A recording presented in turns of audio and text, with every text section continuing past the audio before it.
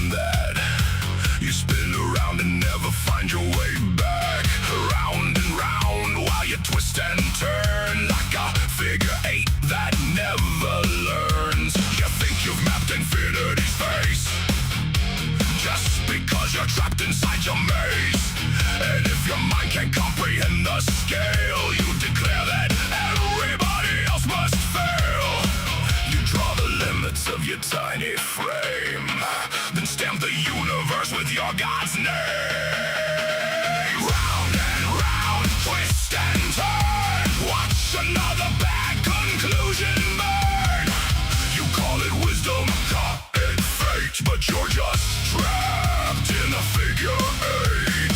Round and round, nowhere bound, lost while claiming higher ground. You think you've solved eternity, but you're choking on infinity.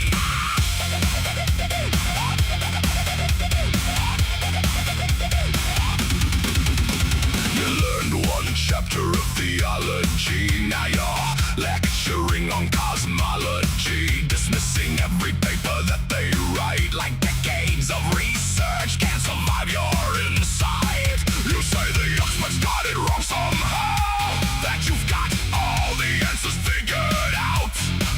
But if you think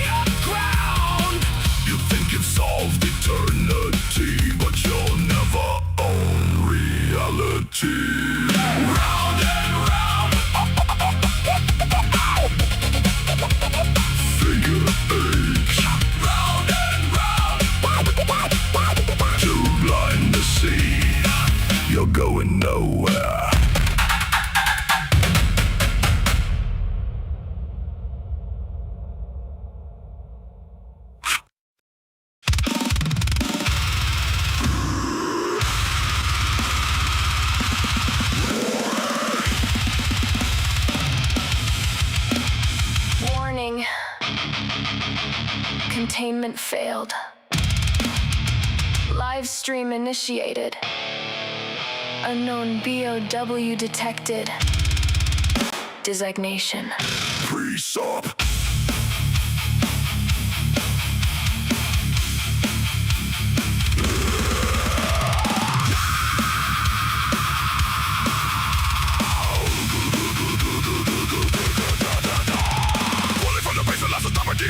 Pre-sup rebels into the stream to prey. Vomiting sermons with tag underneath. Mutated logic cruising behind rotted and tape. Without God you can't know truth. Saving faith is script with no real proof. Umbrella grade rhetoric, virus born lies. Vector to create more weak and scared minds. There's nobody to fire, it's just calm and cold. No panic in his voice, no need to fold. Crosshair fuck his intellectual aim. Ready to push another zombie claim. You start with God, then conclude God's true.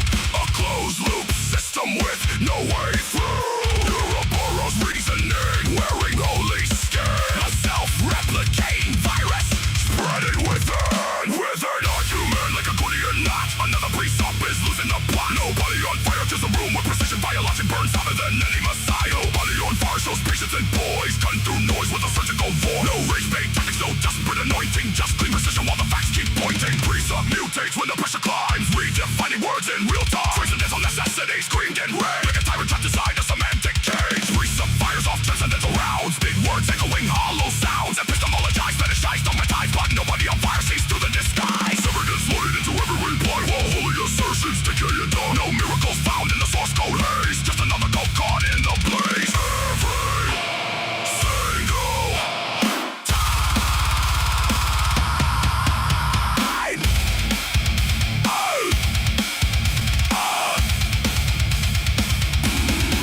Because you can't assume your God is true and use that claim to prove your view. That's not logic, that's a virus loop. Mind control virus in a hazmat suit. BOW detected. Precept staggering. Audio peaking. Worldview collapsing. Live while streaming. Status. Eradication required.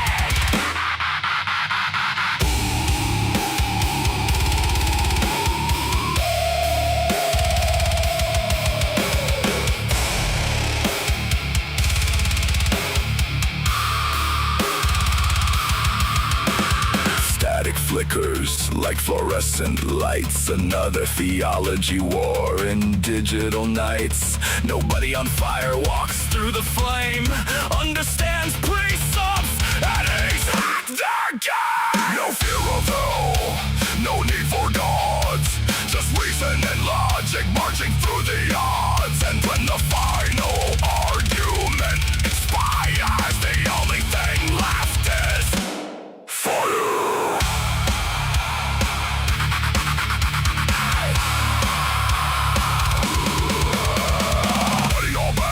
To the door, nobody on fire leaves the pre-sup scorched. Pre-sup reduced to a failed experiment, buried beneath his own circular testament. Containment chamber glowing red, stacks of dead arguments fed to the shred. And documents melt into ash, every circular claim erased in the flame.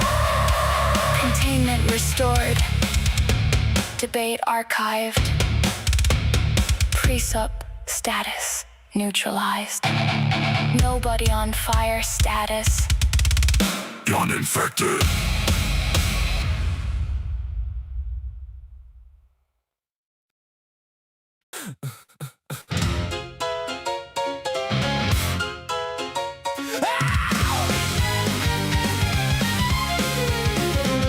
You dress up doubt in velvet robes, throw dead men's quotes like holy stones, name drop Plato and wave your hands like a mystery will make us understand. You sell transcendence cheap online with cherry-picked and twisted lines, a sermon built from smoke and mirrors, preaching louder cause the truth gets nearer. You claim spirituality, philosophy and historicity, but all you got is sophistry. We don't believe your silly fairy tales, but we're ready to talk about it if you want to. We'll even fight about it if you need to.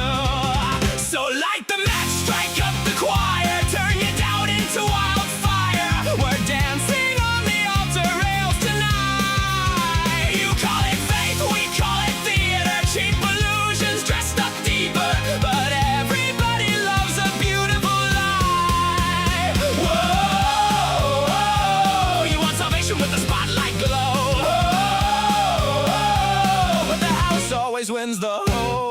show.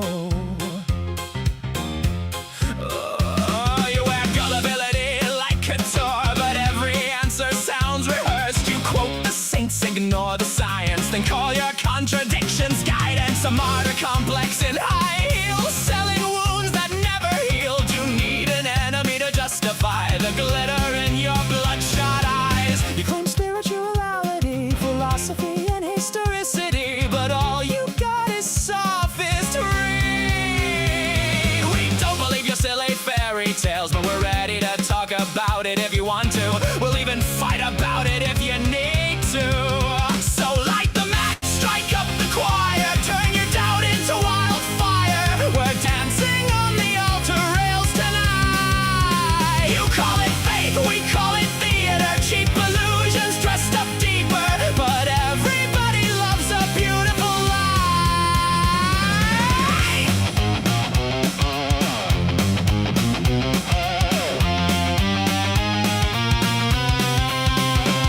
And if heaven's just a green room backstage, then who's been writing all your lines? You pray in public for the applause, then curse the crowd when they don't buy.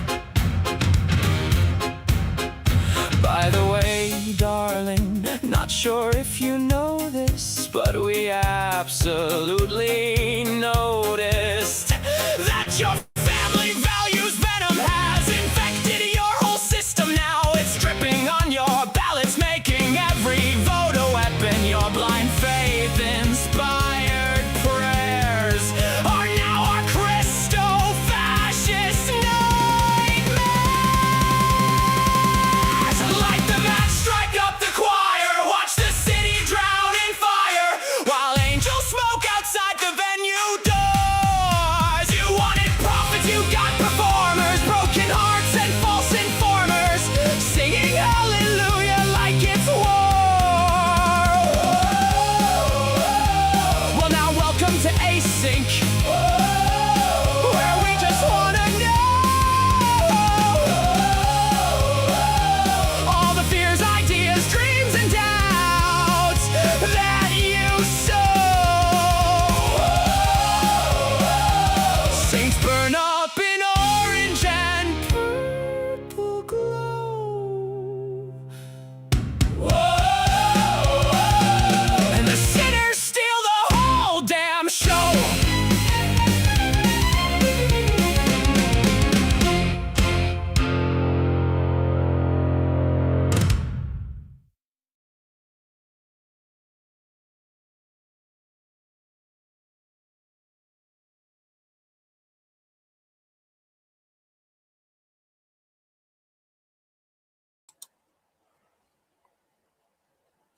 Hello, everybody. How's it going?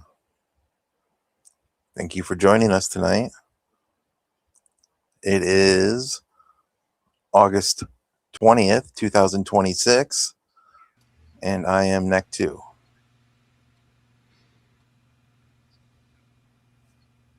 And I'm Gretchen. Hi, everybody. And I'm Arpy. Last time I checked. Intro's only like 10 to 12 minutes. I think it's a nice way to start to kick things off. Lets people say hi to everybody and welcome each other in and all that good stuff. Tapping on the screen, doing all that. Gives us time to post the links in Discord and Right. Gives me pin the time to go call-in smoke. link and shit to do, you know. Yeah. Gives our 10 viewers chance to file in and, you know. All 10 of you. Yeah. Well, I mean, let's be real. The rest of our viewers are still over watching Mezzo. So, Yeah, the main event. so We're the overflow. he's talking about ending soon too, because he's not getting a hell of a lot of colors. Yeah, that's been a thing lately for a lot of streamers. But I think it's because the space is saturated now. I think it's partially that. It's partially that, you know, a lot of people have found a certain amount of success and they've gotten choosier about what colors they take, you know? Yeah. And it also seems like there's only like a handful of. I mean, there's always going to be, the random person that calls in on a whim, but it does seem like most of the callers are just repeat people. That people that are, almost like there's like for every streamer, there's someone that'll call in that's like the opposite. Like the opposition is. I Yeah. don't know what I'm trying to fucking say. But you get Mesos that. had like 3 or 4 callers tonight that everyone in chat just fucking hated, you know? Yeah. They were like, oh, drop them, drop them, drop them. I'm like, these are the That, people I fucking love, man. Keep them on longer. some of them are. Some Fight of them with are. them. Yeah, some of them are good, but when they're super obnoxious, like obnoxious behavior, and it's almost like, I don't care. That's, you know what? Keep them on longer. Make content out of them. Like I said, right. that What that I'm that saying one is, caller was obviously a child. yeah. What I'm saying though is Yeah, when the there was color's so one. There was obnoxious and one that there's, was a kid, but like, still, you make content out of the rest of them. You know. Mhm. I mean, it's great that everybody in chat can just say, "Oh, drop them, move on. Oh, drop them, move on." we'll say that to But anything. you know what? It's yeah, like everyone in chat, we're spoiled for live streams. Yeah. We don't take into consideration, you know, Mezzo's need for content or clips, you know. We just think, fuck it, this isn't hitting me in my happy place, so let's do something else. Cause you can always go to another stream, you know, because Dalton was live too for a while, so you just go to Dalton and hear him take a different kind of color, or John Cohen, or someone else, Mhm. you know. Mezzo's not one to fuck with the super assholes though. It's like you asked earlier, has he ever gotten really pissed? Yeah, he has a couple of times, but generally Yeah. no, he doesn't. I don't think I've ever And seen it. yeah, But I mean, yeah, I miss enough that it could happen all the time, and I just wouldn't know because I don't watch enough. yeah. Um, Usually before he gets super pissed, he'll pull the drop thing. Like instead of kicking him, he'll say, "You know what? I don't want you here anymore. Drop." just ban them You know. outright. Just send them out No, of there. he will Yeah. just literally make them drop. Yeah, that's what I'm Like trying to say. the same way I, you know, Just will fuck remove with them people. from the scene. That's who I stole that from. Is instead of like kicking them, because a lot of them think that is like a badge of courage or something, you know, Well, it's it's a something that badge of pride. Like, oh, I they got can kicked brag about it from async. Like, no, you because didn't. they couldn't handle my awesome truth. Yeah. So I agree. wait a second, Gretch Ferratu? What the fuck? Am I a boomer now? Not Nosferatu. Somebody was saying that.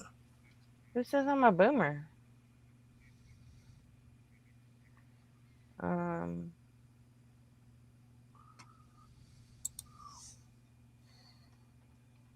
that's weird.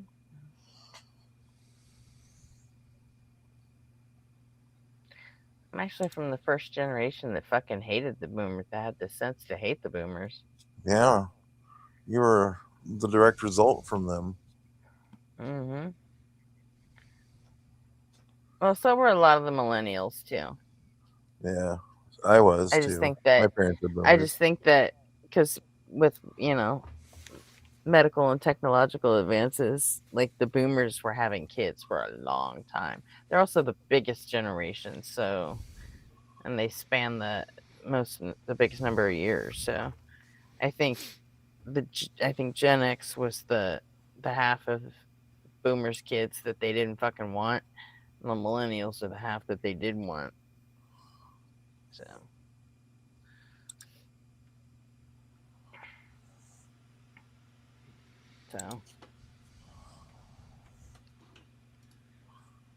How do you? Oh, never mind. I figured it out. What? So by that logic, are Gen X parents that had millennial kids, are the millennials the kids that Gen X didn't want, and Gen Z the kids that Gen X did want? No, not at all. Because nobody ever gave a fuck what Gen X wanted, and still nobody does. So. Yeah, not even Gen X gives a fuck. Not even Gen X gives a fuck what Gen X wants. Yeah, it's like,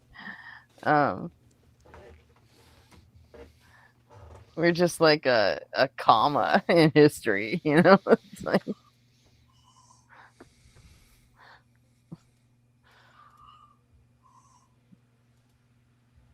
so There it is.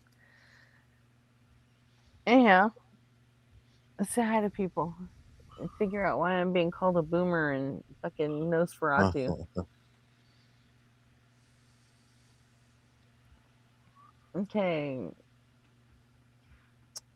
First past the post was JR. I did see that. That's why I played figure 8, dude. Hey, JR. Remissus, hello. Start the show? I did. Chrissy, hi, Chrissy. Brittany, how's it going? How's France?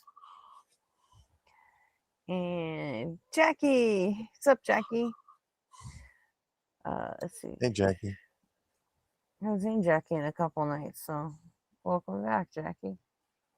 Either that or I just haven't been paying attention to the chat. My bad, if that's the case. Could be either one, I'm being honest. Lindsay, how you doing? JCH. Ooh, sound like you might want to debate with disabled hands. Spell check? What the fuck are you talking about? Oh, my hands shoot, I aren't need ice cream. disabled. My hands are the only part of me that aren't disabled. But cool. So, but hi, JCH. Random Mods here. Hi, Random. Pete. Orbo Pete. Resist. How you doing, Resist? Thanks for the help with the links. Appreciate you. Rembrandt. That's right. Gretchen is not a boomer. And Chrissy, the bathtub thing is, I don't know, that it makes as much sense as 6'7" does. So, okay. It's weird. I'm not sure how it started or why it's continuing, but yeah, it's fucking crazy. Hey, Opal, how's it going? Good to see you. And we got random, and JR again. Okay. That's everybody. I can't complain. My wife got me Milky Way ice cream bars for tonight. Oh yeah, those are good. I like the 100-gram ones better though. These ones are on sale, so we usually just get whatever's on sale because you get like 2 for the same for price of 1. Yeah. It doesn't Usually last any longer. usually if one are on sale, like Snickers or Milky Way or Nestle Crunch or whatever, they're all on sale. You can usually mix and Sometimes. match them. At least here. So They're so good though. Oh my god. All of them they're are so good. You can't go small. wrong. I know, that's why I usually eat 2 at a time. they're not very big. So whenever Yeah, we I get 2 try not boxes, they to. don't last any longer. Yeah, there's only what 6 or 8 in a box, and they're Yeah, so there's small. 6. Like Yeah. it, So I was I like, try I told not my to wife, eat I was them like, 2 at a there's really time. only 3 in a box. She's like, what? No, there's 6. I was like, yeah, but I ate 2 at a time. They're tiny. Yeah, There's only 3 in a box. yeah. I tend to go for like the store brand ice cream sandwiches, the cookies and cream ice cream sandwiches. Those Yeah, are we good. got some of the Snickerdoodle ice cream sandwiches from Kemp's. Oh, I've never had those. It They're sounds good. good though.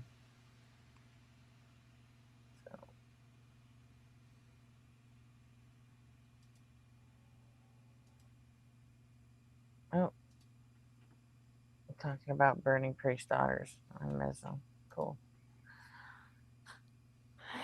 Let me turn shit down.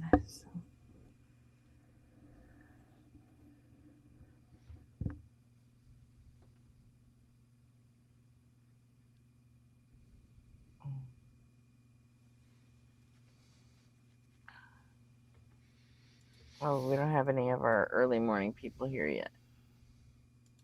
I think I picked the perfect ARG to do next time.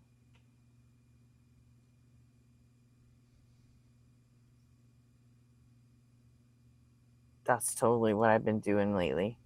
Like as soon as everybody else logs off, like we go like full Nexpo around here lately.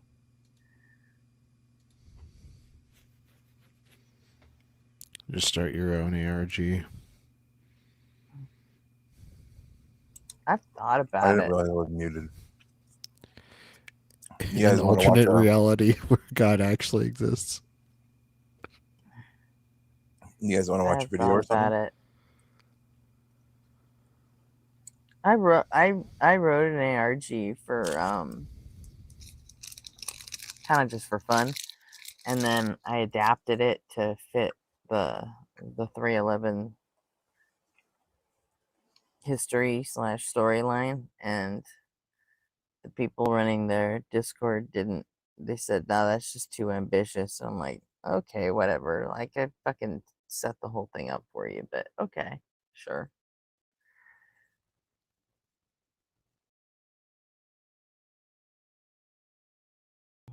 You guys I'm want to like, watch a yeah, video or something? I don't think that's a music thing. And I'm like, really? Because Nine Inch Nails did it, and Avenged Sevenfold did it, Ren did it, and it was a lot of fun. I've got a politics video we could watch if you want something to watch. Yeah, if you want to pull it up. So, we did Local It's only like 58 last 13 night, minutes long. It's from a guy named and Paul's Politics. you know, Local 58's coming back for another season. Who is? Did you say Polly? Local Fit. I said Local 58's coming back for a new season.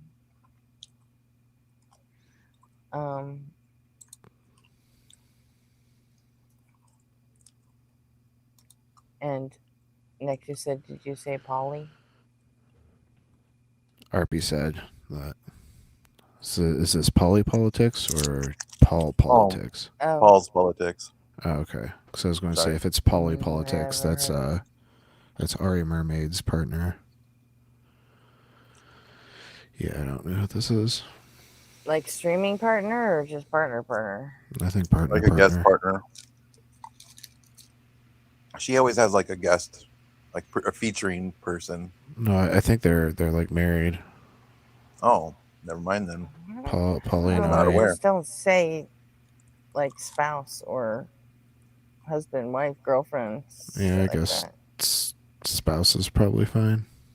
Because I don't know how they label their relationship, so I'm not going to label it for them. I know. It's just when people just say partner, it makes me, and it's like if they're both streamers, I start wondering, did they just work together or what? Yeah, I get what you're saying. Now I'm asking questions that don't need to be asked. So it's like,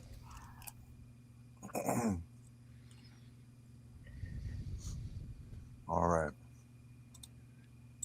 If a friend of yours is willing to cut you off over politics without even first trying to understand where you're coming from, that person was never your friend in the first place. They never liked you for you. They liked you for who they wanted you to be. The stakes are so low in this situation. They have. I had to do this again because the people making this argument are consistently exhibiting the same dissonance that doesn't allow them to understand where other people are coming from, while in the same breath accusing people of not understanding where they're coming from. And it's maddening. Like, your friends get where you're coming from, and that's the issue. It's not that they had this romantic vision of who they wanted. What happened? Can you Press full F. screen it? I'm sorry. You guys both said something at the same time. The feed on the right side is drawing my focus. I was just wondering if you could full screen it so I don't have to. Oh, I see what you're saying. I couldn't understand what you were saying. And then what did you say, RB? Press F. Oh, okay.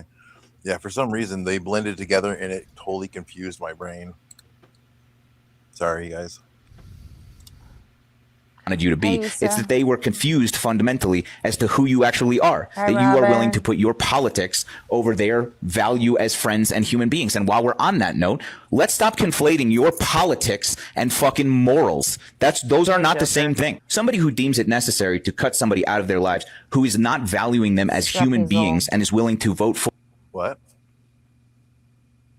I'm just saying hi to new people in chat. You want me to pause it while you do that? No, I did it already. Okay. I was just checking. Or the lower cost of cheese over their fundamental human rights in America is perfectly justified in making that fucking decision. Okay? I hope this helps. Yeah, truly. I mean, when they act like being cut off is some sort of mysterious injustice that came out of the woodworks out of nowhere, that happened to them for no reason, they're skipping the part where actions have consequences. And people remember who stood where when it mattered, is essentially what I'm trying to say. People remember who was there when it mattered, and those people were not. That said, if you haven't already, leave a like on the video, subscribe to the channel. Let's get right into this, another entertaining one. You know what's funny about the division in America right now? That when a Trump supporter calls you a name, a terrible name, a slur, they tell you you don't deserve rights, that your rights will get taken away, that you need to get ready for Daddy Trump to be your president for 4 years. They then will be like, but after January 20th, can we still be friends? No, absolutely not. And also, like, I'm sorry, but like, you think we're friends right now? You think this is us getting along?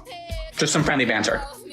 You gotta be fucking kidding me. And you know, the thing is that ever since the election, liberals, Democrats, whatever you want to call them, have been cutting off their MAGA, Trumpy friends, family, people that they associate with. So after a couple months now of MAGAs being forced to only talk to other MAGAs, the hate and the negativity, I'm sure, is off the charts. To the point where, like, they need a break. They're like, let me go talk to my nice, caring lib friend, only to realize, girl, we're gone. You felt comfortable using us when you felt bad about yourself, but when it's time for us to literally just have rights, y'all are like, no, eggs. So I don't want to hear any more from any MAGA about how the left and the Dems, they're cutting off their friends just because we don't agree.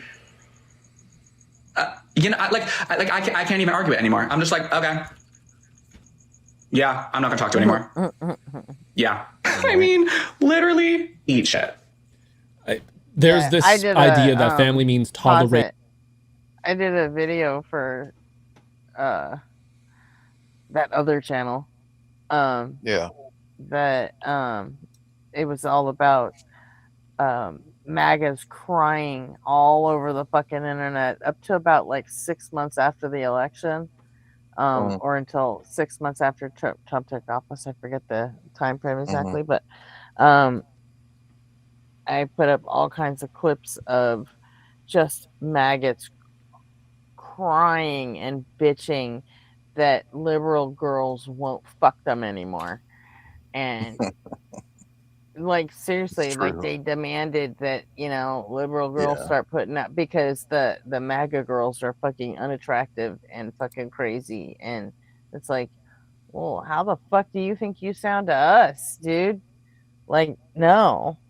Right. Like, sorry, you can't find love in your own little fucking gutter, but don't expect us too bad to you don't do like it. the We not our ain't gonna fault you don't bite like that the MAGA bullet for women, you. right? Yeah, Make you can too bad fuck MAGA off. women suck. No one likes the MAGA women, not even the MAGA men. But So yeah, that true. was a fun video to make because they were Oh, yeah. everywhere for a while. Yeah, Yeah. just demanding that the liberal women just ignore the fact that they're MAGA and fuck them anyway. Right. Because Or they would apparently lie. they deserve it. They tell each other that you gotta lie.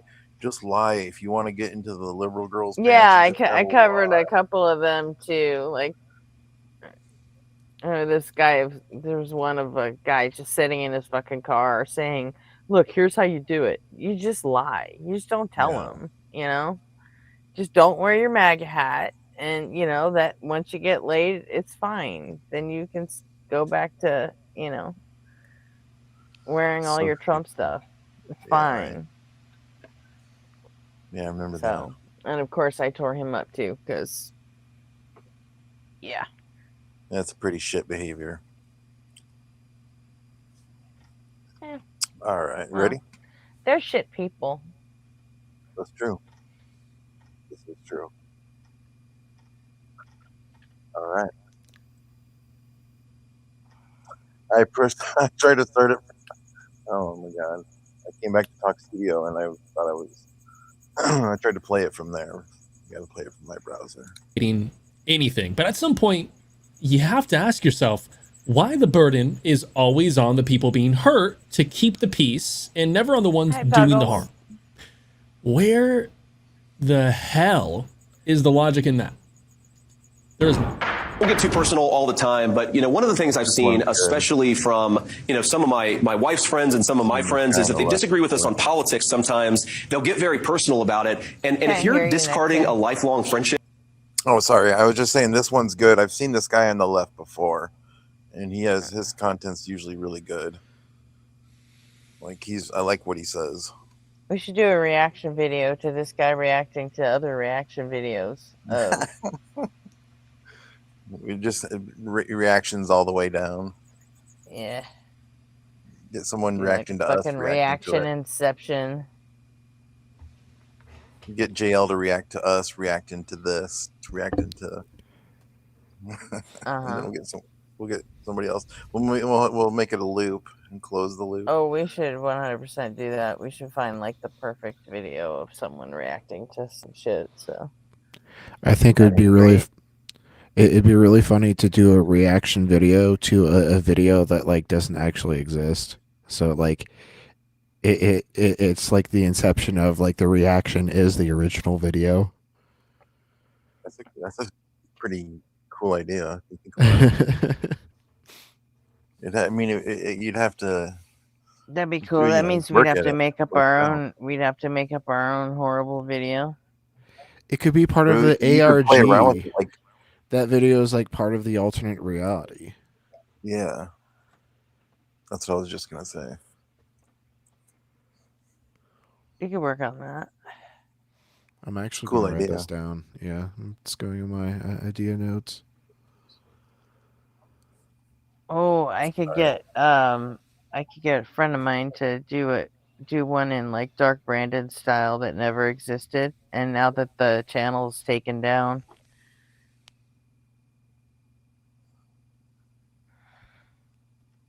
So it's never going to come back? I don't think so. We're past our 90-day appeal window, so. That sucks. Yeah. And then the Dark Brandon sister channel, which is Nico and the Resistance. That's just been.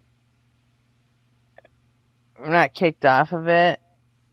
Not even demonetized. It's just I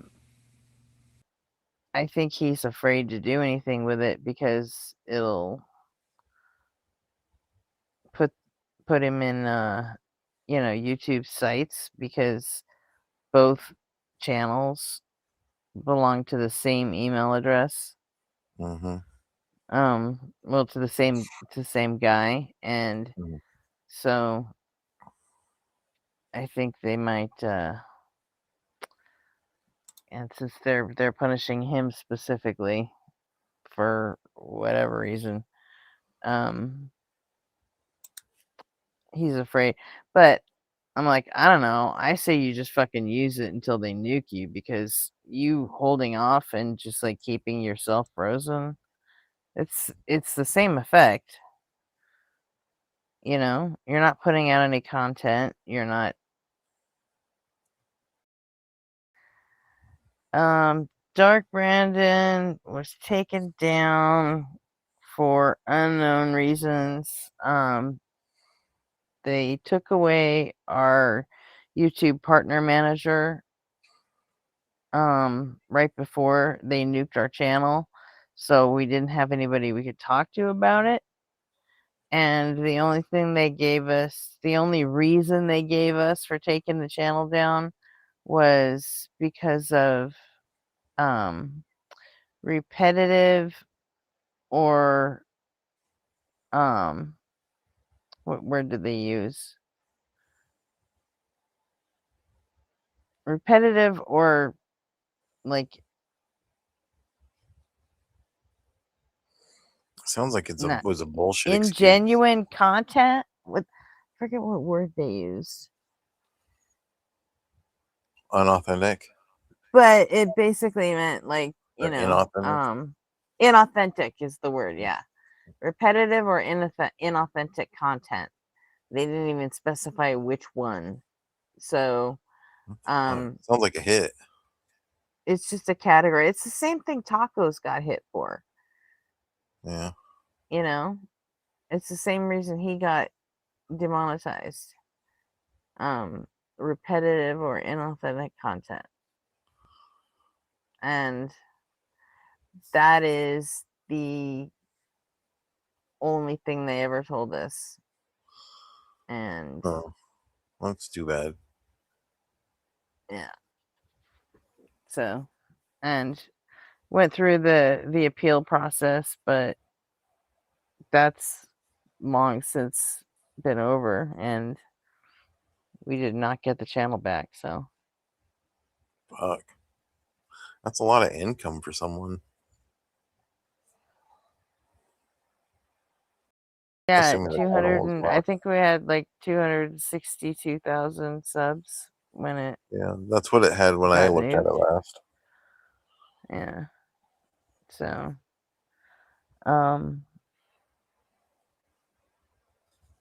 yeah.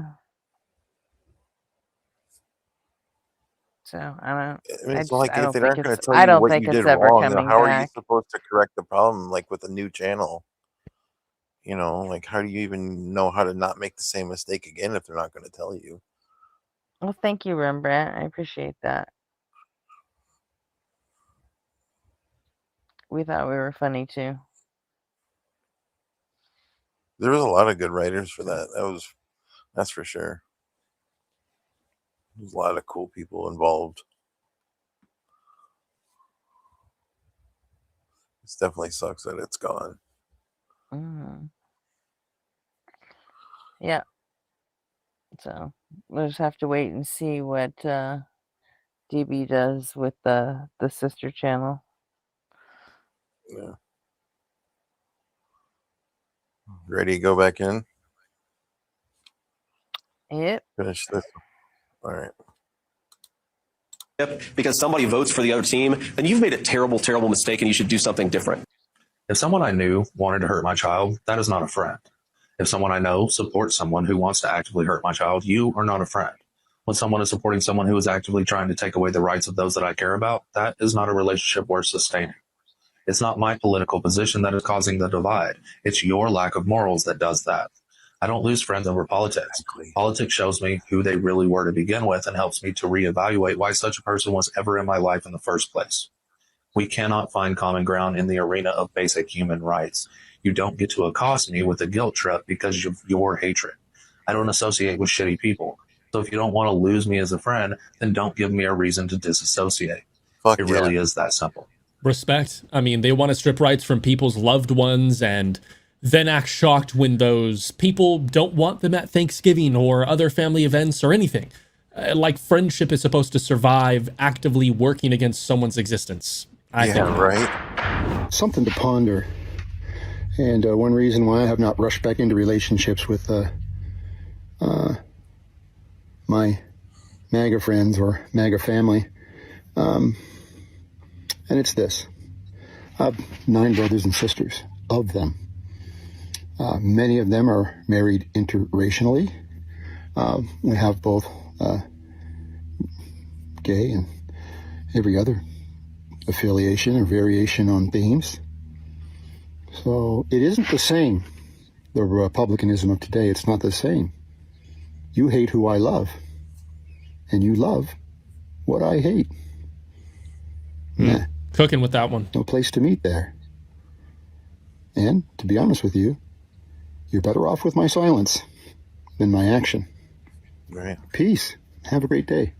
Cooked. I mean, the phrase "they hate who I love" cuts right to it, because this isn't some sort of abstract policy agreement. It's about whether the people in your life and the people around you and the people in their life and the people around them are willing to harm the ones you care about most. That's as simple as it is. I keep seeing Republicans, conservatives say, why would you end friendships over political differences? We can still be friends and have different opinions. Joker, that's what we were talking about, is the Dark Brandon channel got nuked. Because of repetitive and or inauthentic content. And that's all they ever told us. They never gave us a specific reason. They couldn't point to a specific video. They just took down the channel. So Pulled the rug out from under you. yeah, it sucks. I miss that channel. I know. We definitely need it. A time like this. Yeah, it could be MAGA just kept reporting it. It's probably more likely that it was a group of like incel YouTubers. Because we did kind of start a little war with them at one point. Just like Right. kind of a little war. What's a little war? It was more of an excursion, Mm. you know. But there was a guy named Scotty and then Raymond, and I don't know. We went on a kick with fucking with incel YouTubers for a little while, and that did come and kind of bite us in the ass. It could have been them. It could have been maggots. It could have been who knows. But YouTube never told us. They just nuked the channel, and life's a bitch. What you gonna do? So make a new one. Start all the way over. Yeah, there was some talk about starting up again on Twitch or Kick or Rumble, and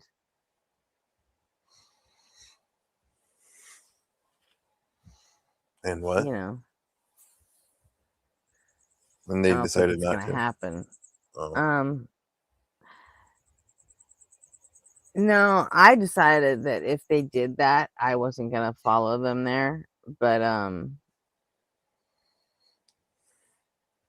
I mean, maybe Twitch, but the other ones, no, I'm not gonna go there. But it didn't sound like they were leaning toward that anyway. But we talked about it as like an option. So, but yeah, he didn't like that idea either. So, I think it's mostly kind of putting all his eggs in the Nico and the Resistance basket for now. Because at least that's the same characters. Deathless is on Mezzo. Oh, no shit. Be right back. All right.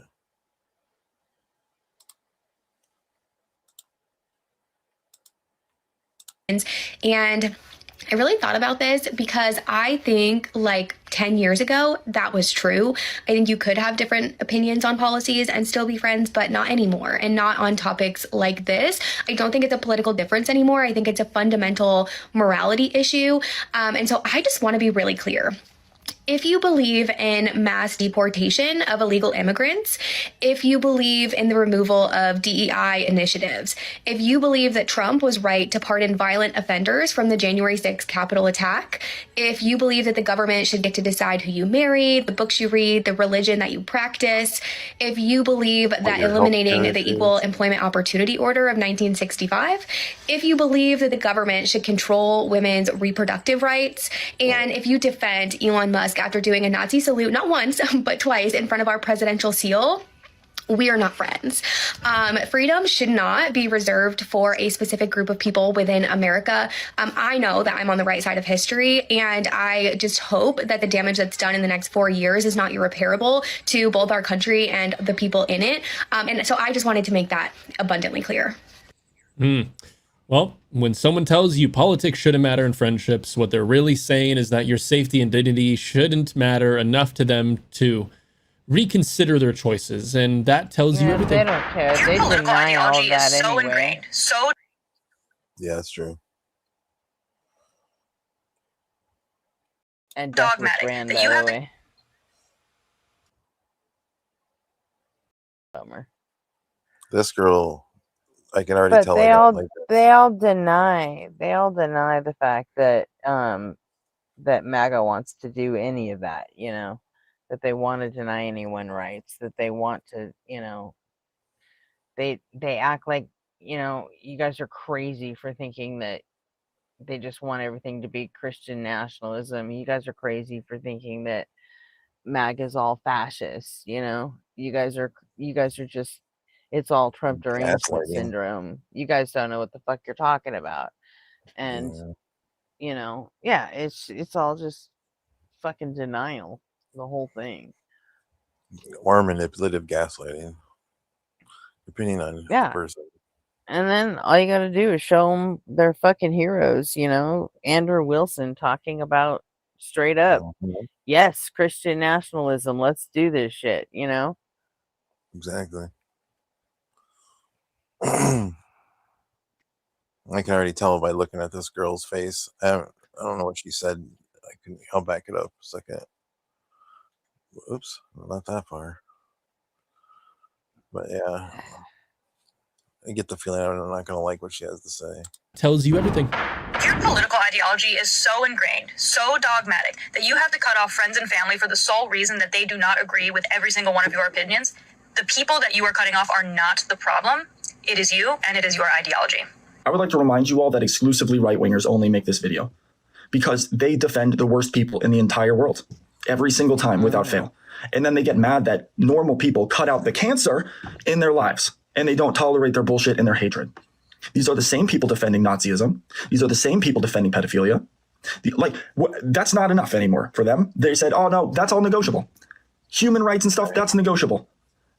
It's honestly, they are defending a guy that literally said, this is verbatim what dictators do, that courts don't matter, Congress doesn't matter. The only thing that he's bound to is his own conscience and morality. What more do you need, honestly? Understand that when they make these videos, they are also quietly admitting how they are the minority of the country, because if the roles were reversed, you wouldn't have the power. If left-wing people were the minority, if progressive-voiced people were the minority of the country, this couldn't be a thing because there wouldn't be enough power for them to be able to cut them out and isolate right-wingers. Oops, right-wingers are infamous for projection. The beginning of the video encapsulates it perfectly. How they will not question their own beliefs. They will not self-reflect at all. They will just immediately think it's everybody else's fault, just like they do with everything else. There's way more diversity on the left than there is the right with political thought, because the Democrat establishment is a center-right party. Unfortunately, there's not really representation on the left. There are tons of left-leaning people with a diversity of thought. You don't have to nail every single point and be in agreement. There's such a spectrum on the left side that that's impossible to do. But you know what there is? Common themes. Things like, I don't know, we shouldn't have people getting executed in the streets. Crazy, I know. Due process, also pretty cool, all in agreement there. Now, here's a couple more. How about term limits? Everybody's sick of fossils leading the country. Things like not allowing politicians to get bribed with campaign contributions from corporations and super PAC money and APAC and all of that crap, as well as being able to own individual stocks that they just enrich themselves by investing or divesting from before they enact legislation. And then you have you guys who stand in the way of getting any of that done while you simultaneously defend public executions, the erosion of due process, and protecting the Epstein files. Awesome. Can't imagine why they'd cut you out. Wow. The fact that it's always MAGA making these "why won't you forgive us" videos, and I'll be honest, I didn't even think about it before hearing him say this, but we have seen quite a lot of them. Should definitely tell you something. Yeah, people are actually being targeted, or rather, the people actually being targeted here don't owe their attackers an explanation for walking away and defending themselves. So, tell me why. I just had to end like a 3-year friendship with a friend of mine because she voted for Trump. And I know people are gonna say, this lady before. Is it really that serious to end friendships over politics? It's not just about politics, especially for Black women, because some of us have grandparents that were born in this country that were not born with the right to vote. For some of us, our parents weren't even born with the right to vote. Like, the Voting Rights Act was enlisted in 1965. That's one generation ago. Just one. For some of us. Like, for context, my friend, now ex-friend, I guess you can say, she was white. The only white friend I've had for a while. Like, we used to work together at the same daycare. Her daughter was in my class. My daughter was in her class. Eventually, we became co-teachers, and we were working side by side together. I was working with her kids. She's working with mine. It's like I've changed this kid's diapers. Like, we've been locked in. Her kids were like on the verge of calling me auntie. My daughter was about to call her auntie. Like, we've been friends for like probably about 3 years now, maybe going on 4. And I just had the sudden urge to kind of like ask her, like, who did you vote for? And she was like, yeah, well, I voted for Trump. And I was like, you what? You did what?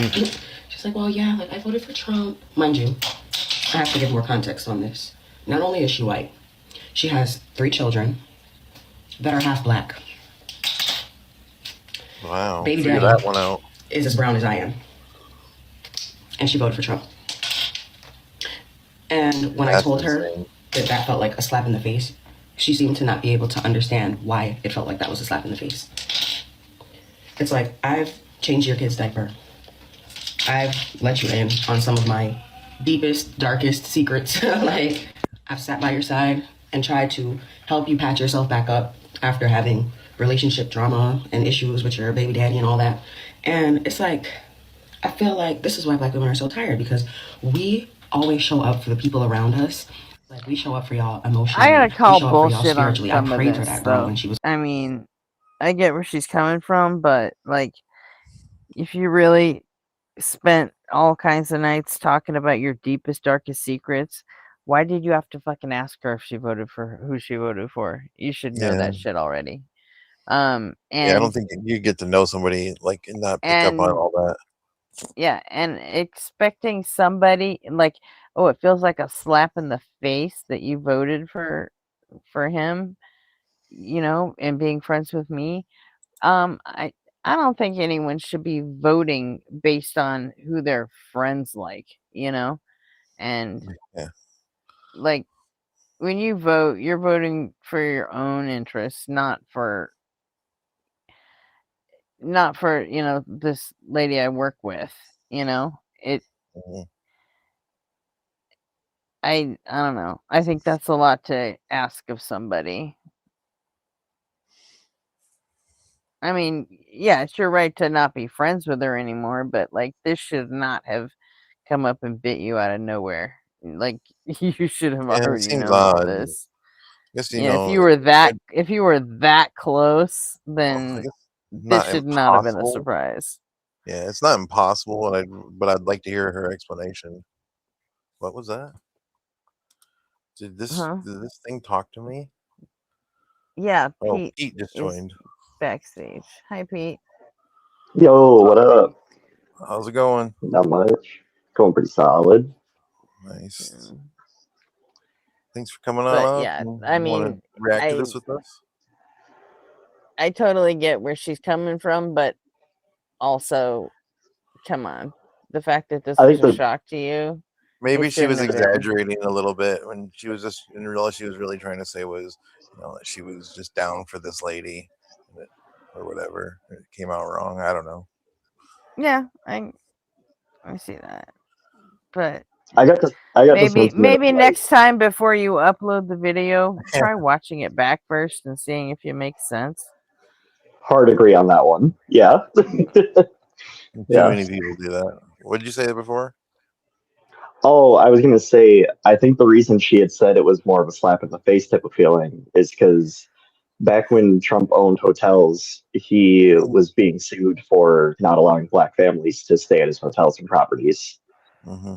And with the voting right thing and this, that, and the other. I think that's why she felt it was more of a slap in the face, not just like a, wow, that was a shitty move. But that was like, wow, that really hurts the gut. I don't know. That's just my hunch for that. Why? Yeah, but if her own kids are black, she's not going to stop, and she's voting against their interests too. So Mm-hmm. you really think she's going to stop and take into account a friend from work and No. take into her personal feelings? And what's more, should she have to? Like, when you vote, I mean, it's kind of up to you.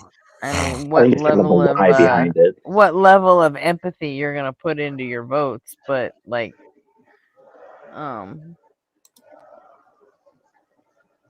you shouldn't have to. This lady gets her own fucking vote, and I agree she with can you in do with it principle. whatever she wants. Yeah. It's only got 1 minute left, so let's just play this last minute out so we can end it. Yeah. Okay. Going through her hard times, I sat by her side and I tried to be the best friend to support her through everything that she was going through. And when you had the opportunity to represent me and to vote in my best interest, you literally voted against me. Crazy. I mean, when your voting power is essentially, for lack of better words, white supremacy, I mean, you don't get to act confused while your friends can't look at you the same way, right? Why she can't look at you the same way? Why people who, are around her, around you, their people, their friends, their family can't look at you the same way. Some betrayals don't come with a path back. And a lot of the time they shouldn't. Guys, if you haven't, make sure to leave a like on the video, subscribe. I'm just not sure it rises to the level of betrayal. That's all. Yeah, probably not. There's an old one too, though. That was from I at mean, least 6-8 months ago. it I hadn't seen sounds that like long it's before his more. I think it's more like, I don't even think your views on Israel should be a reason to tailor your vote to someone else's opinion. It just shouldn't. I think it's more so about the character of the person. I think you're right in principle, but I think she's phrasing it wrong. Yeah, I think that was the biggest problem with it. She was phrasing a lot of that wrong, and she was exaggerating a lot of it, and I don't know.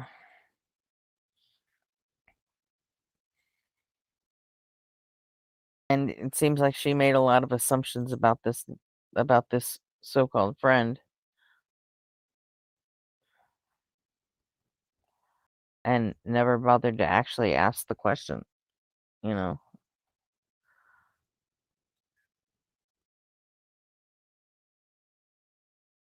Because I'm pretty aware of where all my friends stand politically without even having to ask them. So Yeah, I'm assuming it was more so asking for confirmation, not really asking out of not knowing. Like, a lot of what she explained in there felt more like her telling a story rather than like trying to recall what happened, if that makes sense. yeah.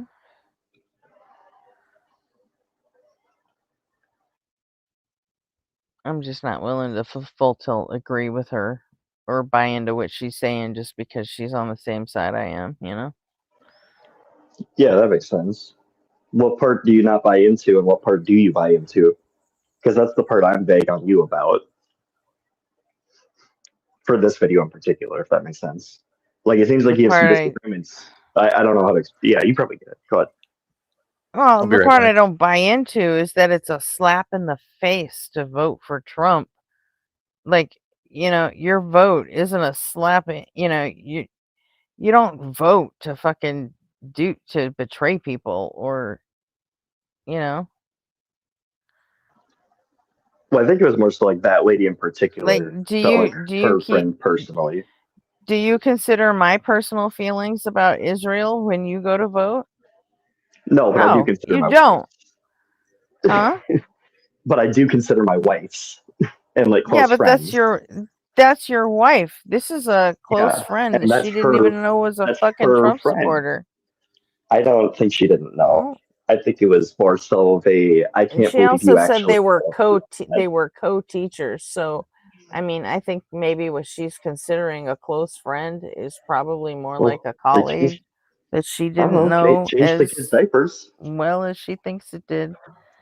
Well, she changed the kids' diapers. I assumed it sounded like they Yeah, because they were were going to co-teachers that. at a fucking daycare, which means their kids went there. Oh, gotcha. You know? I missed their occupation. I assumed that they were colleagues Yeah. and then had friendship outside of Yeah. that. Yeah. So I don't know. I'm like, and changing someone's diaper doesn't fucking lock their parents into voting the way you want them to either. No, it doesn't. I was saying that as an That indication makes it of worse. their level of relationship, not as a you should vote this way. It was an Yeah. indicator of like how close they are. But Yeah, which I think she yeah, also kind of embellished that. I think she is probably not as close to this woman as she thought she was. no, probably not. And to be honest, knowing interpersonal relationships, that's probably the part that hurts the most, you know? Yeah. The fact that, someone she thought she considered to be a close friend turns out the other person doesn't feel that way about you.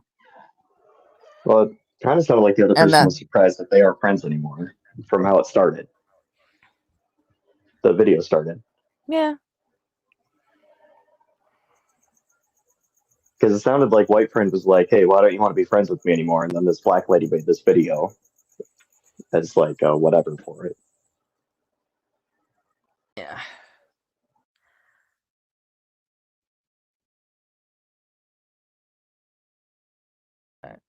Yeah, my overarching point is that, it's like you can go too far with this shit. With left or right, you can take the shit way too far.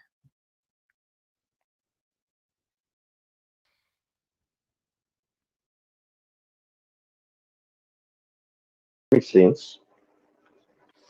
And people do regularly. Yeah. Because we are I think it's gonna emotional keep creatures. I think it's gonna keep on happening until things stabilize a little bit. Yeah, probably. I'm not sure. I don't know. I'm a pessimist, so I think we might be past the point of stabilization already. I think it might take a full-on fucking war to get us back to normal. Yeah. Well, But we're on the decline of the American empire, and the going up the roller coaster is much more fun than going down for that kind of roller coaster. It's like the difference between living in like the last 10 years of Rome and like the middle 10 years of Rome. yeah. So yeah. We obviously suck. And I think it's a shame that when we do fucking fall finally, we're gonna take like the entire world economy down with us. That's nuts that we Yeah. ever let it get that far, but There's going to be a lot of dominoes that fall.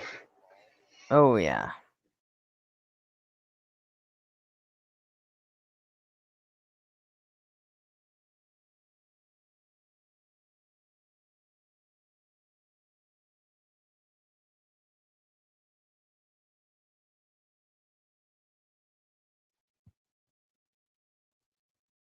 Oh wow. Did I your think browser that was crash? me. Yeah, did your browser crash? It didn't. Yeah, that's weird. Just started losing everybody off the screen all of a sudden. And okay. It was probably a hitch in my signal.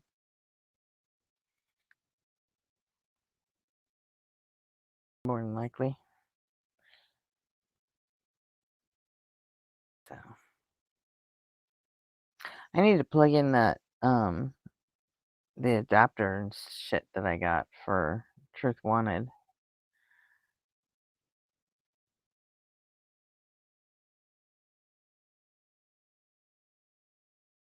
That's what I need to do.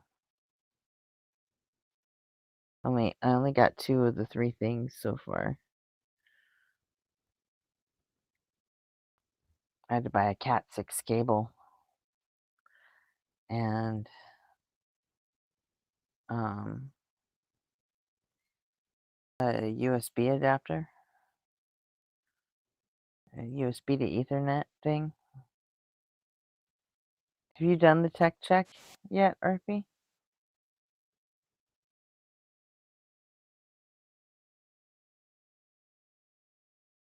Hello?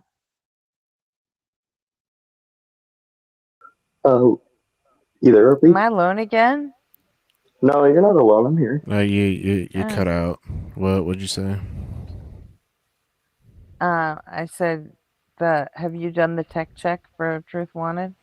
Not the second time. Oh, okay. Because the first time, Mrs. RP was hiding my webcam, and that's like basically the entire point is to test out the webcam. So I talked to was his name Greg. Uh-huh. Yeah.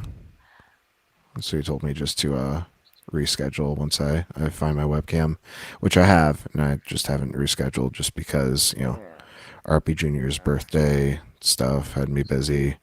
I'm traveling to Iowa here on the weekend. Yeah. With me, he said that the whole point of it was to make sure I had a hardwired connection. Yeah, I've already got that. And since I went and like plugged in the cable and then realized that none of my devices have Ethernet ports. Did you get like He's a like, yeah. USB He's 3.0 like, yeah, to Ethernet?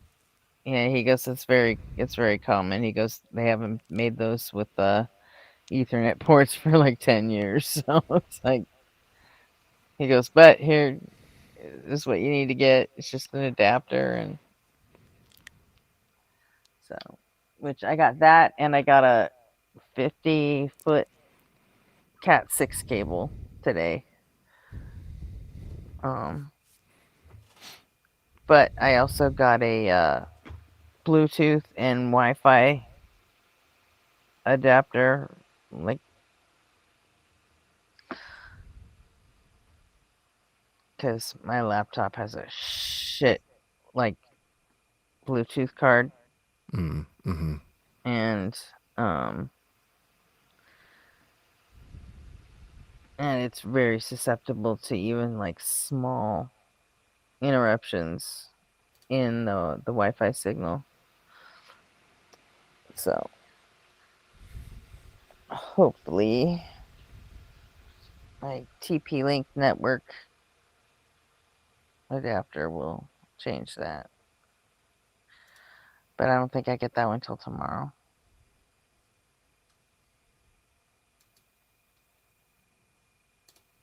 You just get it off like Amazon. Yeah. Yeah. I've been super spoiled in recent years because the area has a micro center. And micro center is like, fucking Chuck E. Cheese for computer nerds. Yeah, we had Fry's until, at least in Burbank, we had a Fry's until a couple of years ago. Now that's gone too, I believe. And, with Radio Shack being gone, like the only option I had for actually going to the store and buying it would be going to Best Buy. But,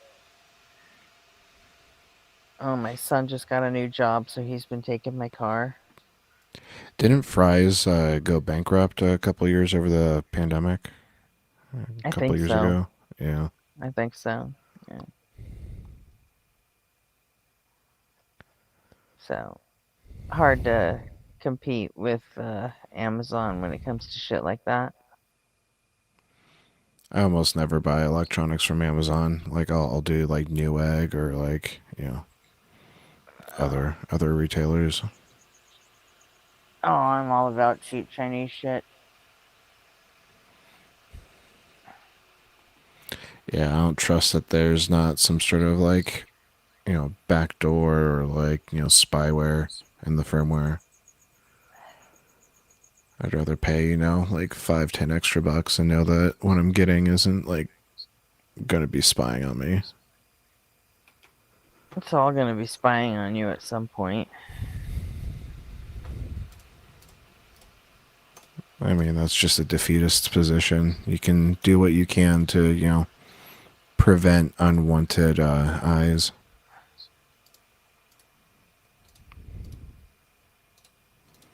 Like my house doesn't have a Amazon Alexa. Okay. We don't have a smart TV. I have a DNS black hole set up. Okay, and I don't think anybody cares enough about my information to do that, so you can call it defeatist if you want. I don't care. But it's more like I just don't care.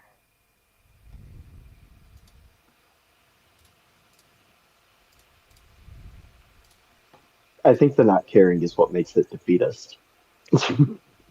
But it's fine. I think the defeatist is. Well, no, the defeatist. defeatist part was that that someone's gonna be spying on you somewhere. Like, buy some spyware, anti-spyware software, and guess what? You know how it works? Fucking spyware. It is spyware. That's how it works. Yeah, I just think that this was something else besides that.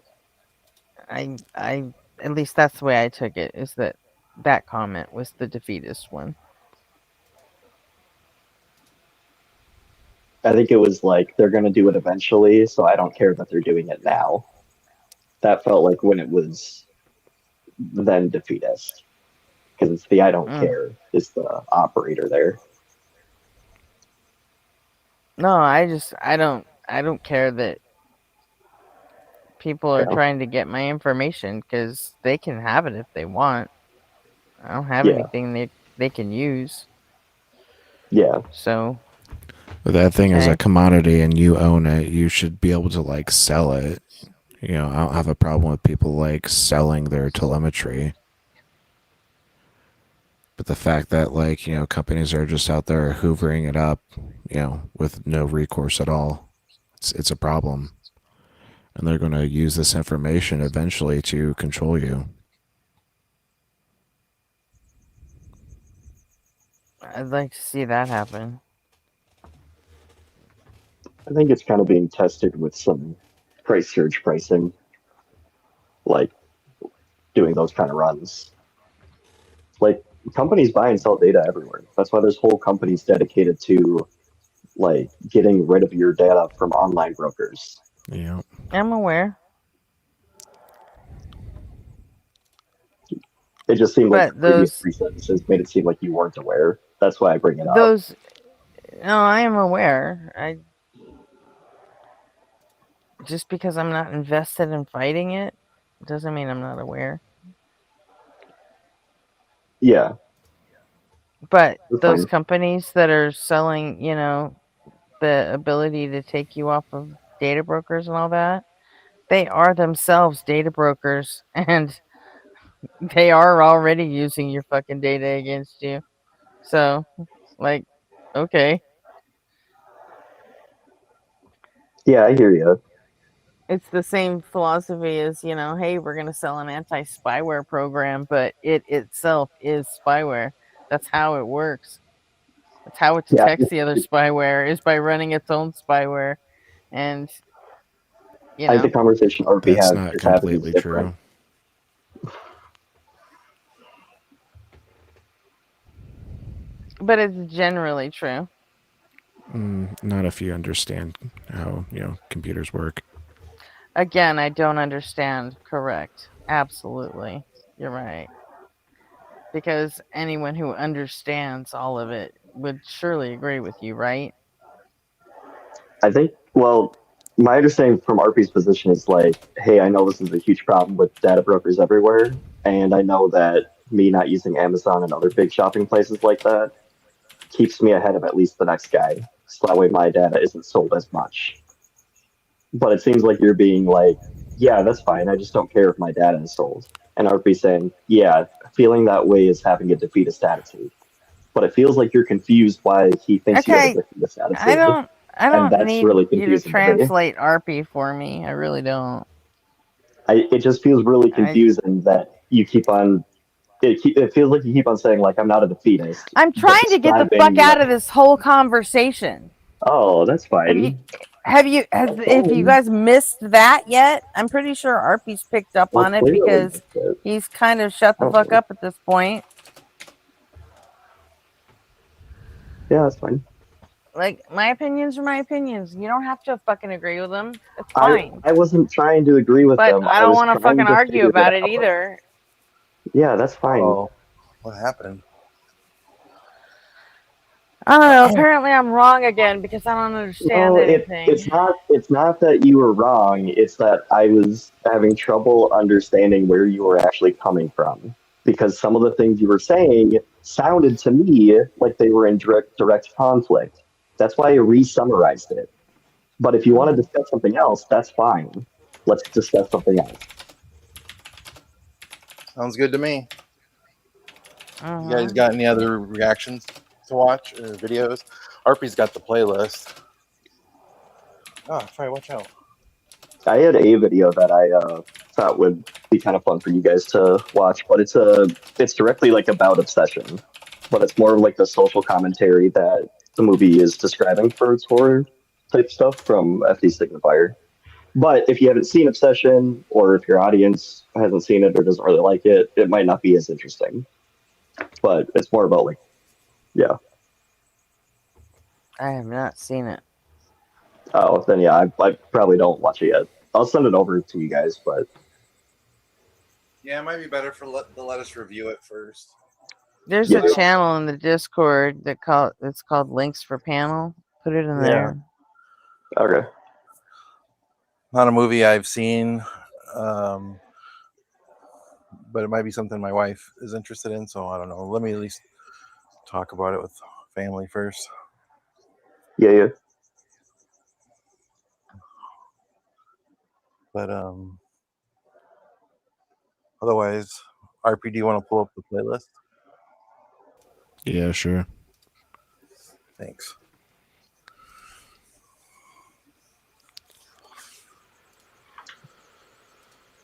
What is the playlist? Or his, or their, you know what I'm talking about. RP keeps that.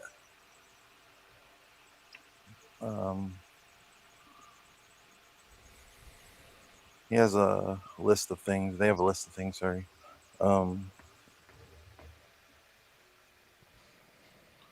Like last night, there was like 5 that they selected.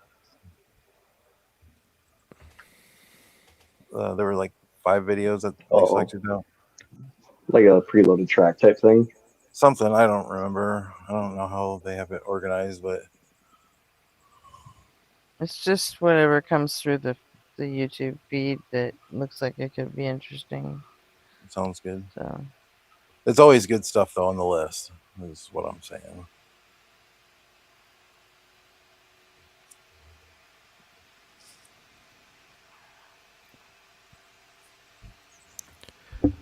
feel like we haven't done Planet Peterson in a Oh, that's a while. good call. You know, I knew when you gave us 5 to pick from last night, Planet Peterson was on the list, and I was thinking the exact same thing. That we haven't seen much of him lately, so that's a good call. Okay, I've been up for 2 hours. I'm gonna go do food. Sounds Be good. See you in a back. minute. Okay.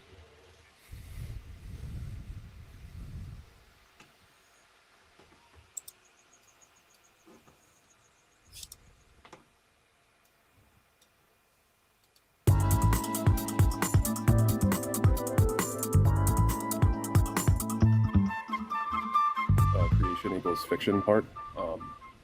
Do you hold that to be evidence-based conclusion? Do you assert that like it is like factually? Do you back that with evidence and stuff like that? Basically, what I'm saying. Yeah, I could. I would also appeal to Hitchens' razor that which has no evidence can be dismissed without counter evidence. But I would use evidence as well. Okay, but evidence. So I mean, I would, because the thing is that whenever I see creation being deemed as fiction, right? I don't think you can positively state that. I don't think that that's possible. It's not something you can prove or disprove. Why is that?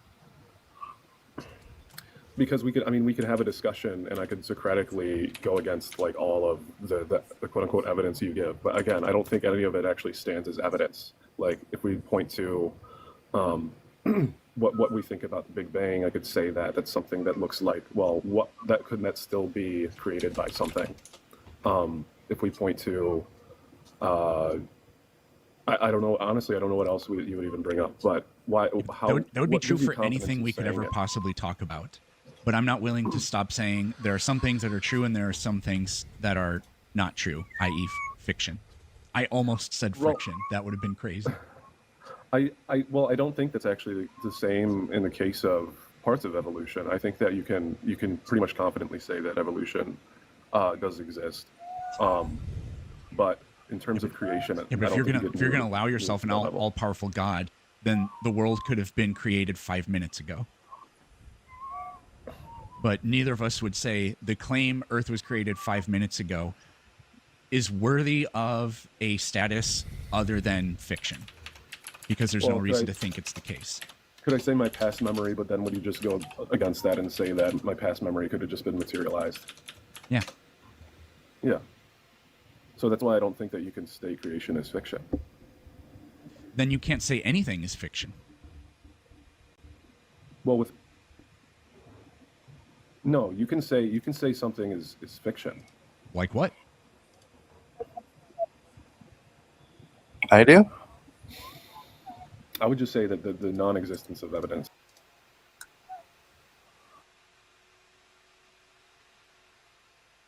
I don't have any idea what it could be. Have anything different in this room? Nothing. I don't hear anything either. Does it sound like it's coming? I heard the whistle too. Oh, I thought Nexus was talking to somebody else. Want me to try and log out and come back in? I don't hear a whistle, but I'm indifferent. I'll try. I'll just do that. I'll just try and I don't know. Otherwise, I don't know what else I can do other than mute myself when I'm not talking. Because I don't hear anything. I don't have a clue. All right.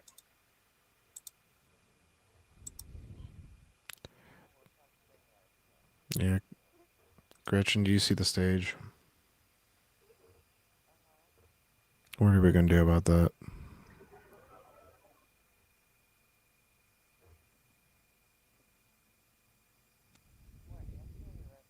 No, the other.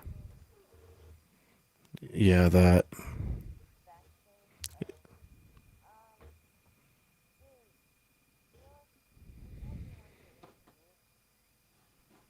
Yeah, that's what I thought.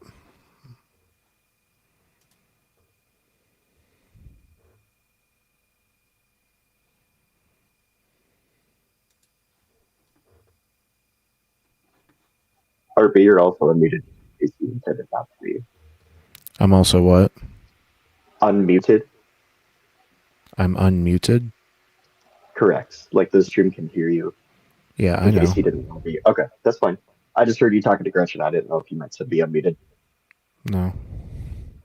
We don't have like a back channel or anything. Actually, I wonder if the one glitch still works here. Let me try it out real quick. I have no idea. I can't hear Gretchen at all if she is up here. So I assume she was in like a back channel.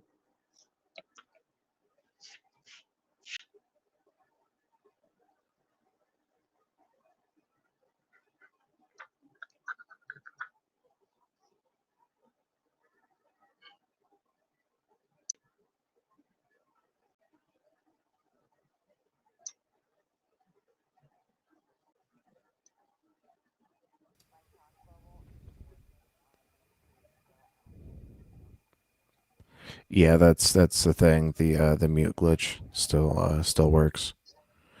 Because Pete, we were Are they all talking there. talking? Oh shit! I was Yeah. Okay. talking I'll there. dip. So yeah. Okay.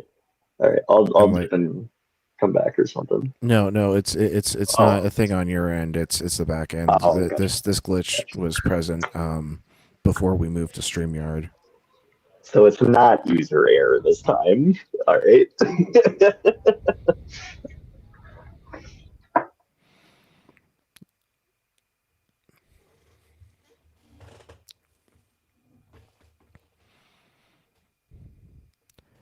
Yeah, I'll just have to keep in mind that works. Oh wait, you're still muted. So Pete isn't hearing your explanation. Yeah, I don't hear anything but RP right now. All you have to do is unmute yourself, Gretchen, and Shit, I've been muted this whole fucking time. yeah, Can anybody hear me? you were doing the mute glitch. So like I could hear you because I'm a co-host, but I could hear you everyone, too. yeah, the stream couldn't My hear you my and mic Pete wasn't couldn't hear selected. you. Is that whistling gone Okay. away? Yeah, I don't hear it now. Good. It says I It couldn't log out literally though. sounded. It It said sounded like you were just sitting there whistling. That's weird. I wasn't. It was probably like It a said that I partially would have to unplugged phone end or stream in order to log out though. It wouldn't let me log out. So I was like, oh, I'm not going to end stream. I had to start muting people one at a time to see if it maybe Peterson doing Yes. his cricket thing, only now with whistling. Oh, if he was doing a whistling thing, that would drive me insane. Fortunately, I Yeah. couldn't hear it. So. But I'm also partially deaf. All right, so Nectar and Gretchen, like for future reference, to initiate the mute glitch, you're up here on the stage, and now you mute yourself like I'm gonna do. Mm-hmm. I remember. I hear you. Yes. But Pete does it. Yeah, I don't hear Jack. I muted myself just to rip.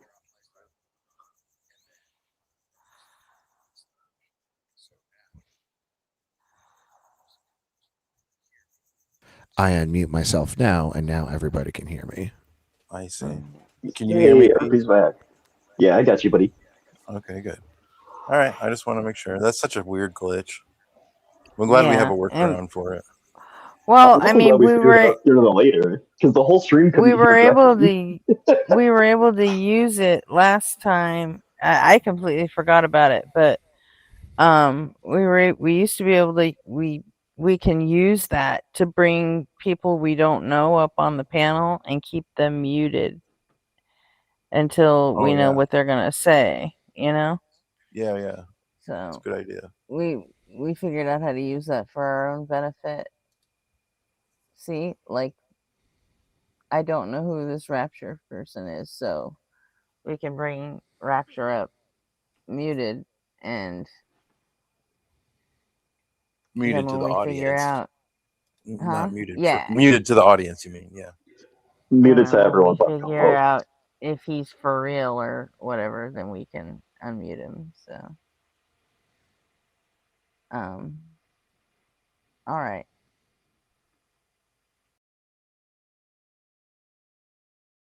But I really do have to go get food, so you want to take care of him, RP? Yeah, I guess.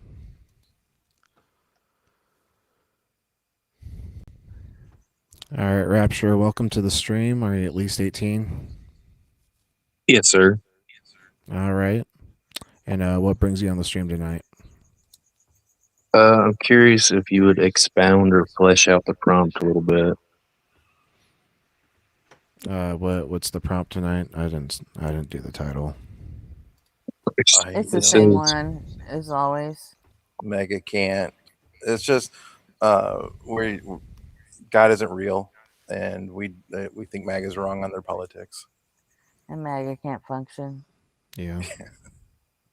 Are you MAGA or do you believe in God? Are you one of the two? I'm really neither, but I lean more towards that than the other. What You're is not that? MAGA. Do you vote Republican? Which one? Is that what you mean? You I've lean never more voted. towards God or MAGA? How old are you? Are you at least 18? 33. Yeah, you already answered that. Okay, good. I've never voted. Okay, so what do you lean more toward? I'm agnostic as far as religion, and then I guess politics. I do lean more right. Okay. Don't smoke on stream, please. Oh Just shit! turn your camera off. Just turn your camera off. Yeah, There you you can go. you can smoke. Just have your camera off while you do that. I didn't know I had video on. My bad. That's Yeah. all right. What the fuck? But I'm just So- curious. Like, when you say God isn't, like, I'm agnostic. Like, I don't think it's like genuine to say God. Like, what that's kind of a positive Well- claim. So what would be your positive proof that God isn't real? Yeah, Well, because minds require, a physical thing to manifest. God is, It's actually defined as a it's immaterial actually not mind. a positive claim. Well, it's negative. Like, you're making a negative statement, but the claim is positive, and it's a claim. You're making a claim. Well, I think all of us would have different justifications, and we can take turns and go through them. But I guess if I was to start, I would say that for me, it depends on what God you're talking about. The only thing I feel like we can't rule out is the deist position, but I don't think that's very interesting or gets us very far. I think it can be ruled out. I think it can be ruled out. I think there are ways to rule it out for some people, but I'm saying for me, I don't rule it out. I would argue that deism would be the thing I remain agnostic to, but I would say I do not believe there's a God for theism of any type, whether that's monotheism or polytheism. I don't think there's any justification for theism. When you say God, do you just mean creator? Like, what do you? I would default to whatever the person is who's saying there is a God. What about the person saying there isn't a? The person making the affirmative positive, like the negative positive. Well, like, claim. like think of it like this: like, how many gods has humanity come up with, in in okay. recorded history? A couple thousand. Yeah, And we don't have any. It's We don't have any unknowable. trouble. We don't have any trouble saying that most of those gods don't exist. So like I would start with the individual god and go by its properties. If its properties contain like things like contradictions, then we can rule it out. We know it Well, I doesn't think exist. property is probably the most convincing part, not the actual lore or written aspect of it, but The the properties actual. are just claims made by the person. I don't, because where do you get your properties from without the Can I written walk you shit? through the most convincing, like, logical, like, tracks that I've heard for it? Like, as far as, like, so, do you believe in absolute truth? I thought you were going to walk us through something. I am. I'm just asking a question. If you yes or no it, we can walk through it. I don't. I don't think absolute truth exists. I think that's a You don't? religious concept. So you're going straight to philosophy? Well, yeah. I feel like absolute truth is more of a Okay, So well, that's at bullshit. that I point, don't know. I tap the fuck out because I don't fuck with philosophy. But you got people here who absolutely do. So it's gonna be Isn't fun watching RP tear you a new asshole on philosophy. isn't the You'll learn question something. isn't saying no you don't believe it isn't that a truth statement? No. No. How? I'm genuinely Yeah. curious. It Because depends on what you think truth is. beliefs aren't knowledge. But you're Yeah, saying Beliefs aren't truth. I don't believe there is absolute truth. Isn't well I guess okay. Okay, I see. Okay. Well that would be so the most convincing thing I've heard was that was the kind of the thought process of like I do kind of think there's an absolute truth. I think that like Well, walk us through what you were gonna say. Like, let's just play devil's so there advocate. is like a Get on truth with of it. nature. Like there is a true and there's a false. Like things either are or aren't. Is that not accurate, or do you don't think that's true? Don't worry about what we think. Just tell us what. Just walk us through your position. Okay, so if you answer yes, then that means that truth would be like something that would be something you believe in. Truth would be Are you a something that. yes? Nobody answered yes, so why would you put that on us? Well, no, he he's just he's said to giving the walk through it. dialogue tree. Yeah, he just said to walk through it. So I'm just walking through it. Yeah, he's I like, is it? yeah. So So that way if we don't I have just to want get held up if on every time yes, we then have you. to answer. Yeah. I just want No, to you guys answer a go. certain Yeah, way. go. Keep going. I just didn't know if I would have trouble keeping track if we went down a branch, back up the branch, down a different branch, Yeah. back Do up. you mind if we But stop you you guys at go. times to for clarification and for sure, questions and things like that? Okay. We yeah, might have to pause you at times, but yeah, we'll let you know when that happens. yeah. Okay. Can So if yes, then all right. How about this for clarification? Can you give us an example of something that is absolute truth? Yeah, that'd be perfect.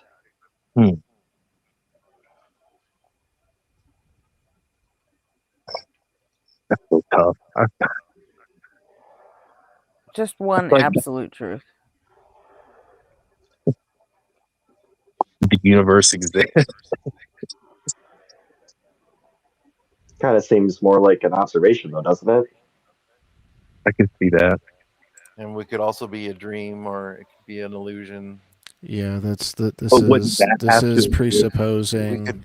We could collapse into global skepticism like right All away. of those things Yeah, would need this to is exist, though, correct? well, this is presupposing that idealism is false, which like I hold, but like you can't say something is absolute truth without proof.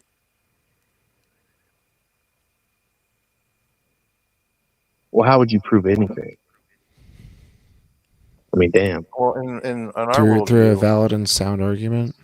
in our worldview, we don't worry about absolute truth because we don't think it exists. We go by certain I'm sorry, Maybe I have the probability. wrong idea of absolute truth. Would you tell me your definition of absolute truth? Like I said, I don't believe it exists. I would, science works with evidence and What is it? probability. It's why it's in science. What is Nothing's your ever. definition of absolute truth? Since you're the one that asked the question. I would say that like the definition of absolute truth would be like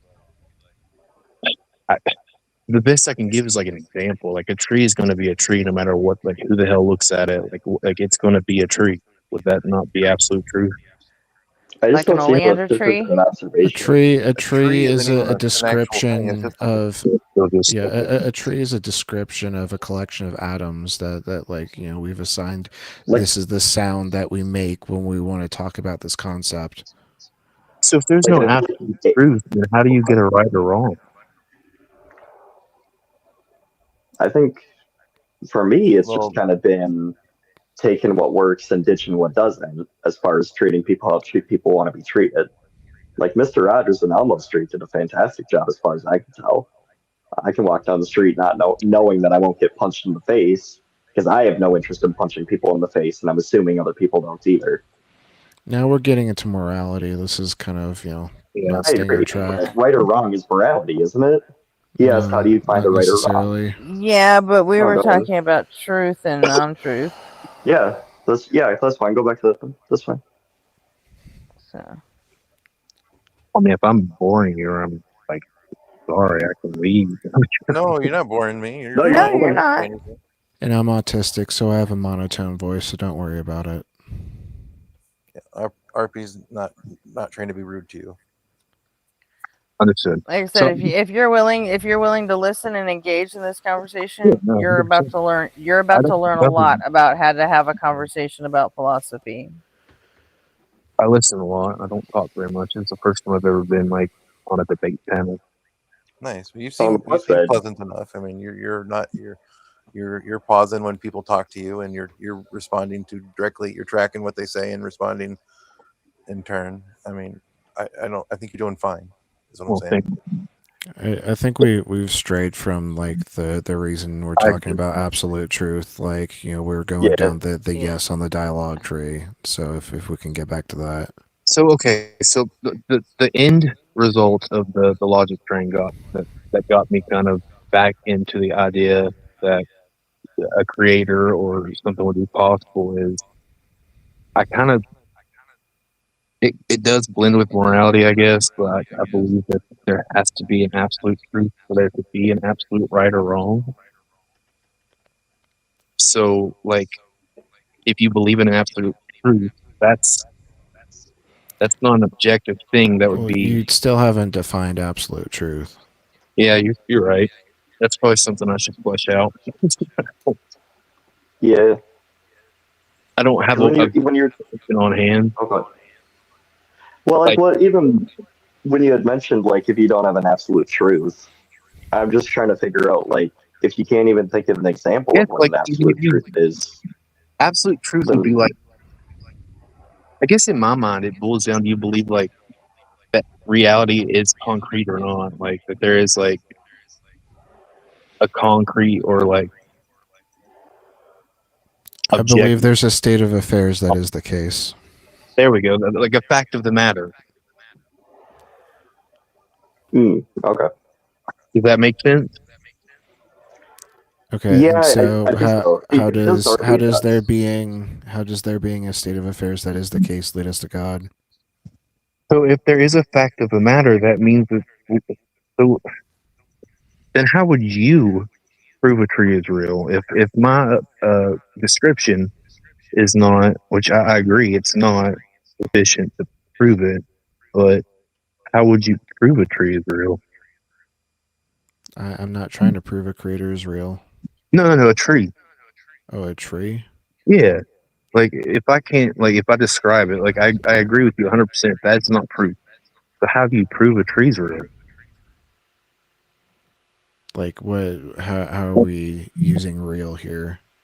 Like, well, earlier has existence when you asked how would has you know obtained in our material reality.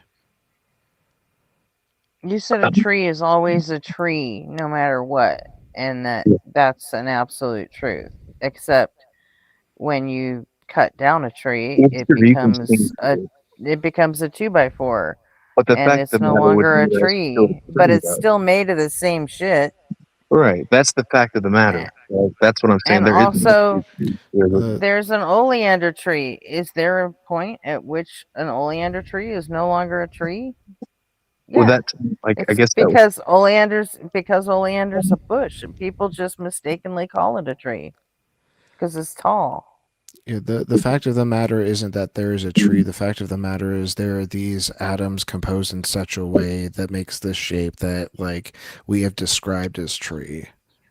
It doesn't mean that, like, there is, like, inherent treeness in the universe, because, like, for something to be called a tree requires a mind to describe it as a tree.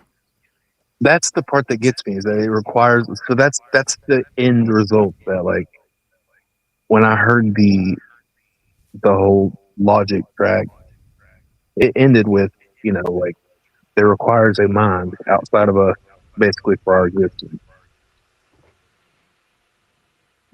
Just because I don't see how it follows that, like, we describe things, therefore, like, anything to exist requires a mind. No, it doesn't follow that way. It just follows that there are, like, there are concepts that require a mind. And yeah, because concepts can only be thought of in the mind. Concepts, don't exist. Correct. They are We things, don't but they don't exist. have These things, existence. the universe still exists, right? Concepts aren't required for the universe to sustain. But the concept would still remain. No, it wouldn't, because there wouldn't be a mind to have the concept. Concepts are things that happen within minds, and the But universe isn't the concepts. concept of a tree would still exist even if we disappeared. How would it not? It wouldn't, because there wouldn't be a mind to hold it. So this may be stupid, but the thing cease to exist if the concept is no longer like. I don't understand that.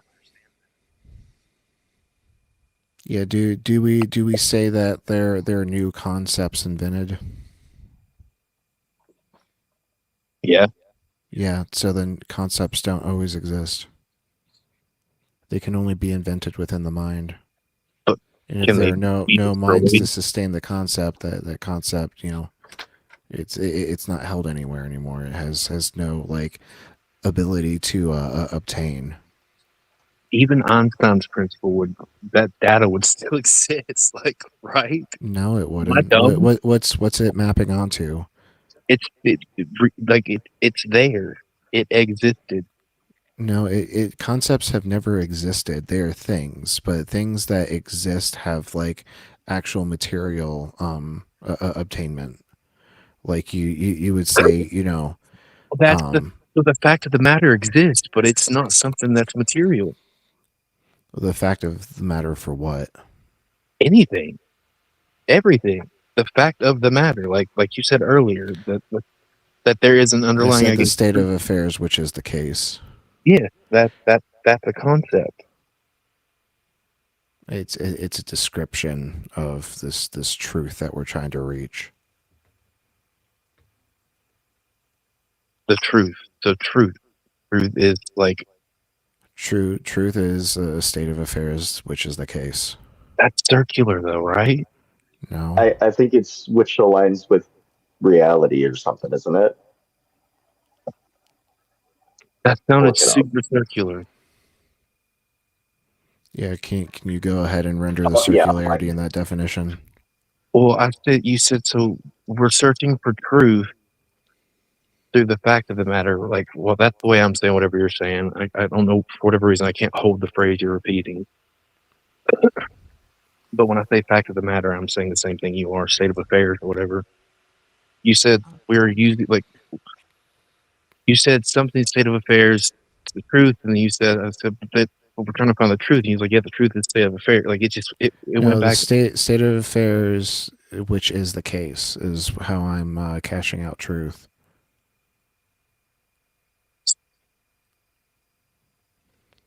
So you are using them anonymously? No, that's the definition. Oh. Okay. Wait, so RP, are you saying the state of affairs, which is the case, is the same thing as truth? Is that what you're saying or not? I'm defining truth as that. Okay, gotcha. Okay. But then when I said so truth is a concept, though, is it not? I thought we agreed on that. No, not necessarily. I thought we agreed on that, though. Not necessarily at this point, but earlier in the conversation, we agreed on that. That might have been neck 2. That makes this difficult. Or to walk a fountain type.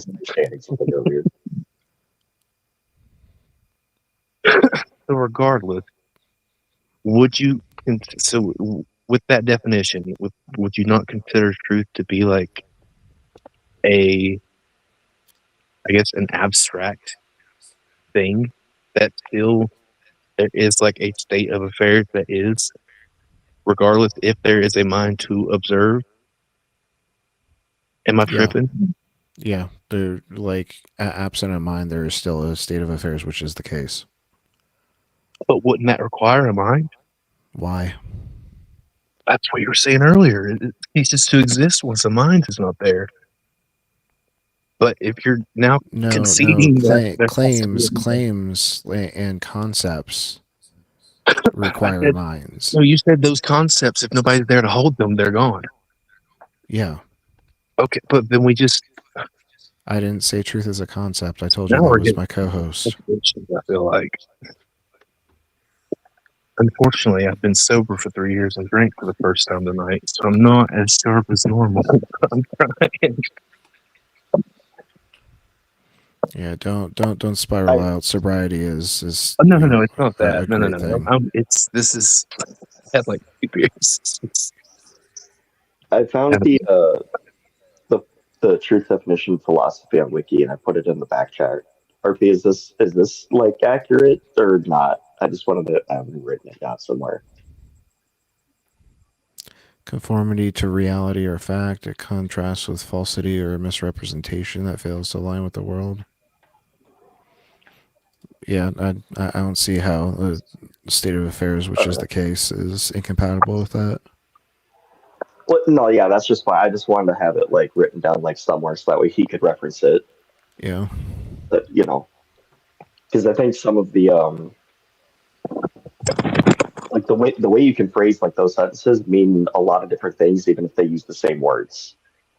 So not being able to like reference how exactly it was said might make it really hard. I understand.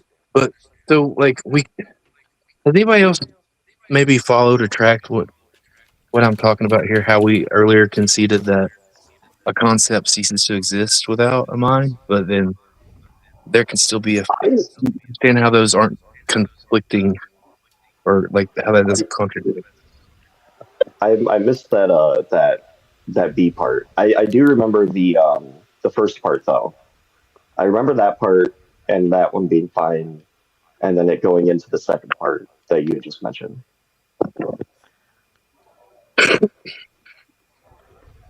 Yeah, concepts aren't the only thing that can be assigned truth values. You said they aren't? Yeah. I agree. Okay, so how does concepts not existing get us to like, an absence of truth? Well, even truth existing, truth is a concept. You can conceptualize truth. It doesn't mean that it's purely just a concept. Well, point to it. Point to what? Truth. So are you arguing that truth doesn't exist? No, I agree it exists. RP, I think he thinks. Are you familiar with Platonic forms? No, it does not sound familiar. Okay, well, truth could simply be a Platonic form. It's sort of a immaterial existence. So like, you can be a mathematical Platonist and believe that like numbers have this existence that isn't necessarily material. And I agree with that. I think those are all concepts. And all those concepts require a mind. It's not a concept. It has Platonic existence.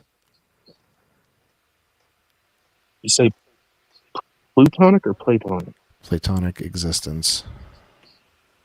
Like Platonism. You should read into Platonism. Would you be able to give me like a short definition that would make sense to me without the research? Like, I'm not being snarky. A definition I have a of quick question. If you let me like test something out here. Like, let's say life never evolved on this planet, right? Or in the universe. Is there still a such thing as personality?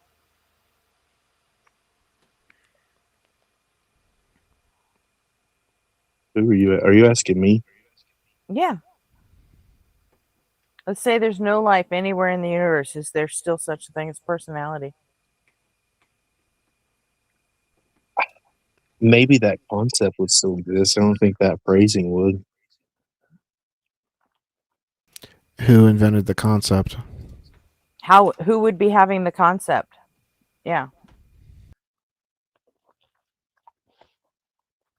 Well, I mean, you kind of presupposed it when you asked the question, didn't you? Well, no. If there's no life, then where's this concept taking place? the idea of personality would just be what, that something has ideas or How things can that it be happen an in the brain. idea? Right. Remember, there's no life. I thought you said just people. Did you say no life at all? No, I said no life at all. I thought you said no people. I'm sorry. I was thinking dinosaurs. I was like, I mean, they would still have somewhat of a personality. Dinosaurs are people too, I guys. said life. I said life never evolved in the I'm universe. sorry. I did not get that part. I'm sorry. So. I thought you said human life had never evolved. Please think of the dinosaurs. Just kidding. I thought you said human life, so that's. I apologize. No, I just said life in general. So, Okay. is there such thing as personality?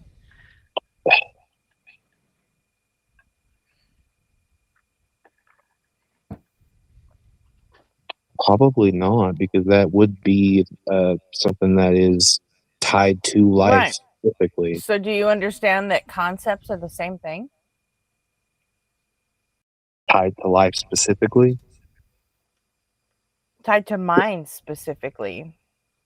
So, like, But I you could thought even earlier have we you agreed could even without have mind plant specific- life. You could even have plant life and still not have such a thing as a concept, because they don't have minds and they can't think. So there are no personalities, there are no concepts, there are no ideas, there are no thoughts.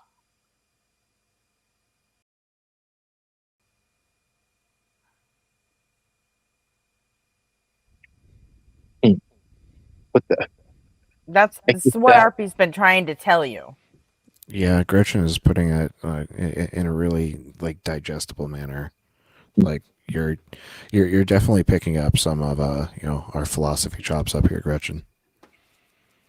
No, you probably hate to hear that. I know. I I do like hate it. to hear it. Gretchen, never hate to become a better communicator. Yeah. I just like to put it into, human terms. I don't actually mind talking about philosophy. I just hate all the fucking jargon that goes along with it. And, if you put it into Tends real to come with terms, baggage. you put it into real terms that everybody can understand. Well, And hold on now. I agree, I and will it's such fuck an with, annoying I'll fuck tactic with when philosophy. people do Hold that. on. I'll totally fuck with philosophy, but you got to make it real for me. That's all. And that's all I'm trying to do for Rapture. I'm trying to figure out how to make it real for him. I feel like your analogy kind of, just to push back a little bit, I feel like personality would be something that is strictly tied to life. Truth is not strictly tied to life, though, is it? I didn't say truth. I said concepts and ideas. Right. But truth, I'm saying, is a concept and an idea. Truth can be conceptualized. I don't believe that it's purely just a concept. No, I don't think it is either. But the fact that it also, hold on, how is it not just a concept? Hold on, I don't agree with that necessarily. Because it can have platonic existence. You've said that. Can you please expand on that just a tiny bit? Yeah, so like, for example, mathematical Platonism would be like the idea that like mathematical objects or entities like have like this abstract atemporal independent existence. It's independent from thought. It goes to the question of, is math discovered or invented? Right. And Plato goes over like these types of like abstract objects with his theory of forms. I feel like would you think it's discovered, or do you think you don't think it's discovered, do you? I think math is discovered. Okay, sorry, didn't mean to assume there. But... Yeah, I'm a mathematical Platonist. And for also the most take part, something. I'm a pluralist in So do you several think regards. truth is discovered as well? Take something as simple as a math problem. You have 2 apples in front of you. That is an actual truth. You cannot you can't make it be three apples. And it remains that way Like, regardless of whether we ever existed or not. but it's not just a concept. They're actually there. But does it, like, right? So regardless of whether life ever evolved or not, if only plant life evolved, like you said, that would still exist, right? What is that you're referring Like you to? said earlier. Like the truth of there being three apples there. Yeah, you said The truth of that, would be there. The concept of being able to theorize that wouldn't. Yep, there wouldn't would be a matter. that state of affairs would be the case. So that doesn't require a mind, you're saying? No, it doesn't require a mind. If something's physical like that, then no, it doesn't. It's not.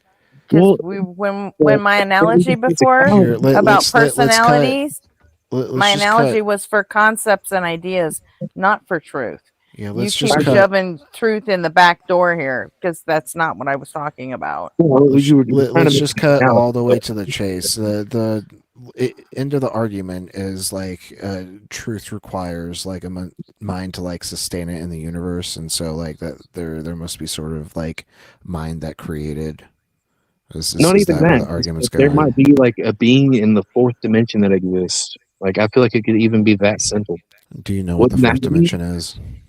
Like just be the same way as we view a two-dimensional space. Are you talking about a fourth spatial dimension? Because we have 4 dimensions already, 3 spatials and 1 temporal. Time's not really like a. Time is a dimension. That's not the prompt. I'm not getting into all that. We can get a physicist working on their PhD up here. It kind of is the prompt because it does say open topic. I'm not arguing. I'm just trying to stay on the truth thing. I'm not being combative. Yeah, it's not the prompt. The title isn't really a prompt. It's just a title. It's just to poke at people, and it does say open topic panel call-in, so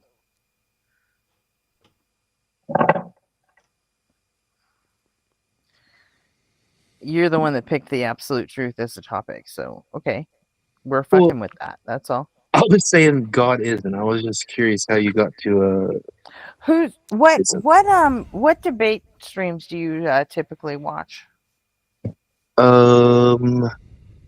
get that you've only called. This is the first one you've ever called into. But what do you normally watch? Who? I've not really watched much. You have to. The way you're talking, you absolutely do. I don't buy that shit for a second. Well, who keeps throwing up in like your shorts and stuff? Because you might not be watching that. I'm so against social media. I'm just curious who you're used to watching. So like, I can use that to kind of relate to you a little better. That's all. I really can't even name it. I don't know. Do you watch like Christians debate other Christians or Christians debate Muslims? I do watch like you want Jay Dyer, Jim Bob, or do you watch like Ian? I've seen Jay Dyer. Huh? I've seen Jay Dyer. Yeah. Okay. What were you gonna say before she asked that? I was just like I watch any kind of long form debate. Like a lot of times, like when it's atheist versus Christian or something like that. Yeah. Like I'm you watch like William Lane Craig. What was the last one you watched that you enjoyed? I've seen some good ones on modern day debate. Okay. Yeah. Do you remember who was up on them by chance? I've seen Jay Dyer. I've seen some of his, and then. Not really the rest of them. I mean, I've seen like Not to Our 90, like other ones. Like, do you typically prefer the Christian debater, the atheist debater, or the Muslim debater? I like whoever makes the best arguments. I don't have a position. Well, that's fair. Just curious. You're trying to zone in on my politics. Well, it's just no, we're not. I'm not even talking about politics. I basically had you pegged as a diorite, and turns out I was close to right. That's all. No, I'm I've just seen him confused because debate. you're using like I don't really like vernacular Jay Dyer's debate activism. style. Yeah. He's I don't like very. the racism with Jay Dyer. I mean, I don't. Whose debate I can't whose say I've debate seen him style be do you like? racist. There's a professor. Do you know who Professor Dave is? Professor Dave Yeah, explained. Dave Farina. yeah. Dave I've has a seen him. video on Jay Dyer that you should watch if you want to see Jay Dyer's racism No, okay, demonstrated. that's off. That's we're off topic here. Okay, I'll stop.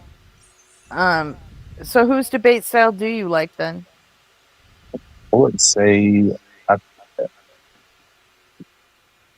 don't think I've watched enough to peg a debate style.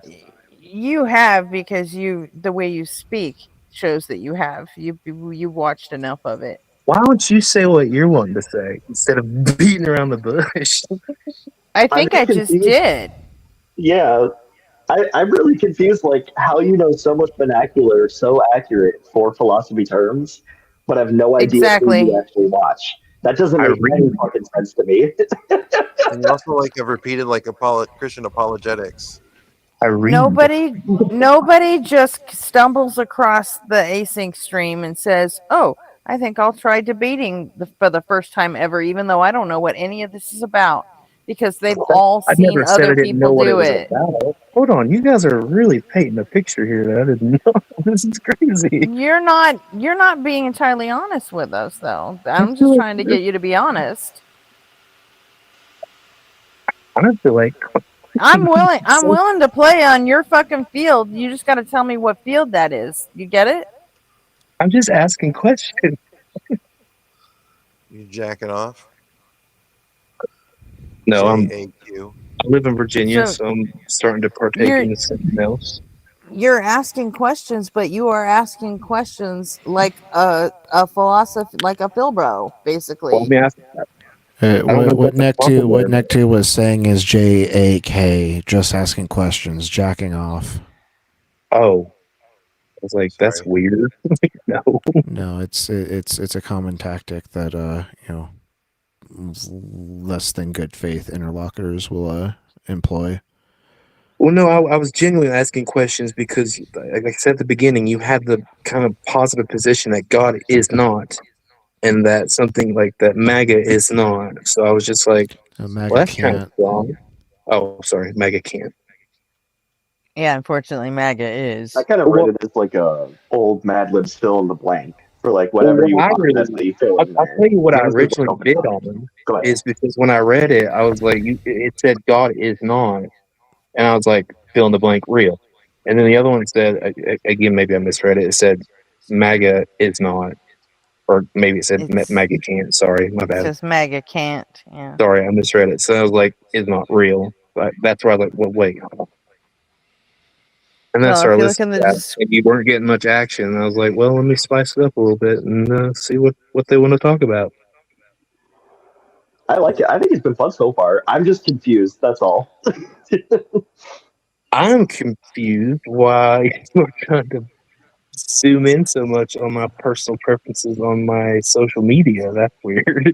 Yeah, I want to get back to the argument. I don't I really agree. care about all So this meta. I was just asking. I told you why. I was asking so I could relate to you I will on a tell level. you, I'm trying super distrustful of any social meet media. you. Shut up, Rapture. It's a I'm bad idea trying to talk over Gretchen. Rapture, I'm trying to meet you where you are. That's all I'm trying to do. Yeah, it's not a trick. But to do that, I need to know where you are. That's all. Okay. I've been completely transparent and honest about that. I'm a dumb hillbilly from Tennessee. We don't need you I to think she meant more so like your philosophy background. But well, that was it. I'm just trying to meet you where you are. That's all. But I have no idea where you are because you're dishonest I about told you it. I'm agnostic. Like I don't have really like a solid foundation That's not okay. You're agnostic, but then you went straight into the philosophy shit, and I wanted to know who you're accustomed to watching. So I cannot could remember. So there meet was. you on that level. That's all. It's not a fucking mystery. You didn't come up with these ideas in a vacuum. Well, no, Yeah, no, you shit. didn't just think of this shit an hour ago. You've No. been watching philosophy debaters. Well, that is an assumption.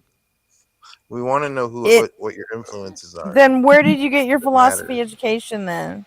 Where'd you get yours? My goodness, why am I on trial here? I'm trying to debate. You're not on trial. So MAGA can't. What about that one? And you're trying to debate, but what are you trying to wild debate? pivot.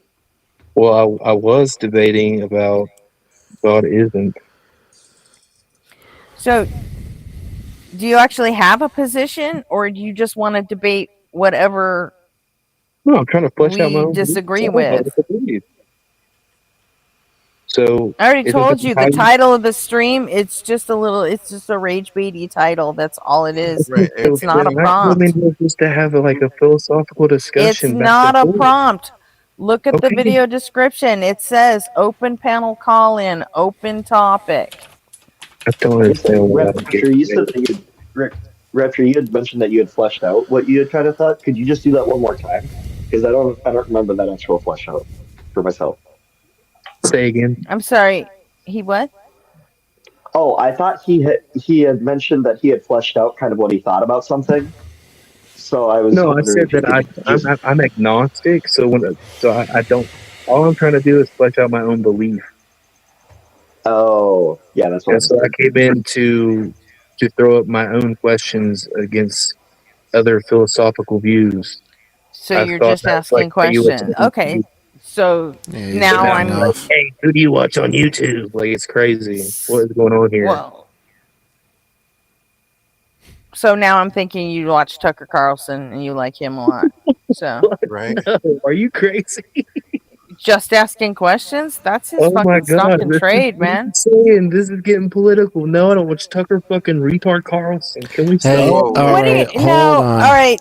We He's don't use muted. that word Okay, here. Rapture. We don't use that word here. That is your only strike. If you use that word again, you will be removed from the panel and banned from the platform.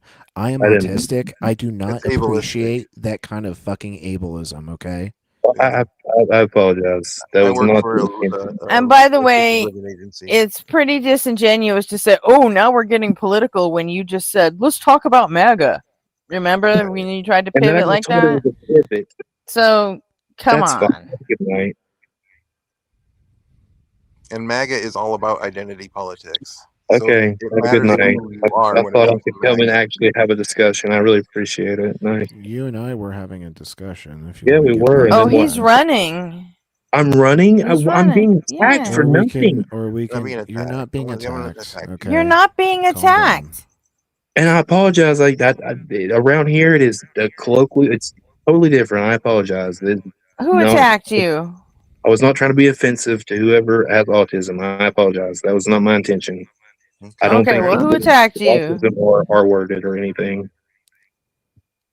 I think R-worded people are like bad people, not people with disabilities. Just to clarify. Okay. Sorry. Then just say bad people. I will. Why are we associating people with disabilities with bad That's people? not disabilities. I said that's why I just differentiated. That's I don't look at that You word. understand why that's not a cool word to use in mixed company these days, right? Okay, whatever. Do you? Yeah. Do you? Yes, I've already addressed it. Okay, we don't need the then- woke scold. This Then isn't let's gonna, just this is just let's gonna just scare not them do that away. anymore. That's all. Can we get back Okay, to Mom. the discussion about truth? I mean, can we? That's what I've been trying to do. Is that okay? I'm asking you. Look, Are, I don't Yeah, know. Has anything are we to gonna do. We do don't it? know you. Yeah, We I need do. to Are you find too out. triggered right now? Triggered. You just Any of these I questions don't. we're I asking don't you, know why we're you happy to think you're answer being ourselves. attacked. because I haven't been rude. Did you kick I him don't or did really you feel like I run? understood I did not. his I did not concept of kick truth. him. Wow, I was trying to get back to the original discussion, but I guess he was Hey, too chat. triggered. Does anyone in chat do don't- you think we were rude? I don't really know It's how possible. It's possible he lost his signal, but I mean, I didn't Honestly. kick him. Hey, what's good, Yeah, it was nobody? Hey, nobody. I don't think any of us were rude to him. I thought we all handled him really respectfully. He was being disingenuous and dishonest with us. I was assertive with him, but I wasn't rude. That Yeah. him lying to us is rude though. Him Yeah, coming in and a little bit, yeah. and all the shit he was doing, and that is rude. I'm It's sorry. a little double speaky. What? It's a little double speaky. He Yeah, probably just you say, like- assumed that since we're a new channel and small, then we weren't prepared for, Yeah, that like maybe we didn't know what we're doing. So he thought he he's could probably- come on and pull his, like he did act a lot like Jay Dyer. So I'm guessing he's a Dyerite. I wanted to hear more about his idea that, oh, maybe there's a creator in a dimension we don't know about. I was ready to pounce on that. That was another thing that I didn't, because he like mentioned that for like a second, and then he mentioned like concepts of truth or something like that, and then I had trouble keeping track of where it went from. And that could be, I don't know. Honestly, I don't think he was ever going to go back to that creator in that dimension we don't know about. As soon as you said, like, oh, I'd like to hear more about that. In fact, we've got a physicist here that we could bring up to talk to you about that. It's like he didn't want to talk about that anymore after that. We didn't want to go anywhere fucking near that shit after that. So if Chase had shown up right then, that would have been the bomb. Oh, he came back. Cool. Yay! Somebody, I'm gonna see if Chase is up. All right, Rap. Hey, Raptor. You got like 3 philosophy-minded people on the panel now, so we can get back to that discussion. And I'm not gonna talk. So I don't want you to feel like you're getting dogpiled on or anything. So I will refrain from talking. I might try to ask something to figure something out for myself, but I'll just translate as I feel necessary. So. I mean, I backed out just because y'all were being rude, and then sat there for a second to listen to you talk shit for no reason. Wasn't being rude. Was being honest. What do you feel like was said that was rude to you? Well, first of all, and anything we said in the right or a Jedi, what? It's one of the content creators. I don't know what you're supposed to be calling me. It's just a word we use to classify certain types of debaters. That's all. Okay, don't appreciate that. Would you call that rude when you stereotype somebody? Well, it's more like it wasn't a stereotype. Oh, what is it? Yeah, it was an observation. It was a. Isn't every stereotype an observation? What? No, I was merely remarking on the similarity between the way you speak and the way Jay Dyer speaks. That's all. I've seen 2 debates fucking Jay Dyer and stopped watching because I can't stand how we rude get he is. off of the meta? It's so don't boring. care. I'm so bored right now. Okay, so what I was trying to get at with the creator thing, since I won't go back to it, the whole thing I was trying to get at was that if there is a fact of the matter that can exist as a concept without our minds or without any mind here in this universe. It doesn't exist as a concept. Like, how are you not getting this? Because you contradicted yourself when we talked about it. No, I didn't. Give the P and not P. Go ahead and render the contradiction that I supposedly said. This is why I felt like it'd be nice to have it written down. Yeah, I already told you earlier I couldn't exactly track it. Like, if you couldn't track it, how do you know that I made a contradiction? You're right. So anybody that can't could you prove, put up a whiteboard for it? Yeah, whatever. They should be fucking dismissed too. You're right. Just can't prove it right then and there. That's so stupid. That's such a piss poor argument. You're making a claim. If you can't back up your claim, then it seems pointless. You're saying you made a contradiction, but I can't track this whole argument. That's not what I said. You asked me to track a contradiction that you made during our back and forth. I said I could not track it. I apologize. But going back to this then let's go back through the concept. You make the claim that someone made a contradiction then. Then let's run back through it and see if the contradiction pops back up. Can we do that? I don't understand quite where we are in the One circle's conversation. in Can we just You like know have a what? slate and start Rapture, somewhere? meet nobody on fire. Nobody on fire, meet Rapture. Yeah. Hi, I dude. was literally just Go asking for a it. question. You How you guys can can say start God is? over. Well, you want to do Rapture, a you are not one-on-one, likely to meet anybody more patient than nobody on like fire. a bloodbath debate, like So a what were you guys one-on-one. We talking all about? mute up and let just nobody in Rapture talk. That's a good Rapture question, believes that buddy. some I don't sort of quite know what mind we're is talking about. required for absolute truth to exist. Basically, thank you. Yeah, that's it. It seems convincing. That's all. And I just wanted to cut to if that mind did not exist, would it be true that that mind does not exist? Right. That's It's a yes or would it no. be? it's not. Okay, It's if it's not not a a yes yes or or no. no. Isn't that a paradox? That sounds paradoxical And to me. also, No, he's it's also not. I don't just asking understand that. Yes or questions. no. Oh, ha ha ha! Great callback. I'm So just giving nobody the can you rundown. answer the That's all. question? If that mind did not exist, would it be true that it did not exist? It would have to be in the statement. This, like, I don't understand. So You said it's okay, implied in the so it statement if the sounds like mind that doesn't there could be exist. truth without that mind existing. Therefore, the mind is not necessary for truth to exist. Well, it just sounds like you're presupposing something. You're automatically saying What's it's the like presupposition? that the mind doesn't exist. No, that's in the So could it hypothetical. exist? I literally just gave you an argument for truth being able to exist absent that mind.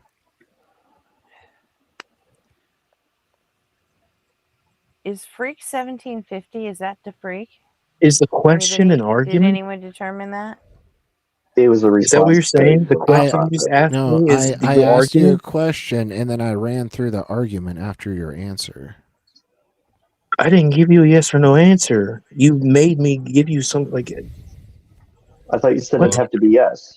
So if the mind didn't exist, and it would it be true that it doesn't exist? And then you said it's not a yes or no quite. What's the answer that you would like to give? No, that is a truth statement. Yes, it would like yes. Isn't that a truth? Like, if the mind doesn't exist, you're already saying the mind doesn't exist. Is it true that the mind? Do you not You are know how saying anything? hypotheticals work, my guy? You just gotta Explain. zoom out, RP. Explain what a hypothetical is. Sure. Since you're No, asked, you the asked the reasoning question. behind why you're using it. I asked you a question if you don't understand them. I'm more than happy to explain what a hypothetical is if you don't understand what it is. Oh no, that's Here, Is it paradoxalism, texture I logic? think. Is that what it is? Hold up, Rapture. Your signal just got super weak and you're roboting. Sorry. Can you get closer to your The better Wi-Fi or whatever? Thanks, guys. Yes, but I think kind of one of the things that's going on is like RP saying like truth can be a concept, but it doesn't have to be, and was using that hypothetical as an example of why. So if you guys want to Yeah, I'm not explore drunk. why it doesn't need to be that, that'd be great. I don't even really So we drink. went through how So. truth is a concept, or I think truth is a concept. He explained that in I in reject relation that. to Platonic mathematics. No, Platonic Truth is not, forms. or Platonic forms. Okay, how do you get to that? But Rapture, you see How do how I get? you're saying Hold on, Pete. How do I get to Platonic forms? Right. So what makes you from move Plato's theory of forms?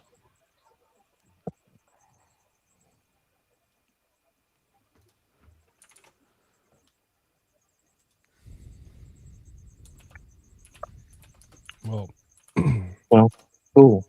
A book. So, like, maybe it would help if we talked about what you take truth to mean, like the fact of the matter.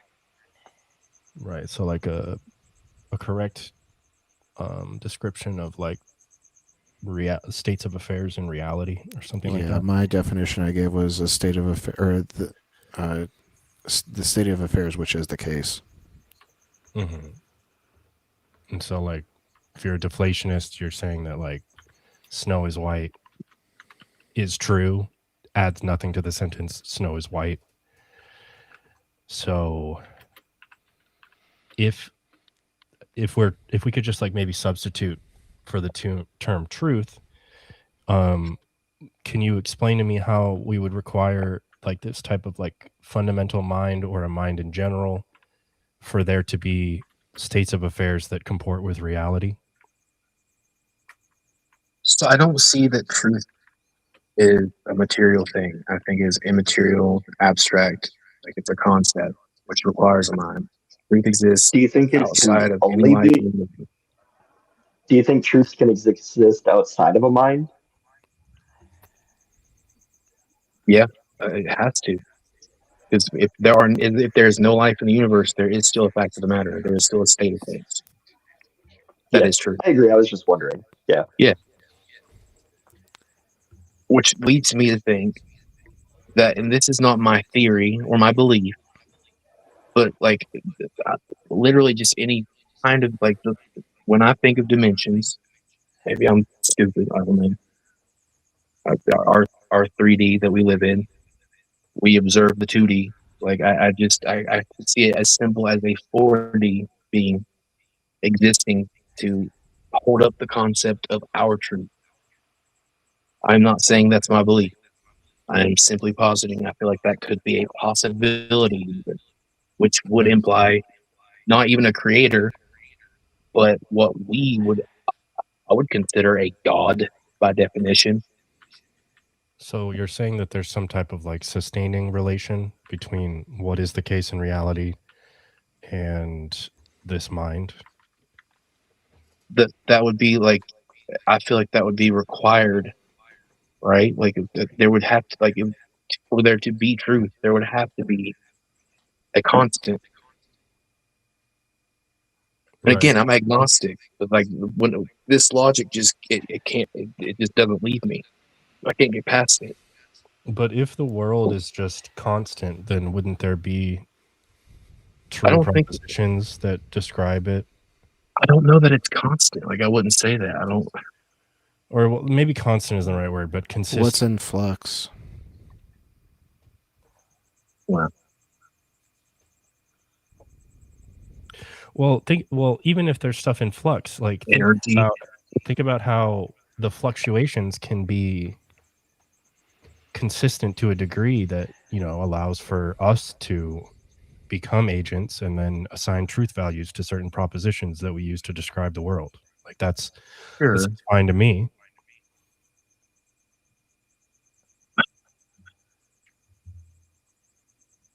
I don't know. I don't. Say that one more time. So if the world is consistent enough such that we like evolved and then we became rational and we just described what was happening around us, that seems like it would be true as long as we were accurate with our language.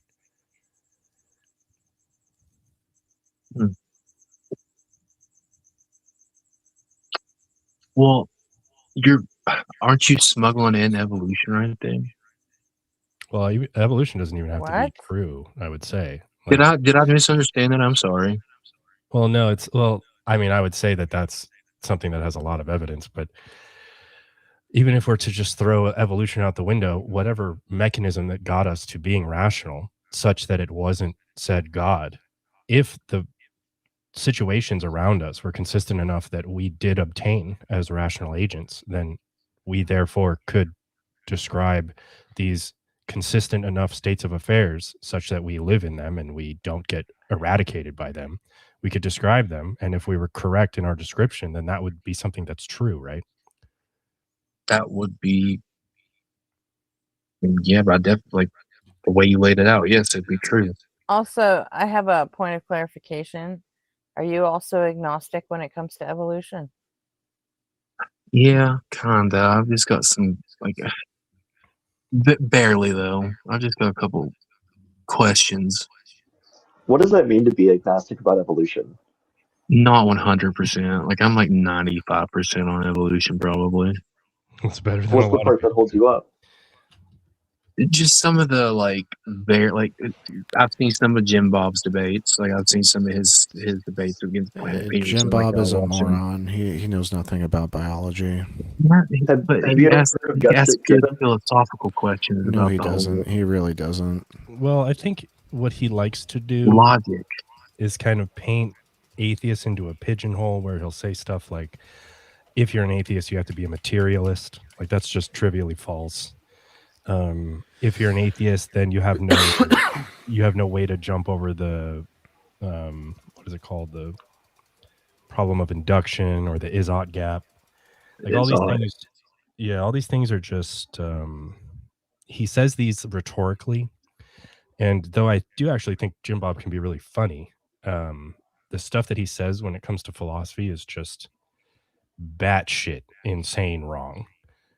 Some of it, yeah. No, 100%. Some of it is way out there, but some of his arguments that I've heard, they really piqued my interest and got me questioning things again. Well, But no, 100%. Well, that They're is all his loopy. goal. All the ortho bros are loopy. Like like, okay, I'll give you a little insight there. The ortho bros are loopy as fuck. Like that's not in question. Mm-hmm. Do you for Mama Bear watch, earlier? Do you watch like panels that Jim Bob and those guys get on, or just like watch his videos where it's only him talking? I only watch YouTube. I don't do Facebook, TikTok, none of that. So if it's a debate, I watch it constantly. It's going to my ear constantly. That's not what he asked. Yeah, so like how we're set up right now. Have you ever watched Jim Bob on like a 3-4+ person panel? Yeah, he's really obnoxious. Do you know like Steelborn? Yeah, I've seen him. Okay, yeah, he's a funny dude to me. Him and Do you know Eli. Do you know who Eli is? Eli Nix. That one doesn't sound familiar. Oh, good. Okay, you just went up like 10 points in my estimation. Well, and they do these things, right? And it probably applies to every idea that they invoke, but or most of them. But like they do weird shit. Like they say that like transcendentals like are things that they appeal to all the time, but they use it in this way that's like entirely different from how like Kant initially talked about it. Well, it's because they disagree with some of that philosophy. Like, well, they can't agree with Kant because all Kant was trying to say was like this requirement will transcend this thing, but he wasn't making these like transcendental claims that, at least not that I'm aware of. I could probably like get a rundown from AI or something, but Kant was talking about what transcends what, not what transcends everything. And that seems to be the pigeonhole that all these ortho people want to push the other person into, is that they want to take the transcendental and they want to push it all the way down, or whichever way the language works better for you, either at the bottom bedrock of the world or the highest transcendental. They want to have it be all or nothing. You either have this transcendental or you don't. well, I think that's just their debate style during those debates. Is they take everything to the logical extremities, and that's the way I read it.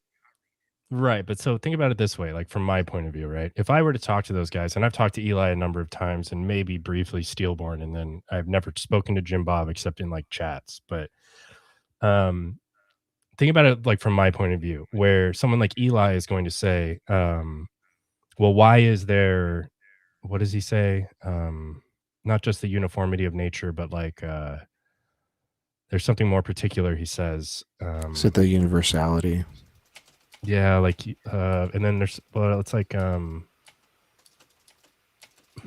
the problem of the one and the many, and like I can't think of the other one, but basically he's like saying like, why is the world logically consistent? Okay.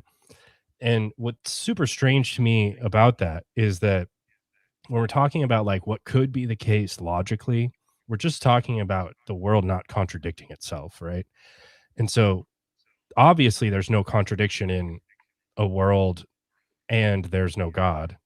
But he's going to try and paint this picture where like, no. Even if you have like semantic consistency, that implies or entails that God set it up that way. Well, if Eli's goal is to say to an atheist that even to have a logically possible world, you have to have God, well, now Eli's just refusing to speak to me. He's just saying you're wrong no matter what. Does that make sense? I guess. I understood it. I don't know. I'm sorry. I slightly got distracted because you kept saying Eli, and I kind of got focused on trying to think if I know who that is. So I'm I not gonna think lie. No, you're fine. the summary part of it is like sometimes what people will do is they'll end up having it be where the way that they frame the conversation, they're not really having a conversation with you because right off the bat they're saying you're wrong and I'm right. Let's continue the conversation. Yeah, like a lot of these ortho people, like to clarify one more time, like what their kind of tactics are is, and this applies to like Catholic people I've seen, but they're usually younger. The Catholics, like the ortho bros, seem to be like my age, and so I'm in my late 30s, and so what they do is they appeal to these two guys named I can't remember Van Til's first name, and then like I can't remember Bronson's, or is it Bonson? Yeah, it's Bonson. But these two people, what they do in their debate style, sorry, or their rhetoric, is to just the goal is literally to remove all chess pieces from the atheist opponent, the skeptical opponent, and say that for you to even have the chess pieces, you are borrowing from my worldview. And this is obviously problematic Yeah. because, like, literally the Isn't goal it of Van Til. Cornelius? Yeah, it is Cornelius Van Til, They and I can't attack remember they Bronson. attack the presuppositions while still having presuppositions for their own arguments. I agree 100%. Exactly. Yes. And which I is agree. hilarious because it's literally called presuppositional apologetics, and then they But hammer you about your presuppositions. hold on. I agree with you 100%. But here's the thing: most of the time, they are not taking the affirmative in these debates so that they can do that. Well, so that's totally within their rights to do that in a The debate. Am I problem wrong? is the presupposition in general, not when it's happening. The problem is that it's happening in general. right, but if you think about like I mean, it That's just depends on, like, debate etiquette I'm talking about, you know?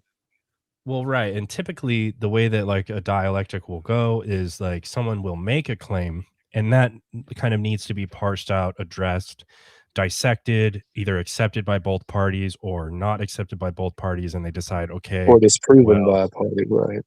sure, and like so we're done with that now, and then we move on to the next thing.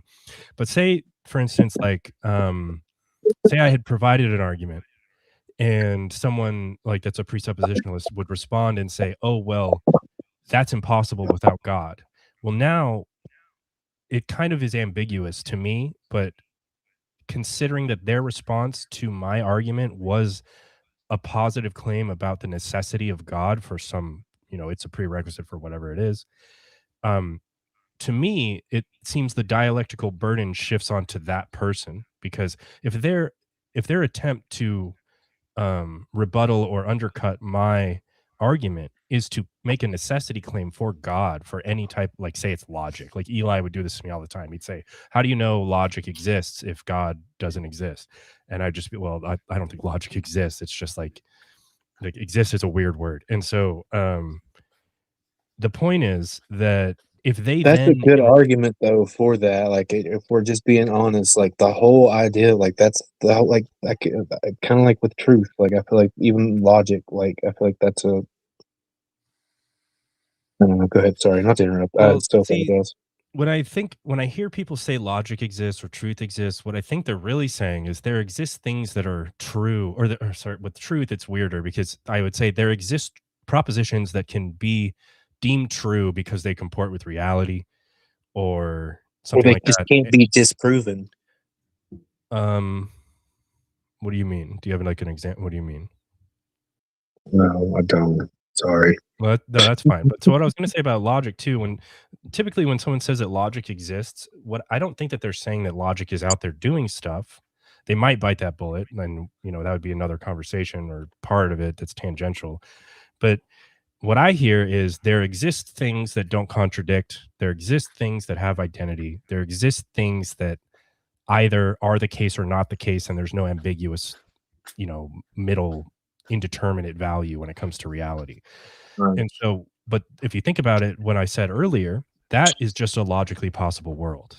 And so for someone to try and bottom out the argument to simply possibilities existing, like possibilities that are non-contradictory, basically, like if Eli's trying to push me to where I am only allowed as an atheist to have contradictory worlds, like that's just insane, right?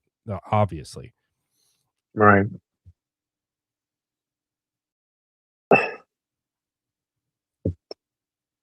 And so like I don't even know, what you came up trying to, like, it was something about truth, right? And so Well, that's so. All I was doing was, I was, to me, it appeared to be a positive claim that God is not real, and so I was just probing at that.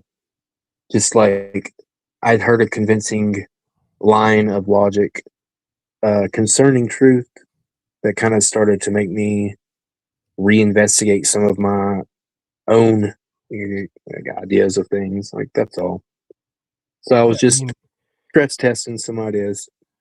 yeah, and like, I don't even remember what the screen said. What does it say? God isn't. Yeah. So that's fair. Like that sounds like a positive claim, and we could like talk about how it's impossible to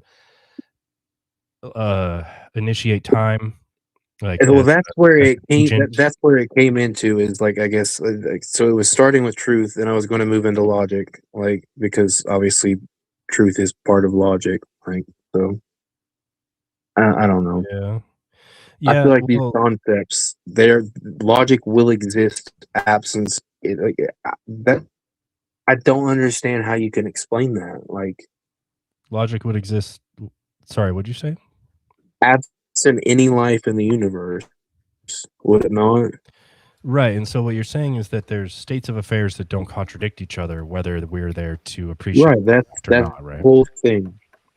Right. And so And why so I wouldn't that think in my own, I guess, but well, what I was gonna ask is why wouldn't that be the case without God?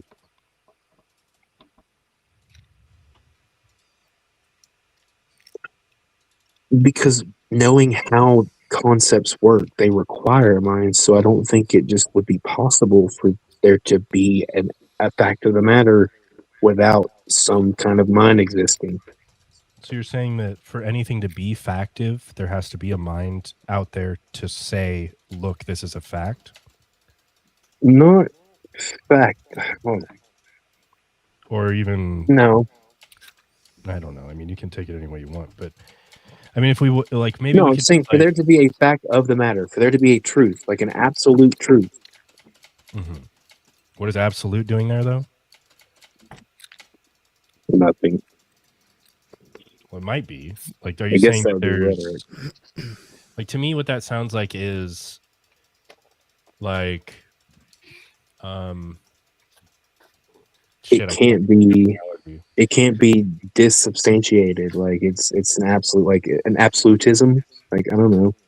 Well, maybe like, maybe this will work. I don't know. I don't really, I don't trust myself right now, but maybe the analogy will work. So like in order for there to be car paint and like true colors to cars, there has to be cars first. And so in the domain or the scope of cars, the cars first have to exist before we can have a true paint color, right?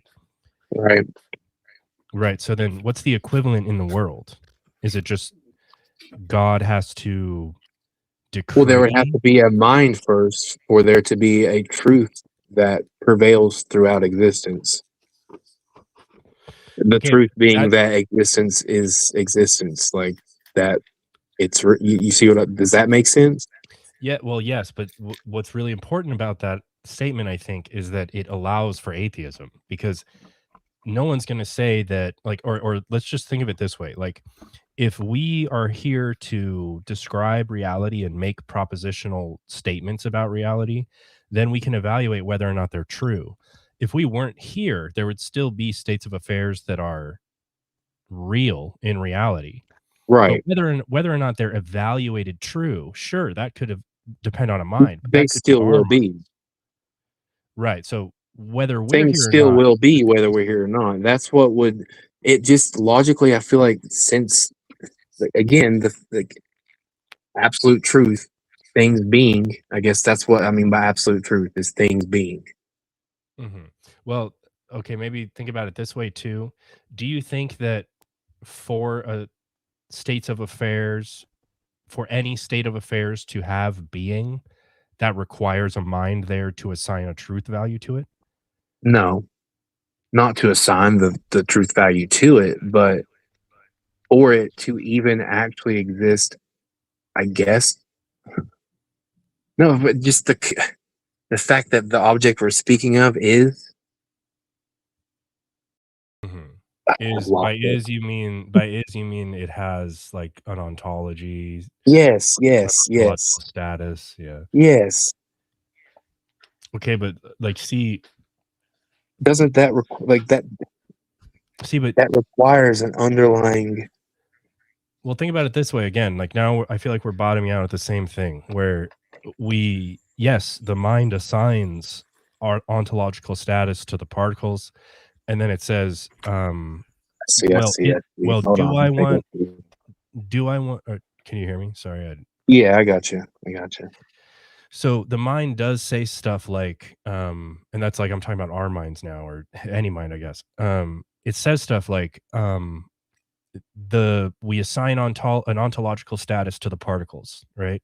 And then me and you will argue and say like, does wood get ontic status? Does the chair get ontic No, status past that? regardless of what we argue, though, there's still going to be a fact of the matter. Right. But so think about this. I would say I'm slightly in contention with mereological nihilists. When they say something to me like chairs don't exist, I think they're being contrarian, right? Right. I think they exist, but they're a subset of a more fundamental claim about ontology, which is the particles and the fields or whatever, the planet, which is included in those. Sure, that's one definition of existence, but that's not what I think of when I think of existence. And so, are you? That would just be it is absolute truth, like it's the why but not why, like the absolutism, like. So, are you saying when you say existence, are you talking about just the world, like at the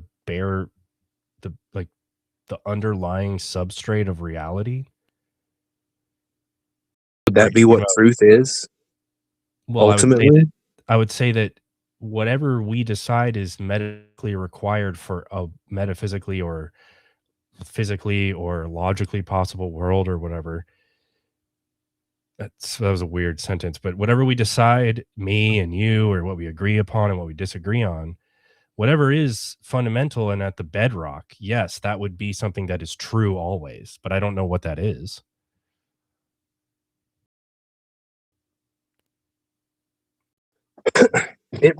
I guess it basically, the logic breaks down like this, I guess, in my head, and nothing that we've discussed yet has, and maybe that's my own ignorance.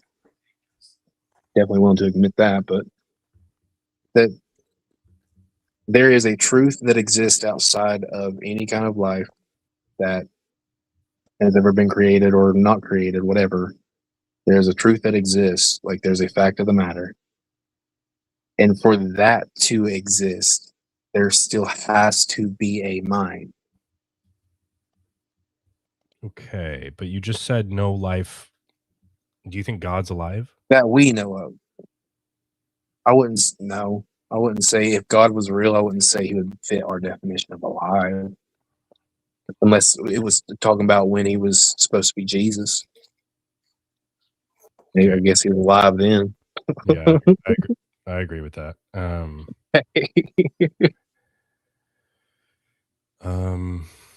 don't know. I don't see. So what's the count? Like, if there's not like a mind outside, then what grounds everything from an atheist view? Like, I was atheist for a long time. And by atheist, I just mean like hating on like anybody that had religion, basically. Well, so we agreed though that true is just what is the case, right? Right.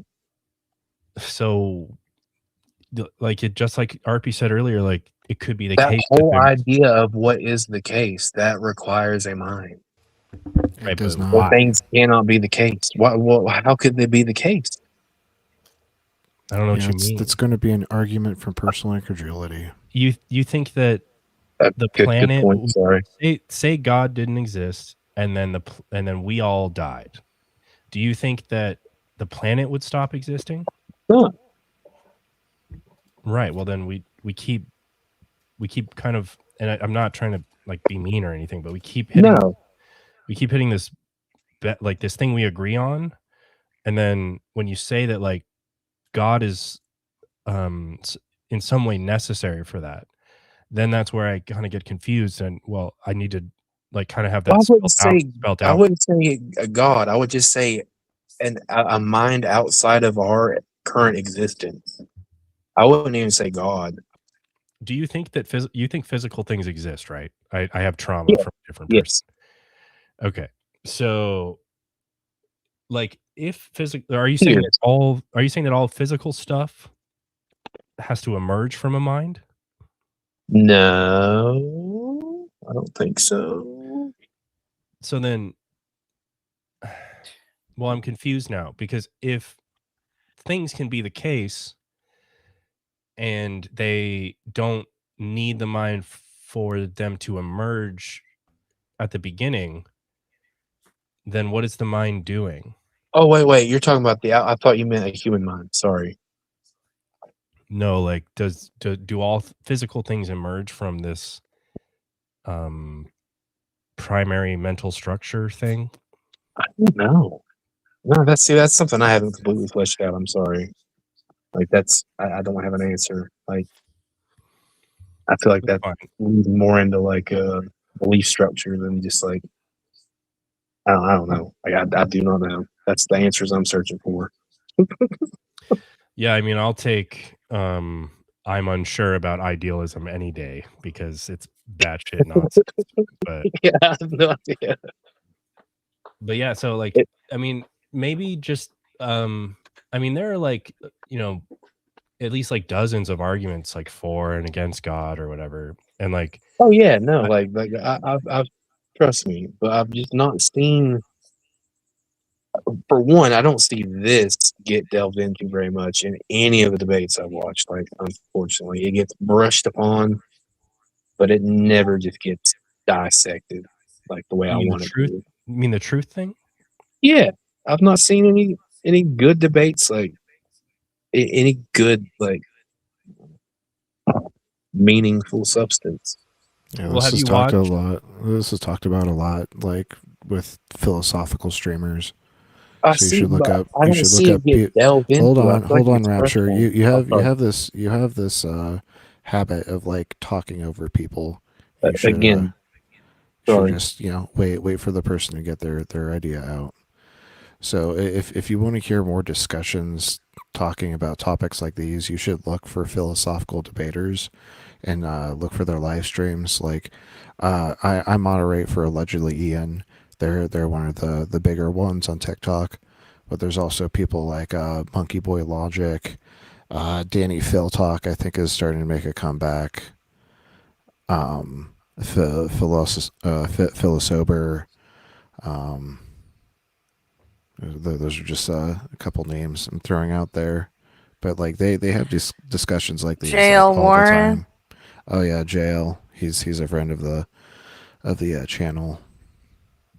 Yeah, and I on the mention of Danny, one of my favorite debates I've seen, which like is kind of really bad for presuppositionalist apologetics, is he debated this dude named Wi-Fi Gospel, if you know who that guy is. Oh god, that was an embarrassing debate. And basically I think that's like a really good example of when it kind of gets exposed as this like dialogue tree that you have to get these right answers, or you complain about them not giving the right answers and saying they're dishonest, right? But if you get the right answers, then they're going to pigeonhole you in this way that's like, well, you just like contradicted yourself or something like that. But like in the respect of that debate with Danny and Wi-Fi, what Wi-Fi basically is saying is like, what's your justification for logic? You know, what's your justification for, and really what it bottoms out at is like, so you have this structured way of thinking. That's how you justify your statements and show your interlocutor or whoever you're talking to that you have a justification to believe this thing, or that this thing is the case, or whatever. And what Danny really successfully paints in that debate is that what he's doing is asking for justification for justification. And if that doesn't sound dishonest to you right away, that might be a problem. You might be too used to hearing these people speak this way, because asking for justification requires justification. And that's just an asinine ask. There's just nothing that you can do at that point. And if the debate bottoms out, if the thing you want to latch on to is that the conversation can't progress, then there seems to be something inherently dishonest going on here. And so, you know, obviously, I think that you're sensible enough to notice that when you ask for the justification for justification, you sound like an asshole. You're literally just not trying to talk to the other person. You're trying to paint a weird rhetorical picture about them to like some audience that likes you already or something like that. It has nothing to do with debate.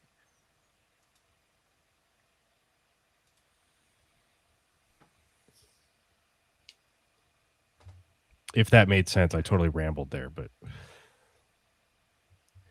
I wasn't trying to get your justification for justification, I guess, but maybe that's what it does boil down to. Right. Well, and I'm not saying that you were. I was just giving you an example of like how when these things bottom out in a spot like that, then it becomes this game where, well, I mean, that one's just ridiculous, right? But if it's something else like truth, right? So, like, what allows us to assign truth values to things? I would just say it's our minds. And then the fact that we have our minds, you know, whether God initiated like the Big Bang, like assuming that's the start, which it's not a consensus that is the start, but assuming the Big Bang is the start and God initiated it, we still need our minds. We still needed the state of affairs to be consistent enough that we emerged, and then we assign our own truth values. I don't see why God is required for us to do that. Like, even if God existed, it doesn't seem like he's helping us with that. It seems like we're doing that ourselves. Does that make sense? I guess, but like, doesn't entropy kind of like confuse that whole matter forms towards regularity? Am I wrong? Well, as far as I'm aware, the only time entropy enters the conversation is if we talk about the Big Bang not being the beginning. I thought that occurred the instant the Big Bang occurred, that entropy began. Right. And so am I wrong? I may be wrong. Well, sure. Say that was the beginning of this measurement of entropy, right? And it was I could be wrong. It was maximally uniform at the beginning. And then as things played out, there were more microstates per macro state, or whatever the definition of entropy is.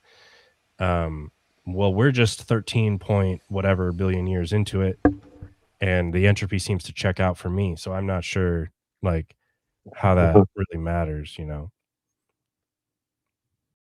Does would the Big Bang also not require that matter came from nothing, that something came from nothing? Big Bang isn't the beginning. Before the Big Bang was a hot, dense state. That stuff still existed.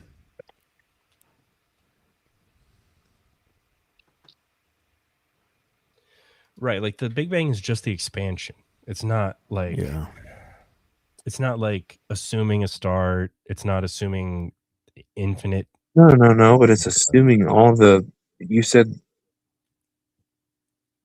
the same way that like the Christians or whoever like they assume an God. observation of a phenomena. It's like like the Big Bang is just the like way what is. the way Like I an think about the Big Bang is just the expansion. I don't think it says anything about prior to the expansion. I don't think it says anything about how the expansion will progress in the future. It's just look, things expanded. That's all I take the Big Bang to be. Right.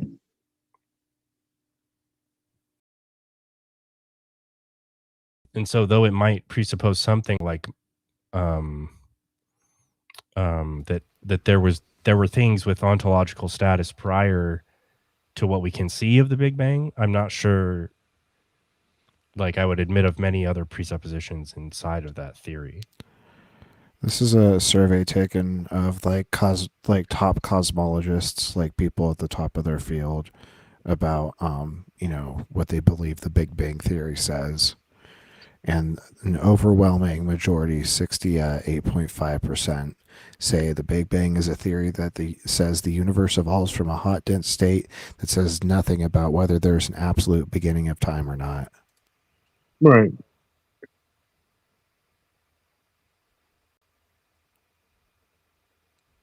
Yeah, I'm talking about like the hot, like the same thing. Like again, the same goofiness with God. It's the same goofiness here. Where did the hot dent? Like where did that come from? Why does it have to come from somewhere? Why can't it Because always that's have the law existed? that we observe, isn't it? That like No, matter it's doesn't not. come from nothing. It's Isn't not. matter It's is not a neither law. created nor destroyed? It's about the energy conservation. The conservation of energy says that it cannot be created or destroyed. If it can't be created or energy. destroyed, then it must have always existed.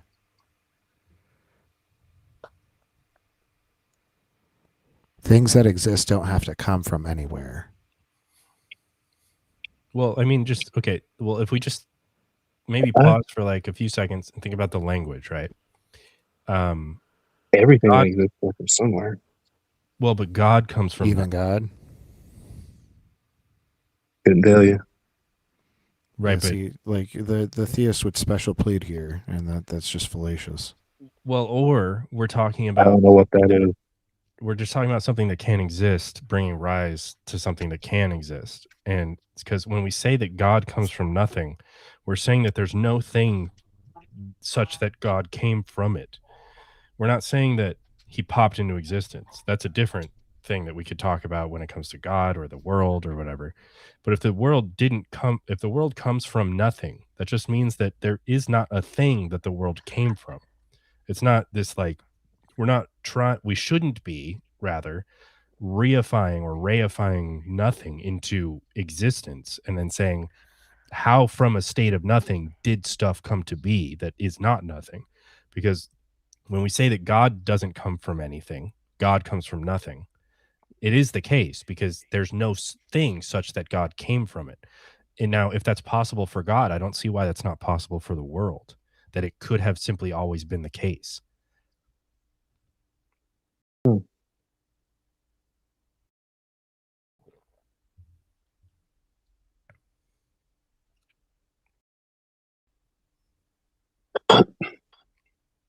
So when we talk about the Big Bang, everything that I think about is kind of like on a scale and in line with our universe and like the laws we know. But whenever like I try to throw God into like the equation when I'm thinking about stuff, I mean, if it is a being that exists outside of what we know of space and time, anything we know of space and time, it just, I don't know. Look, I'll leave you guys alone. I feel like I'm not really contributing too much anymore. No, I'm enjoying the You're conversation. golden, man. You don't have to Yeah, feel this any is type of way about it. I mean, it's like, I think it's important to explore these, even if we're like sloppily exploring like metaphysics or something. I think it's really important to just constantly stress test like logical inference. And so, we can make a silly argument like all men are mortal, Socrates is a man, therefore Socrates is mortal. And then we can just like do that 1,000 times and we're only going to get better at whatever we know to be entailed by a prior proposition. All cats are alive. Socrates is alive. Socrates is a cat. Yeah, Sure. Yeah. All cats. That's probably more. I have a dead accurate. cat. But yeah, like I don't know. I think that it's just, to me, like the logical inference stress test it's just really entertaining for me. So I wouldn't take it any type of way that like if we decide that some argument that you really liked falls short, then Oh, we buddy, no, it's not like revise that. it. And not to interrupt you again, sorry. No, you're fine. It's I really don't have a habit of that. I did break a 3-year sobriety streak tonight and just wanted to dick off and debate a little bit. So I Why did you apologize for do my that, by the sloppy way? attitude. Just out of Because curiosity. I Why did you wanted do to. that? Yeah, stress does weird stuff. No, it was more just like it was a hot day. I got my own landscaping company. I was like, you know what? I haven't had a cold beer in a while. I just want one. So I got you six by pack. no means sound like thrashed, so I wouldn't be. No, like I said, you don't at all. I've had 3 beers now. I had 2 earlier. I would not have known you were drunk if you hadn't said so at the beginning of the call. No, 4 years ago I was drinking 2 or 3 fifths of 100 proof vodka a day while managing a call center. Somehow blackout drunk. Yeah. I have my own addiction issues in the past too. I was just curious why you'd No. give up 3 years for, Because I don't keep track of it. I had to think about how long it'd been. It's that unimportant now. I'm on kid number 4. It's not even my choice now. Like I have a duty beyond myself, way beyond myself. I was just asking. Yeah, There's the answer. Like, don't think that you're not. I hope nothing. I was going No, for. I'm I not hope nothing's offended. gone so tragically wrong in your life No. that you all of a sudden felt like you had to drink again. That's the only place I was going. So No, it's freaking hot. Yeah, no, I and I drink beer. So, but what I want to really focus on is like you shouldn't feel like this was non-productive or anything, because if anything, like you're helping all of us, progress in our ability to have conversations like this. You're progressing in your ability to defend or build.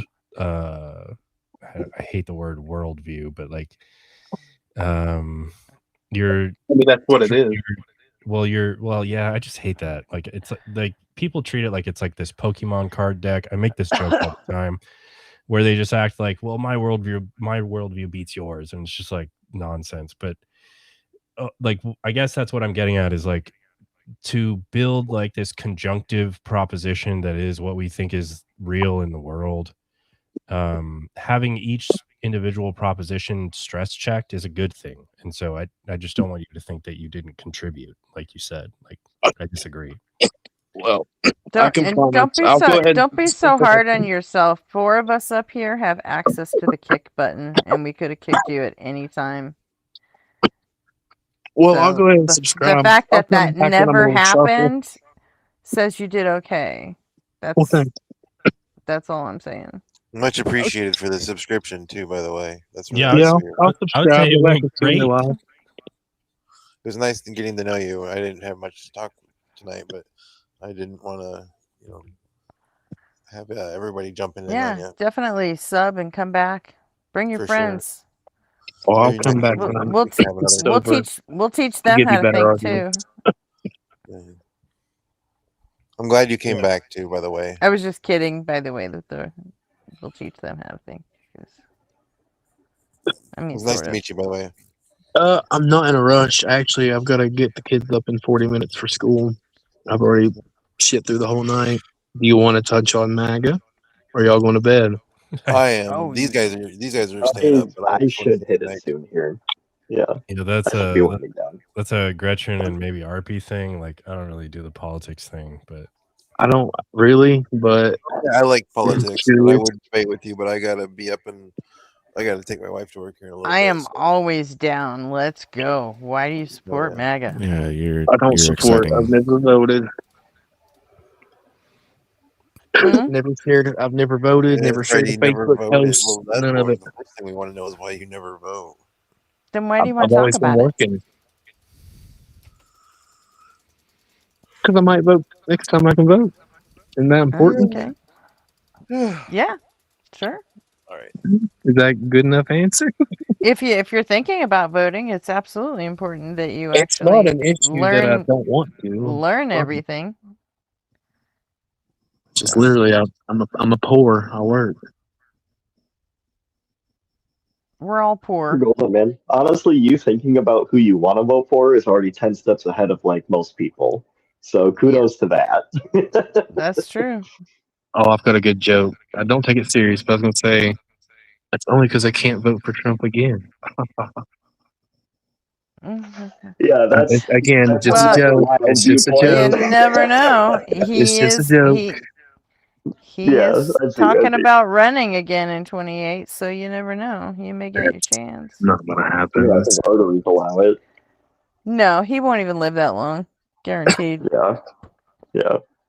That man is Yeah, falling that too. apart I will before our say- very eyes. Rest well. Bye, Nick. Later, Nick, I'm too. a dip as well. Have a good night, guys. Later. Nice to meet you. Night, Pete.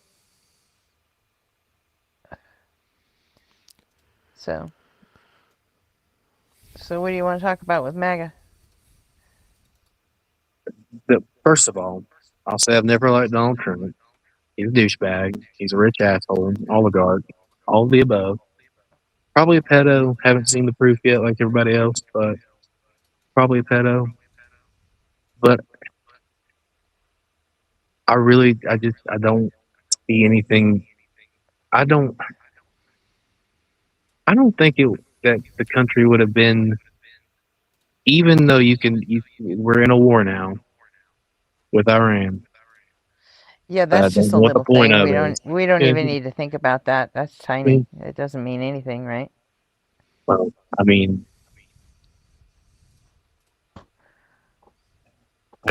I mean, it's How do only you know about that to knock Kamala the Harris entire wouldn't- world economy off a cliff, But but how do we know the other candidate wouldn't have done the same thing? I'm not I don't like either one, but I'm just like, how do we know that we wouldn't have been in the same situation?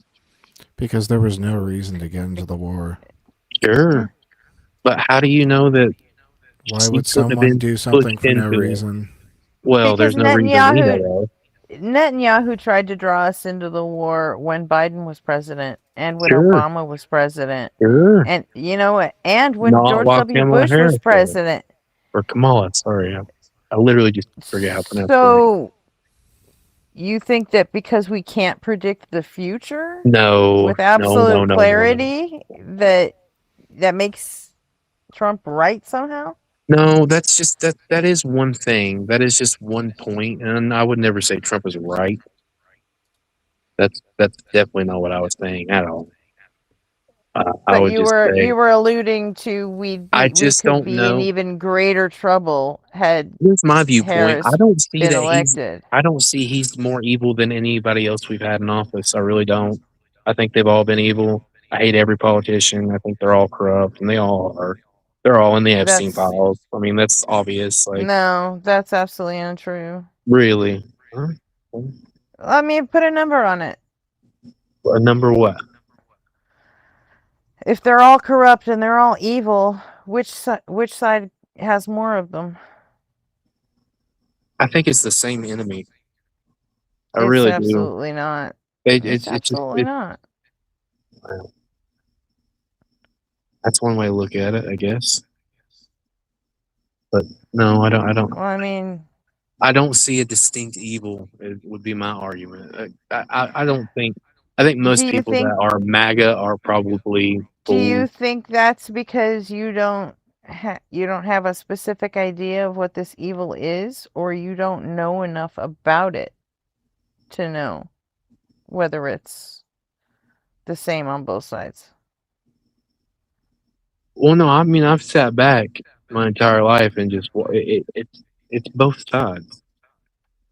Okay, like if Obama's I could got come more, up, if more I could skills under his belt than Trump, unfortunately.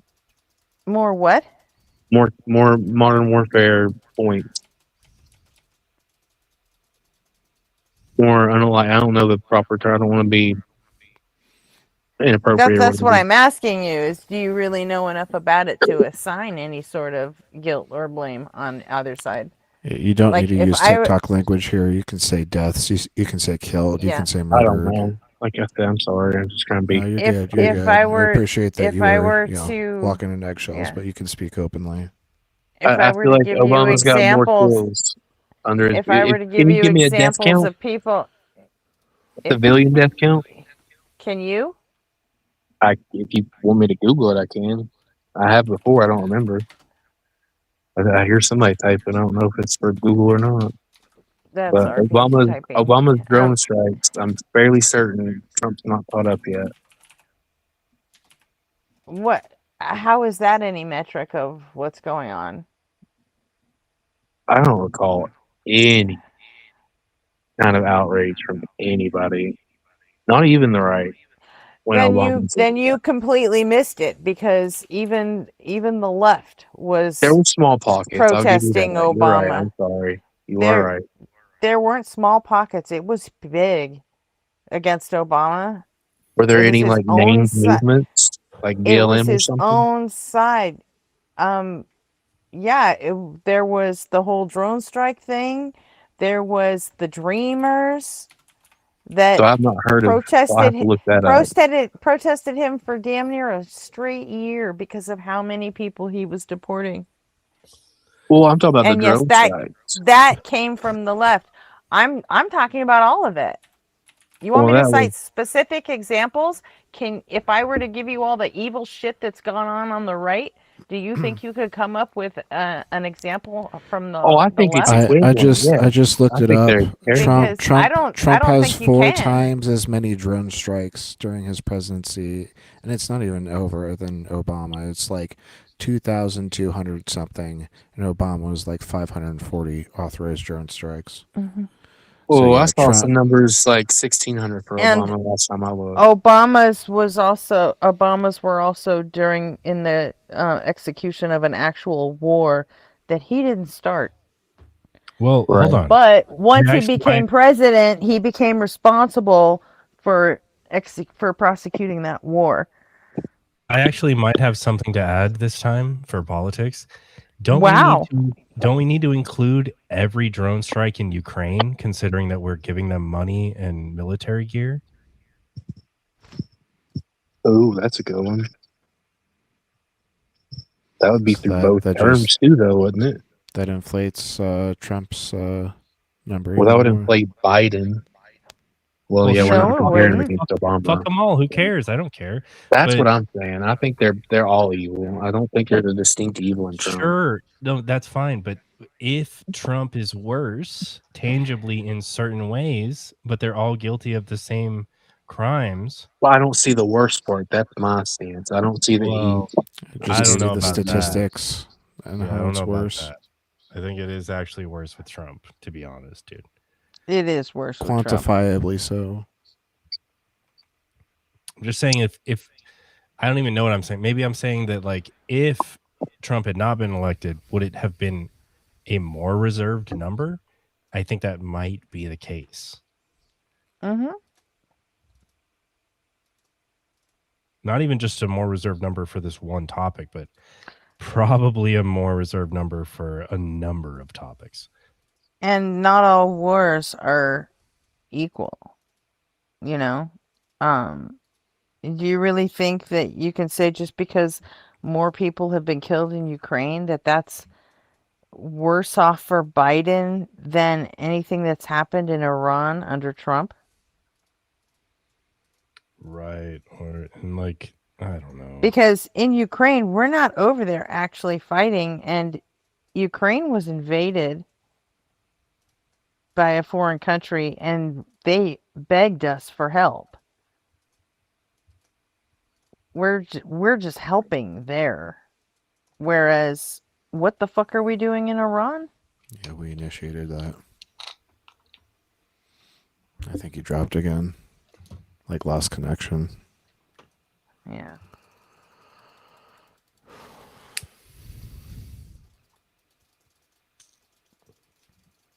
I mean, if you really think both sides are equally as evil, then it's because you want to believe that.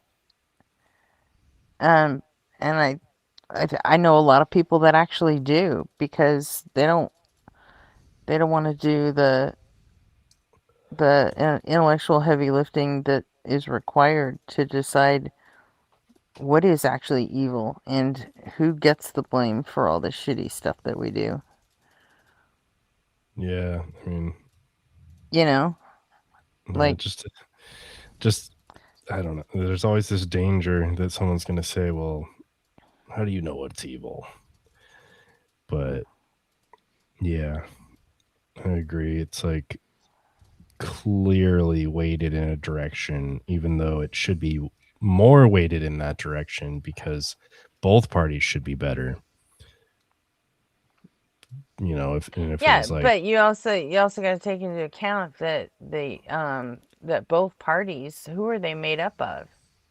They're just made up of us, the people, and well, not just people, but people that have to play ball. So yeah, I get it. Yeah, and we are, we are fucking perfect, Speak for And yourself. I do speak for myself. All right, did y'all kick me? So nobody kicked you. I think you just lost signal or something. So yeah, I'm in my laundry room. I'm about to wake everybody up. if we had kicked you, we wouldn't have brought you back up. Just saying, Oh, why not? That makes for good content. I don't know the last thing you heard me say then. I don't know. I don't remember. I just, again, I don't see that they're the distinct evil. I I'd say think the last thing I asked you was like, what are your qualifications for what makes one side evil? And do you even know enough about it to make that determination? How about this? Would you rather be raped, or would you rather be raped and then have your throat slit? That's a pretty good analogy. Well, that's a question. Yeah, like they're both like terrible, horrific, evil things, but like one is less evil than the other. But that just becomes your subjective preference. That's not. You think it's subjective? You'd rather be raped. Well, it's obviously subjective, or there wouldn't be people that chose the other side. Am I wrong? What other side? You think there's people that would choose to have their throat slit? Well, yeah. If I'm guessing your analogy is like Democrat or Republican, then yes, obviously both sides are picked. No, I'm just demonstrating. Oh, just right in now general, that in the hypothetical, there is such thing as lesser evils. Sure, yeah. Okay, but so if there are lesser evils, then we can pick from the two of the lesser evils and have like a more desirable outcome. And it might not be the perfect outcome, but it's better than getting your throat slit. And I feel like that depends on who where you we are. would have That's gone. also very subjective. I mean, there are people who would rather never live another day after that than have to live with the. Okay, fine. I'll change the it. memory of being raped and then you know? tortured for the rest of your existence. Yeah. Is that objective enough for you? No, because there's people that like getting tortured. They have kinks. No, the people like being dominated. They don't like actually being tortured. Yes, there are people that like getting actually tortured. No, I guarantee you, getting your nails removed is not a kink. Getting your balls stepped on and squatting a jar up your booty hole, and yeah, that's a kink. Yeah, because those involve sexual orifices. Sure, it's torture. Anything you can classify as a torture technique that you're doing to yourself. Okay. Torture technique. I'm not even sure how we fucking got here anyway. But the point is, do you even have the capability to determine what's evil and what's not, and who gets the blame for it? Well, I guess that's why I started with the original question we were trying to get to. I guess we were going to go into morality, but I mean, how would you do that? Are you asking me? Or How'd you do what? Come to the correct morality to decide which is the greater of two evils? That's a great question. Do you have Yeah. like ideas about what the Oh best man, you said the route M is word. ethically? What? It's Gorth in time. Well, What I there's do? a million It's ways to Gorth in talk about time. morality. So like, do you have like a preferred like stance ethically? Yeah, what's your framework?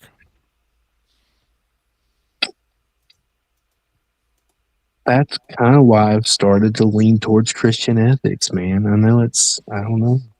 Christian ethics are ultimately subjective. Yes, they I are. guess, unless you recognize like orthodoxy as orthodox and yada, yada, yada. How does that make it better? Because of the Well, that would make it apostolic true. That would make it the true faith that Jesus What? left. Yeah, even if What? it's true, it's still going to be subjective. Well, no, it's again, like he said, it's passed down apostolically. It's like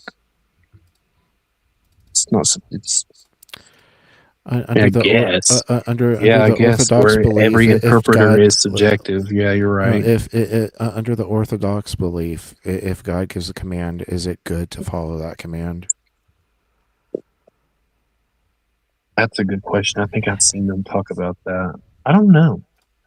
It is. That's what Oh, they under believe. their viewpoint, you weren't. Yeah, Yes. my bad. Yes. Sorry. Again, Under I'm a their little belief, sloppy. it is. So, if God orders you to go out and murder a bunch of babies, in the infant ward, because God said it, it would be a moral thing to do. That would make it good in their from their viewpoint. Yeah. So it's ultimately But would it make it objective? No, Well, it wouldn't it'd be subjective because God, in their viewpoint, is objective. No, that's divine command theory. Yeah. In order for it to be objective, there needs to be a reason why you ought follow God. So what's the reason why you ought follow God? I guess from their view, it'd be because that would be our purpose, wouldn't it? Our true purpose. What if I don't care about purpose? I That's don't have a fine. reason then. Right? If it doesn't give reason, then it's not normative. Then it's just ultimately Wait, not objective. say that again. Do that again. You said, "What if you don't care about purpose?" Yeah. Say like, I don't care about purpose. I don't care about going to hell. That gives me no reason to follow God. I need to have a reason why I ought follow God.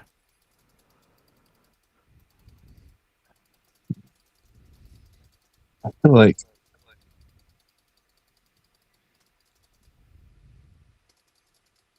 gotcha. If you want him to care about purpose, you first got to demonstrate that we actually have one. I see. Well, this is an internal critique, so we're like just kind of assuming that like God is assigning purpose. Oh. But I'm showing that even internally, like it's not reason giving. Right. I see.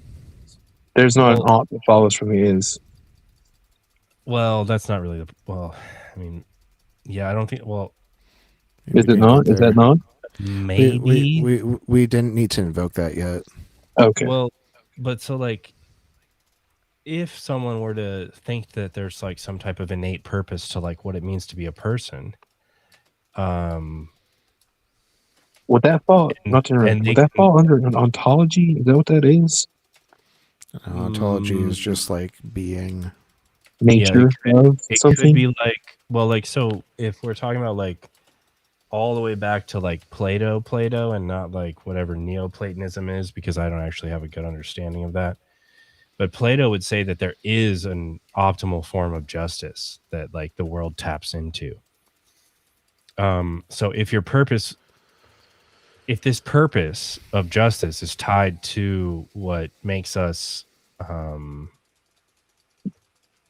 like the rational beings that we are, and the reason that we're so valuable as these rational beings is that we can tap into this Platonic form of justice and try and attain this perfect justice somehow, then in that scenario, then you would say, yes, justice has an ontology. There's a purpose that has ontology.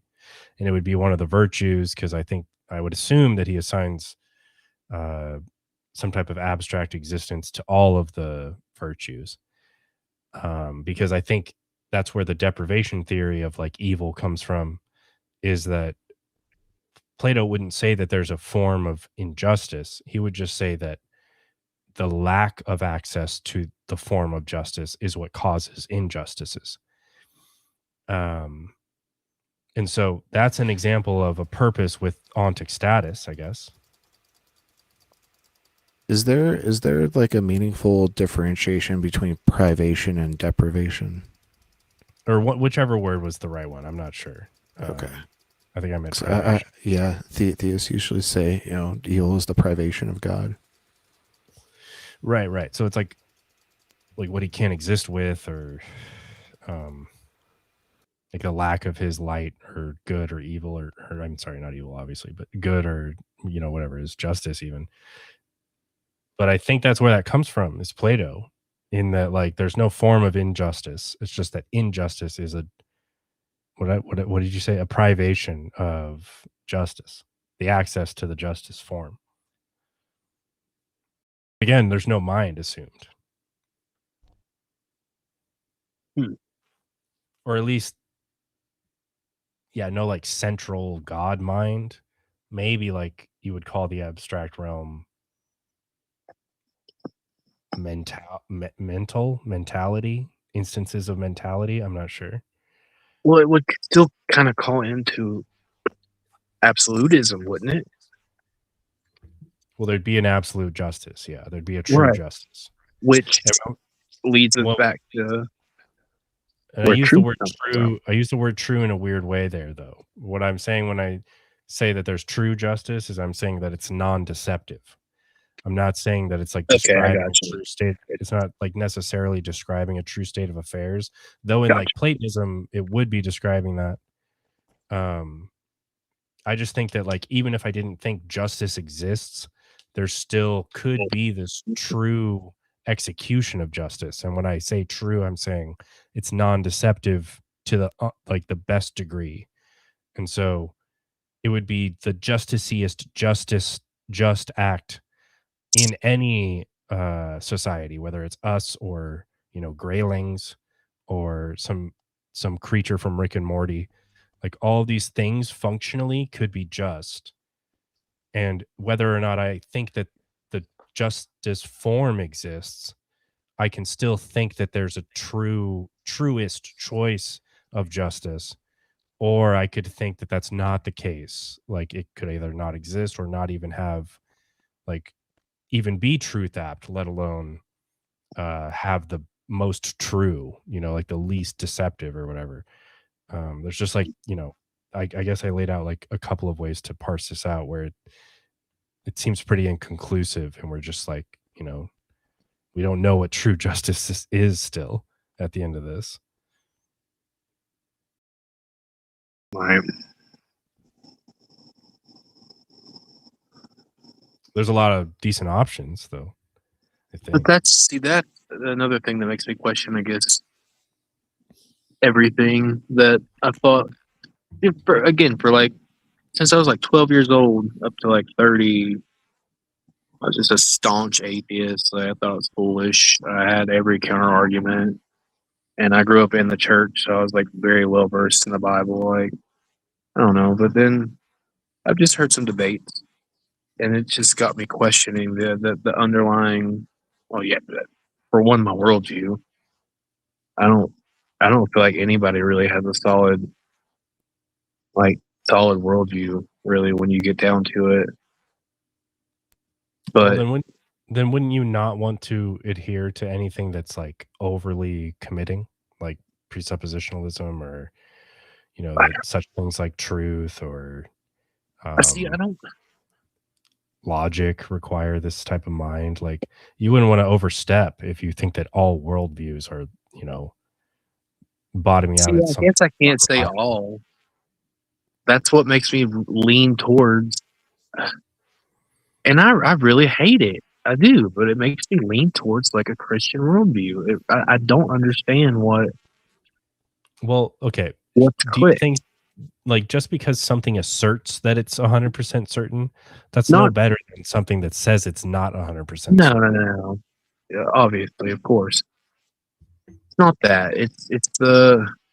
I guess it may be just the sureliness of the answers that atheism or like all those provide. But when I've seen, even as you say, poor debaters scrutinize it, I really just haven't seen sufficient answers. Like I really, I don't know. Well, that But takes time. I've seen good responses, but I've not seen actual meaningful answers that that that change the logic train tracks, I guess. Well, I mean, didn't we just kind of just like display that, logic just is something that we use whether God is there or not?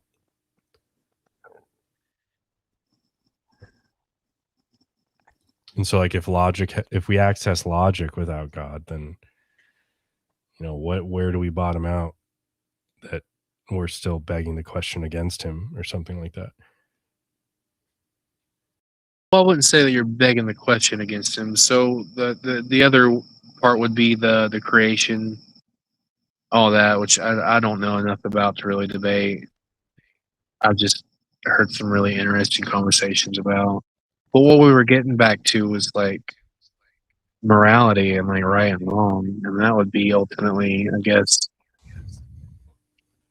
I mean, I think that's what your actual thing there probably really implies is like who's morally right and morally wrong, right? I think that's what it all boils down to. Who feels they're morally right, morally wrong. But I've not seen anybody be able to ground morals besides people that follow a Christian ethic code. Well, Otherwise, it's just all subjective. But you said it's all subjective there because God can. But that would imply that you. Well, so the way that I look at the God thing for morality is that I see him as I think it's called a praiser relativist like type of rendition of morality, and it's like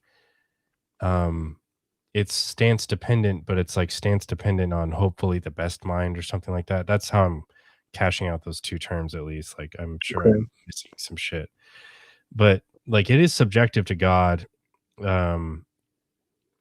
I think Right, whether and he obviously flipped. Like that's another thing that I cannot understand how he changes his mind as an absolute being. Like that's I don't believe in the Bible or any of that. But well, even if he changes his He mind, can't. like It says in the Bible he can't change his sure, mind. that's what I'm He's saying. not That's why I don't capable believe of in it. the Bible. Like Hey, if what's up, somebody Ryan? knew everything, why would they ever change their opinion on something? That's just And dumb. can I ask you something? When you say how do you ground your morals, what is it to you to ground morals? To base it on something more than just your feelings, or more than just like what everybody else thinks is okay. Like okay, there's a more solid foundation that's like based on something that's not changing. there's multiple routes to that, whether God exists or not.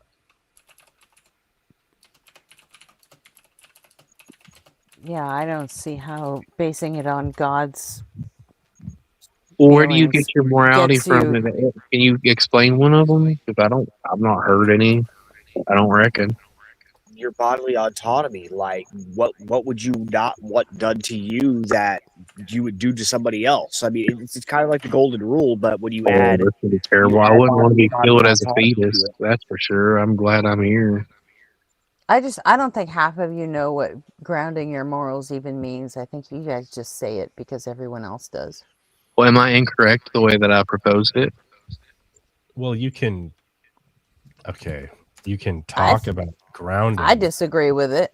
Well, But- that's what I'm curious in what way. Sorry to cut you off. Sorry. Just whatever I take grounding to be is various types of relationships where something is possible in virtue of another thing. So like wetness is grounded in the fact that multiple hydrogen molecules will adhere to things or something like that. So, but I think what Gretchen's asking is, what do you mean by grounding? Like, what is the relationship? Because I displayed the one for wetness, and you can't have wetness without like the proper circumstances when it comes to, you know, some type of fluid or liquid or whatever the fuck. So, like, that's an example that I would use to at least describe grounding. Maybe it could be considered a grounding relation. I'm not sure if that's like too stupid to even count. But so what is the grounding relation between like said moral fact and the things that were required prior to that?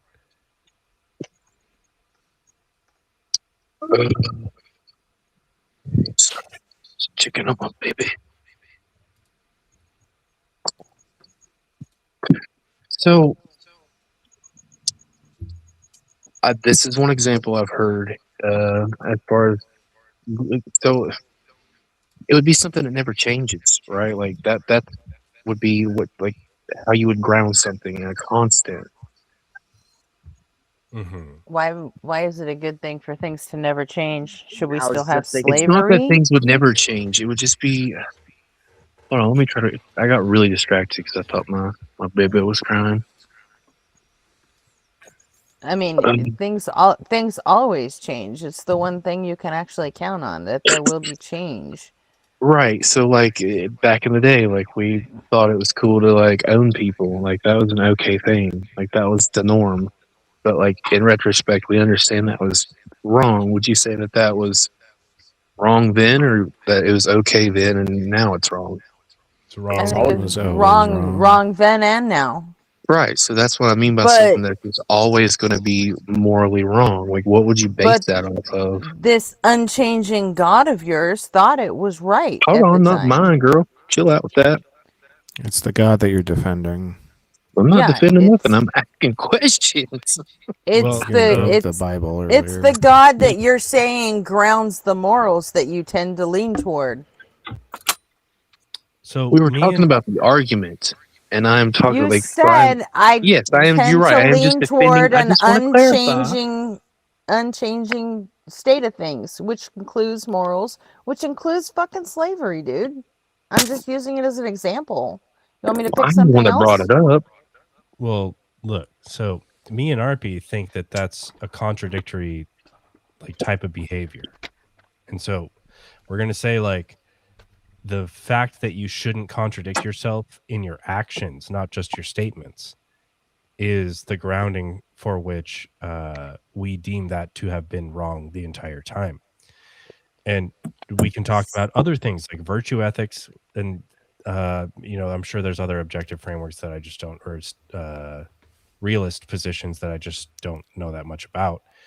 But That makes I don't sense. even. Working off a logical framework like that, that would be like, okay, that makes sense.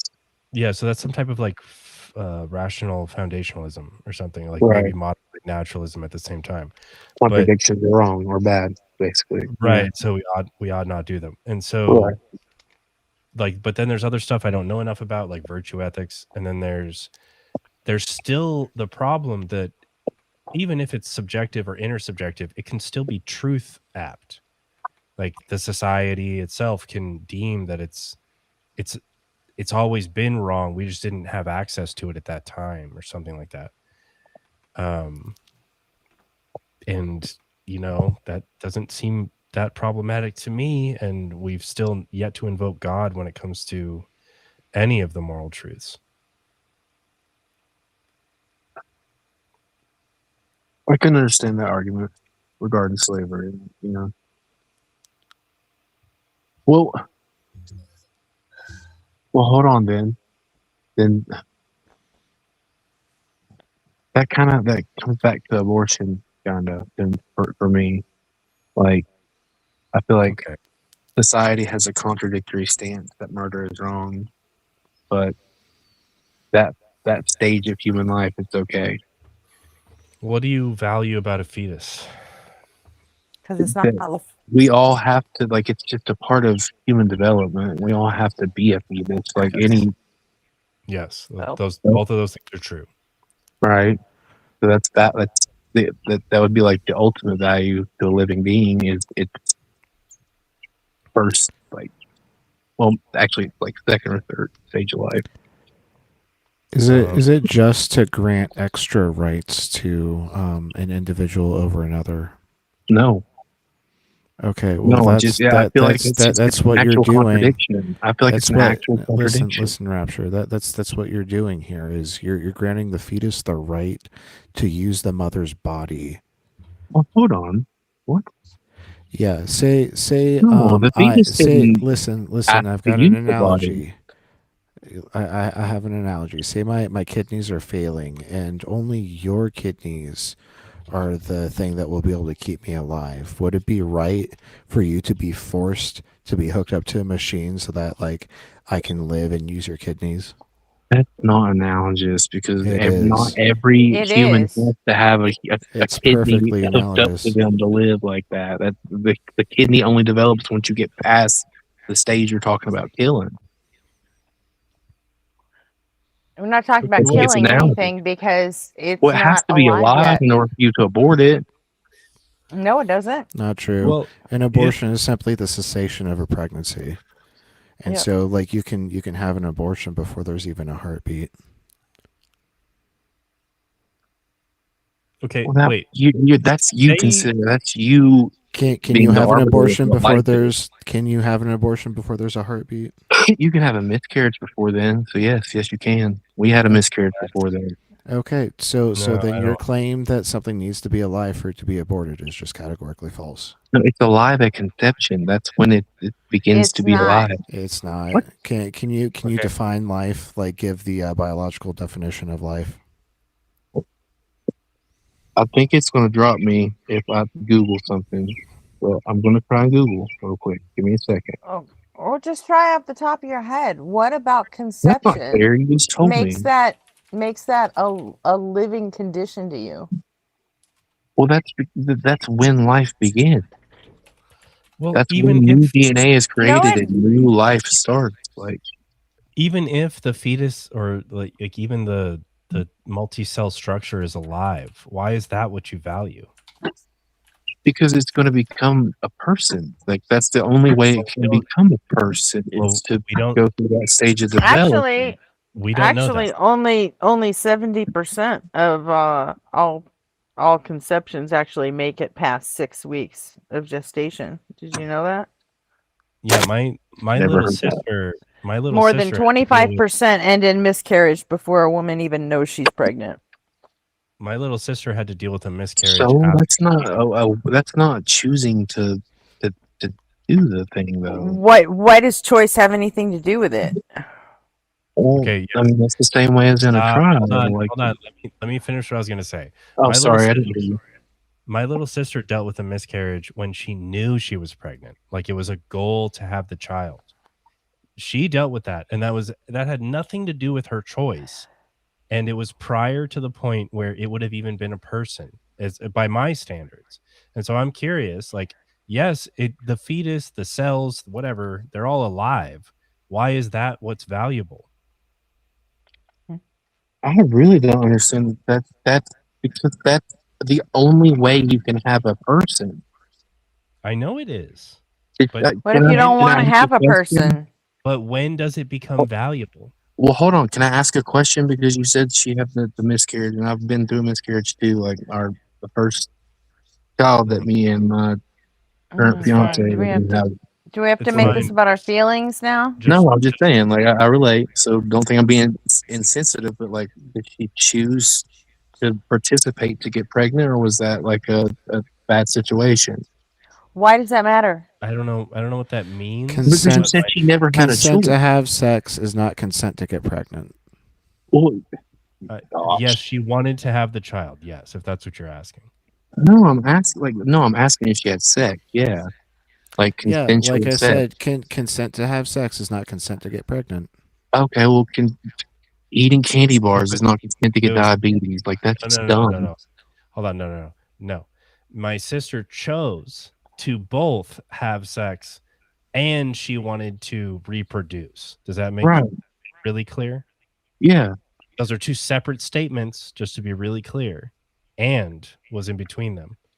But you said she didn't have a choice. That's why I was just questioning that. That's all. No, I was saying she didn't choose to have the She miscarriage. didn't That's what choose I was to saying. lose the baby. Of course not. Nobody. That's why it's a miscarriage. No, it's That's a not miscarriage. true. That's a definition of what happens if the child My fails third to. child, I was denied a fucking miscarriage by, I don't know. If you think there's a God, then it's God that I blame for that one. I don't know what that Denied a means. miscarriage. I don't understand what that means.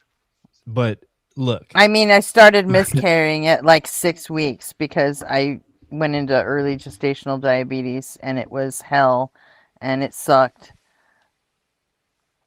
But, and they promised me I wasn't going to end up having the baby because there's no way the kid could survive on that little fluid. And guess what? That miscarriage is 29 years old now. that's So- almost funny. That's almost funny because it just like kind of proves non-designed. Like, you know what I mean? Like, Mm-hmm. And I know just the fact that I can be honest about it makes me sound like a total fucking bitch, but you know what? No, Okay. Pregnancy is a really taxing and like hard on the body. Like there's a lot Right. that can go There's only wrong. one way to get there, and you do have to consent to it. I mean, you don't, obviously, because there's rape and other awful things that happen, but it's not the majority. So, Oh wait, so you have to, if you're a young girl and you get pregnant, you have to give up the rest of your life just because in a moment of I don't think weakness you have to do that. you said yes instead of no. I mean, what if she decides to keep it and the guy doesn't? Does he? I mean, I guess it kind of does play into equal, like, Yeah, back and forth. the guy Like, doesn't have to. He's not held responsible for any of I it. think that life deserves to live. It just, you don't have to keep it. hold on. What it does, what your example It just changes did, your entire body. what your example just did is I prove understand. that these are separate questions. Whether or not we choose to have sex and whether or not we choose to propagate the species. These are two different. They're two different strings of words. They can't be necessarily equal or entailed from each other unless you have some type of reason to justify that. And I don't see it. Like, I see that humans, if they chose to not reproduce, there's still a biological There's a natural function. in certain brains. There are brains that don't want anything to do with sex, but most brains still. Oh no, I'm require just the this function. physiognomy. Like, So the function of sex is required for most situations. And then we look at the function of reproduction and we see that the world is overpopulated. At least it's not going so hot. Like, I think it's totally rational to say these are two separate questions. We partake in sex or we reproduce, or it's not a disjunctive. What I'm saying is that, like, you can choose both, but you don't have to choose both. that's like saying you can choose to drink water, but you don't have to be. It's a natural body function. When you have sex, you can get pregnant. And when you drink water, you can pee. Or if you're like me and you're in the sun all day, sometimes you drink that water and you don't pee. No, that's because your body that's keeps it fine. all in. That's Are you fine. setting But up a Those are point, natural RP? body functions. we need to know when the point of no return is. If we know that, The moment that water touches my lips, the moment that no. DNA combines. I need to know why conception. I need to know why when there's electrical impulses. I need to know why when there's heartbeats. I need to know why when there's conscious experience. Well, I'm not Obviously, saying any of that. I Did know, you just but throw what a I'm saying, dart and it landed on conception? Like, What- why did you pick that? Because that's when new life starts, when there's new DNA. I'll be right back. No. Hold on. Is that not true? I That's thought not that when was like life starts. scientifically, like I thought that was the consensus. That new Among life begins after scientists? conception. Probably like I think it's like 80%. Really? You think we've been fighting about this for fucking 50 years because everybody agrees? Is that what you thought? Well, no, it's because everything changes. What about a mutation? Isn't that those are living cells too, technically? I mean, I guess. Do you go to get your mutations killed or I taken don't out of your know. body? What if I went traveling and picked up a parasite? Would you consider that life that I must continue to foster? That doesn't sound consensual, and it doesn't sound like Even reproduction. So no. even the why are we obligated to reproduce? I wouldn't say we're obligated. I guess that's kind of like a biological drive, isn't it? Again, for So most, I guess most people, not all. So if you're a 16-year-old girl and you're not into you don't want to reproduce because, you don't want to fuck up the rest of your life. Why does Then I would take the steps not to do that, which would start with not like having the I wouldn't put a spark on the gasoline, right? If I didn't want to you fire, don't I would know, but not be you playing don't with know what sparks it's in the like. gasoline. You don't know what it's like to be a teenage girl, do you? Probably not.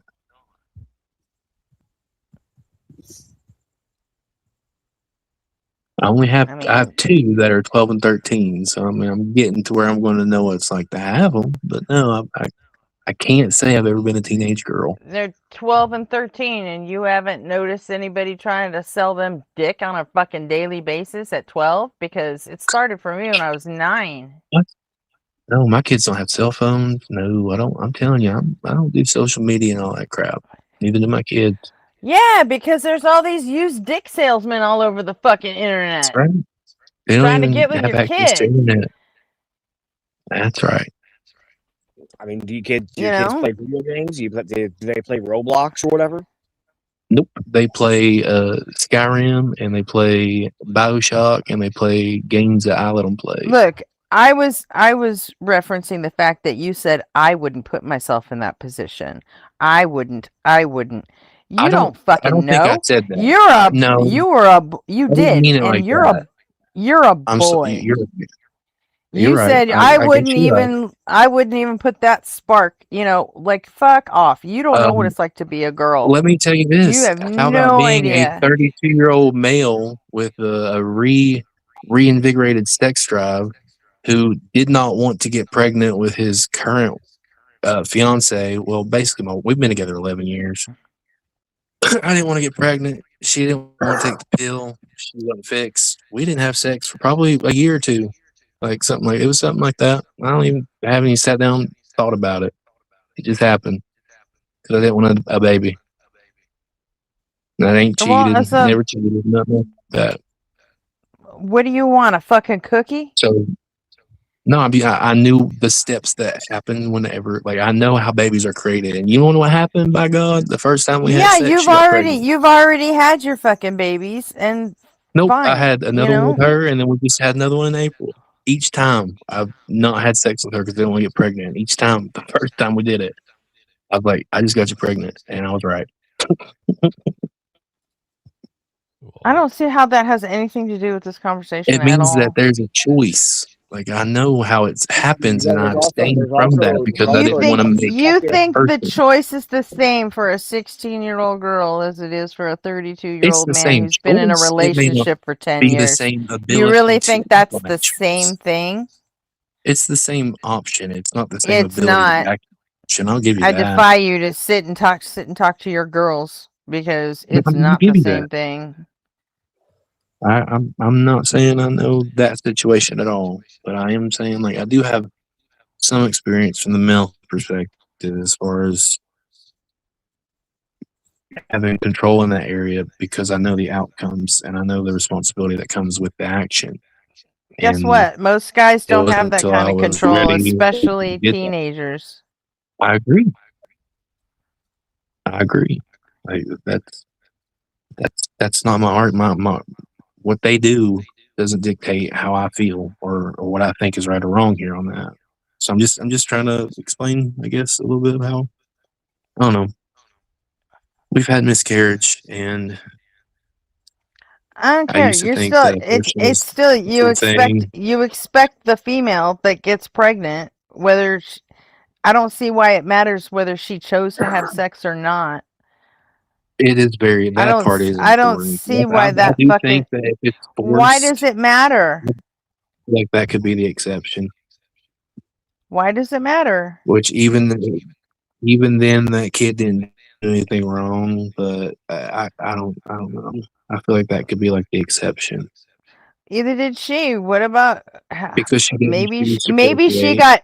maybe she got pressured into it and I she don't think just there's a couldn't fucking distinction say between no choosing to anymore. procreate and choosing to have sex. All this You is don't boiling think that down to is exists? punishing women for having It's sex. exactly. It's punishing women for That's having sex. crazy. Period. No, Yes, it is. that's what you're doing. It You absolutely wanna is crazy. You're you right. wanna yeah, you wanna punish women for having sex. You're hilarious. That's what you're doing. Okay.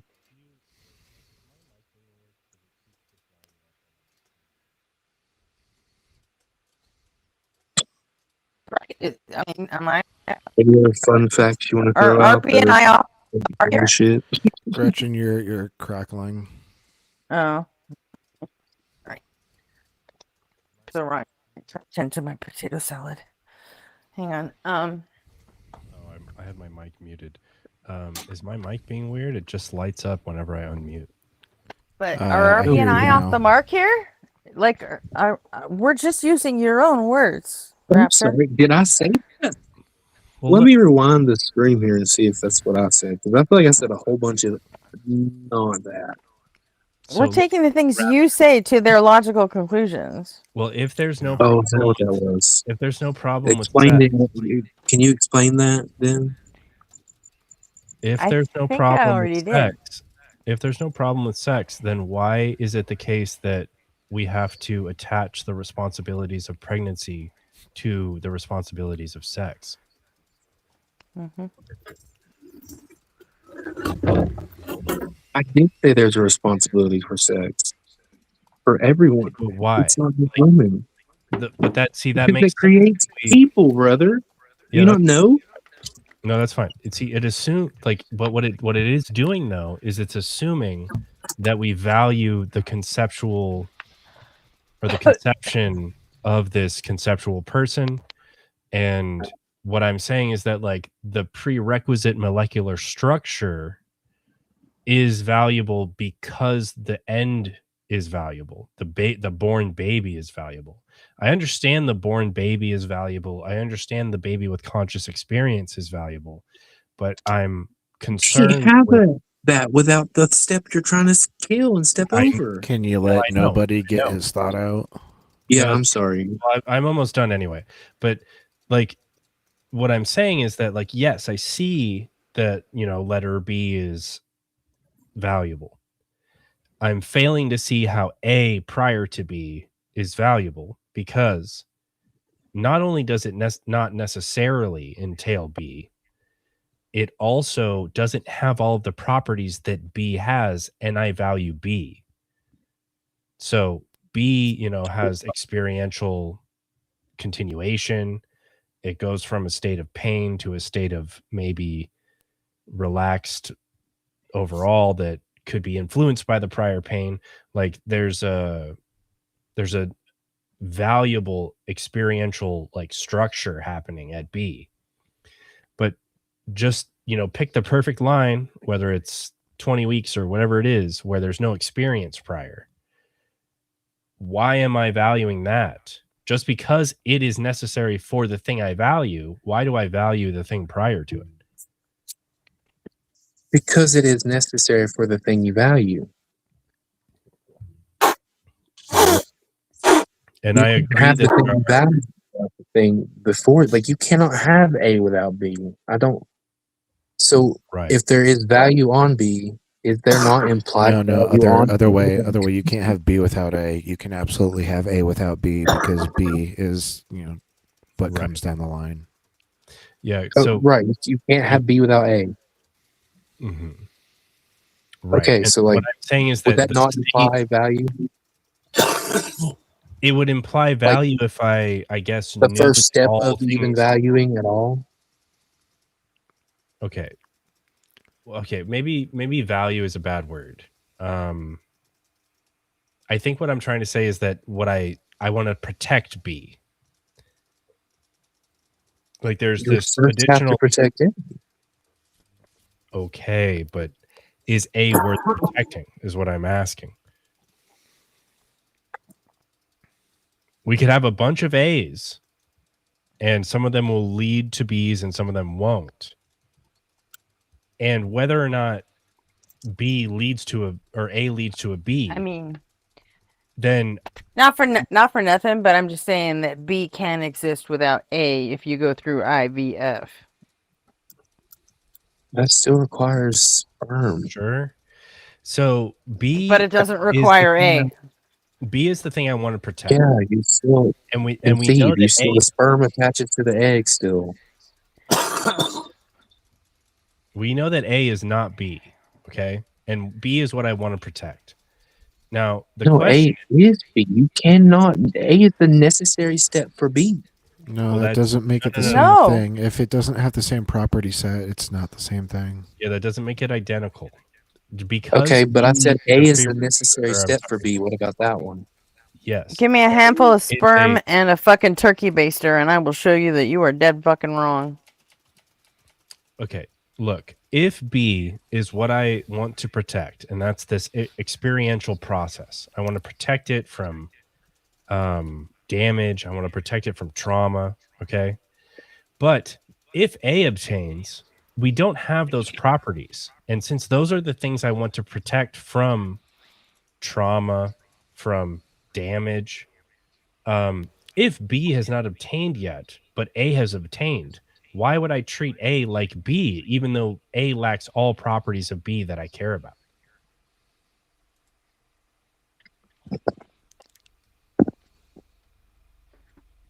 Because A And is so- the necessary step to B. Right. You have You're nothing not to say about listening it. to nobody's argument. That's fine. Let me be clear. You can So say that. we're only talking about like prior to whatever the consensus is now, and then even back it up further. I don't care. Go back to 12 weeks. I don't care. Just pick like a number where there's none of B for you by your standards. There's no experience, no trauma that can be built up. There's no damage that can happen to the future states of life, right? So if B doesn't even exist at 12 weeks, then abortion must be okay prior to 12 weeks, right? Because we're protecting B, not A.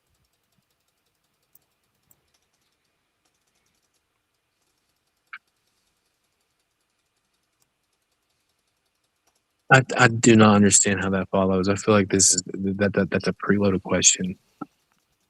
I don't understand how that follows. I don't think I'm not like guaranteeing myself that I painted the picture well by any means, but You're saying that if we are you not presupposing that we only want to protect B, or that you only, I guess, want to protect B? well, what do you I'm not want saying to that about only B A? is valuable. I'm saying A is equally as valuable to B because you cannot have either without the other. Okay, A cannot experience damage. That's A also cannot not true. A cannot experience damage nor trauma, nor will there be a future to impact should either of those things obtain, right? A doesn't get any of those qualities. So this is prior to the point where the fetus or whatever it is, the cells prior to the fetus, it can't have these things that we are worried about with B. It doesn't have experiential, it doesn't have anything experiential. It doesn't have damage that will persist through their life or trauma that will persist through their life because there's simply no life by the standard of the experience, right? So if, yes, this precondition is valuable in the same way as the consequent, like life and experiential value and whatever we tie to a person. If we don't have a person yet, basically, what is valuable about protecting A?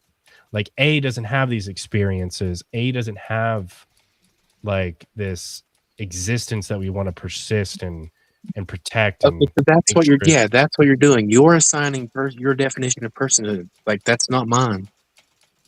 So I think you're a what's your person as soon as you exist. As soon as you have DNA, you want to be a person. Okay, so you're a person. Tumors have DNA, and tumors Not grow. new DNA. Not new DNA created from two separate DNAs. No, it doesn't. You just said So then DNA. You're adding on this new DNA. Okay, so okay. You're saying once it's a combination of two other people's DNA. Once two people combine their DNA to make new DNA, that's personhood, in my opinion. That means you are an alive person. So frozen embryos are alive people.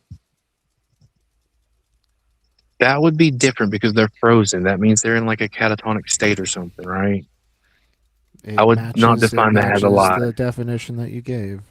I would call that life on pause. Okay, it's still life though. Right? You're a fool. Okay, yeah. Okay, sure. I've never claimed to be anything but. So.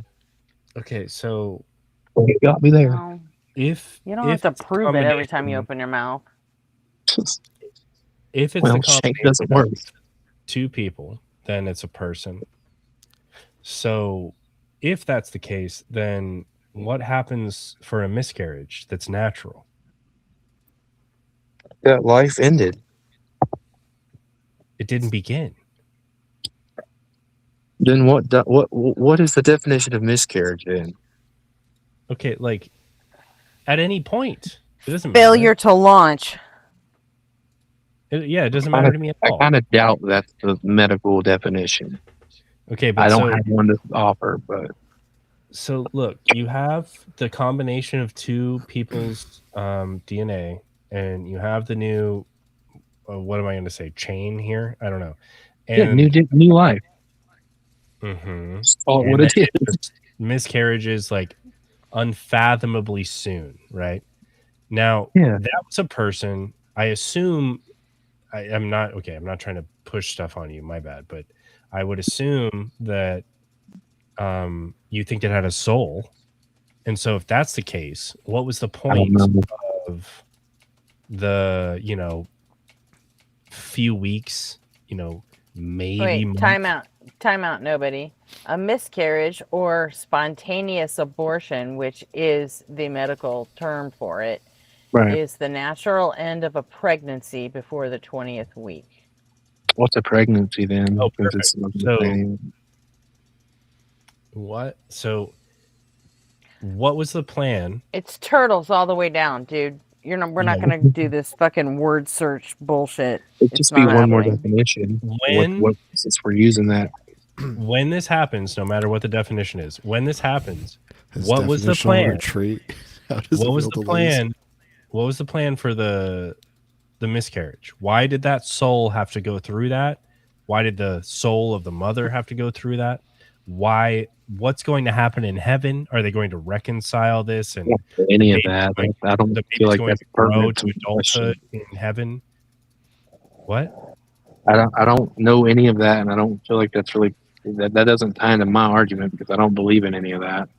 In medical terms, pregnancy or gestation, which would be the medical term, is the state of carrying a developing embryo inside the female uterus. That's living it. being. An embryo. So in order for it to be terminated, now it would have you're to just be doing lose it. its life. You're going on your little definition tree. Now you're going to say embryo means life. No, it fucking doesn't. No, it doesn't. You're right. Okay. Well, okay. So I'm confused now. You kind of like told me that, like, did you just say you don't believe in souls? I'm not sure about that. No, you even said before you said that, you was like, I don't want to assume anything here. Like, yeah, I'm not Christian. Like, I am agnostic. Yeah, but what? Whatever. What does an agnostic I've already mean to you? clearly explained what I think. How the life fuck is. were you a It's staunch combination of atheist two DNAs and you to don't make get new any of DNA. this? There's nothing soul related or I'm gonna religion shut up related now. to any of that. Well, it depends on what you mean by soul. I didn't say soul. I thought you just asked. Well, so look, I don't know what like we're Do you valuing. need the medical definition of the word soul? Yes, please. I feel like we've strayed from the question of what do we value about the very minimal structure of a conception. Right, but I value that you call it the very minimal, but it's like the necessary. There cannot be life without that. Like, I don't. Without what?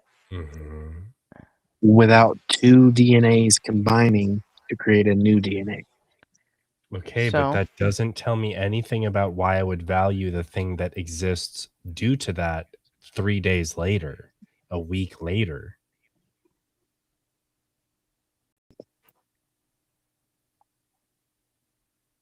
It's like you're asking me, like, look, I feel like you're I really conflating enjoy process. peanut butter jelly sandwiches, but I don't understand why you think peanut butter or jelly would be important to this sandwich that has peanut butter and jelly on it. I just No. don't understand. That's a terrible analogy. That's not you're even what we're talking about. You're conflating the process with like the repercussions of the process prior to what I value. And so I'm asking for clarification. I value protecting this certain thing. That thing doesn't exist for that first like 20 weeks or something, right? Well, that's your opinion on that. I don't. Okay, then what should I value instead? Because we're clearly like we disagree. I value like post 20 something weeks, whatever. I could be convinced earlier, who cares? But what I'm saying is that I'm currently feeling justified around that number. And then there's a lot of situations where obviously the prior existent agent, the mother, is going to take priority easily, right? That's just my stance that I have. Is just I have a justification like through science somehow. I don't even care about biology. I don't care. I just take like the professionals like, ideas about it. And then I also look at like we should probably worry about the woman who even is necessary for like just like you said, there's a necessity for the birthing of the life. The woman is the underlying necessity. So anyway, obviously I valued that necessity, and so I'm looking for an argument that like shows that I could be wrong at 22, 21 weeks, 23, 16 weeks. I could be wrong there. I'm just looking for the argument, like some type of inference that shows me that I am mistaken in not valuing the first 7 weeks, the first 10 weeks.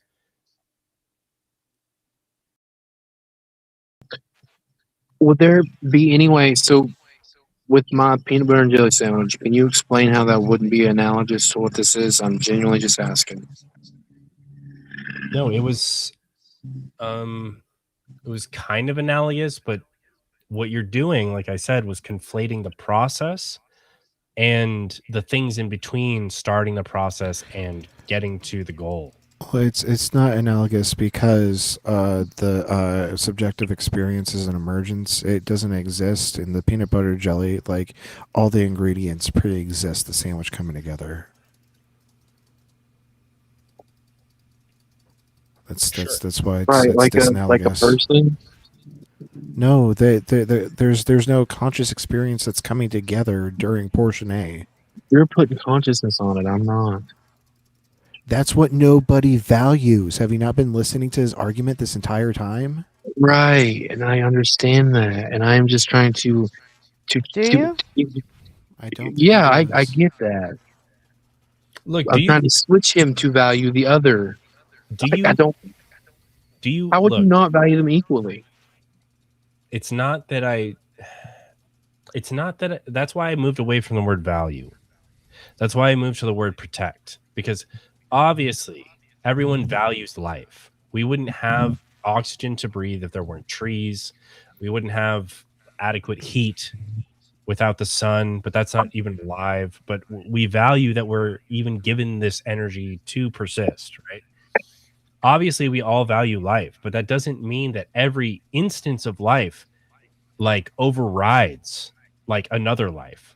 Like, so say like a mother can't fathom taking care of a pregnancy and it's like days, weeks in, and she just knows like I should take plan B or something, right? I don't see anything immoral in that at all.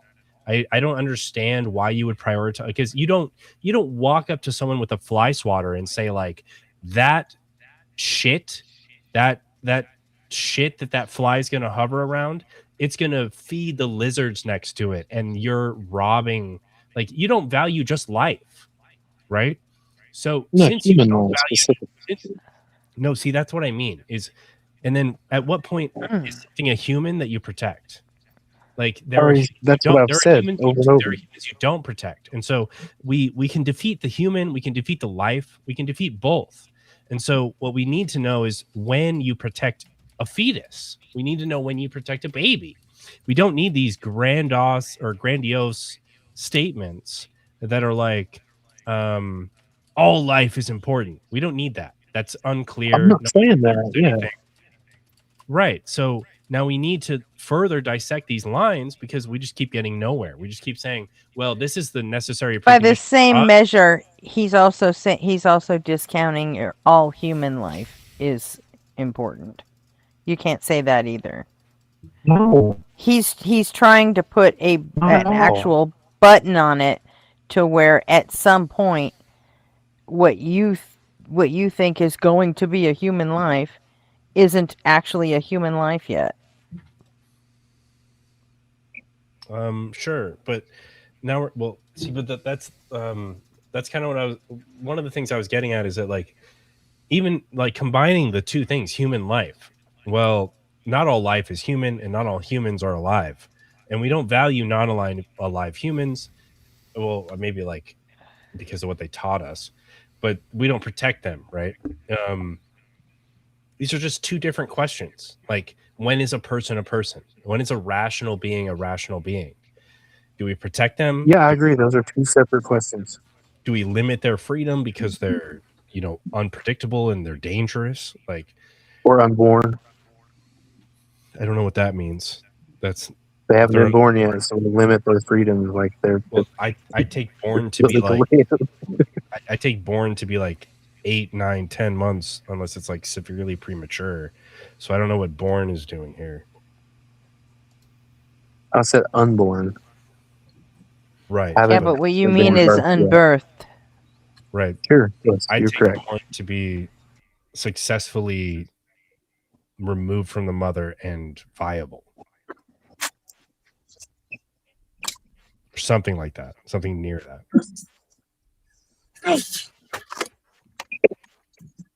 That's well and dandy. I believe that life begins when the two DNA create new DNA. That's what you keep saying, like hammering down, like, yeah, but you need to distinguish when life begins. Like that's what I'm saying. Like that's when I think life begins, because I believe that. And you've been asked to justify life beginning, that you cannot have life. No, that's fine. Wait, I'm gonna lose my.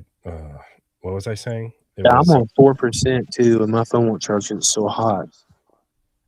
Oh, right. I would So say if I leave, it's way back one day. easily value prior to birth. So I don't know why you brought up unborn. Like, well, you were talking about rights to unpredictable. I just threw in another like an unword that kind of pertained to my side of what we were discussing. My apologies. Yeah, you're just vibe coding all of this. Wait, did I say unpredictable? I don't remember saying that. Yeah, it's something that. I mean, you can rewind it. Jesus Christ, lady. Unpredictable. What did I say was unpredictable? Will you stop calling me lady and girl? Maybe lady is respectful, Please? and I haven't said girl. You know what? It's not respectful to all women. Sorry, I live in it just Tennessee, and I isn't. apologize. Everybody around here, You if you did don't say lady, girl you get a mean look. earlier. You did say girl earlier. You absolutely I did. said mom earlier. You didn't say any of that. What? That didn't bother me. You called me Mama. Mama Bear, and I don't have a problem with that at all. I'm just asking you not to call me lady or girl. I will not. It's very cringy to me. So Apologies. 33 years of manners. I'm sorry.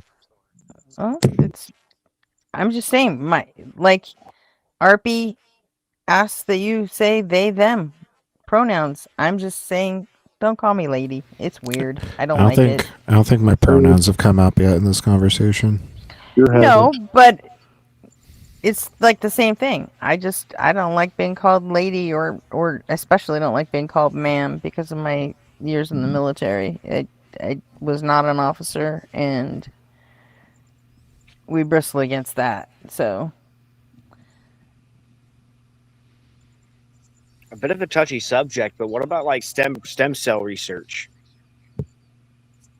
And like the advancements and like things that we could possibly diseases that we could possibly cure through unborn fetuses. he said that's different because that's life on pause because we're talking about frozen embryos. So well, I guess. I mean, if he's okay with frozen embryos, then he's probably okay with stem cells. You know, Is that still viable? The stem cells, no, but like, are the? I would assume I guess it would boil down to where these embryos are coming from. I would assume they're not pirating wombs and taking viable children to feed stem cell research. Yeah, stem cells can be harvested from multiple sources. It's not just fetuses. Okay. I just assume it's not the worst case scenario. Like that's just kind of wild. In most cases, stem cells come from like frozen embryos that were never implanted.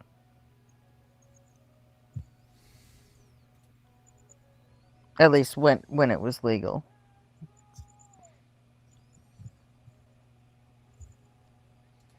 But no, the Christians had to fuck that one up for us too. So one of your commenters here said that no DNA is created. So like, you don't have your own DNA aside from your parents. Do y'all agree with that? No. Well, no. So your chat is stupid. Created might be the key word there.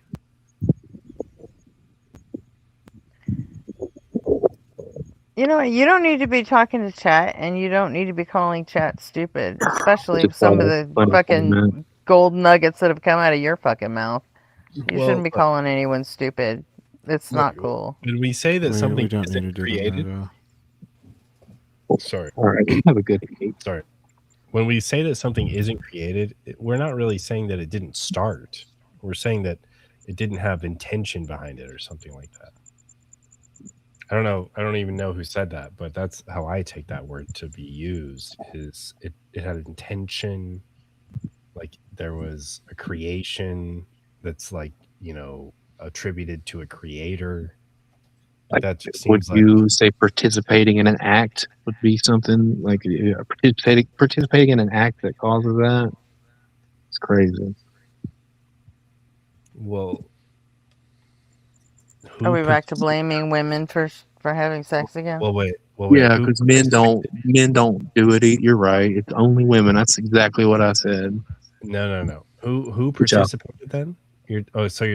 Are we talking about birth, or do we want to talk about something else, like creation? He wants to go back to talking about sex. Well, that could be the case, or we could just talk about what creation means. And creation just means there's a mind, and it had a decision that it partook in, and he created a thing. They created a thing. So then, if that, like, I don't see a creation if there was no mind. You know what I mean? Like it's just a propagation or like a replication or something like that. The minds didn't replicate? Like they didn't choose to replicate? Replication. Where are you removing that choice? But to choose to create each other seems strange. Yeah, the egg and the sperm cell don't have a mind. It's like saying there are two rocks floating in space and they crash into each other. One splits into two. Did it create two rocks? No, this is No, just a because physical rock's not process living that DNA. happened. It doesn't reproduce like that. So again, Why are you special pleading for DNA? It's just chemicals. It's special not pleading? living. It's not analogous. Or It's analogous. it's absolutely analogous because DNA is just chemicals. It's not alive. We're talking about reproduction specifically. Rocks don't reproduce, therefore not analogous. Okay, so again, you're special pleading here. I'm giving you two things that are unalive, and they like follow this physical process, and this thing happens. I would argue It's those not things are creating. alive because they're part of It's the not living creating. being. It's not They're- creating. If the rock being split into two things isn't creating, neither is DNA combining, just following It's not in chemical their laws. DNA code to meet one another. It's not a code, by the way. We just refer to her. Okay, We excuse me. I'm model being it as a code. colloquial. Can I be colloquial? Do you still understand the concept or idea that I'm trying to pass I on? don't or know not? why. I don't know why you're getting shitty with me. I'm not getting shit. You are. You're popping an attitude, and I've Oh my tried to Lord. be. It's because the last 10 minutes I've been tone policed on everything I've said. I haven't been tone policing you, so like You're right. I apologize. You need to sir. check your I fire. apologize. I apologize. Well, I don't think Yeah, I did. I'll own all the tone policing. That's cool. Yeah, Gretchen is at fault for everything. Absolutely. Necessarily. It's because I'm necessary. So. Dude, I even lost track. I'm sorry. Never mind. Ignore me. We're talking about creating. Yeah, and how rocks create one another, how they reproduce. I'm sorry, Well, I had to see, that's I the had to thing. give a little So, joke. if two rocks collide and the two rocks create 3, 4, 5, whatever it is that they splinter into, did they create it? I don't think you're going to say they created them, right? But no, DNA is not a code, and it's the what result. happens there isn't creation; it's a base pairing. That's all it is. Right, but did those two rocks create the 5-way split? Or is it just a repercussion of their No, I don't think rocks have free will. Right, okay, great. So creation implies free will, creation implies a plan or like a decision, right? Correct, So- like the act of reproduction. No, there's no mind or free will in the sperm and egg. No, I'm not saying the sperm and egg. I'm saying the beings that are performing the act of reproduction. They're not the ones that are like using their brain to make DNA. That's the whole thing in question here. Is we're saying the new DNA, it's not created. It's simply the result of a chemical physical process. Of what? Combining two other DNAs? Yeah. So what I'm that's not saying. no, it's not creation. Where does your definition of creation come in and apply there? Well, I wouldn't even say creation. That's just where life begins. Like, where did creation come in? Because He's you going back came to at sex. someone in chat for saying no, it's not created, and that was They their said point. no new DNA is created. That's He's false. going back to sex. He's trying to say that consenting to sex is New consenting DNA to getting is pregnant. DNA is the result. It's not created, and so therefore Talon was correct in their comment. And so it's completely I'm unfounded sure that's to call what they them meant. dumb. You are correct. Yeah, that's stupid, but you're correct. No, we need to separate choice from chemical processes. That's what's happening. We're saying that if two rocks collide, they didn't choose, they didn't design, they didn't create. There was a repercussion to a thing, right? But our organs are not rocks. And Our organs are part of our living being. There are no Just organs when DNA is being split and recombining. Just Where does like the how egg we come separated, from? Where does sperm come from? dude. Those don't have organs. Let me Yeah, finish. go ahead. I'm sorry. Just like how we separated some type of will and some type of creation from rocks, we can still separate a type of choosing from the fact that chemically, if someone, does whatever dirty, it's going to have this chemical byproduct that is, and it's successful, obviously. It's going to have this type of byproduct chemically that entails another life. But these are separate things. Choosing whether or not you fornicate and choosing whether or not you propagate more of the species, those are two different choices. You have to acknowledge those are two different choices. Well, of course, it's two different choices. I don't understand how that. Okay. What distinction does that create? Like, what is that? The distinction is that The first choice supersedes fornicate. the second, though, because the first choice. No. Rapture, you can't It's ask fine. for a distinction We and then start choose- talking over. Oh, I'm sorry that Look, I it's elaborated more.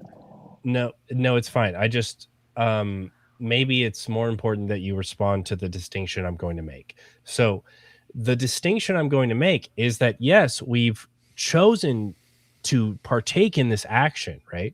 But we have not chosen to propagate the species. And now I need to know, when is the thing necessarily valuable, necessarily something we protect? It's not that I want an abortion to happen at 30 weeks. It's not that I want to abort born children. That's asinine. Obviously, I don't care to even entertain those ideas, right?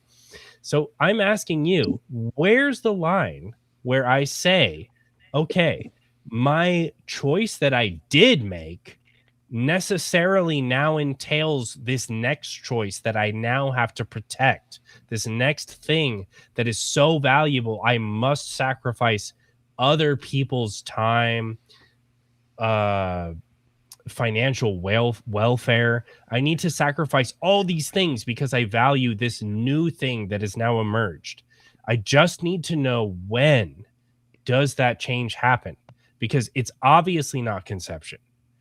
And then I'm going to grant you a bunch of toys to play with where there could be a smooth gradient where you might catch me at 30 weeks, or I'm sorry, you might catch me at 15 weeks, right?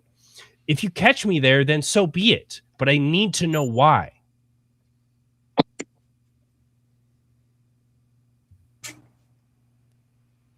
I need to know why. Yes, I need to know what's the relevant properties. What's the relevant properties at 15 weeks, at 18 weeks, at 12 weeks? I don't care what number of weeks. What's the relevant property set that is identical to the person I would defend? And when do they start?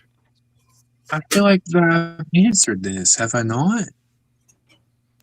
Maybe just do it again. I'm sorry. Maybe I missed it. I don't know. It be like day one conception. That's when it starts.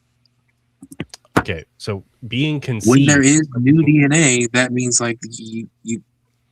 there is new life to be valued. So look, yes, being conceived, have been conceived at some point is something we do all share. I agree. But that's only one property. I need to have many more because I value the conscious experience conjunction of properties.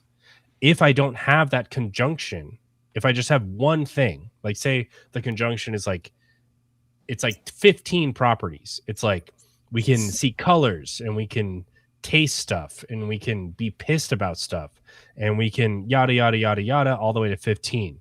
Okay. Well, one of those 15 is that we were conceived, right?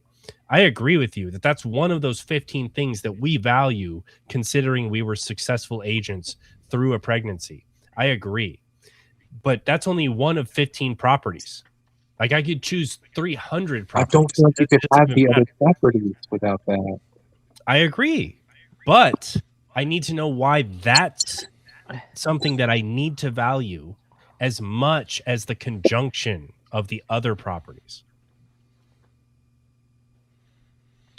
He's asking you to justify why the combination of DNA is your cutoff.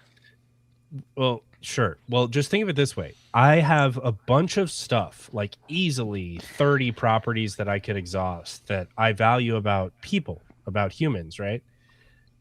now you're describing one as if I should value it exactly like all 30 combined. And I'm saying that doesn't seem very convincing to me. Is there a reason you think that's the case? And we're just kind of stuck at, you keep saying, well, you need the one for the 30. And I'm saying, yes, I agree, but I don't hold the same values. I don't hold the same protective, defensive stance for one property, at least that property, versus 30. So okay. So that's because I view that property as something different, I guess. So like the way I look, it would be the only analogy I can think of is like that is like the seed that's planted, and all these other properties would be like the branches and the root, everything that evolves from that seed. Mm-hmm. That's fine. So would the seed not be the most critical property? It might be in order, like it would obviously entail any other property. In the sense that it might be the most critical when it comes to bringing the agent into flourishing. Isn't it the only, like it's the first step? Sure. It might be the most rudimentary step, but that doesn't mean that it holds the same properties that I would defend. No, it doesn't hold the same properties, but without Rapture, you're asking him it'd be to like, tend to the roots of something that hasn't sprouted roots yet. Hold on. Let's assign number values. Like I see the seed as like 100, and you see the tree as like this branch is 5, this branch is 5, this branch is 6, the root's 20. Like, does that make more sense? But all these properties you are speaking of fall within that single, like fall within that single first property. Does that make sense? Yeah, but you're putting value on the branches in the root system, even though they don't fucking exist. No, yet. He's talking about those other properties. No. I'm only talking about the value of the seed. The seed is 100 for me. The tree breaks up into 100. Why? Pieces, Why is the seed 100 for you? Exactly. Why is the seed 100 for you? Because it breaks up into the tree that becomes 100 other different values with different value sets. Because what? Because that, like, again, let's just assign it like the way I'm picturing this. If I'm trying to be analogous, you've got a seed in the ground, a little 100 on it. The seed grows. Get rid of the 100. Break that 100 up into everything that tree is currently now. Like you got a little 5 on a tree limb, a little 6 on a bigger tree limb, 20 on the trunk. Like all these other properties that have different values, it all comes from that same value of 100. All those properties don't exist yet, and you're asking us to value them. Well, I see what you're doing. Yeah, exactly. So if you're saying that conscious experience and like continued experience, you're saying those are less valuable than the potential. I wouldn't say less. It would be. I can't. Maybe it would be less value, but like all those things in combination have the same value. He's concentrating all Like the potential seed. value The potential, into the seed. So wait, do you value sperm the same amount because it has the potential to turn into a life? Not without the combination of an egg. Why is that? Like I don't get mad about periods. No, I don't get mad about dudes jerking off. Like, okay, that's good. You don't care about either prior to combination. So why does combination cause a shift? New life. Whoa, no. It's actually not alive. They're all all right. I'm so sorry. I gotta take my kids to school. It's 6 o'clock in Tennessee. Go be a good parent. That's respectable. Yeah, you're good. But, We'll still be here when you get back. Please don't talk too much smack when I leave. I'll try to do this in good faith. No. Wait, what? Bye. Yeah, good night or good morning or whatever. Happy Did birthday. you just say don't talk about me when I leave? Is that what he said? I don't. Oh, now I'm absolutely gonna talk shit.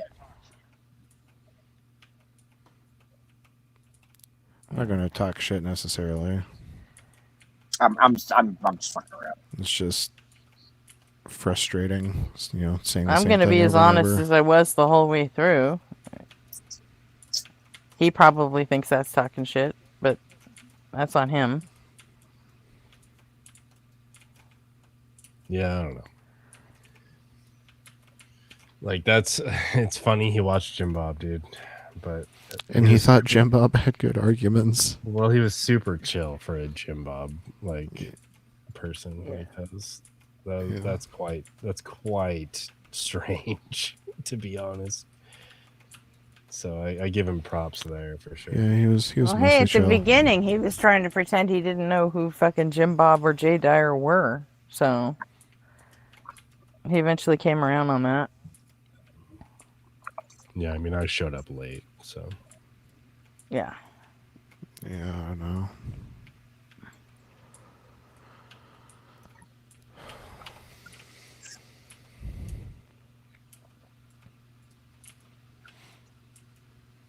You know who's been sitting in the box all night? Yeah, I see it. We told him. You can guess. Nobody. You can definitely guess. Okay, so it's Felix. It's not. I'm gonna leave this up to nobody. Like let him make the call. I can go without a migraine tonight, please. Yeah, I don't care, dude. I don't know, dude. I try with that guy, but I don't think he wants to listen at all. I don't mean to sound disrespectful, but I think Felix has a serious mental disability. That's what a lot of people think, but we can't be certain. Yeah, I don't know. And I don't know. I'm debating and arguing with somebody like that is, I don't know. It just doesn't feel right. ? It doesn't, but then again, like he's trying to even let's say that is true, and he says it isn't, but I mean, let's say it were true. He's trying to function in an adult world, right? And who are we to treat him like something less than an adult? If yeah, I just know that his arguments bottom out at the same spot as anyone who's cognitive. So I don't care. I don't know. It's all just like, I think there should be a mind there. And no, Cafe Felix is in the box. He's been sitting back there for about 2 hours now. Or more. But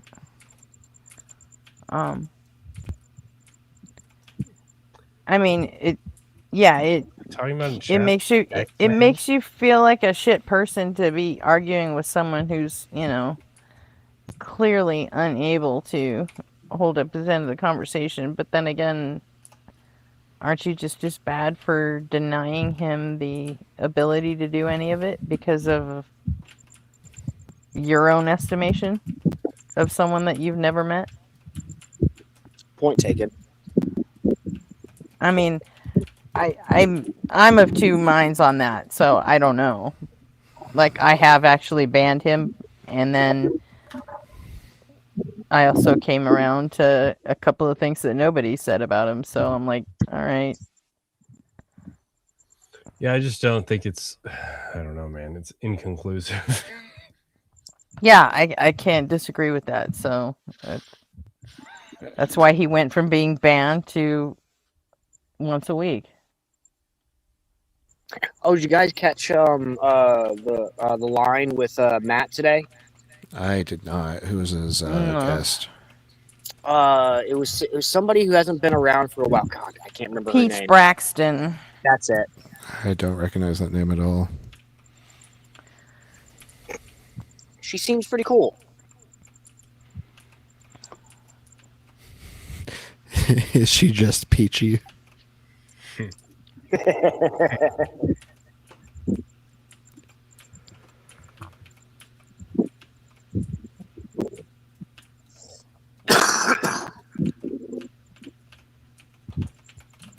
Oh, I gotta go check on my potatoes.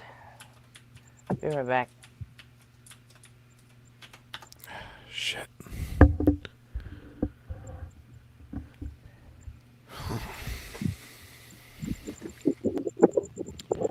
just gonna go ahead and do this.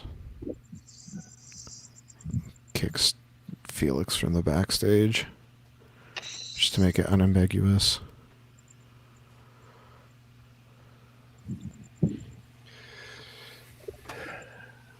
Well, it was already pretty unambiguous if he didn't have another argument.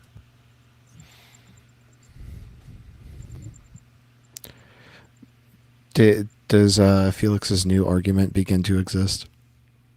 Yeah. Wait, so it's like just it's just semantically and synthetically question begging.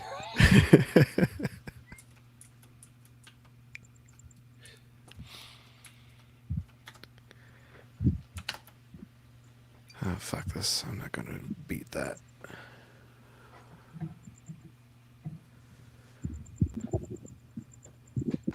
Well, Ryan, how have you been tonight?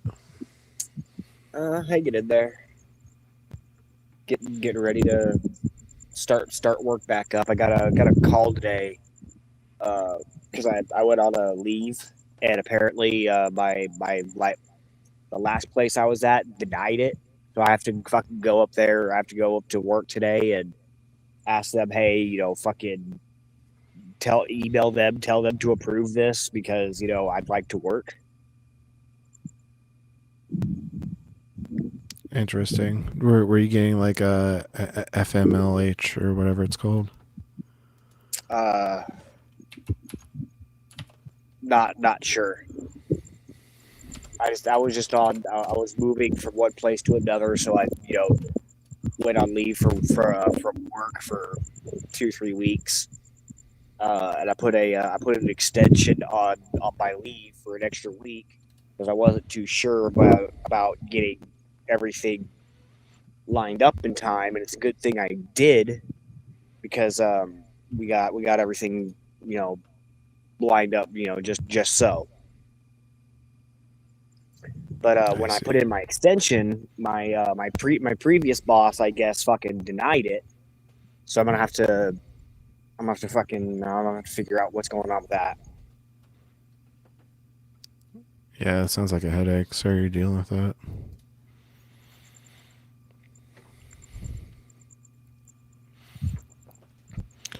We had kind of a headache when my partner was on maternity leave. Like someone at the office like fucked up her paperwork, and so like all of a sudden like her benefits were gonna expire, which was like super not good because that included like health insurance and Right. she needed her post-op checkups and stuff because her kid was delivered via C-section.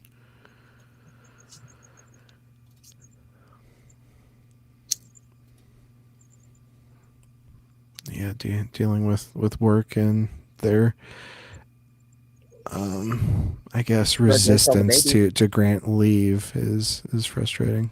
And thanks, yeah. He just turned 1 yesterday. Oh, awesome. Yep. It's crazy, this thing that like could only scream, poop, and like suckle is now well, not for nothing, but y'all should have considered that before you had sex. That's all I'm saying. Oh yeah, well, fucking blink your eyes when you graduated high school. Yeah, that's what's gonna feel like, because like this thing could only scream, shit, and suckle, and now he's like damn near walking. He can say like 3 words, and he loves to turn off my Xbox when I'm like trying to watch Ian or like Monkey Boy during the day. I think he dislikes philosophy almost as much as Gretchen. He's like, this isn't Miss Rachel. This isn't Blue's Clues. Turn off.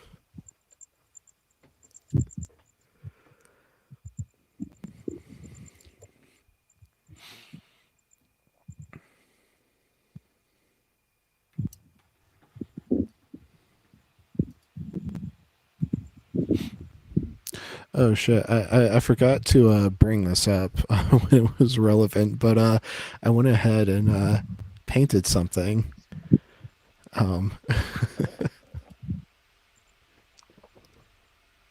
When we were talking about like absolute truth and like relative truth and things like that, and I was going to say, you know, like I see truth statements as like they're like what you relate to them, whether they're like absolute or relative, is dependent on like their constrainment.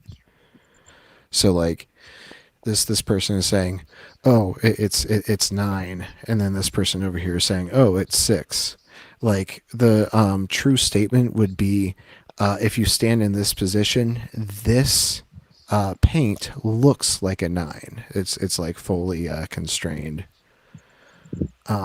And then, you know, same thing. If this guy is standing here, this arrangement of paint looks like a 6. But the true matter of fact is that this painter just accidentally spilt some paint. There was no intention to like make this a you know, numerical value. It was good, Eric. Hello.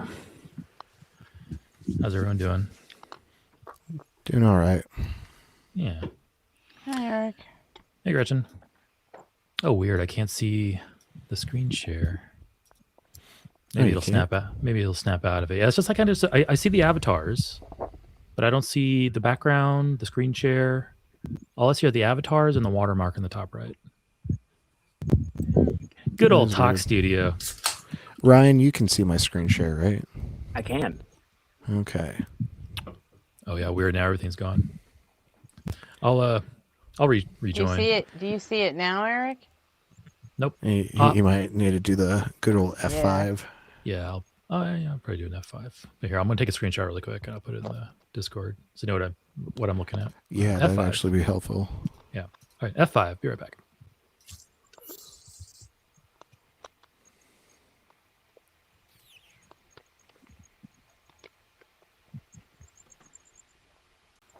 That's better. Let's go. Okay. So I can see the I can see the very obviously a 6. That 9 person is wrong. Let's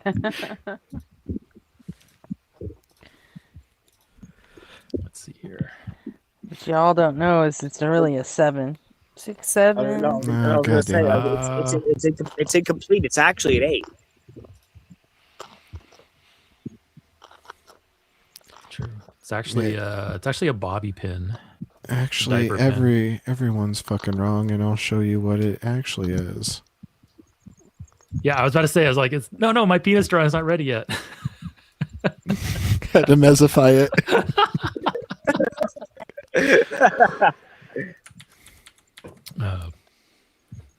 So there was a funny thing in the comments that just happened where Felix accused Eric of what is it? Ad popularum or whatever. Yeah. He says and then he commits the same fallacy in the same comment. I say take a look. I haven't looked because since I joined. That's a fallacy of popularity. And if we go by the numbers of people, there are more people that believe in God and have had answered prayers than those people you've talked about. Okay. For context, he was recalling a question that I posed to him like a couple of weeks ago, but he remembered it kind of wrong. So we worked through it, and I gave him the question. Felix got something wrong? Yeah. Never. I don't believe that. It was the crazy person versus the messenger of God, right? Yeah. And it's like, okay, they're both claiming the same conversation with God, but one is delusional and did not have that conversation, and the other one genuinely did have the conversation with God. How can Which also makes him delusional. Well, in this hypothetical, let's say the God is real. Okay, so one person is delusional and did not have that conversation. The other person actually did have that conversation with God. Now, we as outsiders, how do we determine who's telling the truth and who's not? And the problem is you can't, because these are personal experiences and anecdotes, and we can't verify this. The only way we can, and then Felix says, well, what if they talk to an X-Man? And I was like, well, okay, in that case, we would go talk to the X-Man. The fact that God is not down here to have these conversations with us prevents us from verifying these stories. And that's a problem. Mm-hmm. But anyway, Felix was like, well, how do we know God doesn't reveal himself? And I'm like, well, he has revealed himself to me and multitudes of others. And that's when he said, well, and then I said, based off of that, I'm fine with saying that God doesn't reveal himself because he is literally not here to reveal himself. And then he accused me of an ad populum. So that's where it's at. But anywho, Felix, I hope I answered your questions, even though you don't agree with my answers.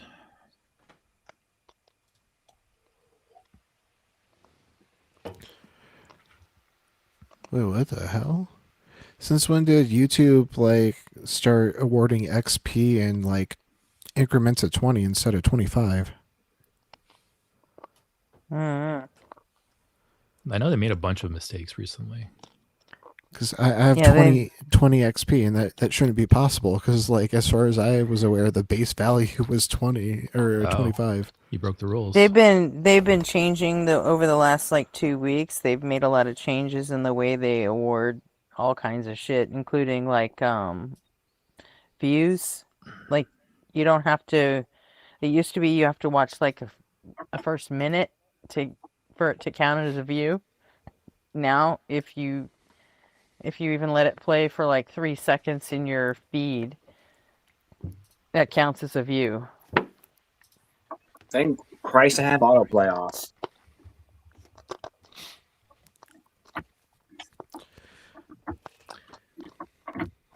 Is general chat the place to put it? Yeah. Yeah, that's probably fine. Oh yeah, Okay. that was Yeah, weird. that's what I was saying. But I just refresh fixed it, so probably absolutely nothing you can do about it. Yeah, looking at the XP list, it looks like increments of 5 is a thing now.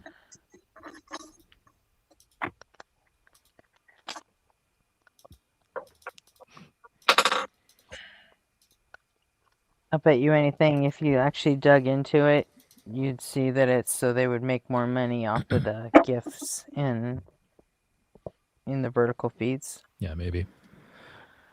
Yeah, like when they initially deployed the XP system, like donations and gifts actually didn't do anything for the XP.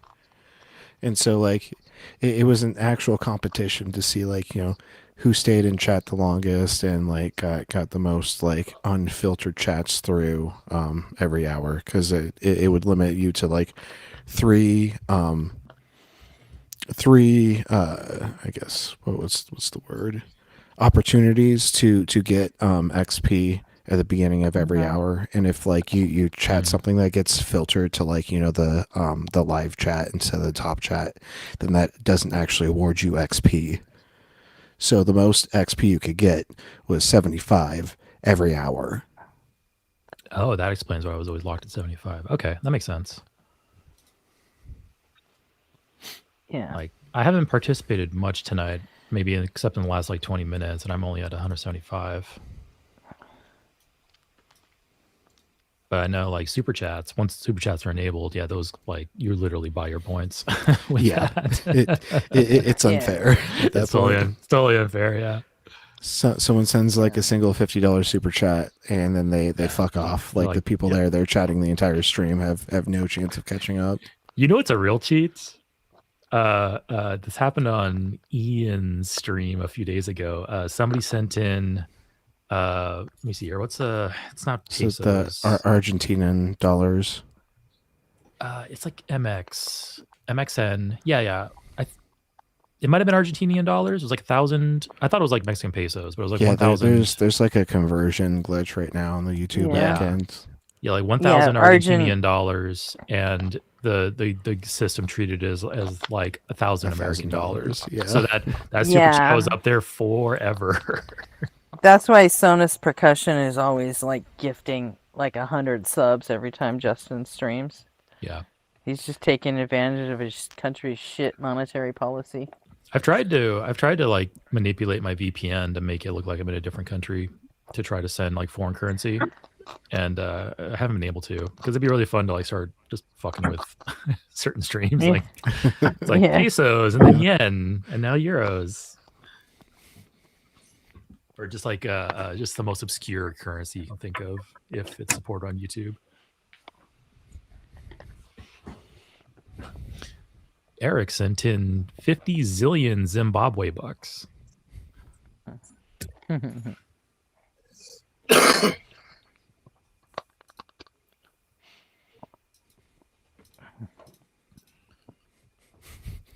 Anyway, that was a fun conversation to listen to once it got into the abortion rights. I think really, really strange, like inconsistent definitions at play when oh yeah, a lot of like pro-lifers are trying to argue for it. Yeah, that's yeah. I wanted to bring up in biology, most definitions include responds to stimuli for life. Yeah, and a fetus doesn't respond to stimuli. Yeah, I don't think At it least can, right? up to a certain point. Yeah, no nervous system. No nervous system up until a certain point.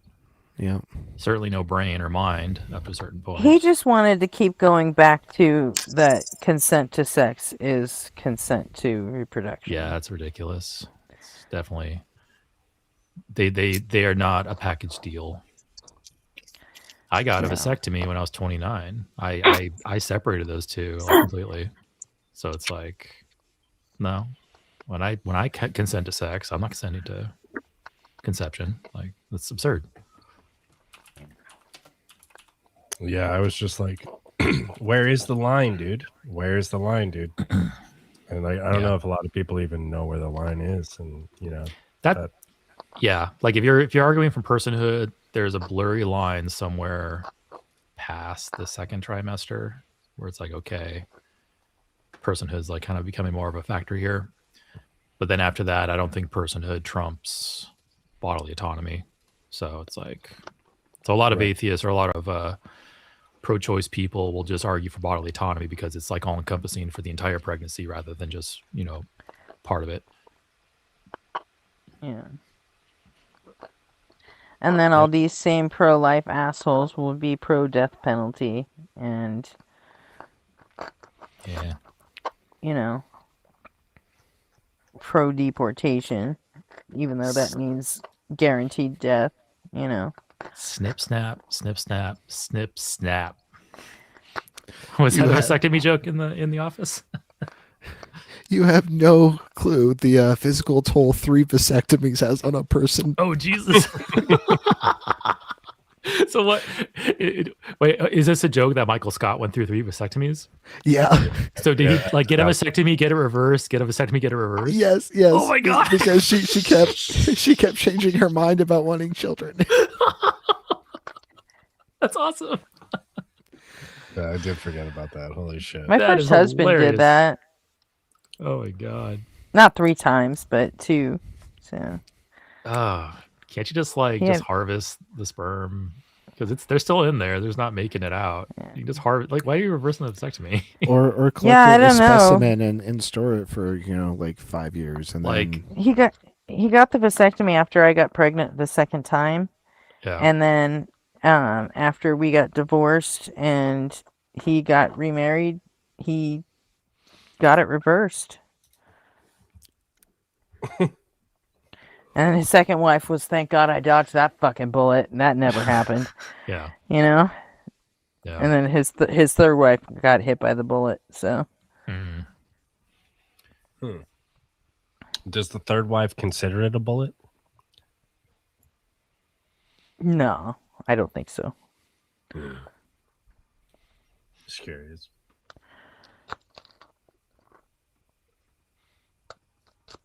Oh, Arpy. what's up? You used, when you were talking about good and evil, or what's more evil, and you use the example of rape versus raping, having your throat slit. Yeah. Like, That's a totally great way to put it and a great way to frame it to get him to think. But when you're talking to a dude, maybe modify the question to bring it closer to home for him. Ask, would you rather be punched in the face or kicked in the balls? And that kind of puts it in terms that that probably like it's less extreme, but that's not the point. But it brings it closer to home for them to like terms they really understand. Because I've been punched in the face and I've been kicked in the balls, and I can definitely tell you which one I prefer over the other if I had to choose. 100%. Yeah. So that might be a little more accessible to him rather than him like start nitpicking over like the extremeness of it or whatever. I don't Wouldn't know. the pain of being punched in the face last longer than being kicked in the No. balls? No? A light graze to the balls can hurt all day long. Yep. Like if it hits you just right, you'll have this like dull ache the entire day, and it's almost debilitating by the end of the day. You just want to die. Yeah. So yeah, it's the balls are tender. if you fucking sit wrong like too hard, you're basically out all day. Yeah. Yeah, but no, I Poor think things. if I obviously if I'm getting like punched in the fucking eye, I'm gonna like go blind. Don't do that. Kick me in the balls. But if it's just a normal punch, like to the side of my face, punch me in the side of the face, save my balls. But that should help. Like what was his name? Rapture. I think Rapture been like, punch me in the face. Like, oh, okay, so you do choose between a lesser evil and a greater evil. It's like you do understand. You're just ignoring it when it comes to politics. So Felix has a chat. Change knowledge for power of choice, power of attention, power of focusing. That's what a mind is. The necessary being must have a mind. Yeah, so all of those things, Felix, all of those things we say, no, it's not necessary. Like you basically just described all the different little things that could be included with knowledge.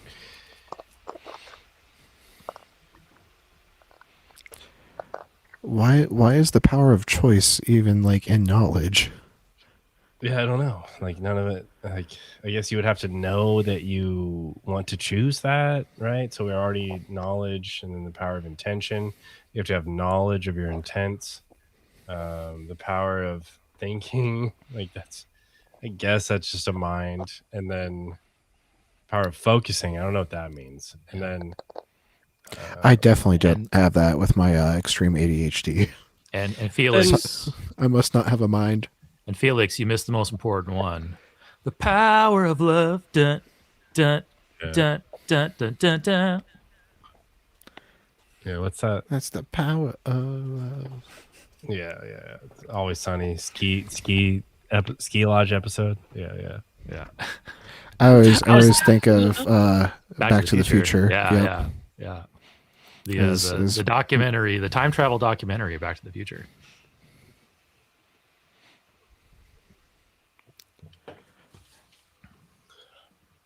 I can't wait till RP Jr. is old enough to be able to show him Back to the Future, because I was obsessed with it when I was a kid. You got so many good movies to show him as he grows up. Oh yeah, Back to the Future, original Star Wars. I loved Back to the Future so much that like my grandfather he bought 2 VCRs and daisy chained them together so that he could copy the VCR of Back to the Future that we'd get from the library onto just like a blank tape. Yeah. Show him Never Ending Story and just like destroy him when the horse dies. This is pain and despair, RP Jr. You learn this now. You'll thank me later. We'll wait to crush his spirit till he's like 10 or 12. Yeah. What is the most soul crushing movie to a 10 or 12-year-old? Oh man. Like just a movie that did not pull a punch. Iron Giant. I mean, I watched Predator when I was like 8. I mean, Iron Giant has the happy ending of like, his like eye opening up or whatever at the end. Oh, that's right. Yeah. Yeah. Lion King is pretty devastating. You know, losing your Mufasa. father as a child. Yeah. I agree. Lion King. You know what fucked me up was Pete's Dragon. I still don't know why, but I never watched Pete's Dragon. I definitely watched it. I can't fucking remember it. Cause that was like a live action Disney movie, right? Yeah, it was like a blend of. It was live a blend action of and animation cartoon. and Yeah. that, and what was the Champ with Ricky Schroeder.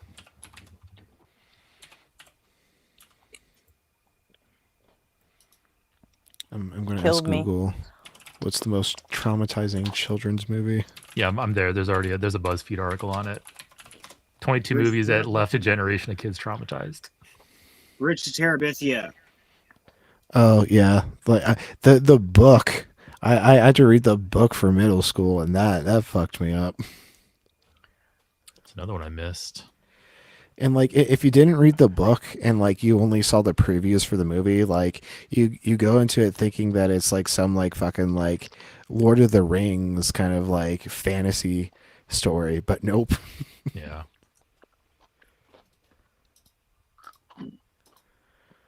Go nuclear on your kid. Show them Grave of the Fireflies.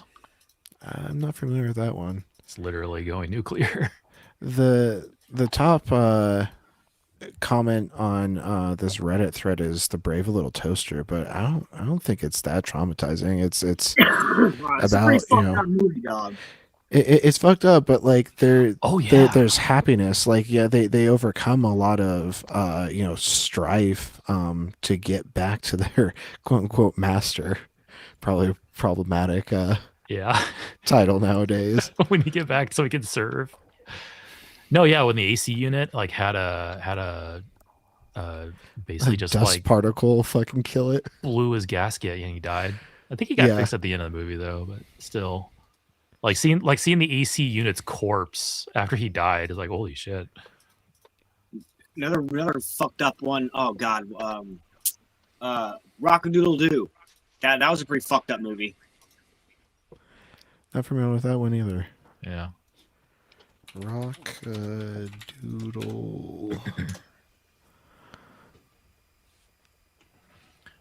Oh, it's like a chicken that's like Elvis. Yeah. Rock-a-Doodle-Doo. It's a good name. Interesting. You know, Griffin Chat, yeah, Old Yeller, that was pretty traumatizing, especially in the '60s. I've been using that as a joke recently. When like there's I think I might have used it last night. When a caller or an interlocutor is not tracking, I'll say post credits Old Yeller tracks better than this caller. Oof. Nobody gets it. Maybe I'm too old.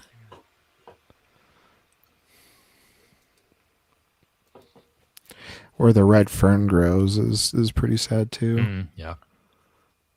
Oh, what was that dinosaur movie? Land Before Time. When his mom Fucking died. hate those movies. God damn it. I hate those movies. I think I found Satan Stalker's triggered movie. It's especially sad when you know what happened to Ducky's actor. Yeah. Yeah. Jesus. The scene in it's not All Dogs Go to Heaven, is it? Where was it? Burt Reynolds was what Burt Reynolds movie did he play a dog in? Yeah, it was All Dogs Go to Heaven. Yeah. In the final scene before like he goes back to heaven, like he's talking to the same girl who played Ducky in Land Before Time. Oh, and wow. it was one of the last lines that she ever recorded, and Bert came into the studio and he was given the news about her, and he could almost not make it through recording that line. Wow.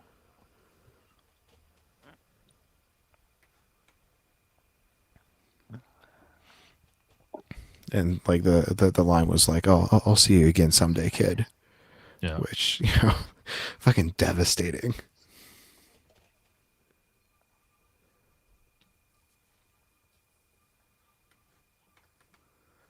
I think the only movie I ever made me cry was The Champ when I was a kid. I cry at movies all the time. And then fucking what was it? That dog movie fucked me up. Marley and Me. Yeah, Turner. well, I think Marley and Me definitely did it, but it was the Homeward Bound. Oh yeah. Homeward Bound when Shadow came over the Yeah. horizon. It's like, oh my God, Shadow. Yep. I'm coming. I'm feeling It's like, emotions oh, right now man. just recalling it. It's been Yeah, a long that time. that completely fucked me up, man. I was like, fucking dog movie. How about Did you ever see the sequel when they were in like San Francisco or whatever? No, because there was no sequel. I don't know. Because Homeward Bound is a perfect movie and does not need a sequel. I'm gonna plug my ears now. That's all I had to say.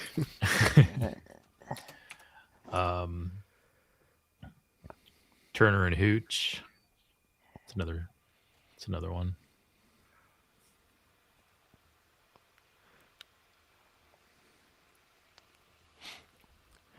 Oh, I didn't realize Michael J. Fox played Chance in Homeward Bound. That makes sense. Yeah, that was definitely him.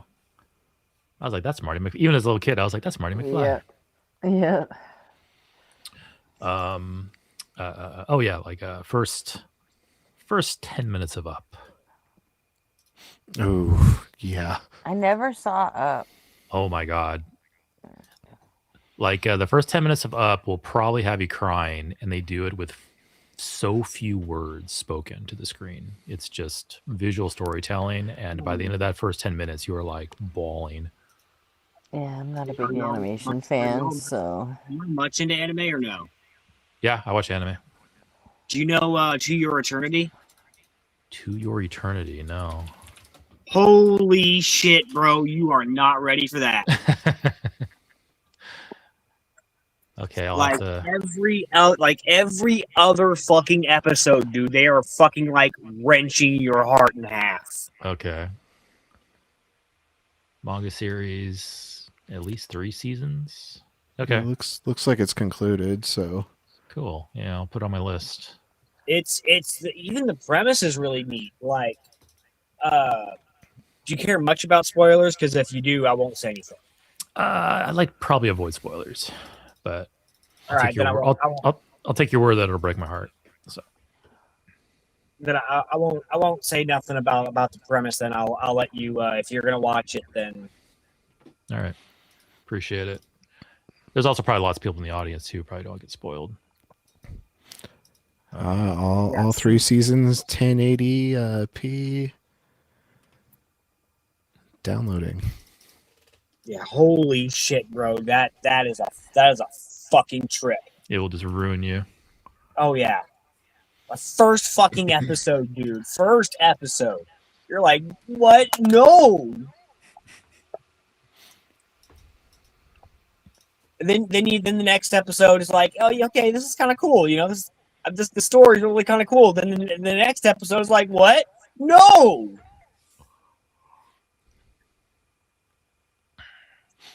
Yeah, I used to watch anime a lot more back in high school and like early 2000s. I watch occasionally a series here and there. I think my wife now watches more anime than I do at this point.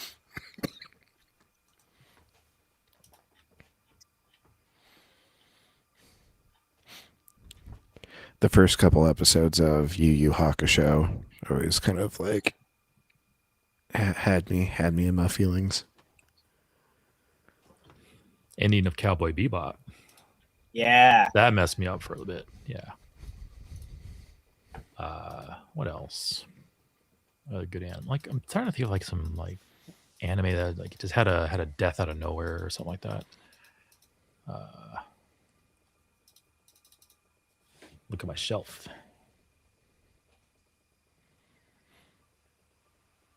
Gurren Lagann was pretty good. Oh yeah, Gurren Lagann was amazing. Yeah, there was some deaths in that anime that hit pretty hard. Yeah. But the awesome thing about Gurren Lagann, which I think it's 2007, so it's been out for a while now.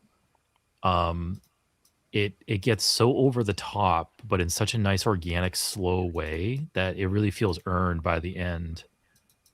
Plus, just the music and the themes of the story, and even just the animation is just phenomenal. Yeah. Yeah, Gurren Lagann is probably one of the best animes ever made, in my opinion. Hunter. Yeah, I never saw Hunter x Hunter. I've seen a lot of good things about Hunter x Hunter, but I haven't watched it yet. It's so fucking good, dude. Oh, bye, nobody. It beats the shit out of fucking Dragon Ball any day. That's a tall claim. Not Dragon Ball Z, Dragon Ball. Did nobody really bail out during an anime conversation? He must be really hungry. Yeah. Yeah. Oh, Beard of Empathy says Fishugi Yugi. Fun fact, Beard. I met Watase Yu at Anime Expo like 2002, 2001. And I won a raffle where she would give me a signed sketch of a character. And like a dumbass, I asked for a sketch of I can't remember the character's name, but it wasn't from Fishugi Yugi. It was from like one of her other anime or series. Do they have anime expos all over the place, or is that the one in LA? There's a few of them. The Anime Expo is the one in LA, and it's still going. But anyway, I asked her for a sketch of a different that's where character. my son got his job working for Sunrise. Oh, nice. I remember. Yeah, Sunrise. They're still around. It's awesome. But anyway, like a dumbass, I got this like non-popular character, and it like completely reduced the resale value of it. Everyone was like, "You should have gotten like Fishugi Yugi character or something."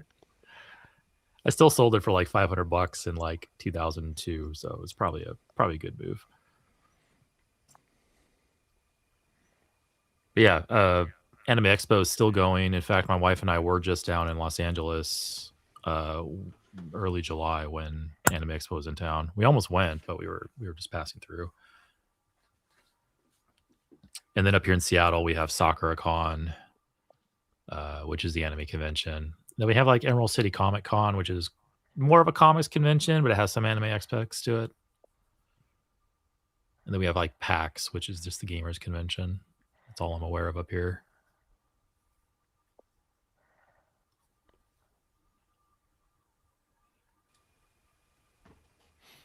I've only been to one anime con when they had one in Iowa. Yeah. And I cosplayed as Lan Hikari from the Mega Man Battle Network series. Nice. I wonder if I have some pictures from. Probably no one wants to see them.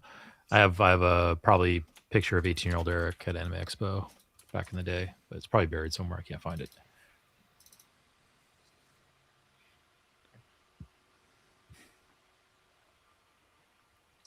I need like a local AI that can like search my picture folders for images. I have a folder back when long time ago. I used to surf 4chan quite a lot. And I would go into the random 4chan section and like download images that I thought were funny. I think I have like 10,000 of them. But whenever I recall an image I want to find, I'm like, okay, I know the image I want. I can visualize it in my head, but I really don't want to dive into that folder to find it because it'll take me. So you were a /B/brother. Yeah. I didn't really post. I mostly lurked. But 4chan's even more of a cesspool now than it was back then. So I haven't been there in like a long time. I was always all over 4chan. Yeah. Up until Reddit, and then yeah. For me, it was 4chan, then Dig went to shit, then Reddit, and now Reddit's going to shit, and now I don't have anything. Yeah. Because Reddit is now forcing you to log in to look at anything. So I would like to thank Reddit for breaking me of my Reddit habit. Yeah, once they stop supporting old Reddit, I'll definitely be gone because the new format is just cancer. Yeah. Yeah, I would always go to old.reddit.com, and yeah, they're starting to like phase that out. It's for the best. Reddit's cancer. It used to be so good. Yeah. So I have a photo of me and Michael Hogan from SoccerCon 2009. Michael Hogan. Crocodile Dundee? No, Michael Hogan played Saul Ty from Battlestar Galactica, the XO. Oh.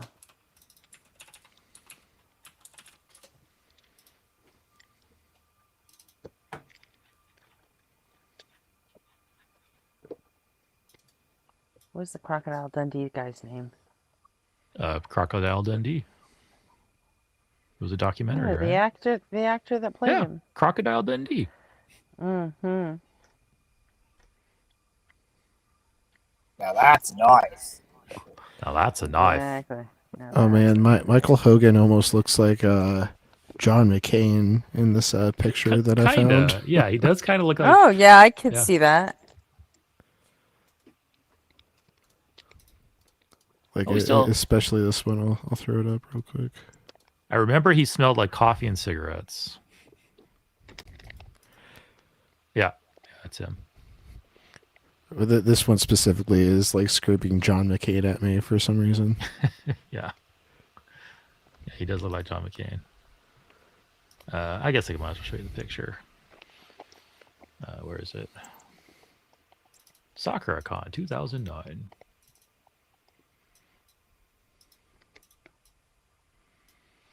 Here's Eric from 16 years ago now, 17 years ago now.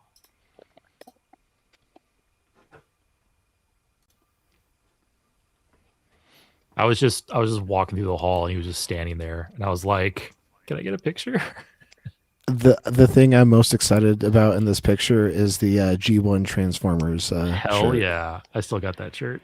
You got Bumblebee, Hot Rod, Optimus, and I think that's Wheeljack, but I can't tell because there's a strap over it. I think that's Jazz, actually. Oh, really? Yeah, I think it's Jazz. I can go with Okay. the shirt. Well, like, funny story. So, when I started dating my now wife, she basically took that shirt. Now she wears it. That's what happens when you have a partner. They steal all your clothes. Yeah, yeah. So anyway, yeah, it's me and Michael Hogan. Hell yeah. Trying to really go back in time and find the Anime Expo pictures, but I have a lot of photos in here. Oh, Eric, you'll probably appreciate knowing. There's going to be like a re-screening of the original Transformers movie in September. I think it's nationwide. It's like a cool. 4K remaster. You've got the touch. You've got the You power. got the power. Yeah, I'll probably go see that. We have some pretty nice luxury cinemas up here in Washington, in Seattle, which are like, luxury, serves food, 21 and over because it serves alcohol, so there's like no kids there to ruin things. So yeah, I go to a lot of movies up here.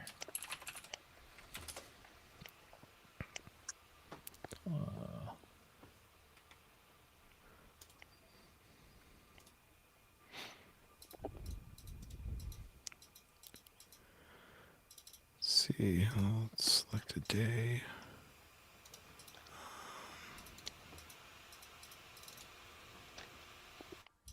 Photos to sort. Like there are showings in Seattle, so Sweet. Thanks for letting me know. I'll check it out. Oh shit, I can't believe I didn't say the Transformers movie for devastating childhood movies.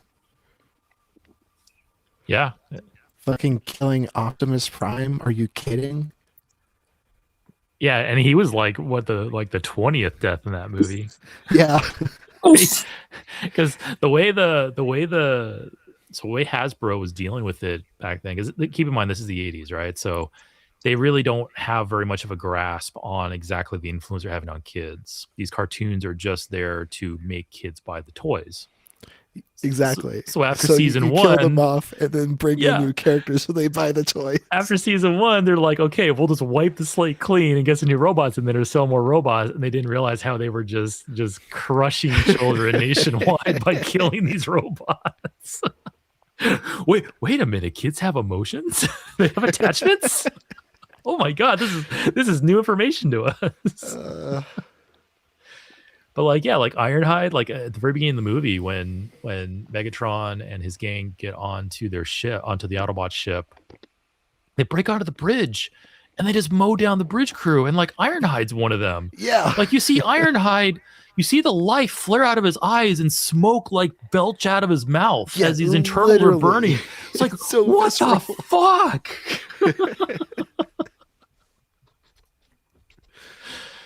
It's okay. It hardened me into the cold, heartless man that I am today. Never again will I feel such emotions.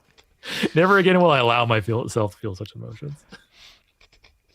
I do have to say, like the introduction to Hot Rod, like he was such a cool guy. Like it did kind of distract a little from the absolute slaughter of all your beloved characters. Yeah. Oh my god. Yeah, they fucked us up when we were kids. And then they like super overcorrected to the point where when Ned Stark bought it in Game of Thrones, we weren't fucking ready, you know? That was pretty shocking and beautiful too. Right? Like once they set that tone and you're like, oh no.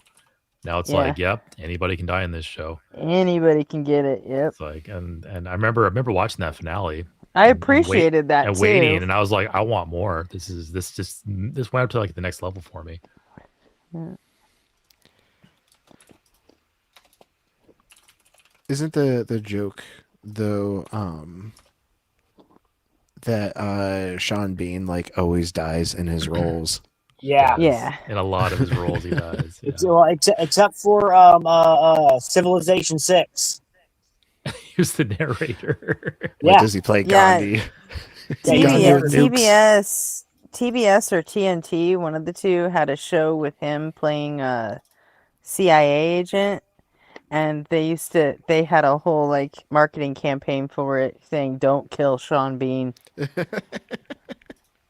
Yeah, like thought that was seeing him in the cast lineup of a movie is like an instant spoiler. Yeah. It's more surprising when he doesn't die. Yeah. Just turn a movie where Sean Bean is the main character and he lives into like an M. Night Shyamalan film. that's the twist. He Plot lives. twist. He's the only one that lives.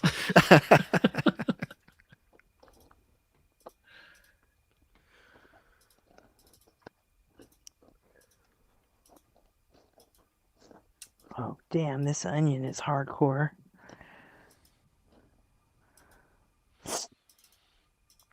Oh, that reminds me. More InfoWars tonight. Oh yeah, that's right. Tim Heidecker took that over. It's gotten pretty interesting. There's like a full plot going on right now. Oh, they're like actually doing like long form storytelling. Kind of, yeah. Nice. I don't want to spoil it, but it's gotten pretty wild. I'm glad that situation turned out the way it did. As horrible as how it started, I'm glad where it's at now because it's doing some good. Yeah, the Onion is trying to, help the families affected. Yeah.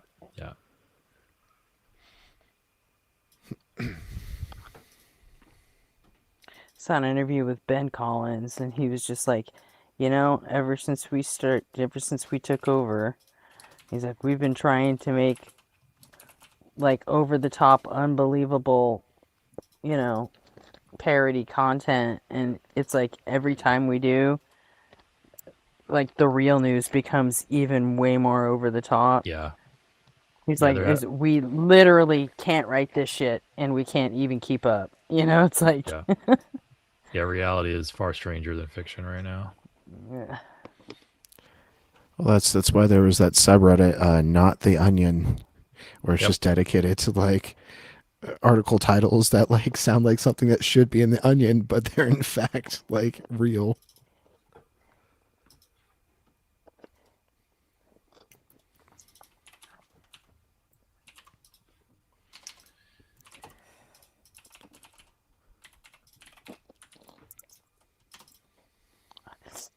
I still can't find it. Cutting onions. Gretchen? Uh-huh. Yeah.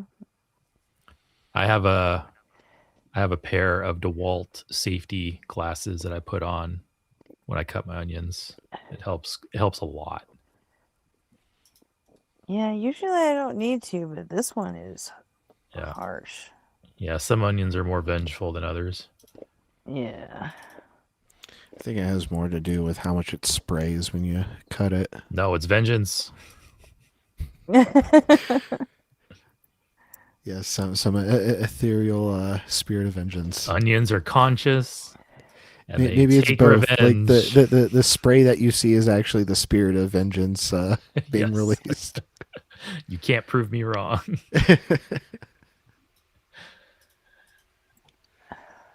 I'm making a metaphysical claim. I don't need to back it up with anything. I have a vent that's attached to our microwave above our stove, and so I just turn that sucker on whenever I'm cutting onions. Yeah. And I don't think I've cried from cutting onions since we've moved into this house. We've lived here for like fucking 8 years now. Yeah. I have a little Cuisinart like chopper thingy that I cheat. I just throw the onions in there. Because I'm not into the texture of onions. Like I'm not into that. I like the taste. The flavor of the taste are great. That crunch though, I don't like. So I usually pulverize my onions. Oh, love the crunch. Well, that's why You see, I always cook my onions so they're not Yeah. crunchy. Yeah, I also cook them. I'm out on my front porch. I should not be feeling any of this. But I don't mind the crunchiness of onions. this thing is vicious. I love the crunchiness of onions. Ugh. Yeah, shudder to think about it. But I like onions, whether they're sautéed, crunchy, raw, grilled, you name it. I love onions. But then they're like my substitute for garlic. I hate garlic. Oh, I finally found it. Let me censor out my friend's face, and then I'll show you. 18-year-old Eric. Let's see here.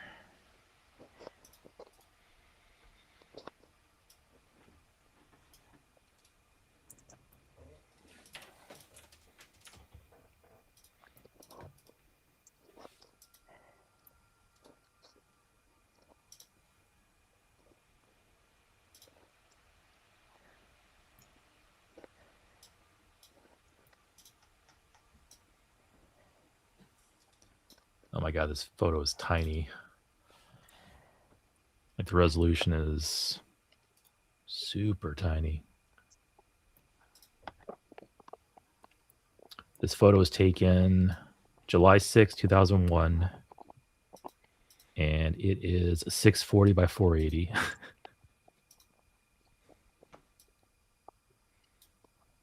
I can't draw a circle worth of shit. All right, here we go.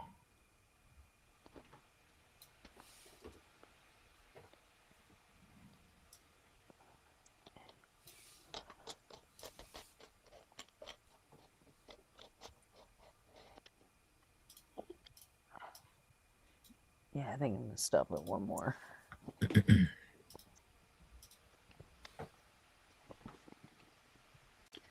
There we go. So that's 2001. That's Anime Expo in Long Beach, 2001.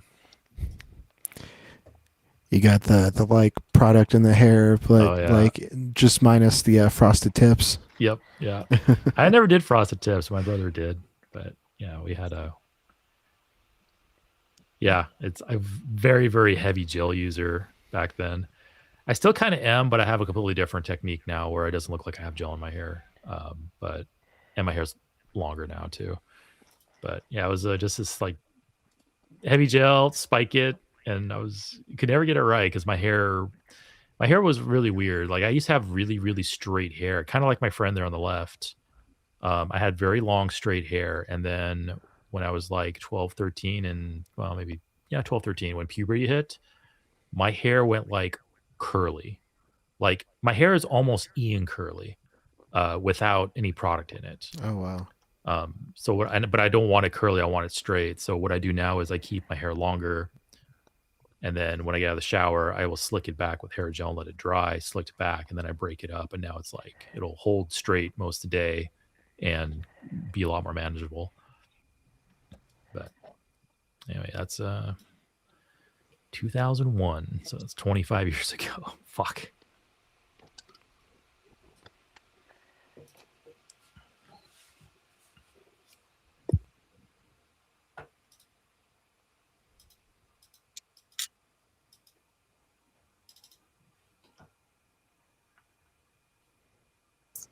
Come to think about it, like photos of me throughout my life, they like kind of don't exist now. Yeah. What do you mean? They were destroyed, or you lost them, or what happened? Both. Oh, that's a bummer.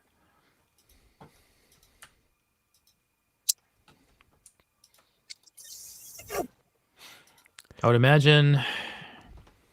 Yeah, imagine that'd be a real bummer. Also, I'm not very photogenic. Imagine that would be a bummer, and probably also though kind of liberating in a certain way. Like, I imagine like, okay, if my house burnt down, I lost like literally everything. Like, okay, we cash the insurance check, and they kind of have like a fresh start. Like you're just unburdened by all these things. But yeah, losing those like records of your memories though would really suck.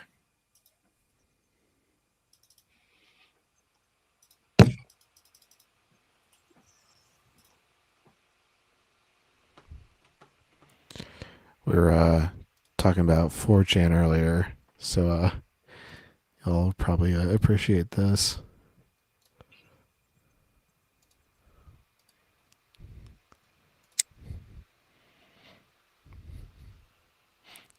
Had my own Guy Fawkes mask. I remember those, yeah. Somehow that became the symbol for Anon. Yep. V is for Vendetta. What year was that? That was like late 2000s? Yeah, probably like 2009-ish. Oh, 2005. Oh, wow. Okay.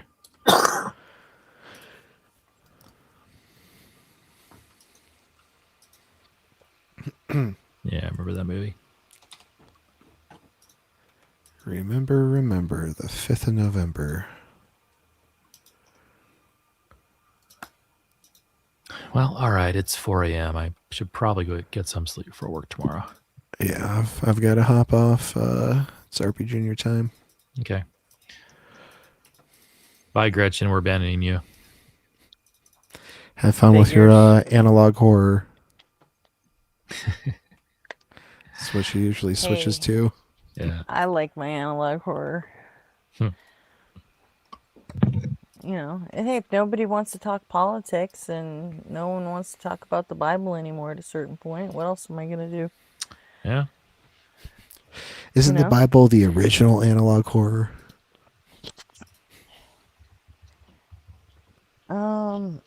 I guess in a maybe like a found footage kind of way, sure.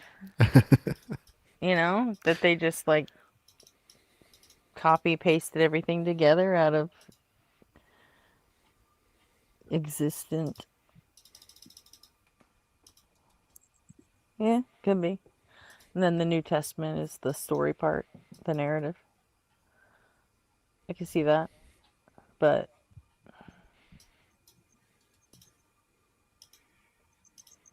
good stuff. Well, I'll mine are more fun.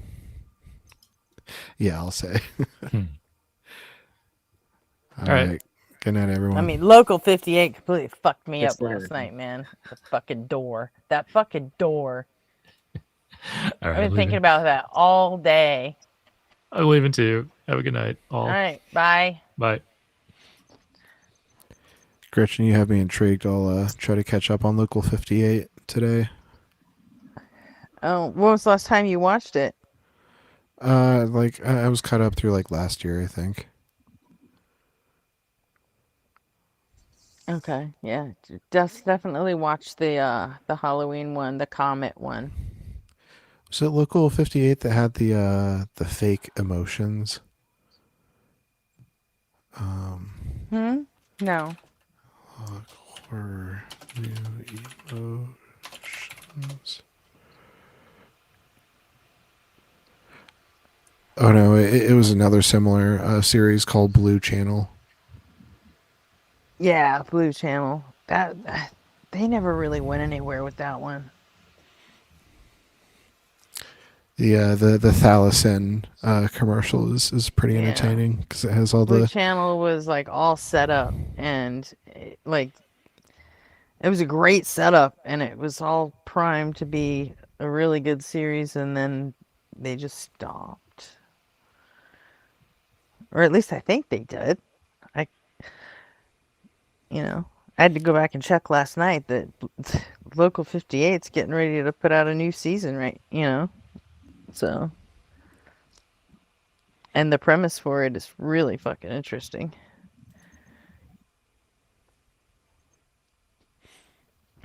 good shit. Well, night Gretchen, Yeah. night Ryan, night chat. I'll catch y'all in the next one. Yep. So, oh look, OTW's here. Hey OT. Been a while.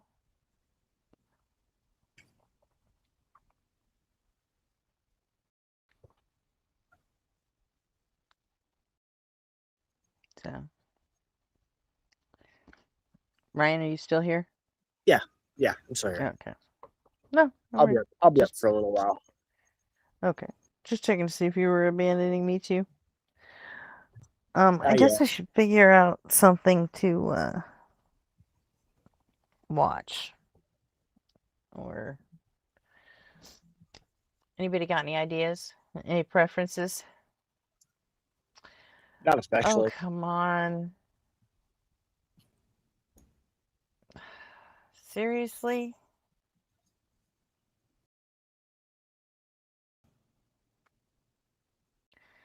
I'm in a quandary now. Guess who popped backstage again?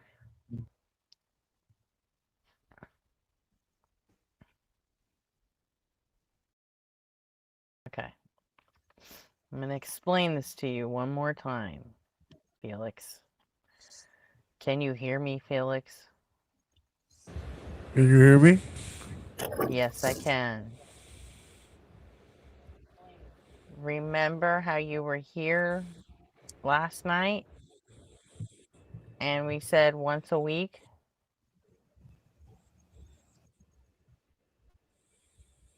Do you remember that?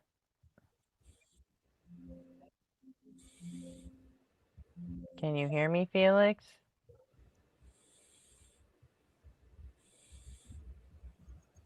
I don't think he can hear me. Wasn't here last night. Okay, the night before. Well, you didn't say anything. I believe we did. We unbanned you, but we said once a week was enough. I'm pretty sure there was someone in chat who was here and heard the whole thing and can verify that. Don't ask me. My memory's shit. And if you need to hear it again, I guess I could go back and find it. But I mean, it's either you can take once a week or you can stay permabanned. What's your choice? I'll let you make the call. Which one do you want? Well, why once a week? Because your arguments never change, Felix, and nobody wants to deal with that shit every fucking day. They never change because I never get to finish them. Because they're circular and you can't finish them. No. It's because they don't make any sense. No, it does make sense. It's No, it it's doesn't. circular and it doesn't. What is circular about it? You're saying because we exist, God exists, and it's just like no, that's begging the question. So unnecessary always exists and reality doesn't exist? Necessary doesn't. Haven't you looked this up yet? Necessary what up. doesn't mean always existing. It just doesn't. Of course it means that. If it's No, always existing, not according to the SCP. It doesn't. We looked it up like 3 times that night. Remember? but not according to reality. Because always existing and cannot fail to exist or cannot have been otherwise, those mean different things. What different things mean? Tell me the true meanings. Different things mean that things are different. But tell me the difference. Oh God. We did tell you the difference. We read it for you right out of the SCP. Okay, you play. Why couldn't you go look it up yourself? I don't have to look it up. You have to tell me what are the two differences. No, we don't. We did tell you and it didn't take. So now you have to go look it up yourself. Okay, the burden to inform yourself is on you. Tell me the two differences. You know, we did look it up and we read it to you. I read it to you. Nobody on fire read it to you. Arpy practically screamed it at you. Why can't you repeat it? Because why should we have to repeat things to you like a million freaking times when you just don't get it and you won't go and do the extra research on it to inform yourself so you can know it. That's the whole point of why you're being limited to once a week. Because nobody wants to keep repeating this shit to you. It was never done. It was never said to me. This is a new argument you're making. No, it isn't. It's like a month old. No, I've never heard this argument before. I think because you didn't retain it. It's happened before. So you're not gonna. It was it was a whole fucking like hour on whether necessary means always has existed. That was your claim. And what was your claim? That it doesn't mean the same thing? That it doesn't mean the same thing, no. Okay, now tell me the two differences. I'm not, because I'm not gonna repeat myself again. Okay, this is ridiculous. Maybe the fact that maybe the reason you didn't retain any of it is because you didn't go work for it and look it up yourself. If something has always existed, it necessarily always exists. That's basic logic. No, that's not. That is Felix logic. Okay, tell me what's wrong with it. I don't have to tell you what's wrong with it. Okay. You know why I don't have to tell you what's wrong with it? Why? Because you're limited to once a week. And you're not even here right now.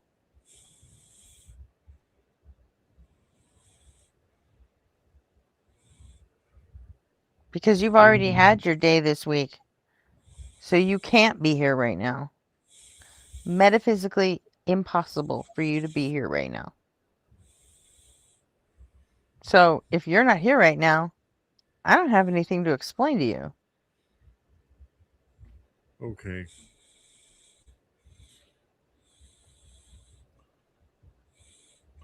This is hospital level stuff.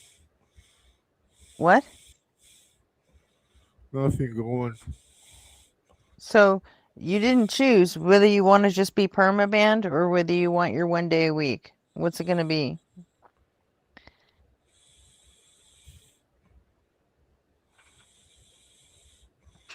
What you want it to be? It's up to you. But those are your only two choices.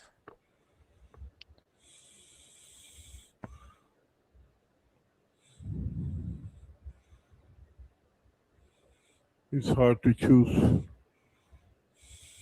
Is it really?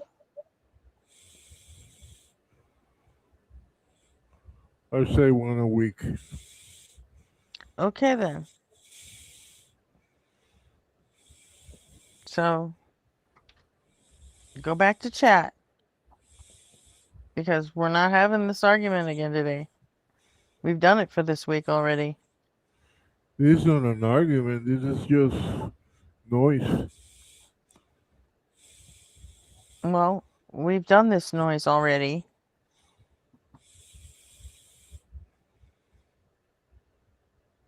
Do you love me? I don't even know you, Felix. I love Why do everybody. why do you always have to get creepy? I It's love just everybody. the way you fucking said that is just it was pitiful. And yeah, bordering on creepy. I mean, saying you love everybody is a lot different than asking one person, "Do you love me?" Why is It's that? You can ask me. why is that? I'm not asking you though. Well, you can. I don't have a problem with that question.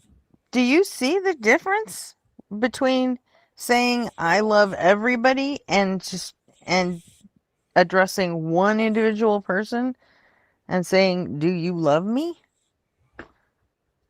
You don't Not see the necessarily. difference there? That one is one and everybody's everybody.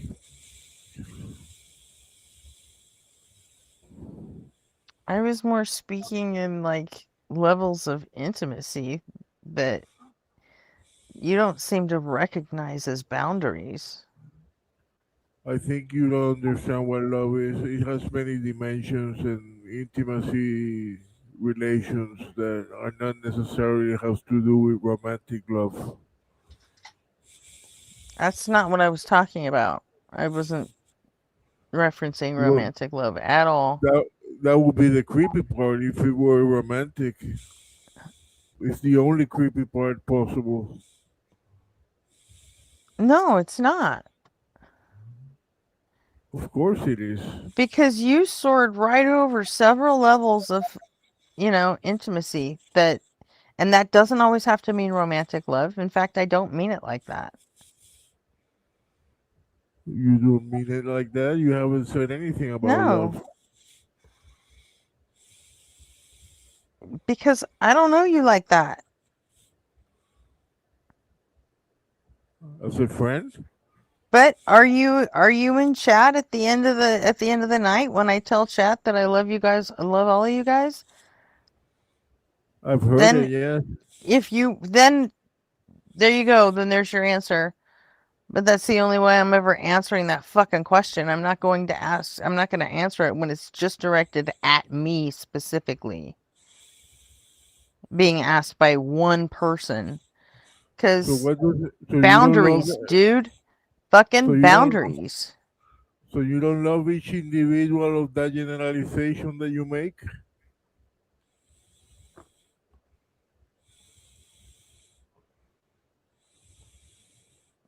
Depends on what context I guess you're talking about. But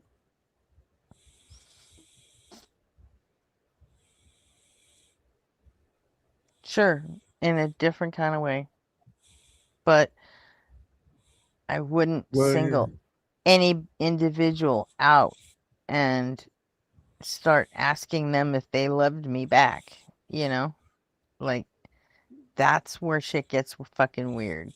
And you don't have permission to pry into somebody's fucking head like that. Because I never, and I know you don't, because I never gave it to you. So, no.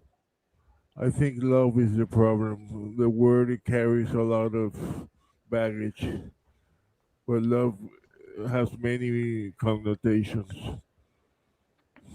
Love is and just a chemical context. reaction. It's really fine, but that doesn't have anything to do with the way we treat love in a social within our social contract. It's just it doesn't. But there are many different ways in how we use love in the contract way.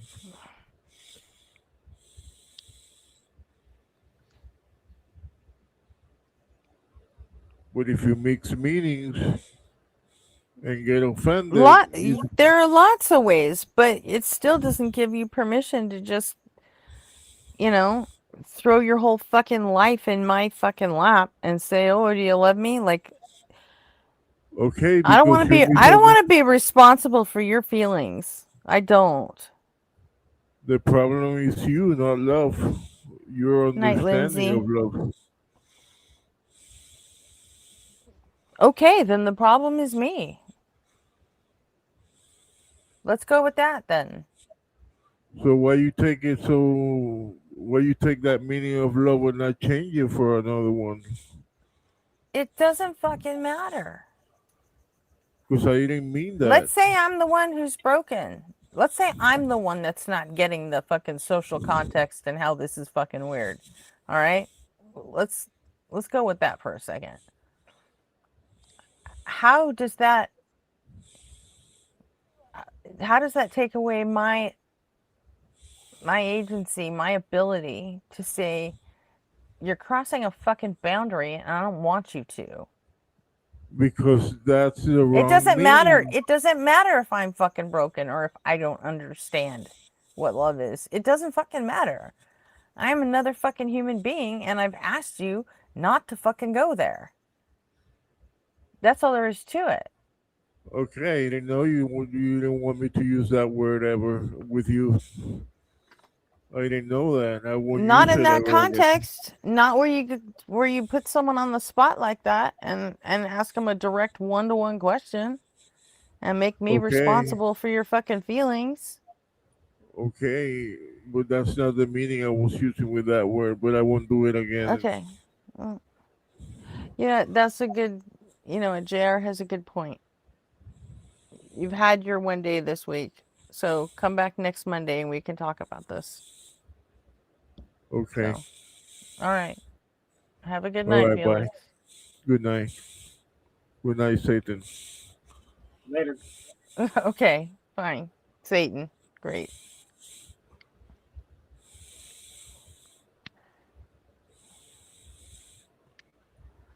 Wait till God All finds right. out that he's been coming here to talk to Satan all the time. Yeah. God's gonna be pissed.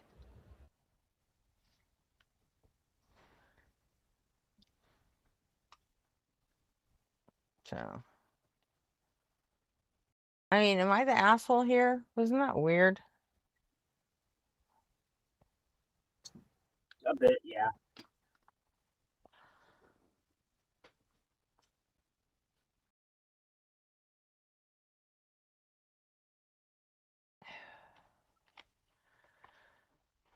Okay, but now he fucking heard the once a week thing. In fact, not only did he agree to it, I made him choose the option he wanted. So, I don't know, maybe I'll like timestamp it. So in case he comes up next time and says, I don't know what you're talking about, I can say, here, go back and listen to this. See, JR thought it was creepy too. There are just certain things we don't do to put each other on the spot like that. Like, I could say, hey, JR, I thought you were going to come up and talk to us on panel like a long time ago, and you still haven't done it yet. See, that would be like blowing past boundaries and putting him on the spot for no fucking reason. Of course, I'm just kidding, JR.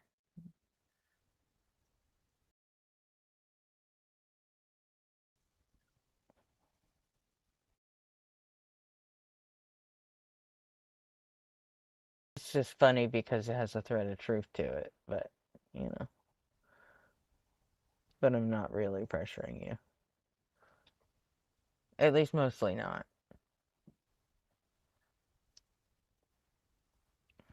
The pressure is the part that makes it funny, so. Okay.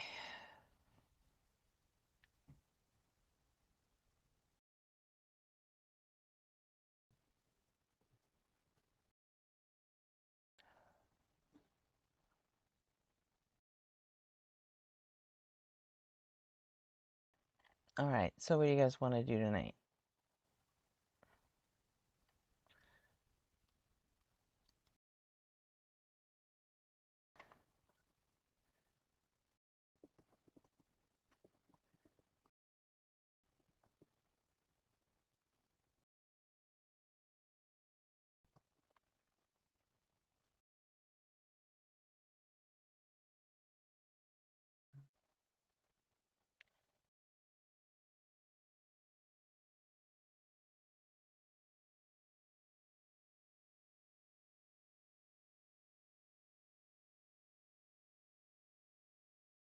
Mythos? We did the Monument Mythos already.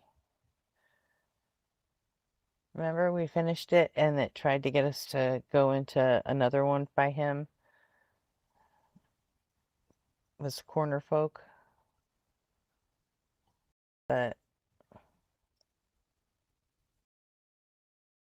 uh,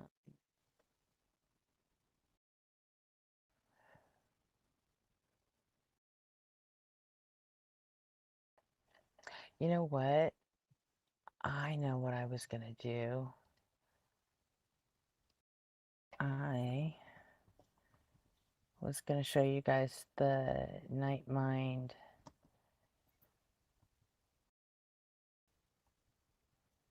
ten tapes ones. Because 10 tapes is a... Oh, that's really long. Oh, yeah, it's 4 hours total.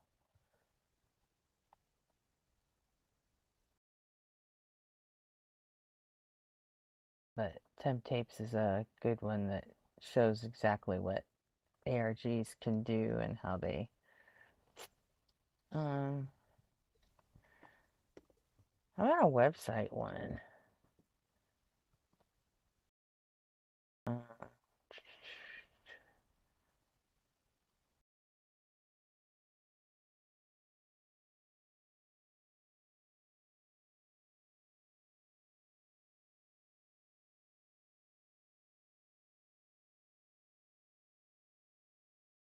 know what? Yeah. Let's do a website one. Because that way, if anybody gets interested in it, and that way you can like go to the website and like just fuck around with it, because this one's a really neat one and they put a lot of fucking work into it, like a lot of work. And it's still continuing, so whatever we hit with the Night Mind stuff, there will be more coming up. So, like, if it happens to grab you, then welcome to, you know, welcome to a new ARG. If it doesn't grab you, then, you know, it passes time, I guess. So, you ready, Ryan? Ready for what now? Have you been here for any of the ARG stuff we've been doing? Probably not. Oh, okay. Well, then you'll probably have questions, and that's fine. Just say pause, and I'll pause it so you can ask whatever questions you have. It's kind of like an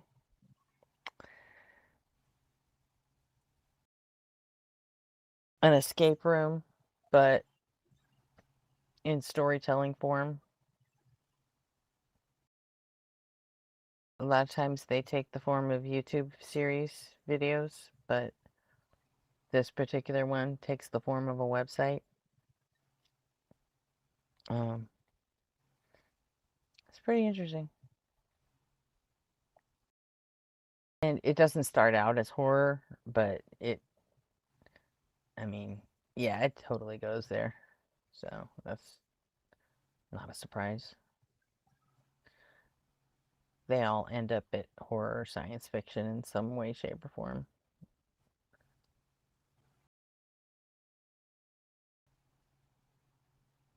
Okay, if anybody else wants to come up and talk about this, you're welcome to, obviously. Links pinned in chat.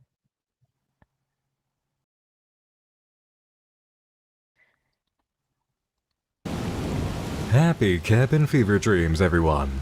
Welcome to spring, and a much more cheerful, albeit still wonderfully twisted, season in the Nightmind office. For those of you who know the deal, hey, you know the deal. For those of you who don't, just to give a quick summary. Cabin fever dreams is that strange, lovely headspace when it's warm enough to feel the change and want to get outside already and tell Old Man Winter to pack his shit and leave, but it's not quite ready out there to grab a shovel and start planting. Yeah, you feel the shift, and the cabin fever is real. But what can you do with it all pent up? It leaks over into your sleep, it gets in your dreams, and the result is always interesting in the morning.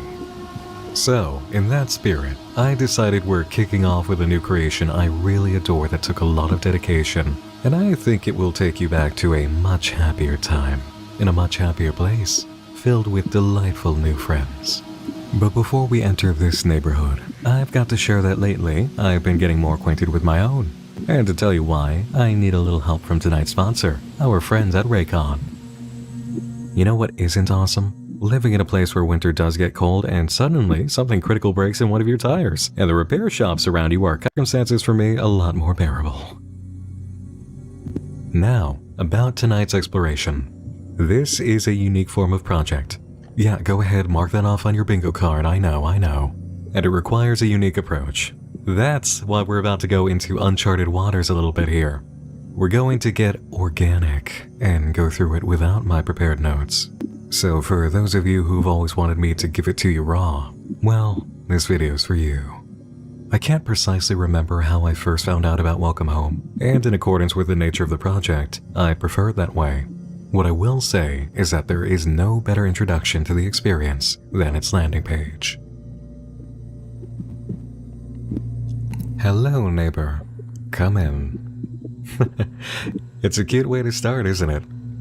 Just the way that the text hangs there for a second and then the rest of it floats on in. It's very inviting. So of course we click, we come in, and everything sets up very nicely, very animated, very friendly, very delightful. Welcome home. With a hop, skip, and a jump, you are ushered into the colorful, serendipitous world of Welcome Home. It only takes one stroll down the neighborhood to know this is just the nicest little place you've ever seen. Watch Wally and his colorful array of friendly neighbors learn about the vibrant world around them and take part in nonsensical fun. Underneath, we get a little bit more clarification. Welcome to the Welcome Home website. Feel free to explore our humble homepage and learn more about a puppet show now lost to obscurity. Thank you for visiting. So it's a puppet show, and as you can see, taking a look at it, it seems very, very 70s TV inspired. It's very obvious to know what the You fucking tease, Beard. You know you did. name brand it is most like is, of course, when it comes to puppets, but they all seem to have distinct personality from them, even if you can see the inspiration quite clearly. And I really love that. That's one of the immediate points that I can give you to observe of inspiration over imitation here. So we know that it is a puppet show lost to obscurity.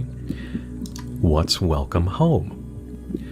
Critically praised and financially successful, Welcome Home dominated its Saturday morning time slot with its colorful cast of puppets, entertaining and addictive stories, and lively sets unlike anything seen before, surely a spectacle for audiences of all ages. Welcome Home was an American children's television program created and produced by the Playfellow Workshop, which served as the studio's only production. Okay, horror story hint number 1. Supposedly, its first episode aired on October 11th, 1969. Horror hint number 2. Started in October. And was broadcast onto an unknown channel until its last estimated air date sometime in 1974. So it did run for a few years, at least. You can see immediately these beautiful illustrations that are coming through. Welcome Home primarily focused on the neighbors, the show's inhabitants, who were accompanied by a mixture of animated breaks and illustrated storybook segments. The setting itself was a colorful and exaggeratedly designed town named Home, with unique elements like a post office and a bodega, as well as brightly colored creatures that lived within it. Episodes usually began with Wally introducing the focus or theme for the day before coming across other characters who would join him on his escapades until the end of the day, which would signify the end of the show. The end of the day, okay, that's the end of the show. So there might be a hint there that they never actually experienced nighttime. All of the characters had notable recurring segments that were sprinkled throughout the entirety of the show's run, such as Eddie Deer creating arts and crafts, Sally Starlet performing plays, or Wally Darling painting a picture with the help of other members of the cast. The viewer was often regarded as an additional neighbor, with Wally speaking to them on a regular basis. And now you'll notice right away we have an anomaly. Why is this W so out of line with everything else? You can see the original W is there, but this one is fading. There seems to be an inherent error in the page. Underneath this, of course, we have a slider, and right away, just immediately, you can see the dedication to this project. This strikes me so immediately. This ad, this retro ad that is mocked up just right, that contains elements of photography, model work, illustration, paper cutouts, and puppetry. All in one. All in one. That is extremely impressive. And the slide goes on. As you can see underneath here, it says restored remnants and reproduced pieces. So these would be a lot of character interactions. Oh, a Be Right Back screen leading off to a commercial break. Okay.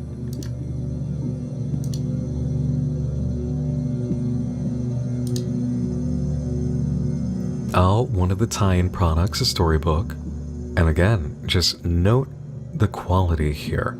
The dedication that it took to produce this physical page with these illustrations, get a puppet hand, and then actually take the photo.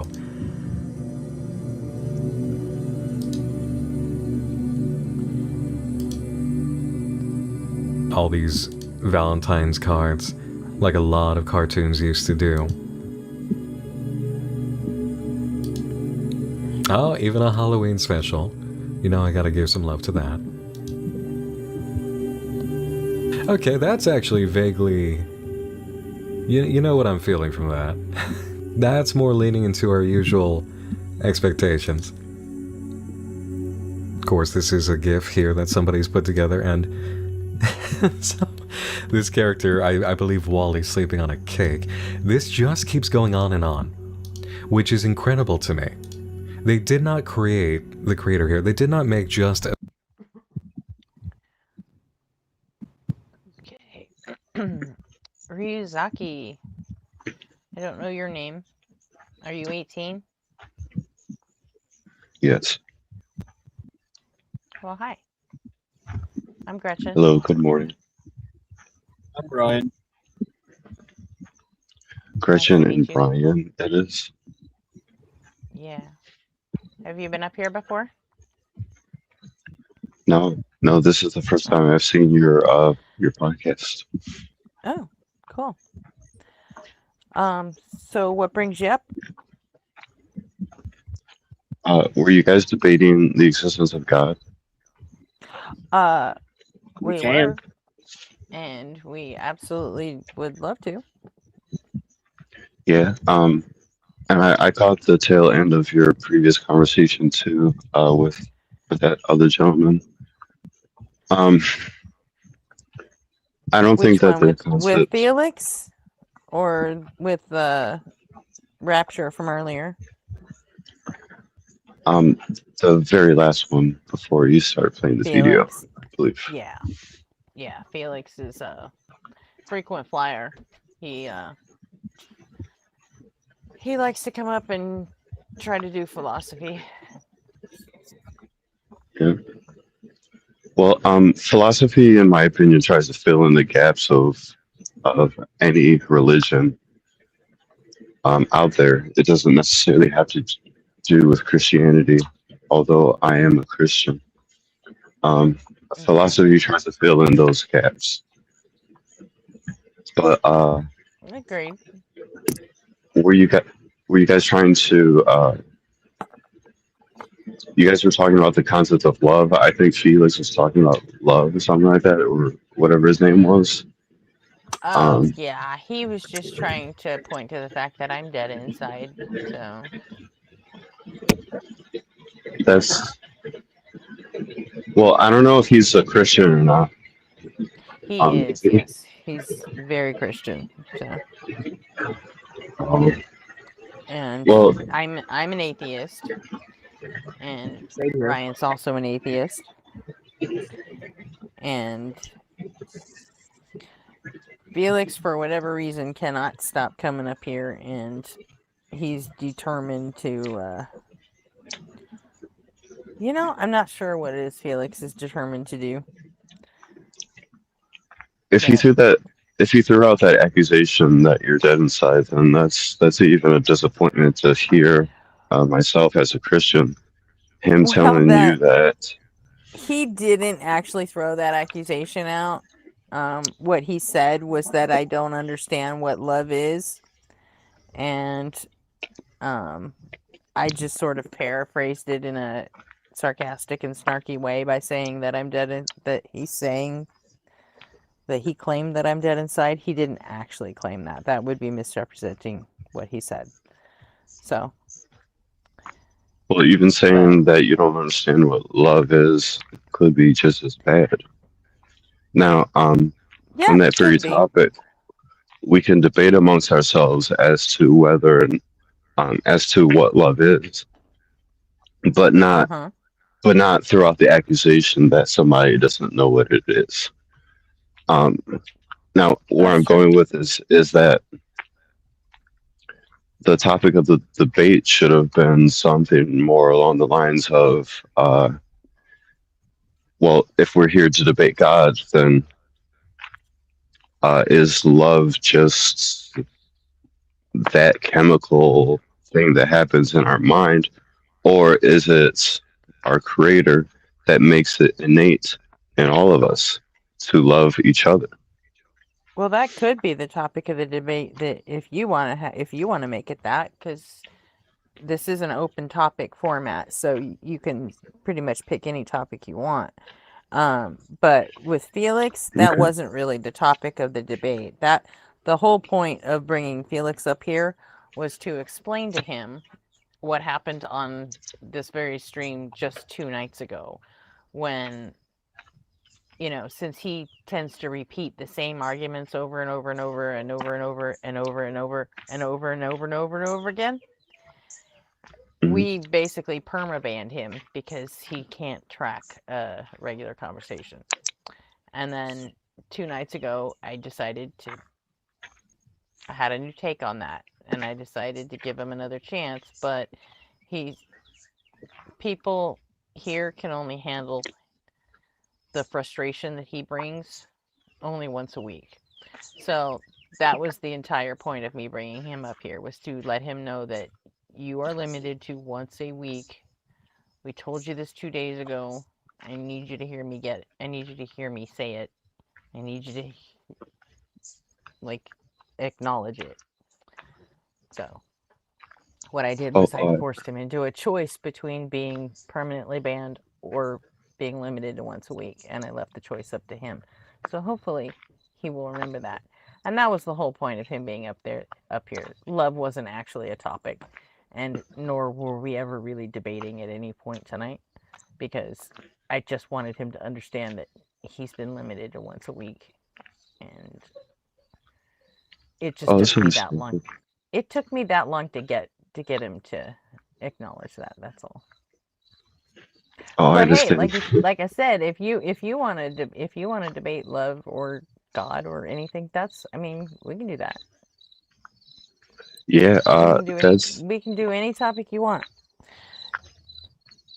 that's basically what drew me to your podcast. Probably the algorithm and how I tend to search my videos because um, every once in a while I will debate someone on the topic of the existence of God. Okay. It's just in the thought that I could throw in my 2 cents, but the topic itself. So Who do how you about we Now, start? How about we start with? watch? Who do you watch regularly that the algorithm served you up my channel? Just curious. oh, mainstream atheist podcasts. You could pick any one of them. And most likely I've listened to them, but I haven't talked on all of them. Justin, Joel Mezzo, Ian Blitz. More Matt Dillahunty, Jimmy Snow, Okay. and all of their guests. Line. Yeah. So okay. So how Cool. about we start with what makes you think that God does exist? There's a whole lot of things, but throughout these years and the things that I've searched myself, my own research, my information goes back to the scriptures itself, as a whole, not Goes back to what? necessarily just the scriptures. it goes Oh. yeah yes the scriptures itself, because I don't strictly stick to the Protestant way of seeing things, nor do I stick to a denomination, because after a while I took it upon myself to separate myself from that and try to figure it out on my own, separate from denominations. And so what I'm trying to get at is that taking the Protestant scriptures and trying to accumulate all of that information, find out all there is to know having to do with that topic about Jesus or God. There's lots more to know. There's lots more to know outside of even the canon of the Bible, including the Apocrypha and all of the pseudepigraphical writings that academia has. This doesn't really tell us why you think God exists, or why God is true, or why the Bible is true. No, it doesn't. But I mean, it's fine to get the what I'm background. trying to get We can to- have a decent discussion first before we break into like the real debate, meat and potatoes. You know. I don't see any harm in that, right do you? though. He is right. He is right but though. The reason is because I look at these things and I see a very, very elaborate design within it. A design that seems like it could only come from God, because of the time that's involved in it, and its predictive power. But you have to keep in mind How much that time are we talking here? Like, are we talking like all of 6,000 human years history, or 13 billion years? I mean, that's up for debate.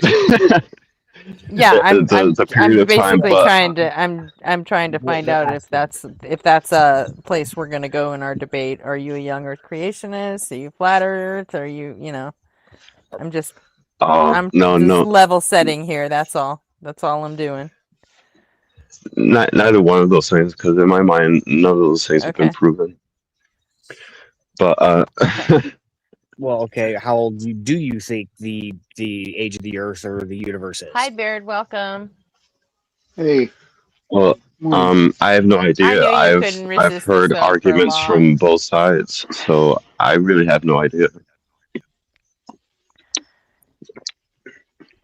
But yeah, there's this huge elaborate design that I see, not only within the canon, of What the is it? Bible. But if you, Well, yeah. I have a you see, quick question.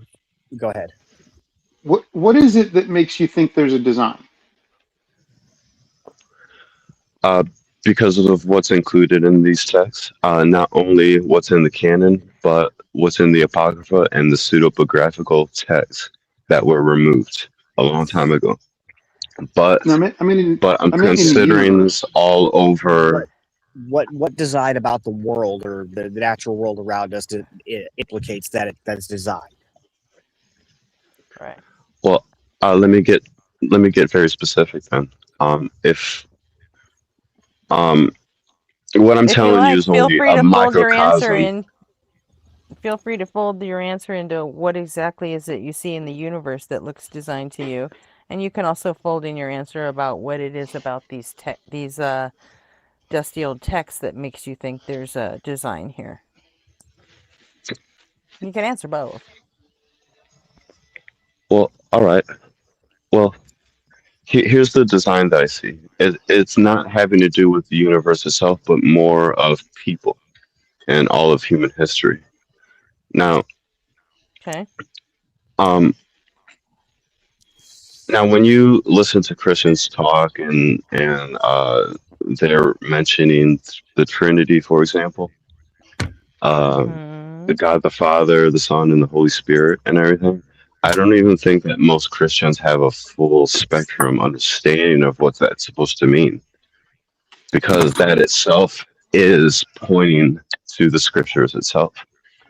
Now, what I'm trying to say to you guys is think of it like this: that God the Father is the representation of the Old Testament. The Son is the representation of the New Testament. But that equation isn't complete until it is the theoretical working that I think is consistent, that you fit the Holy Spirit within that category of the Apocrypha and the pseudepigraphical text. But that's only a microcosm of this design that I'm trying to tell you guys about. Because to narrow it down even more, the life of Jesus and his choice of disciples. Well, Jesus claimed to be the one and only Son of God and having the nature of God in heaven. So that would make him vastly different from all of us other human beings, in the sense that he would know way more than we would, right? Well, this is the kind of sense that you can make from it. So if there's a God and he has something to do with all of mankind, then why did he choose one person at that point of history and then choose 12 disciples and then have these 12 disciples suffer persecution only to have people write about it later? Well, that's all designed too. And even Jesus's choice of individuals within the Bible, for example, you can fit these very same people within an equation too. For example, Peter. Well, first of all, if you read that part of the New Testament, that particular disciple wasn't even called Peter. His name was Simon, but Jesus gave him the name Peter, and that he would represent the church. That's not blatantly said, but if you put that in an equation, you can see how that works throughout all of human history. Okay, but you know that's just storytelling, right? It seems like storytelling only in the sense of the equation that I'm telling you guys about is that if you fit the entire life of the disciple known as Peter and how he was supposed to represent the church, then you would then understand the church from its very conception all the way up to now. And it literally works like that in consistency. But that's only one person. There are other disciples that have come to represent a larger testimony far beyond themselves, which shows his predictive power. Okay. Can time out for just a second? I think Beard had a question for you. Yeah, like I agree that the stories in the Bible tend to have a construction and a design. Most stories do, whether we're recounting a story of real life or a story from our imagination. It tends to follow a similar story, like beginning, middle, end, story structure. And novels end up getting more structure and more things. We have things like the hero's journey and stuff like that. A lot of that can apply to the Bible. But what I'm kind of trying to figure out is, like, how does any of that one map onto reality, and what is it in the world reality that makes you think there's a design here? Not in the book, but outside of the book. It happened outside the book is because, well, when we look at what the Christian church is doing now, it fits within that predictive power that I'm talking about.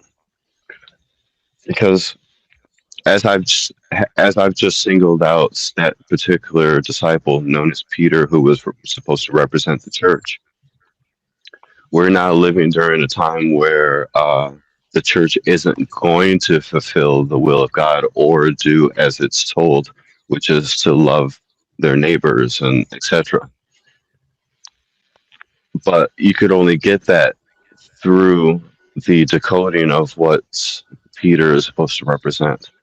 But that's only the beginning of it, because like I said, the other disciples come to represent a larger group of people far beyond their time. But they represent stuff where And in the story, right? the characteristics of these group of people fits the predictive power of what's in the Bible. Do you believe that these people lived, like, were real? Yeah, but they didn't have the names that we go by. That's the really strange part about it, because the names that we even go by, say like in the New Testament and what we read, all the names of the disciples were supposed to be, is nothing but Roman Catholic assignments to their names. It doesn't really make sense that there was Matthew, Mark, Luke, John, etc. Back 2,000 years ago in the Middle East. Sure. But even though I just got done saying that they have Roman Catholic assignments to their names, that it all did not diminish their meaning from what I was saying. I think we're still looking for a discernible correlation to reality.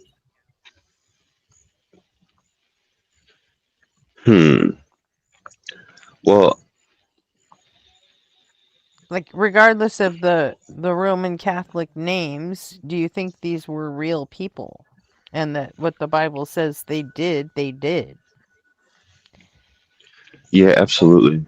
Or even that the person wrote that, like, do you have any? Go ahead. Sorry.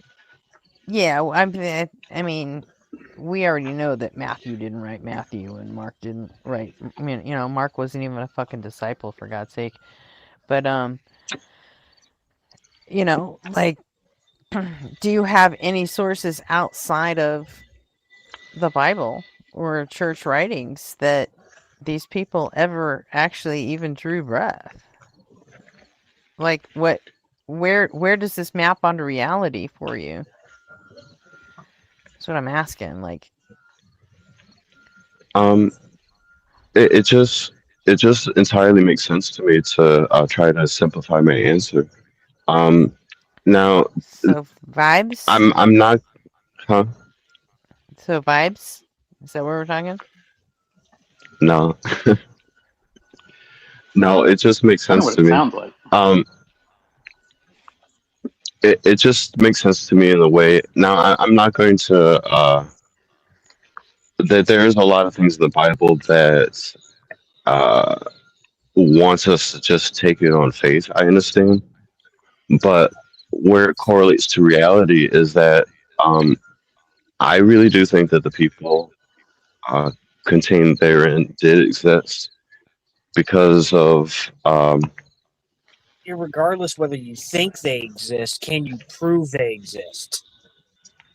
oh no, I cannot prove that. I cannot prove that.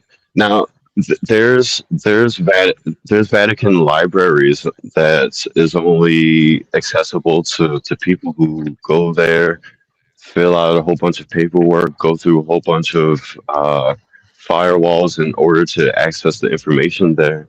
But it said that even Vatican libraries contain uh, what's the word I'm looking for?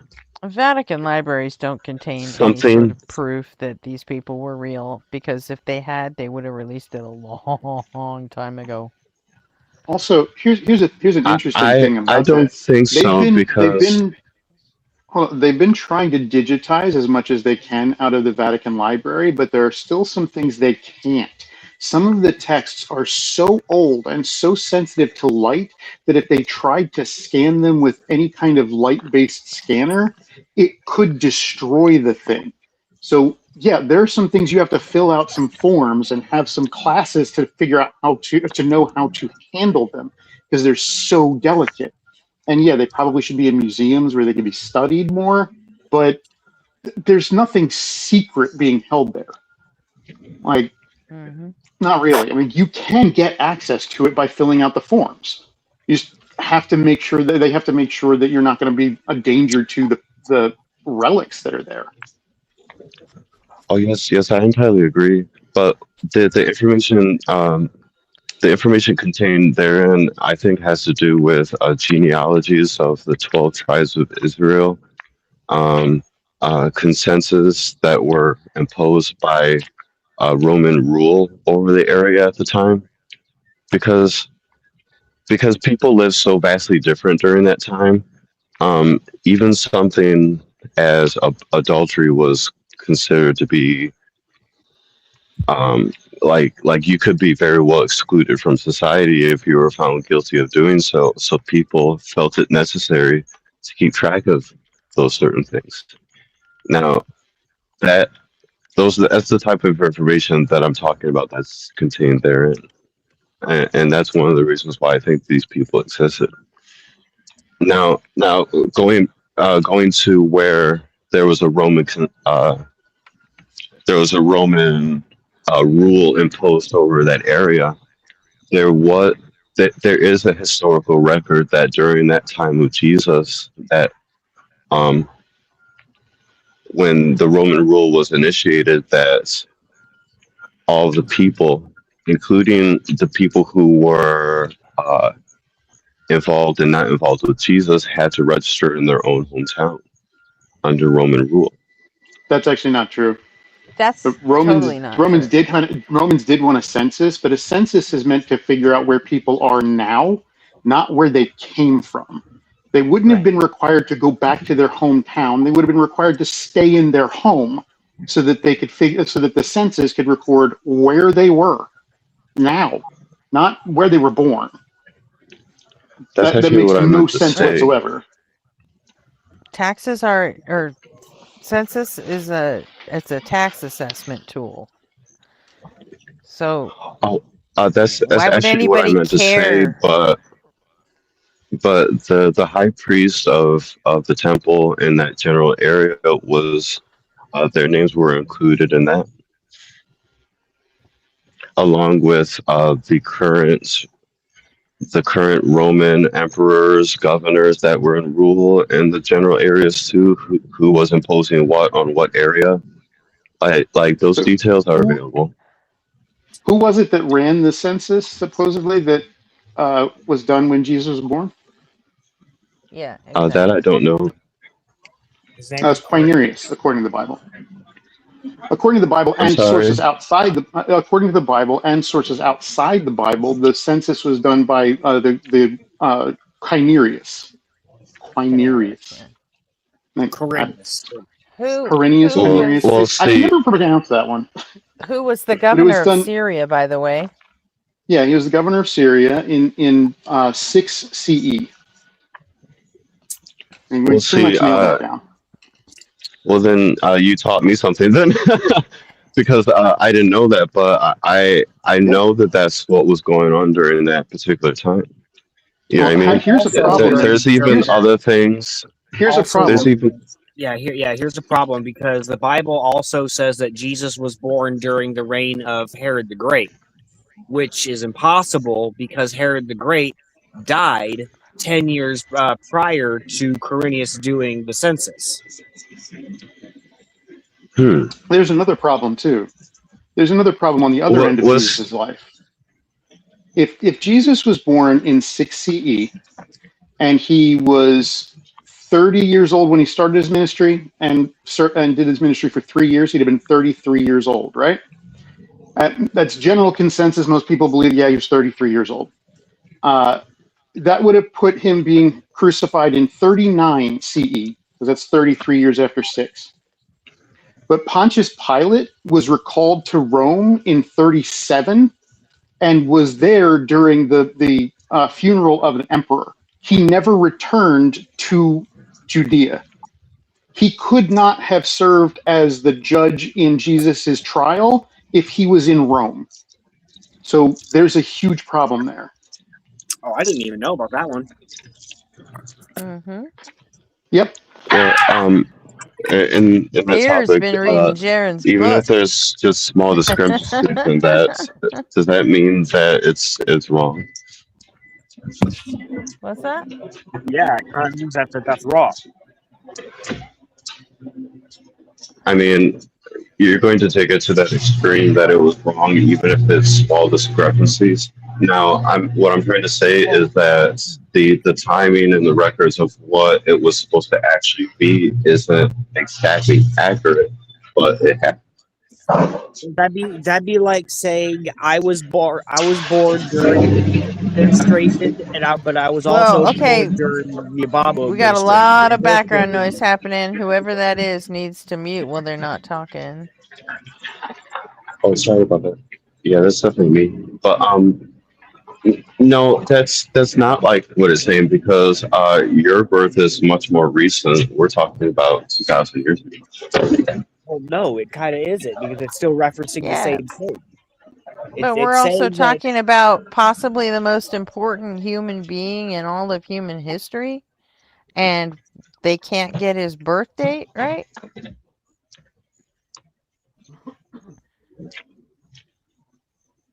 They also can't get the time of his death right either.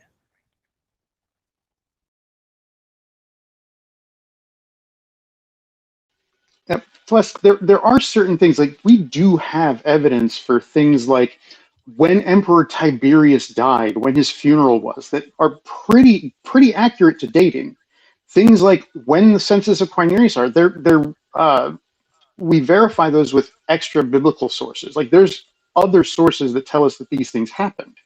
We don't have anything like that for Jesus or any of the Sorry, disciples. I'm gonna mute up. Okay, we don't actually hear the background noise anymore, so. Yeah. It may have been me. I'm on speakerphone, and there were planes flying overhead. Oh yeah, that's actually what it sounded like, was planes. I was gonna say cars, but yeah, planes will work. So Ryu, you can come off mute and.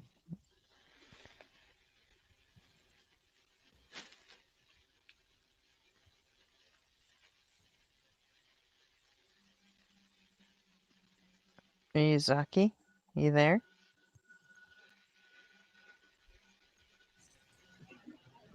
Oh, hey, you guys. It was a really good conversation. I better get to work. Okay. It's nice talking to you.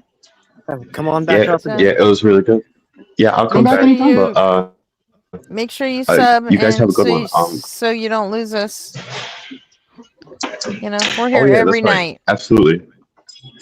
We're here every night. So, all night.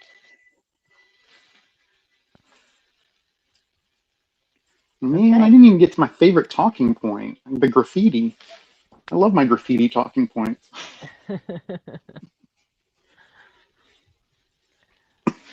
I'm going to drop down. Okay. Go back to analog horror. Alrighty. No, this is just an ARG. This is an analog horror.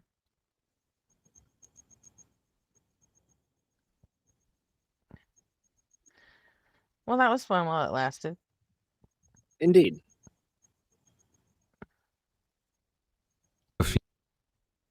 Few elements in order to try and convince you. They just kept making which is, I believe, Wally sleeping on a cake. This just keeps going on, which is incredible to me. They did not create, the creator here, they did not make just a few elements in order to try and convince you. They just kept making things and put them together in this gallery. It just keeps going on.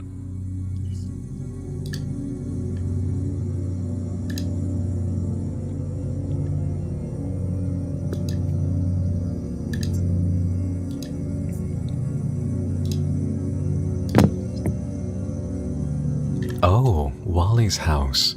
Home. Blue. Okay, so it seems to be a few different takes on it, but two of these takes, it seems as if the house is crying.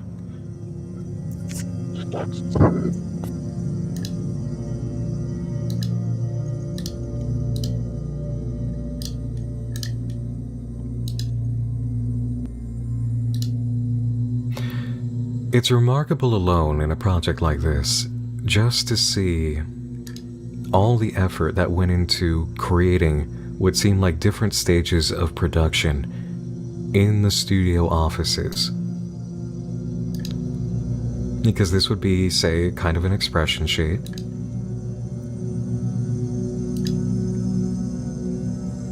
There's a lot of signatures here, you might have noticed. Lower corner.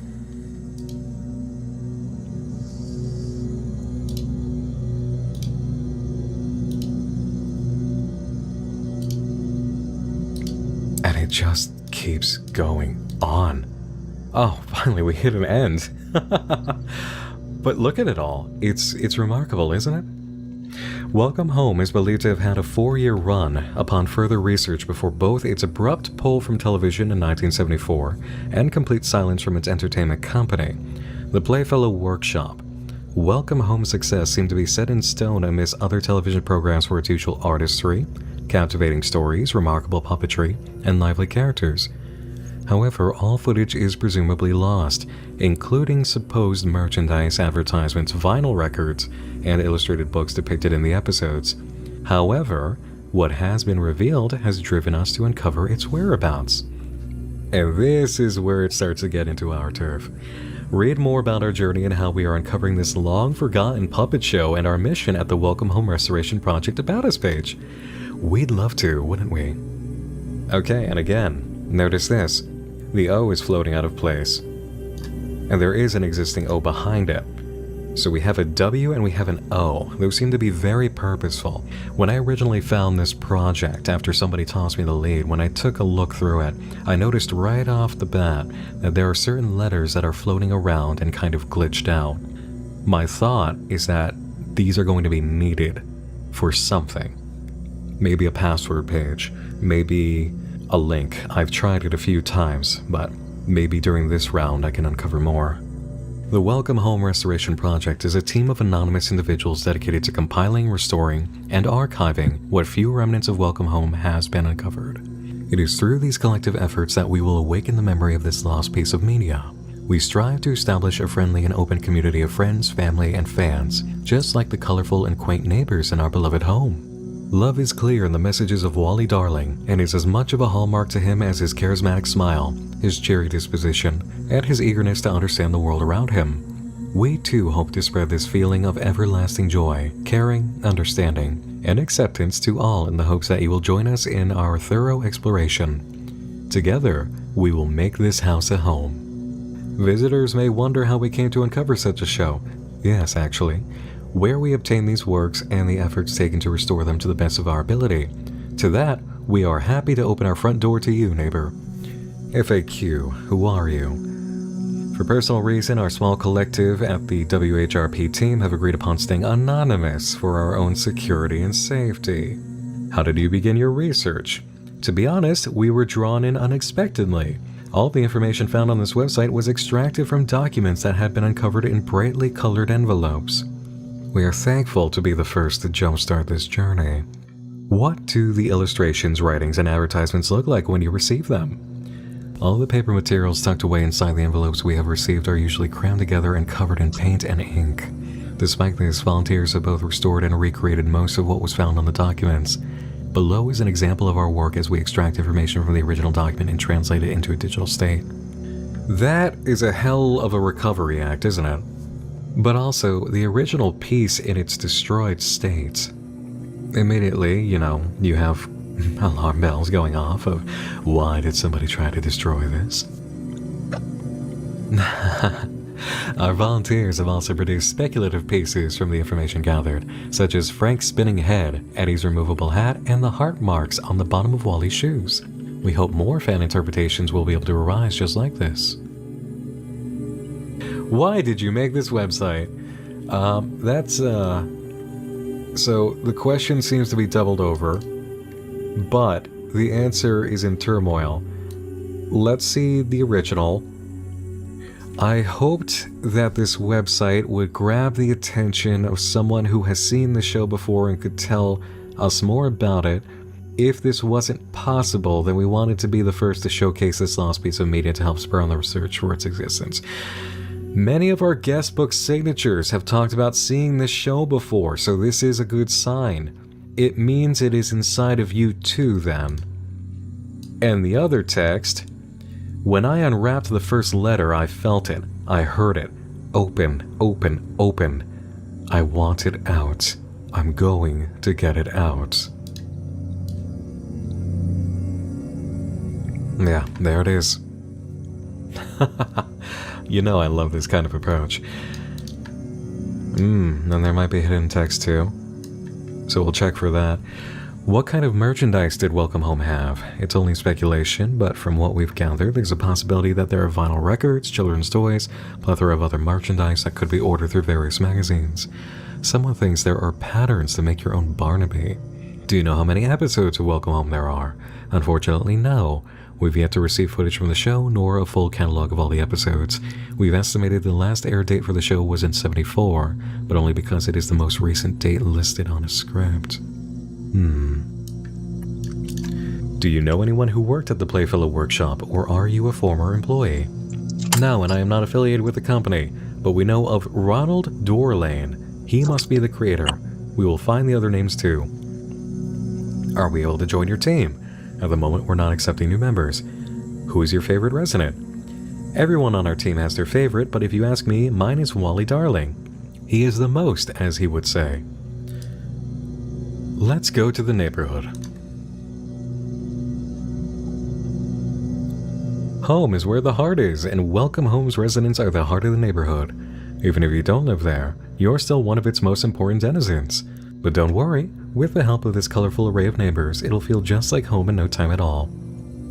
I did find out about something. Just clicking around originally.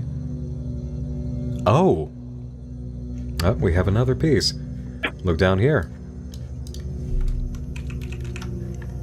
Please note, this information is pulled from remnants found in illustrated pages and old merchandise. Information is subject to change and expand upon discovering new findings. So we have a W, an O, and an X. You can see that the house's eyes are moving, which is adorable, but there's a hidden element here. If you hover over your, you get you. So even you have a page here.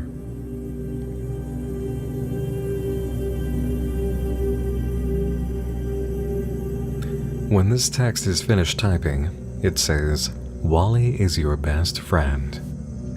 And that's it. That's it for you. That's all the information that it has about you.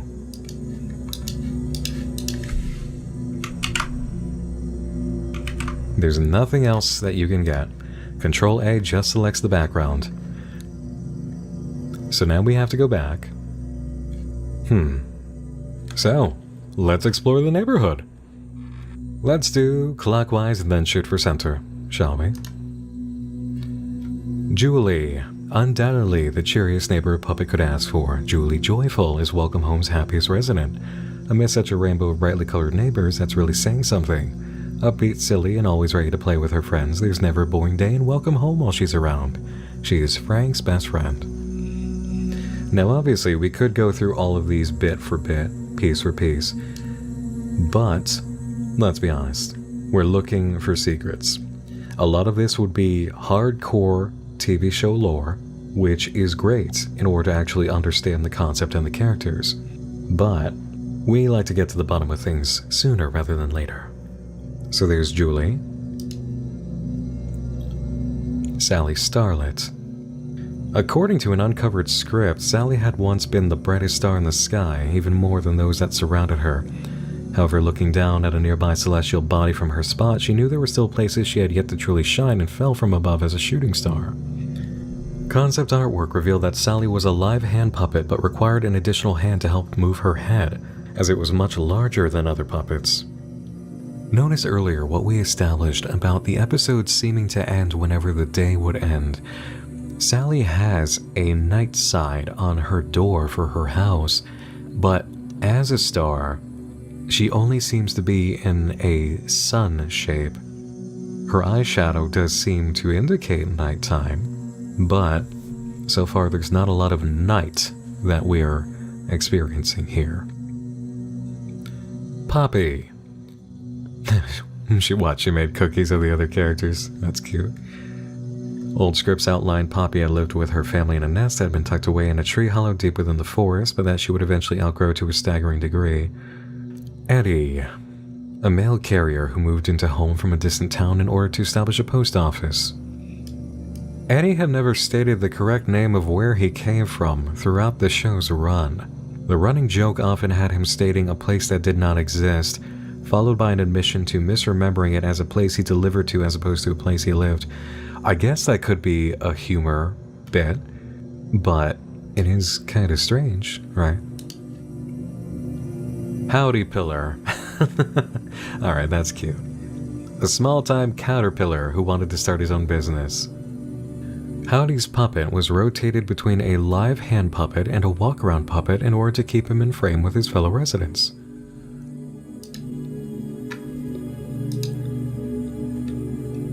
Barnaby B. Beagle. Barnaby's puppet was rotated between a live hand puppet and a walk-around, typically to keep him in frame with his much shorter neighbors. Frank, smartest neighbor in Welcome Home, resident bookworm with an expertise on butterflies. Puppet appeared with a fixed frown on its face, but in illustrated material, Frank often had more complex expressions. Wally. Wally Darling, the friendliest neighbor in Welcome Home, perhaps even the best painter too. With a smile like his, it's hard to disagree. Always eager to make new friends and show them around the neighborhood, Wally's happy to lend a helping hand. But you knew that already, didn't you?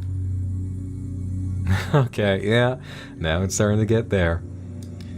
His house is named Home. Home is regarded as the ninth neighbor, but seemingly cannot speak, as illustrations show Home speaking only in onomatopoeias: creak, squeak, bang. Sources say, however, that his puppet's eyes could move through a hand crank on the other side of the prop facing away from the camera. Additionally, its doors, chimney, and windows were supposedly very animated during episodes. It is implied that Home is the most lively house within the neighborhood, as none of the other houses seem to have eyes. Okay, this is interesting. Notice now, it's not go back for anything, it's goodbye.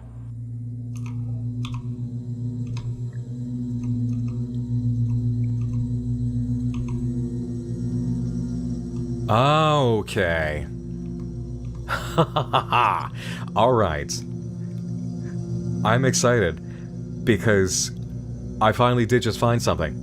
I found something that I did not find before, back when I was first exploring this. And it only took me maybe 2 pages to decide, yes, we're covering this, we're exploring this. But I've just found something here through the tab system. Whenever you're exploring a website that has potential hidden links, use the tab button to scan through the page, and it should highlight in squares anything that is not obvious. So because I just did that, I found something. We're going to come back to this. We're going to come back to this because now I'm excited, and I think we just struck some good, fun reveals. We're going to get there. But Hi, Alan. Okay, bye, Alan.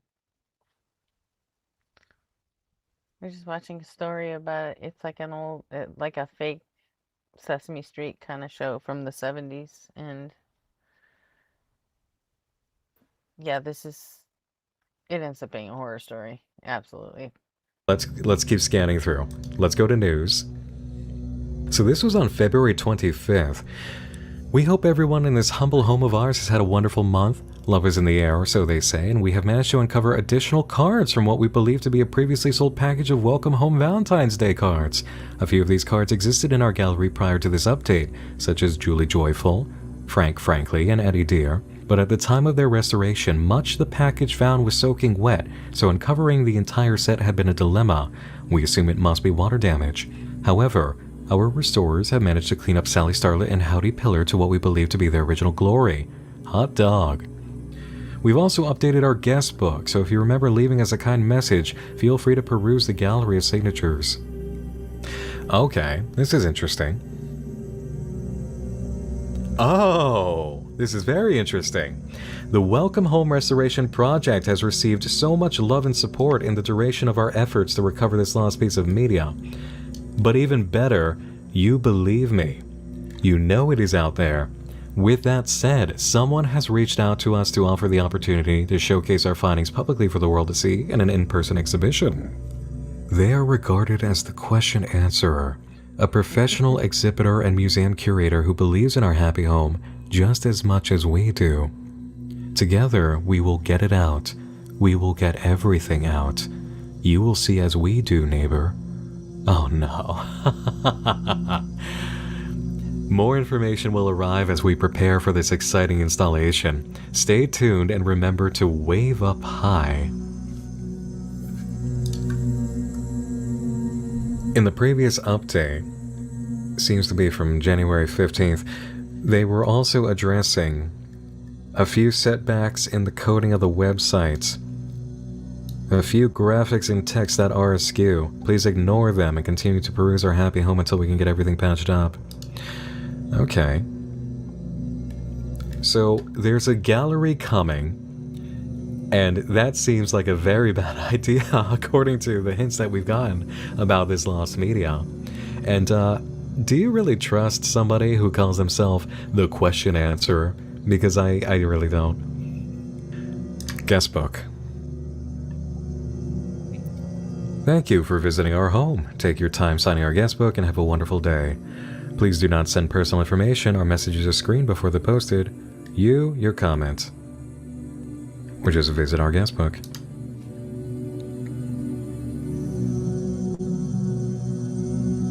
So what I love about the guest book, and again, this speaks to the dedication by the creator, is that you can actually get sketches on some of these comments. Loving comment, heart. A shout out to all other Poppy enjoys of the world, little sketch of Poppy. Honk, Clown Barnaby. So, and there are some interesting ones, like Scott asking, "Where am I?" and it's just a smile. They don't all seem to be plants. I believe that probably some of these are plants in order to add to the vibe and give you hints, but some of these are very clearly from visitors. And we have signatures from all the characters, it seems, which is very cute. Links. Spread the good word about Welcome Home. Now, interesting thing I noticed right off the bat about this is there's only one you can click. It's this blue Barnaby. For some reason, that's clickable. It doesn't lead you anywhere. But Barnaby works.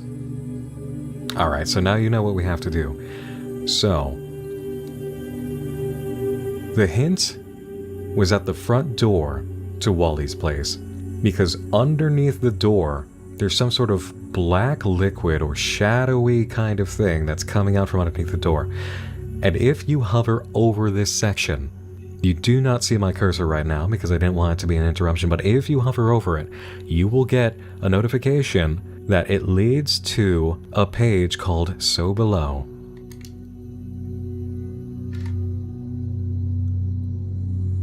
Ah, and here we are. Now we're starting to get somewhere. Huh. Okay, so what have we got here? We've got Wally in front of one of the moving eyes of home, almost worshipping it. A tab through shows there's nothing I can do here. Let me try something. Because obviously, anybody who knows So Below knows how to answer back. Let me try typing in as above. Damn it. Wander too far from home. Okay. But this is a good technique to get us to spots that we haven't quite seen yet. Okay. Guestbook. Neighborhood. See, it's hard to see sometimes where the tab is bringing me. Let's try a Control-All in here.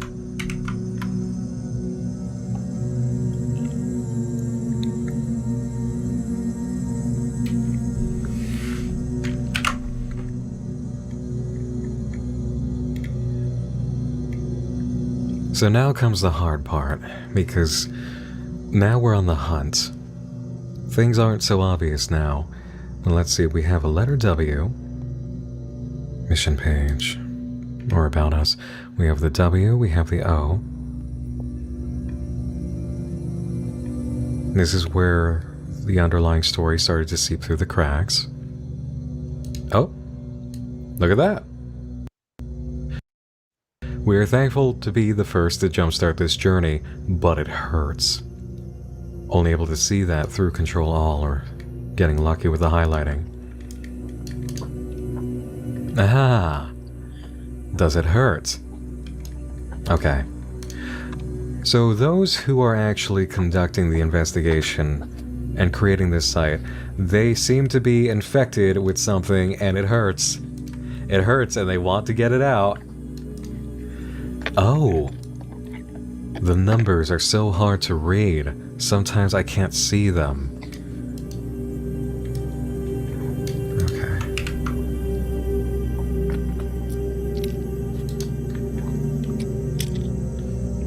Alright, let's try a tab through.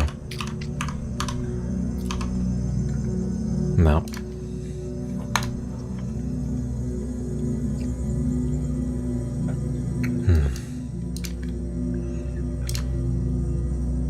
Oh, right. That's because I tried that before.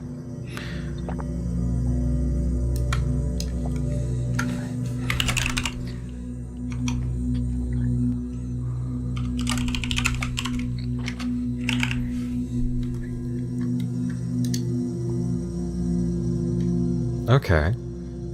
So that did reward us with something. We'll make sure it's delivered. Okay.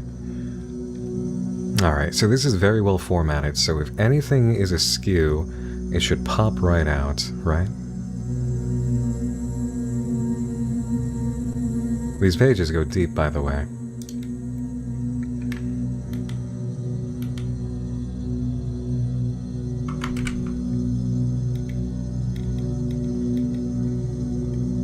Aha! Well, look at that. Wally, you're looking for me. Silly, silly. You won't write back.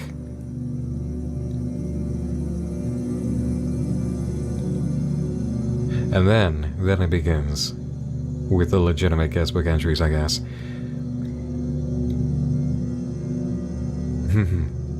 So Wally's in here. Wally, or something that is claiming to be Wally, is in here.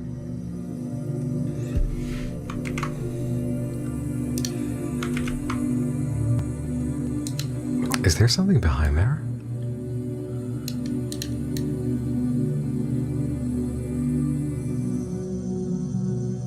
Huh. If there's a format issue there, then I'm not picking it up.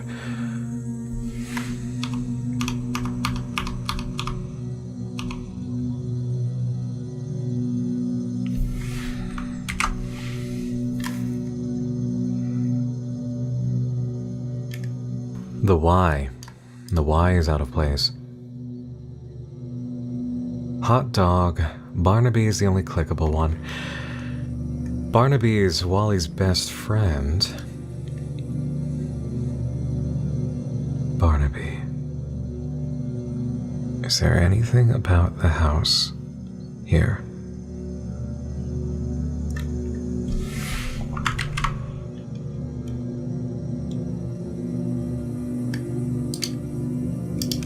No, nothing we can do there. So we have at least a W and O, a Y and X. Were there other letters?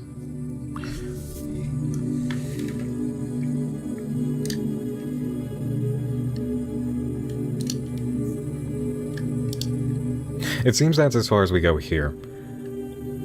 Just from what I can understand about what we're capable of doing at this time. Maybe there's something inside.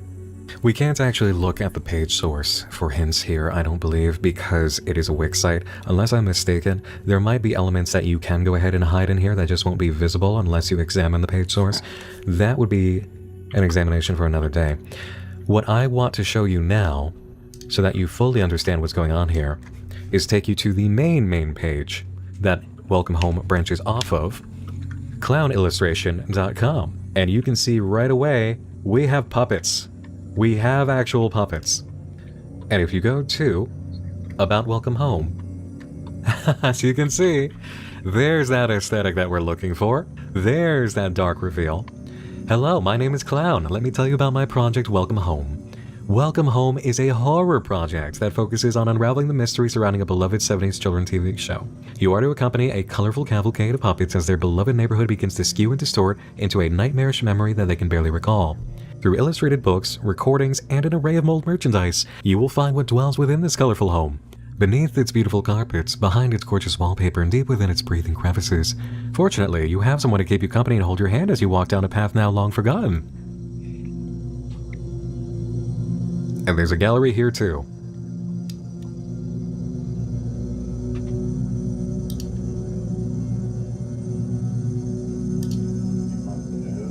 Hey, Skinner and gang, what's up? What? Oh, the as above so from the Baphomet.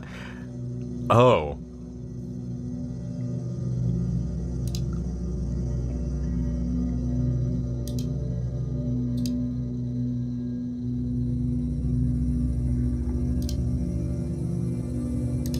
So as you can see, there's a lot more to this than what you have seen.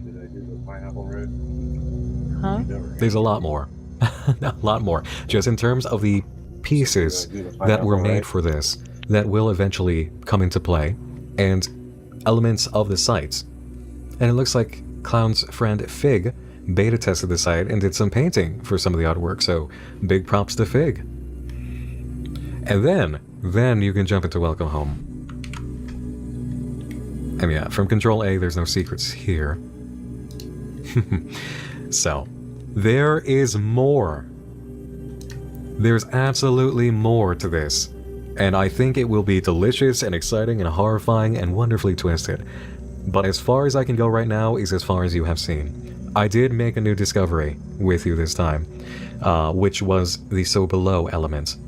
Now we know how to kind of navigate a little bit better. It's always easier to try and use your brain first and really scan things and hunt them out and look for clues and visuals that kind of lead you to believe there's something there. But when all of that fails, Control A and tab around. And obviously, there's more to it than what we've seen here. There are just too many elements on the outside for us to view plainly that show there's more, and my only issue at hand is wondering if I missed anything. I scoured it as much as I could before this video, during this video. If it's in there, and I couldn't find it, I just couldn't find it. Welcome Home reminds me a lot of the Mossflower Pictures project we covered last year, except that under the surface, it really is covered in blood and guts. Now I just can't wait to see all the blood and guts. Please, please direct me to the blood and guts.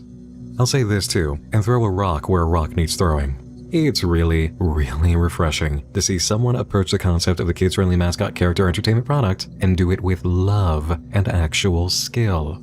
You know the heartless garbage that Let's Players have to shovel through in the wake of mascot horror and kids media horror flooding the scene? Too much of it is a transparent attempt to get big enough that counterfeiters at the mall rip off their product. Welcome Home gives me life. Welcome Home does it for the love of the characters, the idea, the story, the darkness and the light, and the way it can be brought to life in front of us.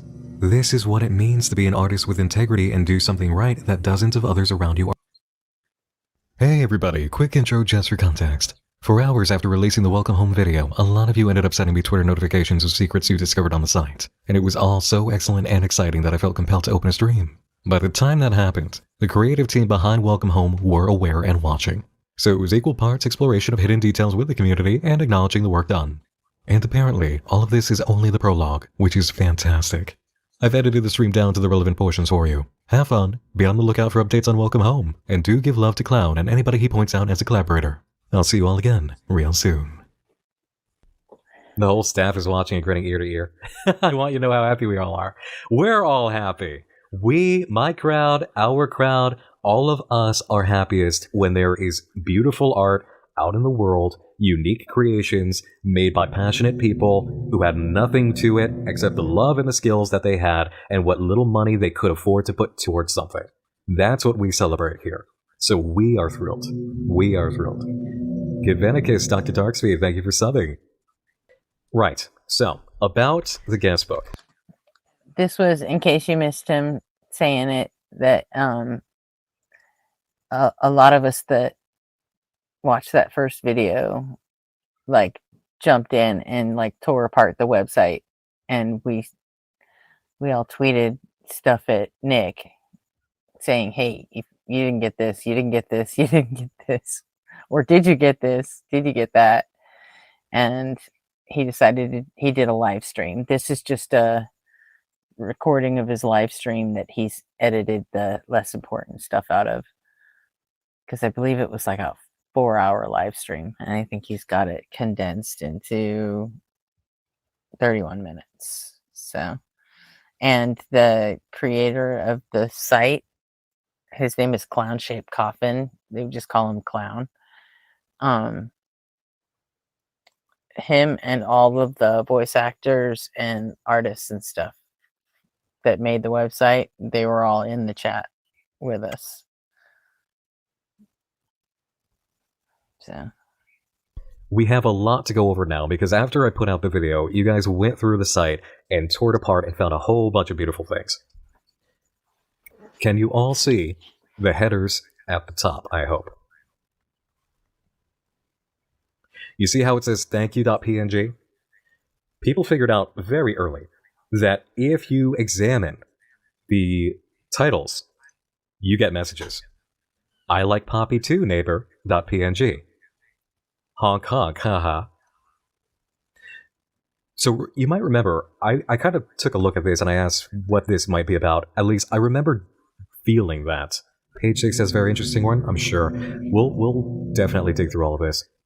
We've got a lot to go through that people have been sending me notifications on and posting in comments. Spartan Phoenix, thank you for subbing. So where am I? With me, neighbor. Hello, why are you smiling this way? I love bugs. Now, people are assuming that these are all Wally. And I'm inclined to believe it because Wally is the artist. Sally, is that you? So yes, whoever is drawing these images, they are leaving messages. And it is most likely Wally, from what we saw earlier in the hidden comments. Our neighbors are here, thank you too. How's it going? I love the colors, there's so many here. Rainbow, titled, Here You Go. Hello. Hello, neighbor. Spiral. That's kind of ominous, right? Poppy is big, I love her too. I like your nose. I love Frank. I love Frank too. He frowns. I think he is funny. Okay, so that's how we get the full thing. You are lucky. Come by often, neighbor. I can hear you, neighbor. Julie's my friend now. Julie's my friend too. So let's look at some of the strange stuff.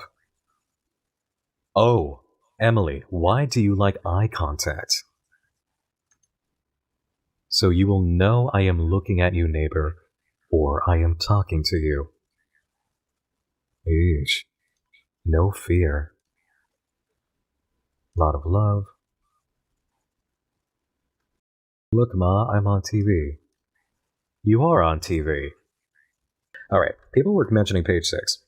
Let's check page 6. I totally forgot this show existed. I used to love watching it as a kid. I'm amazed other people remember the show too. I thought the show went away forever. What? There's no message. Excited to see what happens. This response was, it's not time yet, I'm looking. Okay, check this out. Where am I? What is this place? If someone is reading this, please help me. I have no clue what is happening here. Who, something there are these people, I think that's what they are. They look almost like strange puppets from a child's book. But if there's anyone here reading this, help me please. Why are you fibbing? You are not here. I'd something, please do not lie to me. Why are you fibbing? You were not here. I don't see you. Please do not lie to me. I like yellow too. I'm yellow. Sally is yellow. Frank's nose is yellow. So that's more hint that it's him. This spiral again. Scratch harder. Unreachable itch in the back of my mind. Wally. Our name. Yep, that's confirmation. What is this scratch out? No memory. Hiya, Wally. You and your friends sure seem like a bunch of wonderful folks. What's your favorite memory with each of your friends? No memory. So he has no memory? Okay. Yeah. Okay, so Wally is within the site.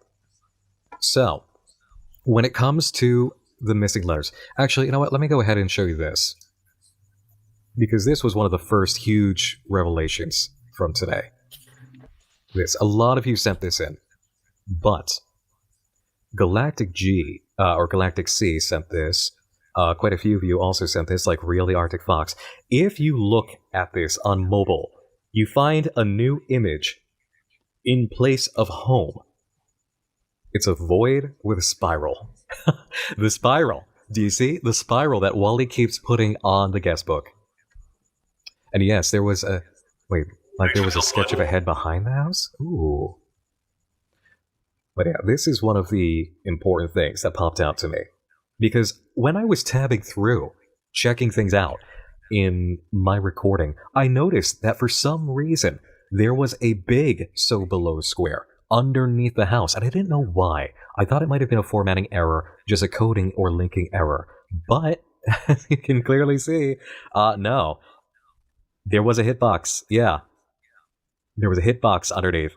So, this is what it was trying to show us. So House was on top of this to let a little bit out, but this was the rest of what was underneath.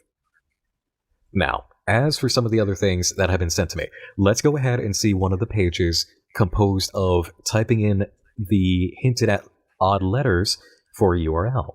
This one is titled Answer. And I haven't looked at it beyond seeing this, so we are all about to experience this for the first time, unless you found it earlier. Okay. What is this? Let's go.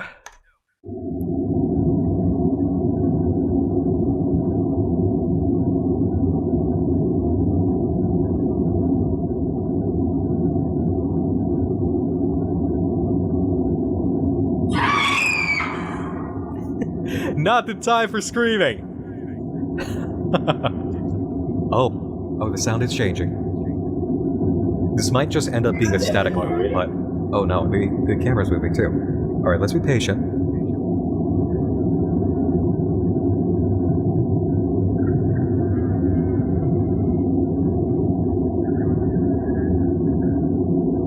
There's something in the sound.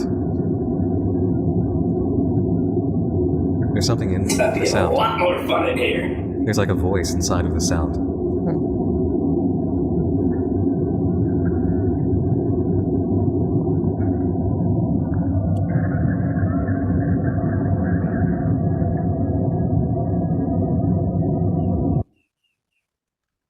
I'm gonna have to visit that later and try to rip the guts of the sound out of the track. In the spinning head Frank gif, the book say, "Hello, it's you know who? I'm your something." Oh, you're gonna tackle that, Sweet Billiam? Okay. So that's one thing, alright? And apparently you find other things by rearranging the letters. What's this? You can't see us apparently. There are 4 combinations that work. By the way, all these background sounds you're hearing, they're all just they're lines from other ARGs that he's covered, and they're just things that he sets on Twitch that when somebody gives him money or subscribes or something, it plays them. Oh. Wow, okay. Hello. Oh! Fuck! You're there. Yup, hello. Thanks for the help, bud. I can't see you.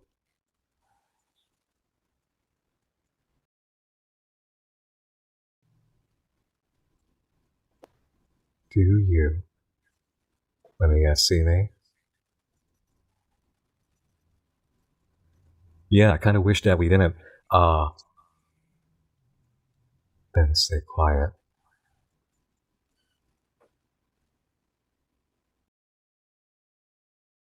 The GIF is much larger.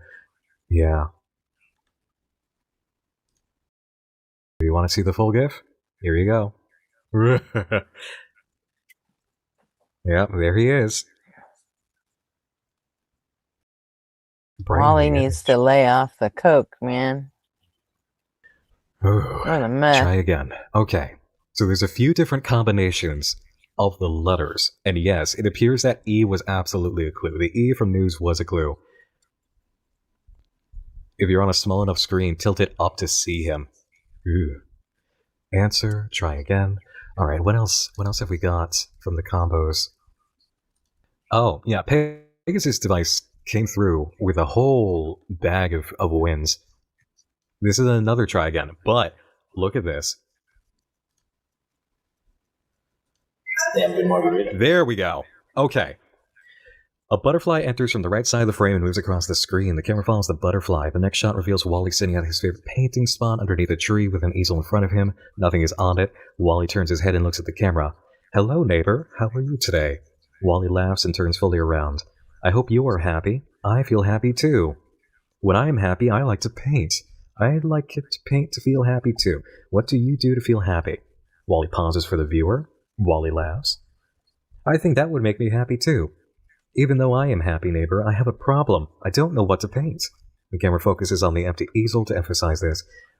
"I could paint a butterfly, or a rock, or a tree. There are many things to paint. I can't decide." Make sure to open the GIF in the center of the page in a new tab too. I will. There are too many things to paint. Can't decide what I would like to do. I don't know how to solve this problem. Neighbor, when you have a problem, what do you do? The camera pans out to reveal Barnaby walking in from the right side. Barnaby is holding a hot dog in his mouth. Okay. Number in the upper right corner? Yeah. Okay, so they're all different views of the same script page. Number 15. Subject help. Watch the gift for a little longer. Okay. Yeah, all right. Let's go ahead. Let's see. Let's see what happens.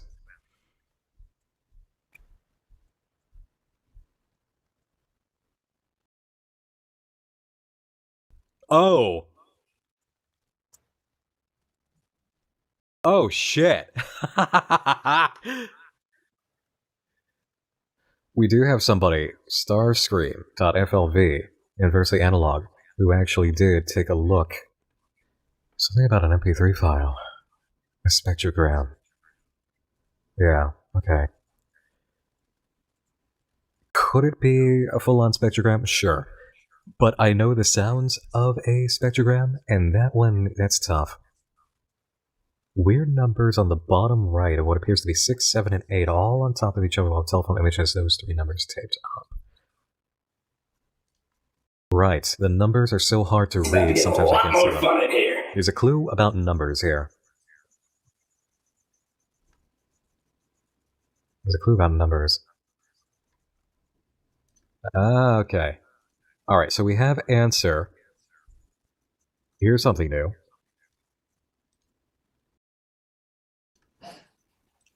Yes, it's another ARG check. Oh my god. Lena. Thank you. This one's website based. I'm sorry, I was very distracted with our own nonfiction investigation. And Mercury Wolfo, thank you for resubbing. Yep, salute the Raiders. The Owen Hail Hydrate, yeah. Okay, so for whatever this GIF is underneath it, I'm not going to be able to hit that without an actual link. So this is a different version of the accident page when you stray too far. Oh, somebody has the link to the OGIF. Thank you. OPEM. No, that did not do it. However, this is what the default page looks like when you mess it up. What did I do for work before I became a YouTuber and streamer? Just spent about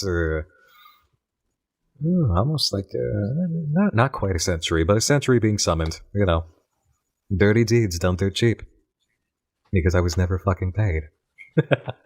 Such is the life of a demon. So yeah, this is the standard page, and this is the changed page. And yes, you can click this. This does bring you back, but this actually goes somewhere. Now listen up. Duets. Oh, here we go. Alright, we do control it. Pleasure is payment? Yeah. Yeah, usually I was the one doling it out, though. Or, literally. The concept of the AC/DC song. But that's another story, okay? This is the story we're focused on. Are you ready? Let's hear.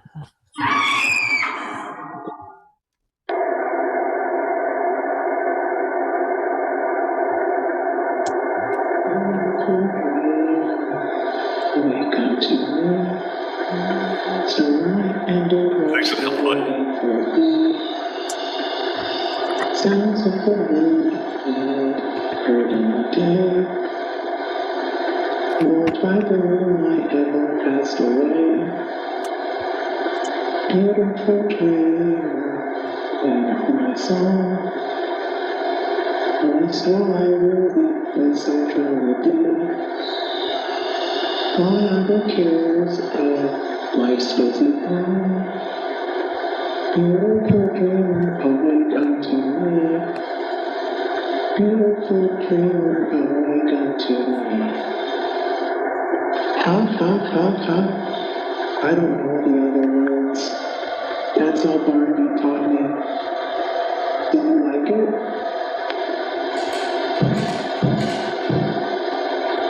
That's good, I think.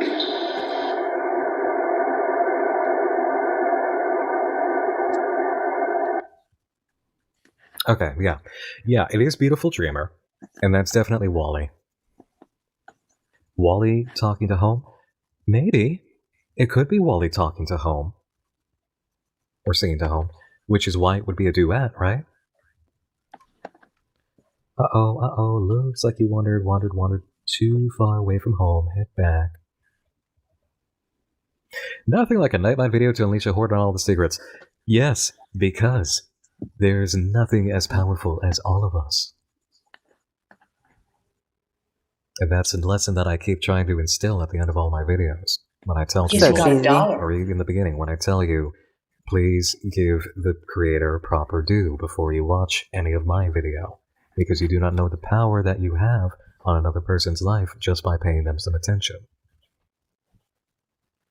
What are the creator's socials you want to follow? Let me go ahead and grab that for you. Behold! Party Coffin! AKA Clown. And Clown giving sincere love to everybody who followed. Here's everything. The portfolio, the coffee, pins. If you are enjoying this and you want to see this come to greater fruition, go contribute a coffee. Alright? $3. That's all it is $3. Seriously, you got $3 to toss? Toss it to Clown. In this house, we support creators, even if it's just with a change in our pockets. You hope Wally being thrown down a well becomes an in-joke because that shit's hilarious? Hey, if you guys want to make it a meme, then draw the art. What can I say? Don't let your memes be dreams. And actually, yeah, I'm going to wrap it up here too. We found everything, apparently, according to Clown. We did good. We did good. Now we just have to wait for the updates. I'm sure we will get them. I'm very positive. I don't know when they'll come, but again, check in periodically. Follow Party Coffin. You'll probably get updates as they come that way. Story time? Yeah, what the hell, why not, right? We got time, I got energy. I'm not burnt out. It's not even been 2 hours, of course we can story time. Hold on, kids. Can we do another index dive soon? Well, to tell you the truth, everybody, the next stream that you're going to get from me is actually going to be on Friday, and we're just going to shotgun Resident Evil 4 Remake as long as we can. I'm serious. Okay, I got the book. Those who know how this goes already knows how it goes, but I'll explain it to the rest of you. We like, if we can, to end a stream with a reading from Grimm's Complete Fairy Tales. Yes, the Brothers Grimm. And I'm going to select 2 titles to choose from, for you to choose from in a poll. Okay. A Tale from the Brothers Grimm. The Hare and the Hare.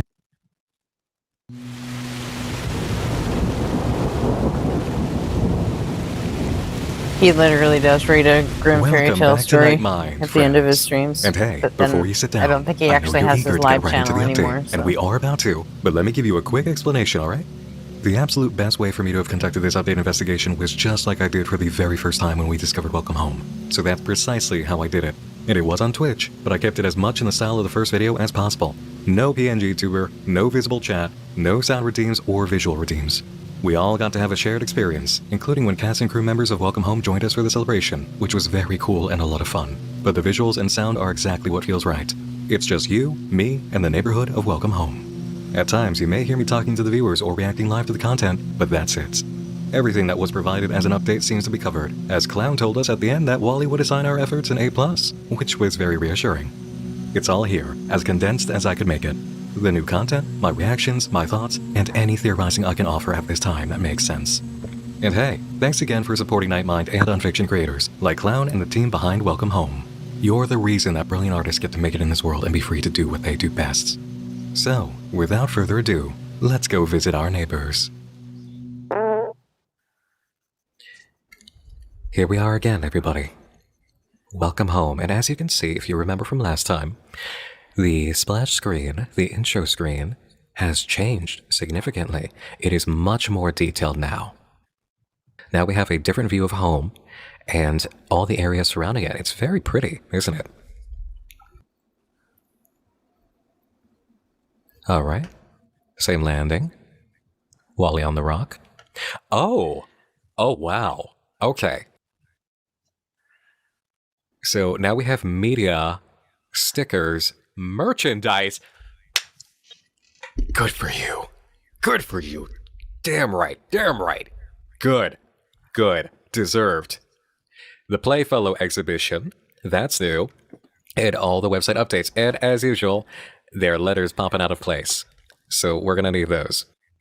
Okay, so website updates. Serendipitous salutation, dear neighbor. So much has happened since we've last spoken to you. How could so much support and attention be summed up in so few words? We came to you asking for help like a neighbor in need of a cup of sugar, but you've given us your whole pantry supply. That's saying a lot with nearly 5 million friendly visitors. Our gratitude is immeasurable, and with your help, we are confident we will uncover Welcome Home's whereabouts. Now remember everybody, while this is absolutely wonderful for the creative team of the project and the celebration of wonderfully made on fiction and art in general, in universe, this is absolutely fucking terrible. This is probably a disaster in the making. So, don't forget, as thanks to you, Lookers of the Lost, we have uncovered an exciting array of findings that are sure to solidify our speculations. We always knew it was real, ever since that first itch in the back of our minds. You need to know too now, don't you? Do you feel it? It's good that you came back. We hope perusing our most recent findings will be a doggone good time, as Barnaby would say. Remember, neighbor, home is where the heart is. This house is brimming with love for you. Welcome to the search party, the Welcome Home Restoration Project.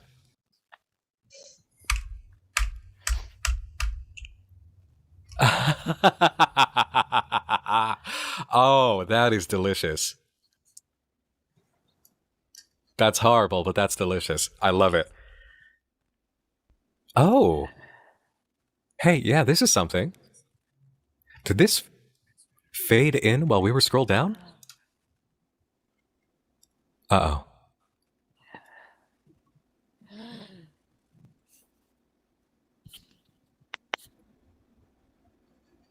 Oh, tell me this is not buffering, whatever this is.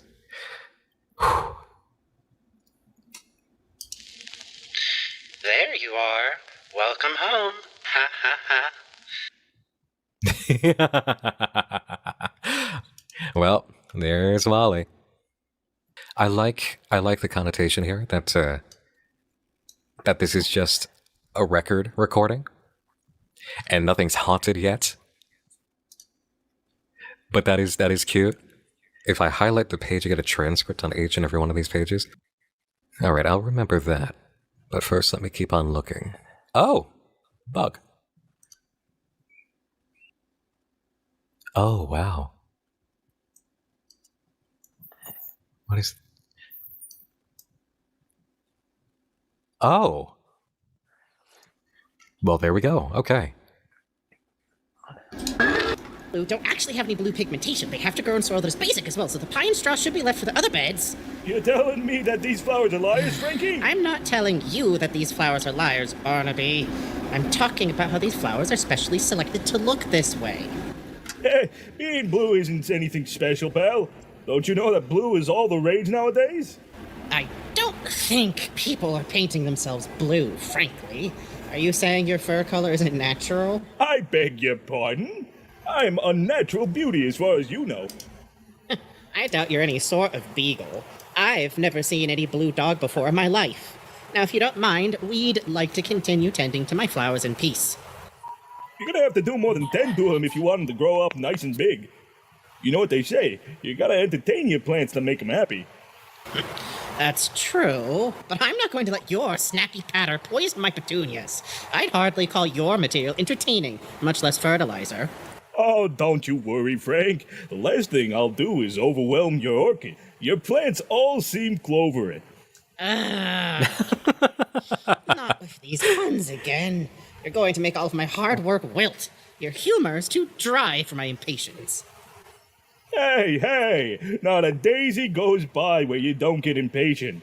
But hey, I'm just pulling your leg. Will you just get out of here? My plants don't need your ridiculous jokes to grow. Go find an audience for your silly gags somewhere else. All right, I'll grow. But every dogwood has his day. I'll still pop in from time to time. You're still a little rough around the hedges. Honestly, with him, I don't know how you can stand to be around him. Oh. What the hell was... Oh. It was on the name Wally. Okay, so that was adorable. You know, I can't help it. It's one of those things where you towards the end it's like All right, the puns are actually getting me now. I'll roll with the humor. I'll roll with the joke. So, yeah, good point. Why is a clothespin buried in the ground there? Wally is recording these, you think? Maybe. Yeah, a blue clothespin upside down. You know what? Oh, and this was the answer page. So there is something to observe here, obviously, because we have a whole bunch of clothespin people around somebody who is buried in the ground in the garden. And there was a joke made about not even using Barnaby's puns for fertilizer. Now, it is pretty common knowledge that good fertilizer results in good plants. Here we have probably some very good fertilizer, which would be a being put in the ground. So there's a suggestion here of sacrifice. That's something that might be at play here, and a lot of witnesses do it.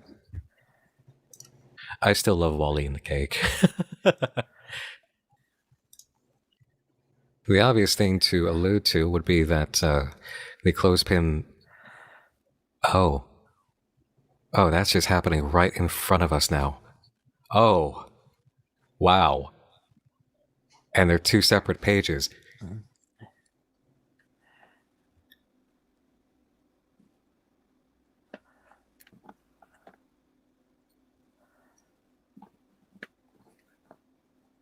Well, look at Wally go. You gotta fill in the red one too? Yeah, there you go. Okay, time to pick some flowers. Help. Yellow. Got another record. Okay. What are you waiting for?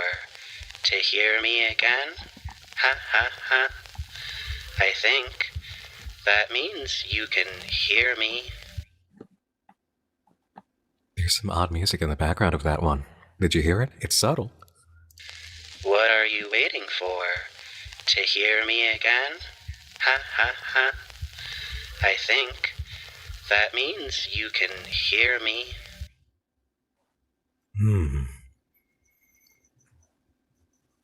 And yeah, that does look like an eye. That is an eye in the center, yeah. Okay. And will too.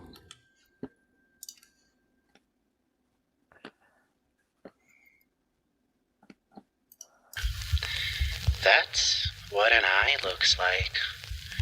My eyes are black. What color are yours? Green and purple. Okay. All right, so already we understand that the attention and growth of the website is allowing a lot more of Wally through. Like, Wally is drawing right in front of us and leading us to new links to communicate. So we were very much correct to come back here. Even that is new. About Us. Let's check out About Us now. These pixel sprites appear to be new. Oh, there he goes.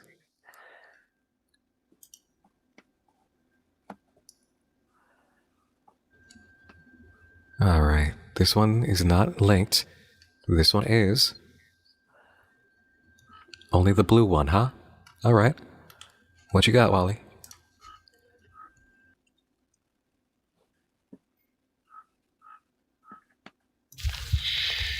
I have more eyes than I did before. You know how to draw eyes. You draw mine many times.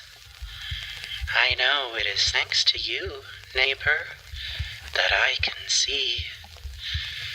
But it is still, I can't see.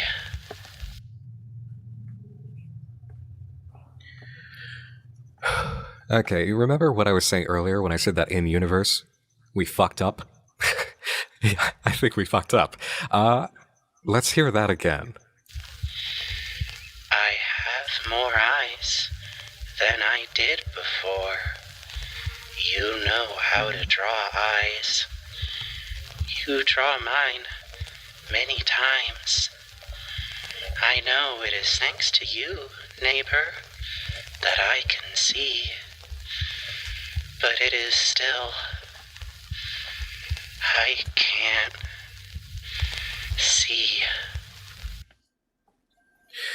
Okay. Is anybody else getting the sense that what we've been doing here is just reviving a corpse? This has got to be an allusion to how much attention is on the project now. Or how much art there is of Wally now. Literally drawing Wally and his eyes. How many eyes he has now out in the world. Online and offline even. But he can't necessarily see through them. That I can see. But it is still, I can't see. There's something that he can't see. So either the eyes are working, and he's talking about something else, or he knows how many eyes he has now through the art, through the creativity, through the sharing. But they're not working. And he does sound stressed. Yep, okay, here we go. All right, then the knight played by House will exit stage right. That is, if they show up to rehearsal. Then the maiden fair with golden hair greets her kingdom and asserts herself as the new queen of her domain. As queen of this land, my first decree is to make hopscotch mandatory every day. 2 pebbles all the way up to 20. No, 30 spaces. Hopscotch? That's not in the script. My second decree is filling our moat with scrumptious greenberry ice cream. Up to the top, enough for all the citizens to enjoy. Greenberry? What is breed? Juliet Joyful! For my third decree... Julie! Sally! Those are not words! You've gone so far off the script that I'm not sure where we are anymore. Oh, don't worry. I know where we are, silly. We're in the Kingdom of Sweets, remember? I'm the beautiful maiden fair with the golden hair, the princess of pastries. Yes, yes. Who is now the queen of pastries, after a series of events where her father, the king of cake, gets eaten by a big, beastly, billowing bear made of broccoli. Oh, Sally, that scene was so sad. The story, Juliet. The story. Oh, right. So, after I show him who's boss, I go back to my palace and take back my throne. If you know the story this well, then why would the queen want to fill her moat with greenberry ice cream or declare a hopscotch law after enduring a harrowing journey of self-discovery and vengeance? Oh, I don't know. She just seemed like a fun lady. Okay. I suppose indulging in the finer things in life would make her character more well-rounded. All right, Juliet, proceed. Thank you, Sally. For my third decree, you all have to listen to me recite my favorite colors in order of my most favorite color to my least favorite. Starting now. Pink, yellow, green, blue, Such is the life of artistic collaboration. Wouldn't you agree, Welliver? Every time it gets to Wally, it crashes. This voice acting is delightful. Like it was fun with Frank and Barnaby, and it keeps on getting better. What chemistry here! Is Wally's full name really Walliford? That's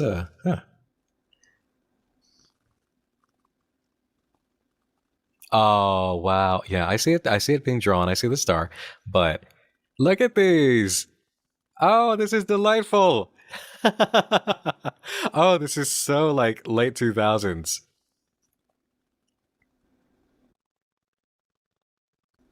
Speak to us, Walliford. A synthetic charm, thank you. Do you like to draw? I do. Do you know how to draw an eye? First, you draw a circle. Then, you draw a smaller circle inside. Then, you color it in. Ooh. Okay, yeah. Yeah, he's really driving home the point now. Ah, gotcha. Well, I think I'm plenty funny, Barnaby. Frank thinks I'm a hoot and a half. Only a hoot and a half? What happened to the other half? You! Besides, Frank wouldn't know a good joke if it walked up to him, introduced itself, and handed him its business card. Punchline and He all. would too. You know, Barnaby, you're not the only funny one in this neighborhood. Oh, yeah? You might be right, Julie. Howdy's a pretty funny fella, too. Not howdy me. I have a joke that will knock your hat off. I've been working on it all week. Oh, boy, all week? It took you that long? You're hearing this, little buddy? Oh, I'll show you, Barnaby. What did the number 3 say to the number 2 after beating him in a game of checkers? Oh, no. Here it comes. I That was just doggone terrible. Just awful. I think I'm gonna need a doggy bag. won! No, it was not, Barnaby. It was a good joke. Don't you get it? 1 is a number, but it also sounds like 1. You know, when you won a game. Now she's explaining it. Oh, when will the agony stop? I'm just a little pooch in peril. Bury me in my favorite sunny spot, kid. I'm going into the light. Oh, Barnaby, just rotten. It was too a funny joke, wasn't it, Walt? It's okay. It was funny. It was funny. But not as funny as Barnaby playing Ted. All right. I am hesitant to go back into the neighborhood right away, because so much might have changed that it's going to be quite a bit of exploration. Let's try news. Caterpillar. One of my favorites. Do you remember the caterpillar from Alice in Wonderland? And who, pray tell, are you? That caterpillar was so rude, but in fairness, so was Alice a little bit. So my brother Charlie tells my sister Dolly that our brother Barley's cousin Henry is turning over a new leaf. But if you ask me, Bon, a caterpillar's always turning over leaves. We just call it a salad. So you don't believe the poor guy? Sounds like you're just giving him the short end of the stick. Short end of the... We've given that clown the whole branch. So he's a clown too? Now you're speaking my language, howdy. You wouldn't believe what happened next. My brother Chuck wished our brother Buck good luck on getting that clock Henry to straighten up and fly right. Fly? Wait. He's a butterfly? I thought he was a caterpillar. You're being a wise guy, Bon, but I'm serious. Then, you're not gonna believe this. Out of the blue comes our sister Sue and her brother Drew, talking to my sister Dolly about getting Henry on a trolley to see Aunt Molly. Woolly ain't Molly? Woolly Aunt Molly, Bon. On my father's left-hand side. My left, now yours. Maybe my upper left-hand side. Oh, well, how could I get that confused? But long story short, Molly tells Henry to listen to our cousin Barley and my brother Charlie, who insists they're through with my sister Sue and her brother Drew. And to get back on that trolley and talk to Dolly about getting his act together. Oh, brother. No. Ollie's my sister.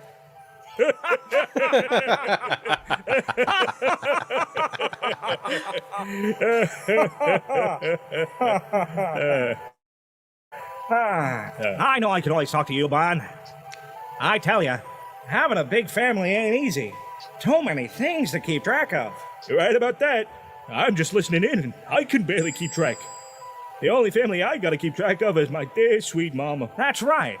You know, next time she comes around, you ought to let me serve her one of my strawberry soda pops. Nobody makes them like you do, pal.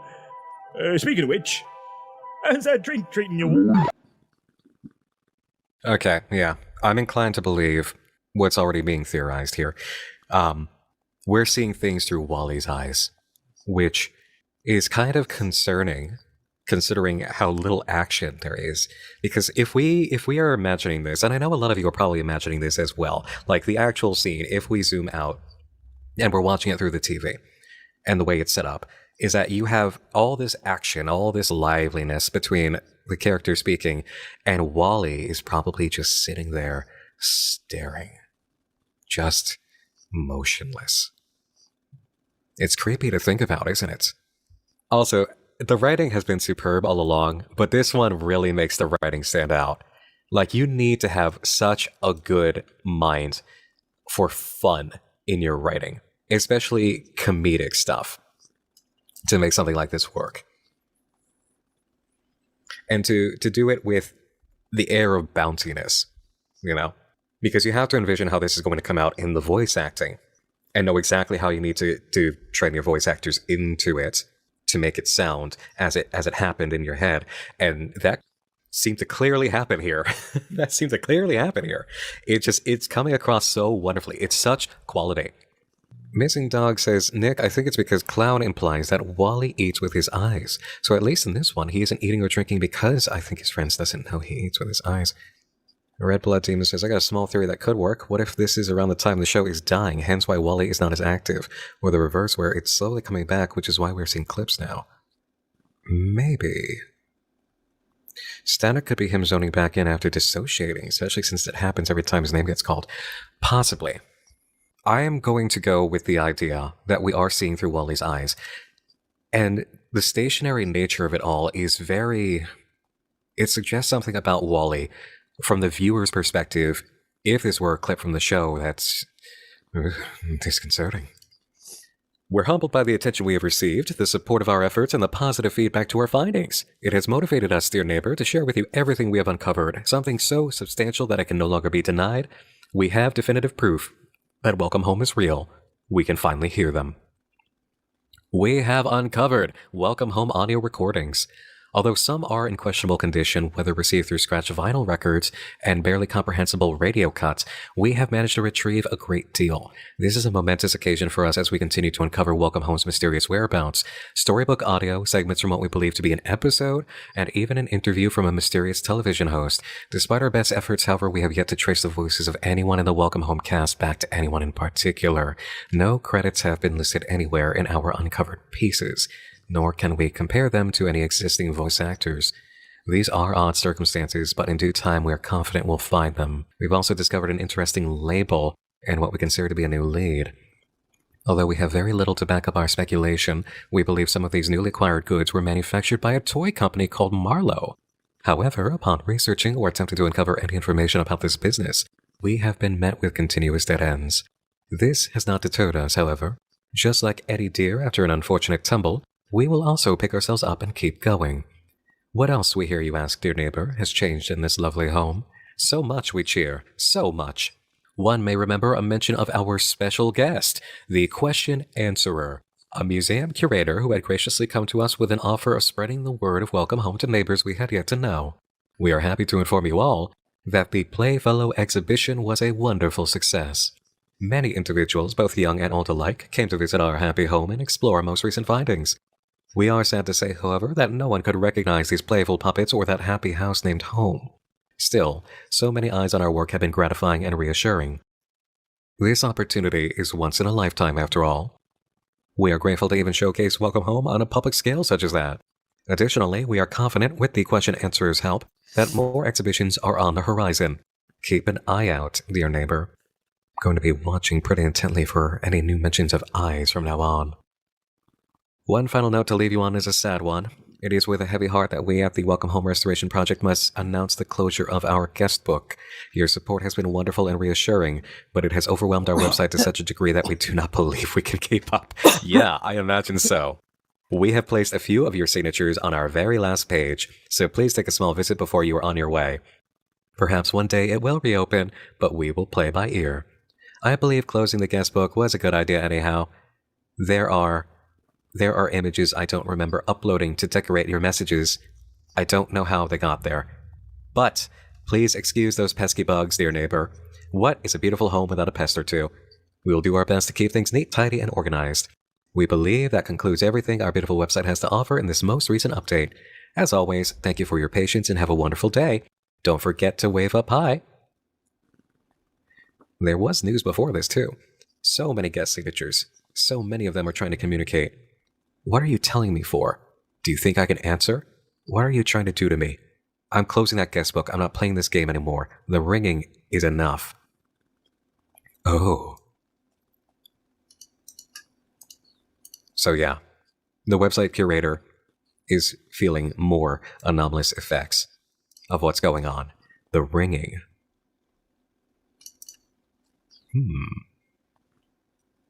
There's a bug.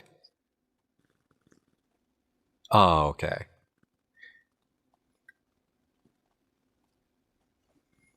Well, that's a cute one. Whoa! Halt, fellow thespian. The guest book is henceforth closed. What a cute way to do this. Wow. Oh, that's adorable. What a cute touch. That's going the extra mile. All of this, of course, is going the extra mile, but that especially. All right. Wally or Bug? Our last one was a bug. Let's check out what Wally has to say.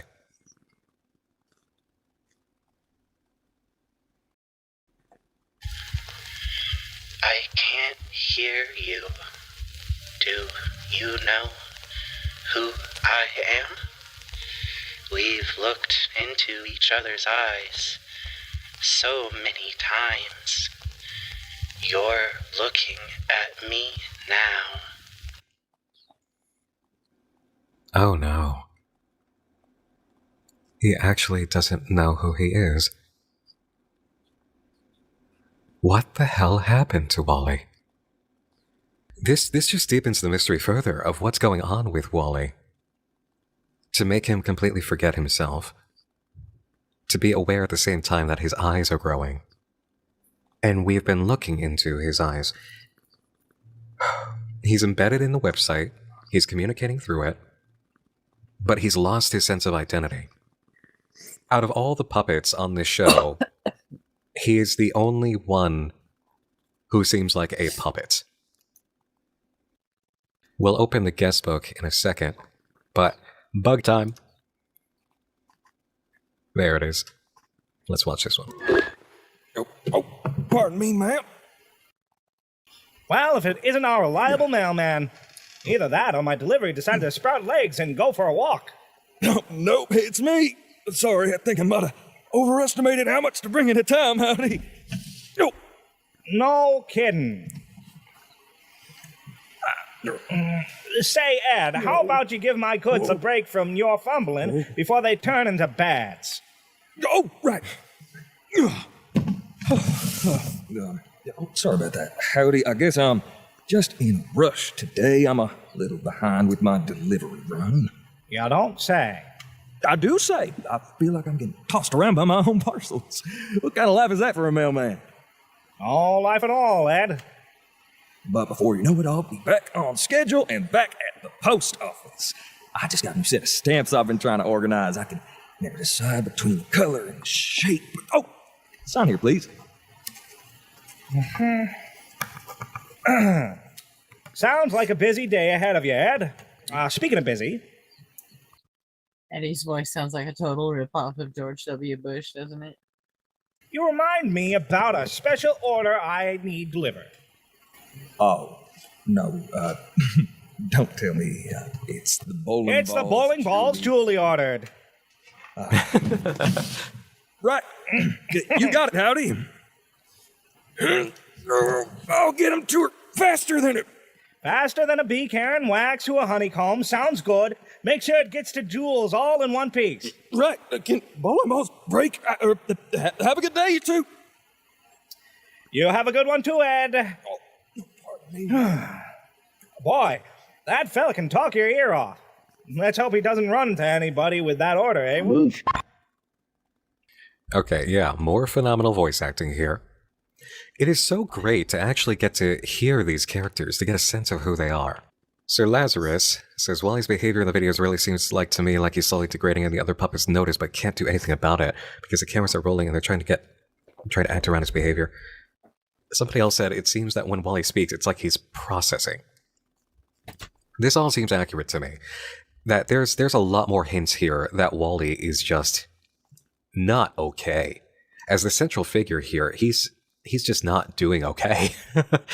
He's like a side piece to everything, or just an observer more than anything else. If this was intentional within the show itself, then that makes Wally just somebody to introduce you to the neighborhood and go around and just step aside and watch as things happen? Which would explain why the eyes are making him aware more. Why it's such a strong thing about the eyes. Ah. Which is why the pie charts must be Breen Berry. Mr. Deere, write that down. Green berry. You know, Julie. President Joyful. Right. President Joyful. I don't think breen berry's a real berry. I mean, shoot, what color even is breen? That's classified, Mr. Deere. That's why they pay me the big shamoolas. What now? I ain't getting paid anything, let alone shamoos. What'd you say again, President Joyful? Shamoolas, doubloons, smolians, dinneros. Can't you see what this company is all about, Mr. Deere? Breen? No, it's about pie charts, big buildings, hot cakes, small stuffed bears, chalk and houses. I don't think any of those things go together, quite frankly. It's about big suits and big hair and big voices. Mr. Deere, are you not confident in our business model? You have good shoulders under your head, Mr. Deere. I would hate to see you canned. Can me? But you can't fire me. It's my first day on the job. Then you'd better straighten up and fly down, Mr. Deere, because the most important part of running a business is...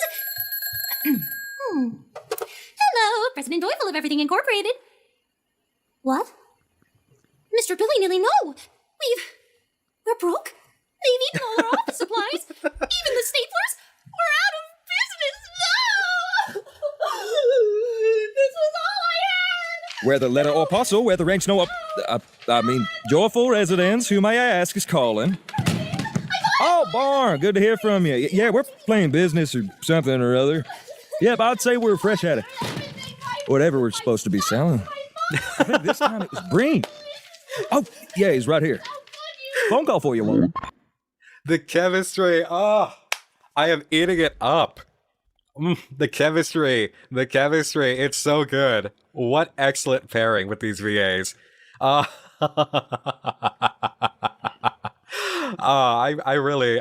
gonna staple that to the wall. Because that's a highlight. Nick is a voice actor himself, so he kind of eats the shit up.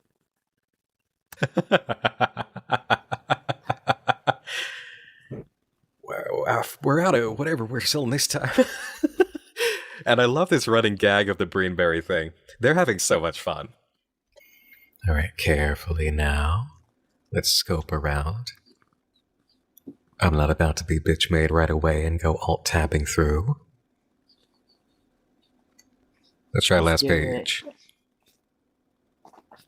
It's very much, the cut seems to be, oh, hey! Well, would you look at that? I guess it is. Tab, the image says, yes, turn the dial, PNG.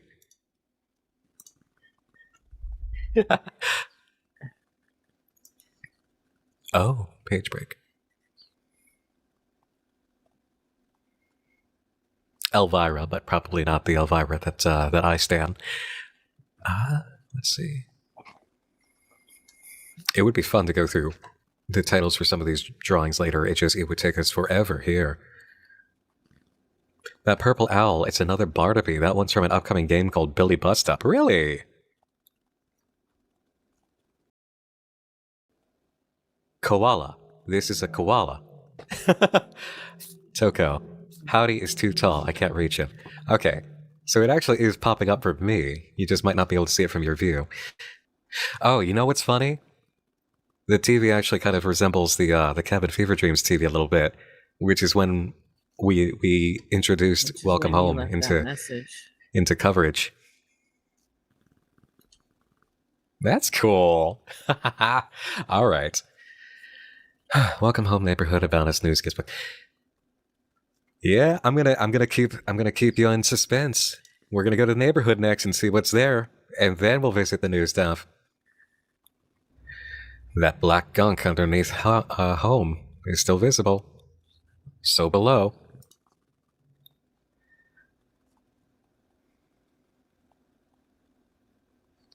Did anything change? Oh. Yes, actually. There's something underneath Wally.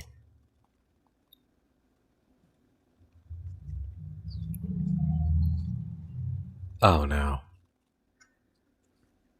Okay, kids, brace yourselves.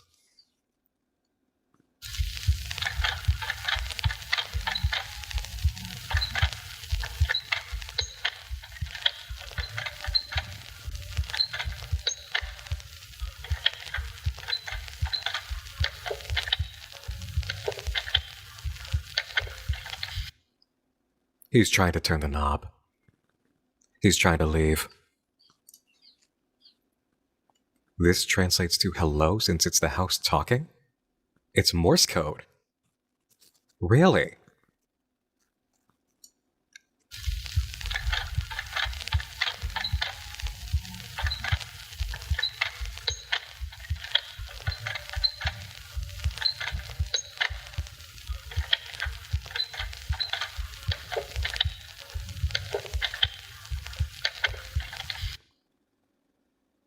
Yeah.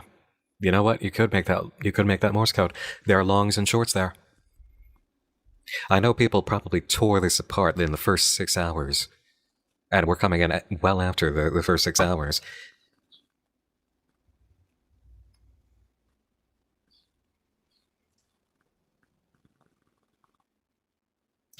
Can you see me? That's okay if you can't. Don't worry. I know you're there. You know I'm here, too. I will talk to you. Is there going to be any tricks here? Yep. I thought so. Now the canvas is being painted on. Click here to view text transcripts of audio. That's the most.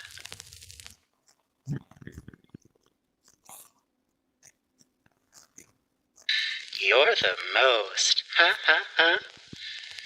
You're so still. What are you doing?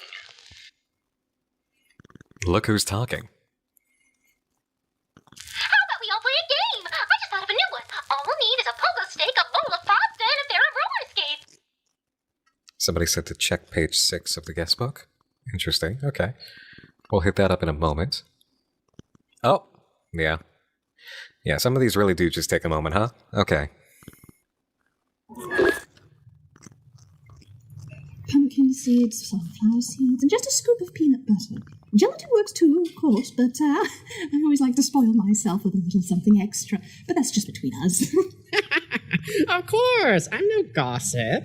I suppose gelatin can't always be relied upon, too. Still, I think it holds perfectly sliced fruit beautifully. I think that ought to mean something. You know what, Poppy? No one understands gelatin's potential. It's like they say, you eat with your eyes first. They do? Oh. Well, now you've got me worried about this new recipe. It's not very, visually appealing. Oh, no. Forget what I said. We worked so hard on this. In fact, I bet these could be shaped with one of my copper molds. You're right. Maybe that one you have shaped like a butterfly frame. Oh, that's right. Oh, such a shame butterflies aren't fond of seed, or muffins for that matter. This recipe could have saved my garden. Oh dear. You know what? I'll try and think of a recipe that's sure to have them... to make your butterflies do a... Well, I'm not sure how to tell if a butterfly is happy. Whatever you decide, we'll have them all aflutter, Poppy. I think our experiment is done, too. Oh, you were so kind to say that, Frank. Oh, be careful. I wouldn't want you to burn yourself. I'm all right. You've taken all the necessary precautions to ensure my safety. Oven mitts, aprons, a second pair of oven mitts. I'm gonna go. Perhaps we could use a third pair of oven mitts. All right, catch you later, Ryan. Appliances. Who knows what could happen at a moment's notice? Oh, goodness gracious! Just You too. thinking about it is making my feathers fall out. No. Don't get yourself started, Poppy. I would rather be careful than throw caution to the wind anyhow. Besides, we're all safe and sound here. Wouldn't you agree? You eat with your eyes first, huh? So that's Poppy that we've heard now for the first time. You ate with your eyes first. Eddie's purple. I tell you, I fold my letters flatter than a fritter, and when it comes to friendship, I always deliver. Oh, and another bug. Cool.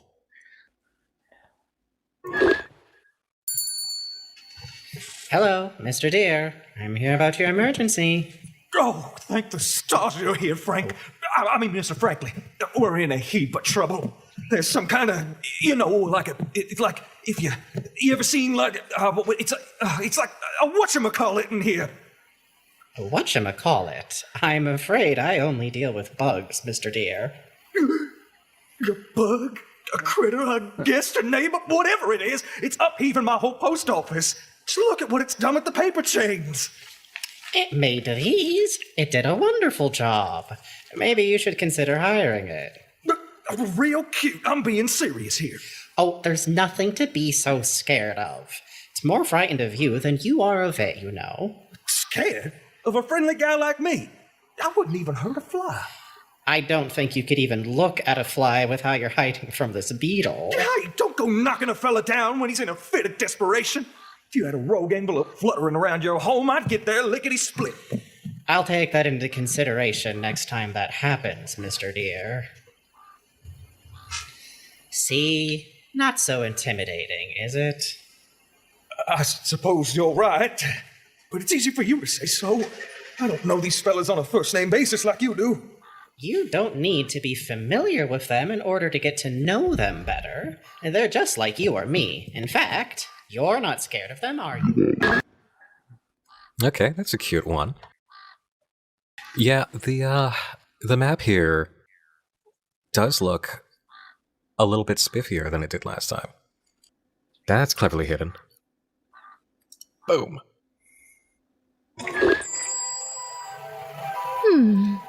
Do I want potatoes again? Or do I want chips? Well, when the chips are down, they're both sort of the same. To an ordinary person, maybe. But chips are a bit heavier for a performer. I don't want to get a stitch while I'm rehearsing my dance moves, and it slows my creative thinking. No, I've decided. Boiled potatoes, it must be again. Well, shucks, Sally. If you're looking for a healthy change for a gal on the go, look no further than this sensational new instant mash.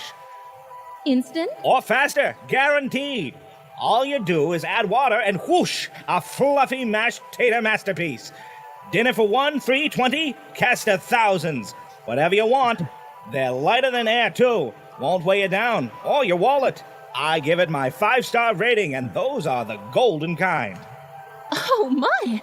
That does sound convenient, especially with my hectic schedule. Let's see. Bubble Blast Soap Flakes. Oh, what a strange name! Yeah, it's a marketing thing. Makes them sound squeaky clean for your diet, eh? Oh, Why, yes, I suppose it does. All right, then. I'll take one of those boxes of Bubble Blast Instant Mash, a bag of Old McDonald's porridge oats, 1 loaf of bouncy yellow bread, sponge, and a box of that nice new sunshine cereal you introduced me to last week. Chips and sauce. Oh, wait, Blood it's choices howdy. are the only choices you can make at this store, but you've got a knack nonetheless, Miss Starlet. Oh, and a pint of milk, thank you. There you go. Service with a smile. Oh, I didn't see you there. What can I get you for you today, Walsh? I could have sworn for a minute that was actually Barnaby playing a trick. Oh, jeez. Let's see. Media, merchandise, and playfellow. In the order that we're seeing it right now, media is up first. Let's hit it. Media. Slowly but surely, we've begun to uncover media that confirms Welcome Home was once on the air. These remnants can be found below, including animation cells, radio plays, script songs, and even interviews meant to publicize the show as it aired. One day, we hope to share footage derived from full episodes on this very page. We know it is out there. We will find it soon. Oh, good. It's all in one page. Cool. Okay, live interview audio segment. This audio appears to have been part of a live television interview, evidently shortly after Welcome Home began to air and was a subsequent critical darling. Hello, Bug. Though no video footage has been unearthed, we were lucky to recover audio from a significant chunk of the interview, featuring Wally Darling and Barnaby B. Beagle in conversation with the host. We invite you to listen to the charming dialogue yourself by clicking the player below. But I do want to catch this bug first.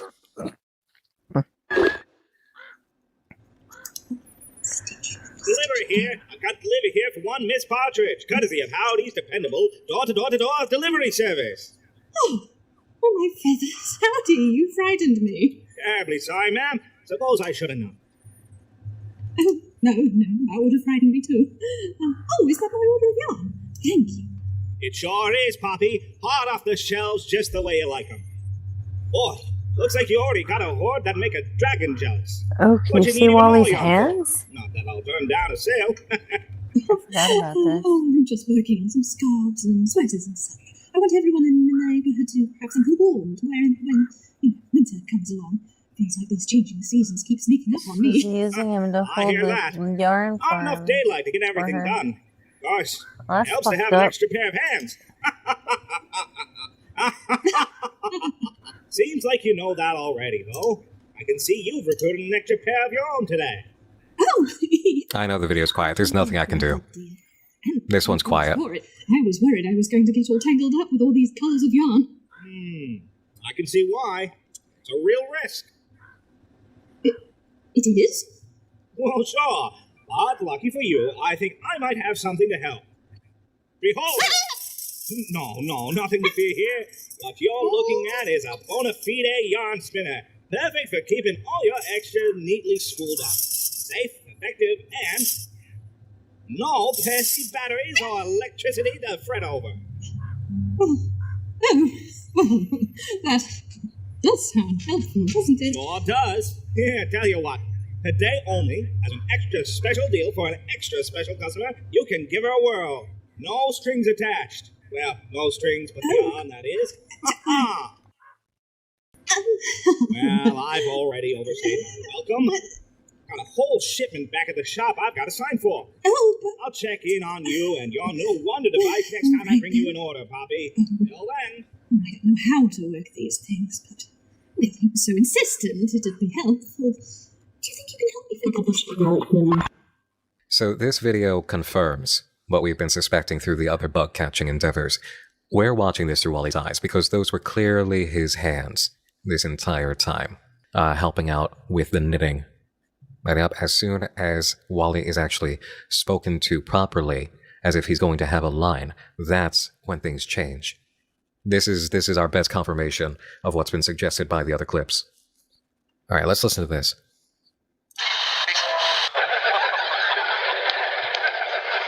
Oh, just wonderful. Oh, you sound like you have a lot going on in that neighborhood. That's, Welcome home. Yes. Oh, that beautiful world. Welcome home. Oh, since the show's really taken off, Wally, I'd say you're quite the popular character now. I am? You are. I am. Oh, yes. I think that's Nick's voice doing the interview. I think that's the same guy that's doing this video. He is a voice actor after all. And you're quite a little charmer too, from what I heard. You're not so bad yourself. Oh, well, thank you. Hey, that's exactly it. Is that why they call you Wally Darling? They call me Wally Darling because that's my name. Yeah, that's 100% him. That's true. That's true. You know, you're very beloved by a lot of different people now. Do you find yourself in any sort of romances lately? Romance? Yes? A love life? Being so popular and all. Oh, no. Yeah, it's because it's him. I love everyone. I love my friends. Oh, well, that's right. You've got a lot of friends in that neighborhood.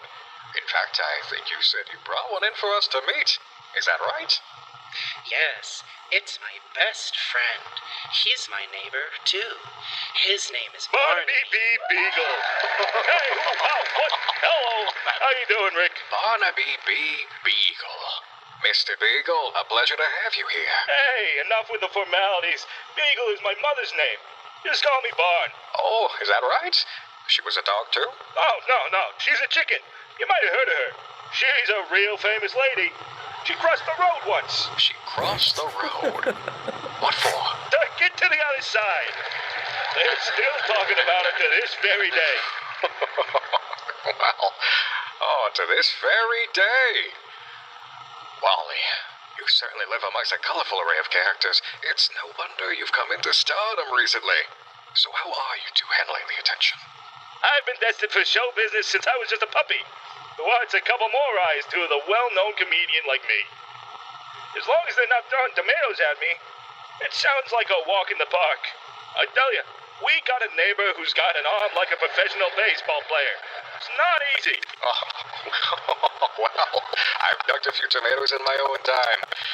It sounds like a handful, Bon. What about you, Wally? What do you think of all this newfound fame? I think it's just the most. No. Hi, Evan.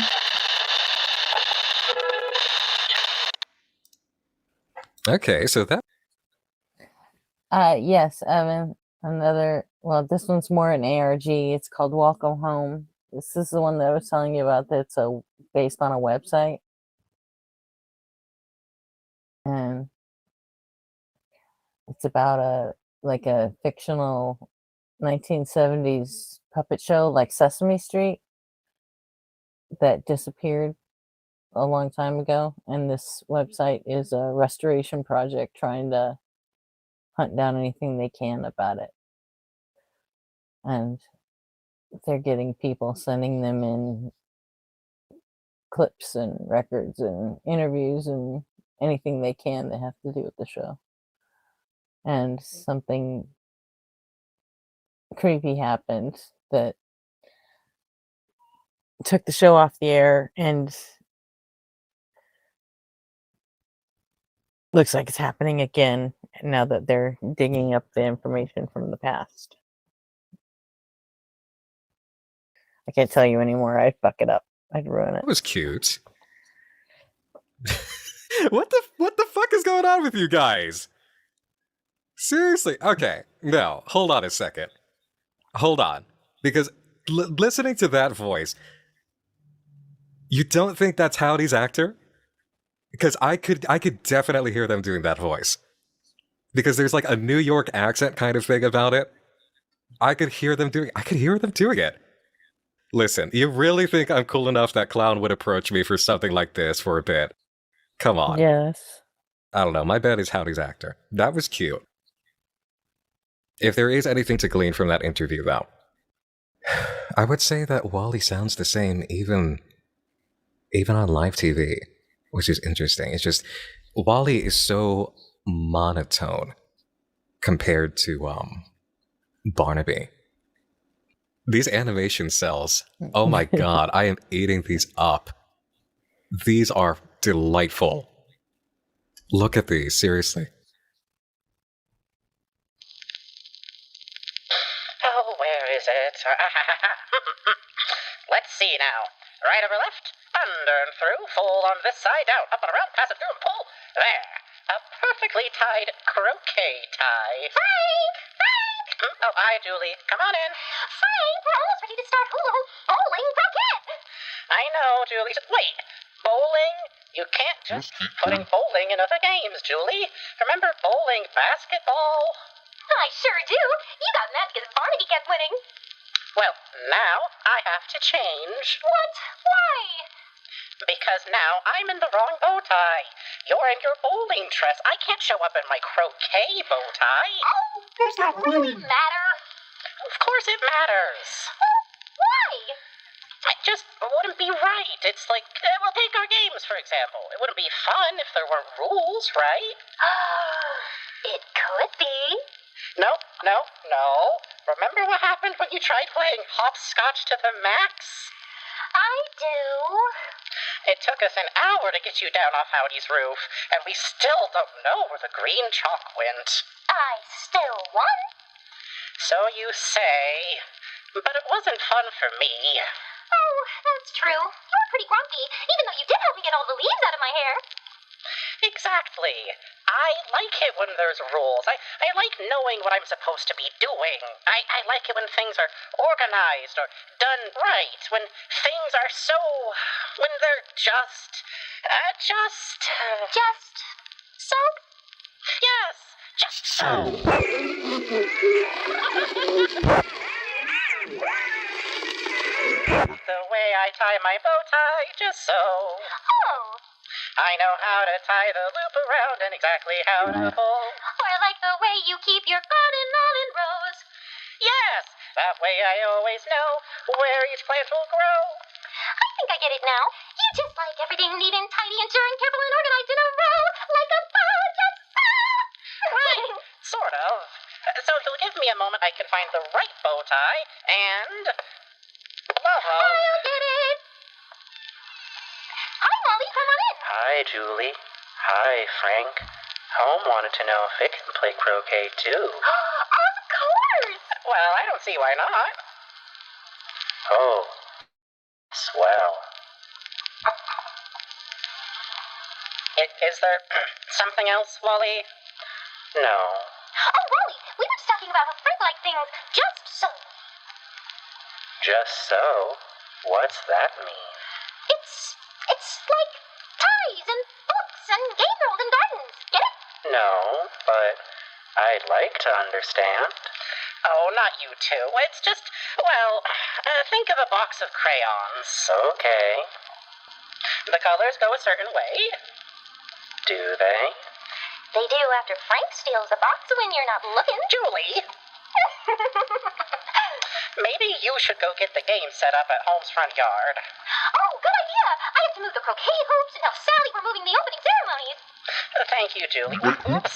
You're not using hula hoops, are you? Bye, Frank! Julie, you know that's our regulation. Bye, Julie. I don't mind that you reorder my crayon. My point is, it's like a rainbow. Like how the colors in a rainbow go. Oh, I like it best when red goes in front of the rest, and the colors all stay inside the lines. When each and every hue, from orange, yellow, green, and blue, and purple. Right! Sometimes things have an order that their context demands. And everybody loves the way I wear boots on my hands. Barnaby, what are you? It's not even raining. Why are you wearing those? Hey, croquet, the one where you ride horses? I'm the horse. No, that's polo. Marco. Oh, why are you here? Came to get Wally. Hi, Barnaby. Hi, Wally. We're singing a song, Barnaby. Hey. Okay, so we don't need to hear all of this in order to truly understand it. Okay, well, first, just on a quality metric, VA for Frank frankly has been doing great all along, but this is their best. This is the best I've heard them. This is wonderful chemistry between everybody. This is wonderfully done. What is immediately apparent with this audio sample is that our perspective when it comes to Wally and the cast is turned immediately on its head. In all of our other situations, seeing things through Wally's eyes before he suddenly gets summoned for his line, he seems to be just a nice observer figure, quiet until he has to speak. But in this instance, we're actually getting a perspective of Wally through the others. And it's not just about the monotone when it comes to their reactions. You can tell that around him, they feel a little bit strange. That Wally is a little bit strange beyond the monotone. He is the only one who does not truly seem alive or understand things around him. There is something off with Wally. Like you could hear it in the way that they reacted. The awkwardness. Like, oh, he entered the room. There was a caution there. The way that they're relating to him is highly suggestive that even they feel something's not quite right with Wally. It could be that he's supposed to learn with the viewers during episodes, but you don't need to be that flat in order to present a character like that. Especially compared to the rest of the cast who are so vibrant, so alive. You don't need to be that withdrawn and that ha, ha, ha. I mean, even the laugh sounds robotic. Howdy do, fellas. What can I get for you two today? Hiya, howdy. I think we're going to enjoy ourselves the usual. Usual for my usuals? Come on right up, Pally. The usual? I thought we were getting hot dogs. That is our usual, little buddy.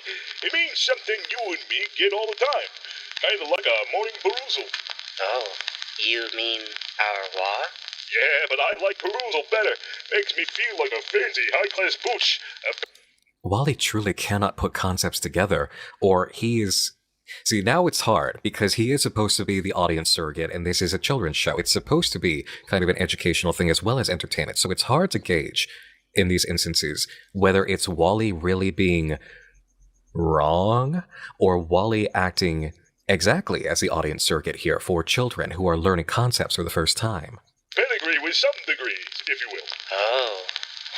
Alrighty, I got a bloodhound in whirlwind of trouble and an old reliable dog. So, what's the gap today, Bon? Oh, I got a good one that's been brewing in this pot of mine all day. What do you call a caterpillar after a month-long nap? A butterfly. But if you ask me, I'd call the poor guy a doctor.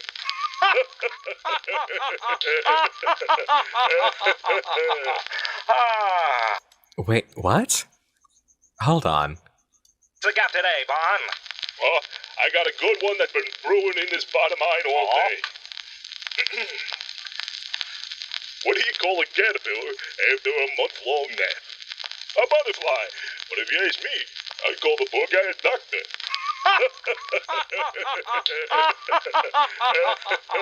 Oh, you'd call it doctor. That's a hoot. A holler even. You always never disappoint. Say, Wally, what about you? You got any silly yarns for me today? No, but I have a joke. What did I tell you? He's a natural. And that was just a taste. Go on, kid. Okay, how does Barnaby eat his hot dog? I don't know. How? He relishes it.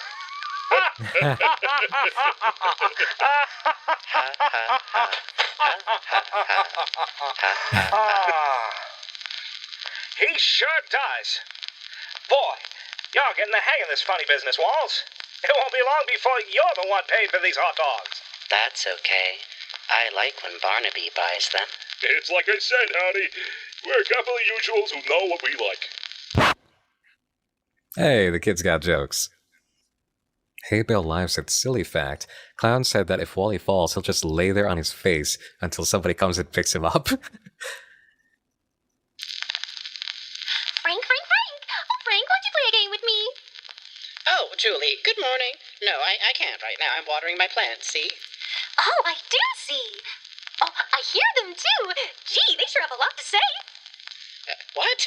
My soul and Lyco? What are they saying to you? Oh, shh. Hold on just a second, Frank. They're telling me right now. What? Uh-huh. What? I see. Oh, you don't say. Well, what did they say? Well, your tomatoes think you have a very lovely bow tie today. They do? Thank you. What else are they saying? Well, they also think your marigolds could be a little merrier, but I wouldn't say that in front of your flowers. I'm sorry. I'll see what I can do.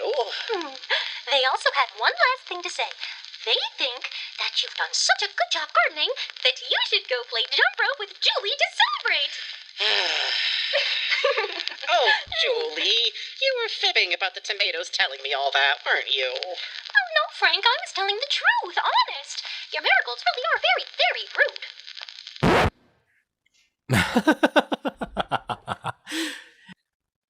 Okay, Eddie, Sally, and Poppy acting. Mail call. I got mail here for Miss Partridge. And I will say, the Julie and Frank bit there, that is excellent chemistry. Again, like, the more we go into some of the stuff with Frank, it's like I'm hearing excellent performances. Everybody's excellent. Seriously, it's just, there's so much gold here. There really is. I'll be taking that. Pardon me for asking, but... You're pardoned. Well, I could have sworn this was Poppy's barn. I might have made a wrong turn at that game of hopscotch outside of Julie's house. Those games always get me turned around. Of course this is her barn, mailman. But she just so happens to have her feathers full at the moment. Hello, dearie. I'm right here. At least, I think I am. Goodness, it's hard to see past all this yarn. Oh, darling, what has she got you wearing? Can't you see she is a beautiful beanstalk? The perfect outfit for the star of my next play. Oh, yes, I forgot to ask what this role is for. It was a bit sprung on me. It is for Jack and the Beanstalk, obviously, but I have taken some artistic liberties, of course. I call this rendition, wait for it, Sally and the Beanstalk. Oh, boy. So, Sally and the Beanstalk is a little like that story about that fella who traded some cows for a couple of beans. The same beans that eventually grow into a giant beanstalk he decides to climb up. Yes. Climb? And then he runs into that big, mean old giant at the top. The very same who chases Jack all the way down to the bottom. Oh, yes, yes. Giant? And when Jack gets to the bottom, doesn't he cut down the beanstalk with a big axe? Yes, that's exactly it. But it will be yours truly as the one with the big axe instead. Big axe? Oh, Poppy, don't worry. After some rehearsals, you will feel as strong and as sturdy as the role you were born to play. It's just, in all seriousness though, it is so lovely to hear all of this. To hear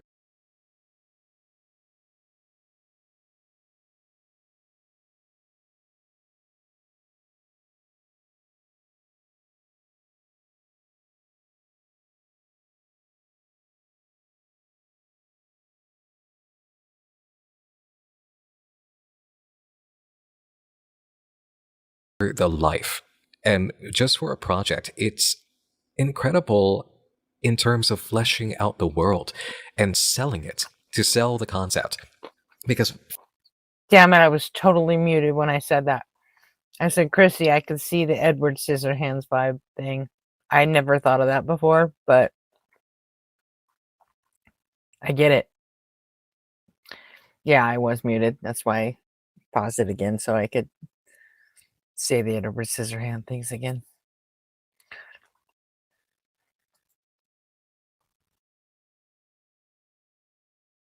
far too many people don't understand in their projects the idea of lean and fat, okay? A good project, hear me now, a good project is like a good burger. It's going to be mostly meat, okay? And there's going to be a percentage of fat. But don't you dare have too much fat, or it's just going to be nasty, all right? You need mostly meat, mostly content, mostly substance, stuff that moves the plot forward, stuff that delivers, okay? And then little bits of fat, some levity, some world building, some flavor, even moments of downtime between big story segments. Stuff to sell it. You can, of course, be leaner in your approach, but honestly, a lot of people, I've seen projects where it's like, get the show on the road, please. You know, you're enjoying your time too much. You're letting the camera roll well beyond what it should. So Welcome Home does not have that issue. It truly does not. Because even inside of stuff that seems fatty, you have genuine content. You have things that you can extrapolate. Okay, the tireless research of the Welcome Home Restoration Project has revealed an absolute plethora of merchandise created during the heyday of Welcome Home. From toys to books, records, greeting cards, all the way to your favorite breakfast cereal. There was truly no shortage of ways to bring your favorite neighbors into your own home. We have cataloged a few of our findings below, and we'll continue to add more as new discoveries are uncovered and restored. Oh, the phone! It's for you, talking telephone toy. Dated 1971, manufactured by Marlowe Inc. We're very lucky to have recovered this item, packaging and all, and restored the toy to original working order. Our research suggests it was an officially licensed toy from the Playfellow workshop that had partnered with a company called Marlowe. The packaging suggests that many versions of these phones were sold, each themed to one of the neighbors, but as of writing, we have only been able to recover the Wally Darling theme phone. Click the buttons below to listen to the audio recovered from this delightful device. Note, the audio for Wally Darling is experiencing a glitch and has been temporarily taken offline. Please be patient as we work to restore this as soon as we possibly can. I wonder why. Oh, I guess it's not offline.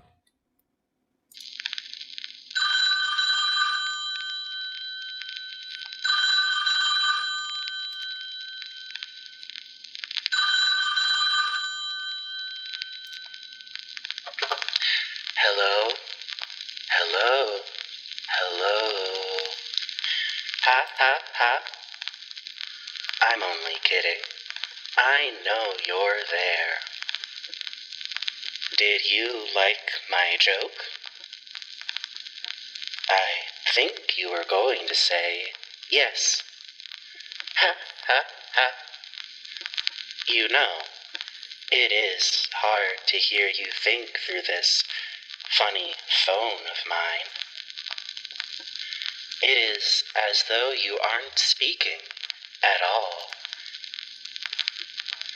Maybe it is just a little fuzzy, like me. Speaking of, do you know who I am?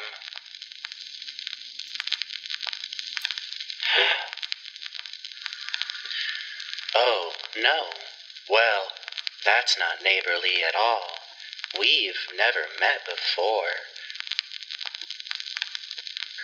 But don't worry, even though you and I haven't spoken before. I've seen you every time you have looked into my eyes. I want to know, what did you see? I hope you saw a friend, but I'm not sure you saw a name. Stand still. Let's start over. Ring, ring, ring, click. Hi, I'm Wally. I'm so happy to finally meet you. I think you're the absolute most. Uh-oh, I have to go now. Everyone is probably thinking about that strange phone call. It is funny to think about. Ha ha ha. Don't worry though, neighbor. It will be a little joke between you and me. You have to go too. You have work to do.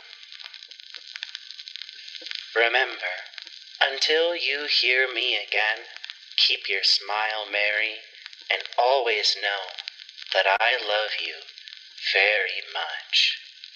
Goodbye. Mortimer says this message was for the team at the Recovery Project. I can see that being the case. I'm starting to get the sense, and this should seem obvious, I suppose, but Wally is being puppeteered. Is he just an extension of home and whatever is infecting home? Because that's where we find the infection throughout all of the imagery. Wally is a puppet here, and home is alive. Home speaks at points while Wally is speaking. It's almost like home is not haunted, home is the haunting. What's the motive, though? Well, you know, that's the kind of thing that always develops further along in a project.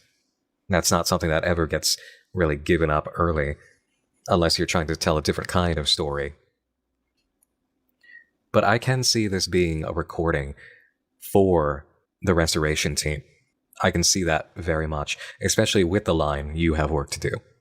But so do we in the website, because there's obviously more. We have work to do ourselves.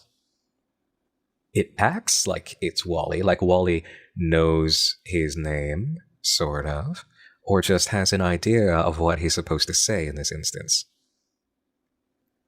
So Lady Beige is asking, okay, I got a question. These are all literal puppets, so someone is controlling all of them. This would normally include both Wally and Holmes. So the question is, did the infection just hit the puppets, or did it hit the puppeteers too? That is an excellent question, because again, there is the reality of the people, the actual flesh and blood people involved in this project. Hey Bell Live said, hey Nick, things Clown has said that Barnaby taught Wally are how to tell jokes, how to laugh, and how to sleep. As in, Wally lays there with his eyes closed and says, I'm sleeping, over and over.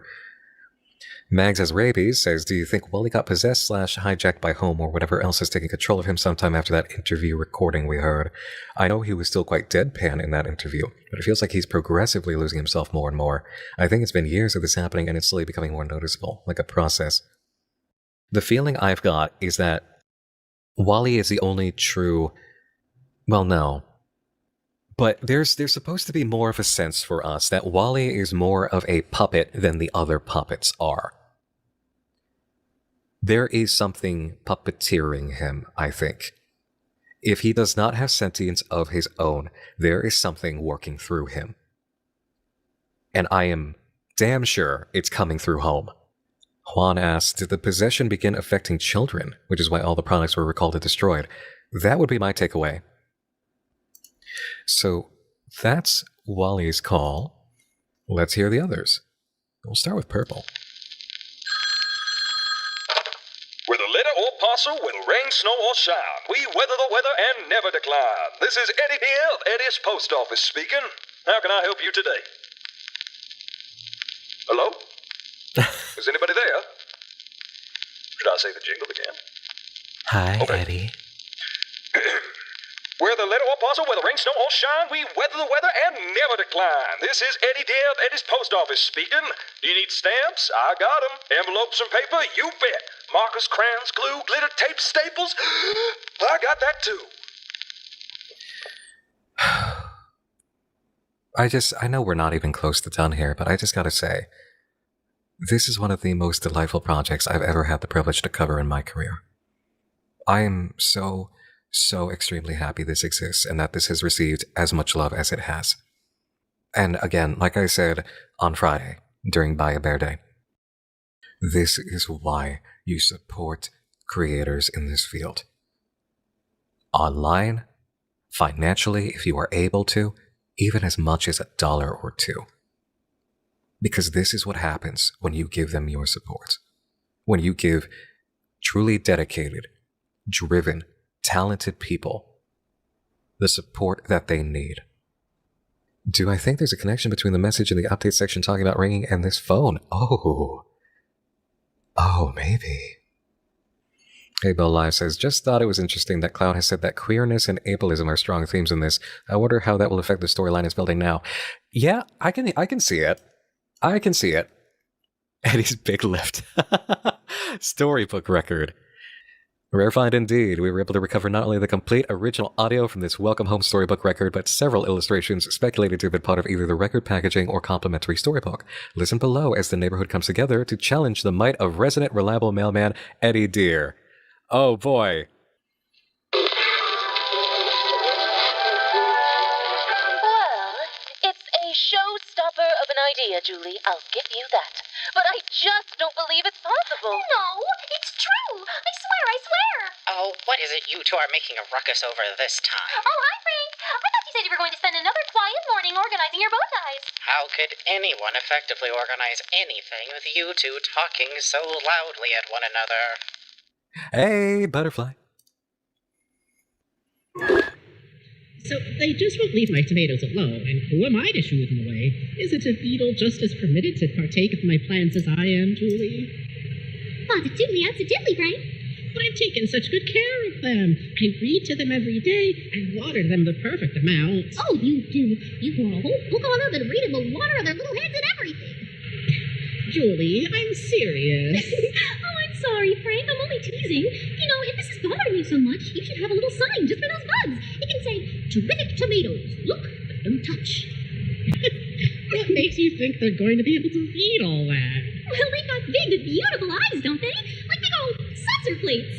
Oh, Julie, don't be so rude. You wouldn't like it if they said that about you. Said what about me? How lovely my hair is.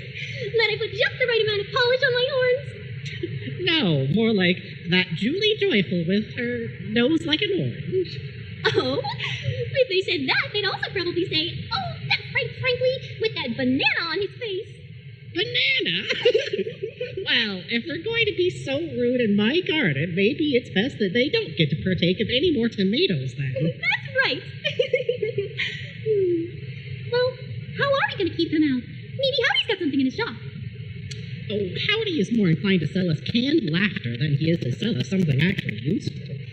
Besides, I don't think he liked my rendition of A Flea and a Fly. No, don't you, Brett. I'm sure we can come up with a wonderful joke between the three of us. Isn't that right? Oh, well, good thing the popping started just before the end. Yeah, no, we haven't seen this one. This one was different. A different scene in the garden. Crispy sweets? Wow! That is so cute. Wally Darling's coloring book. Don't know how long this is.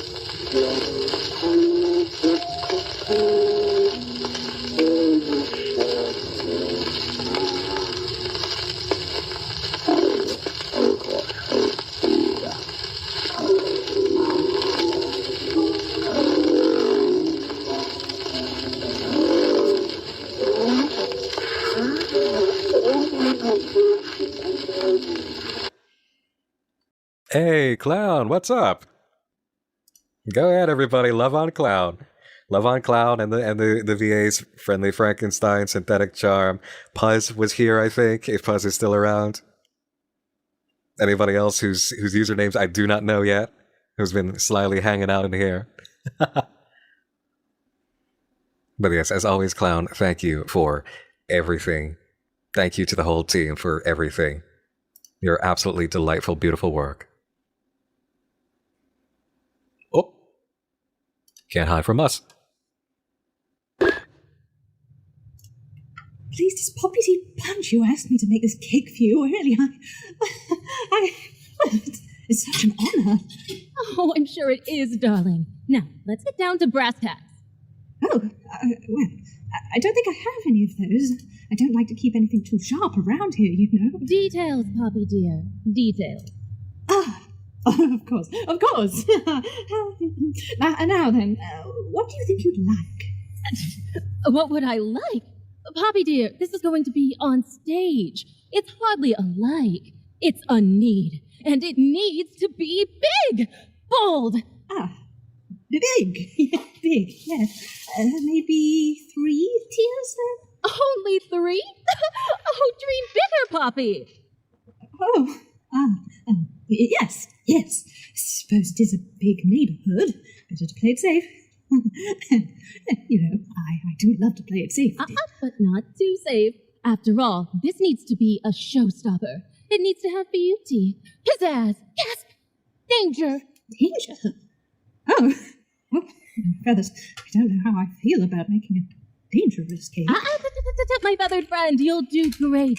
I'm certain of it. There's no one else in the neighborhood I would trust with this. And not just because you're the only one here who can make something that doesn't come out of a gelatin mold. Well, goodness me, you're going to make me blush. Oh. So, I take it you have everything you need? Oh, well, not quite. See, when I asked what you'd like, I thought maybe you would have a flavor in mind. A what? A flavor. You know, we could do chocolate, or vanilla, or sprinkles, buttercream, butterbell, butterscotch. Oh, to be honest with you, I didn't think that far. You didn't think about the flavor? Well, the audience can't taste it from their seats, now can they? Oh, what do you think?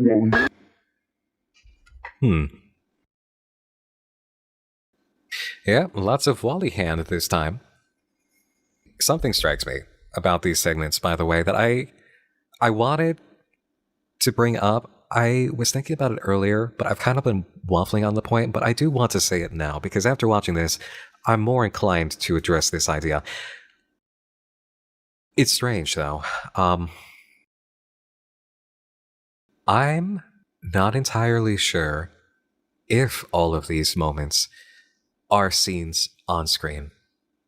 They could be, but there's something about them that doesn't feel as television acted. Is anybody else getting that vibe? Yeah, they do. They feel candid.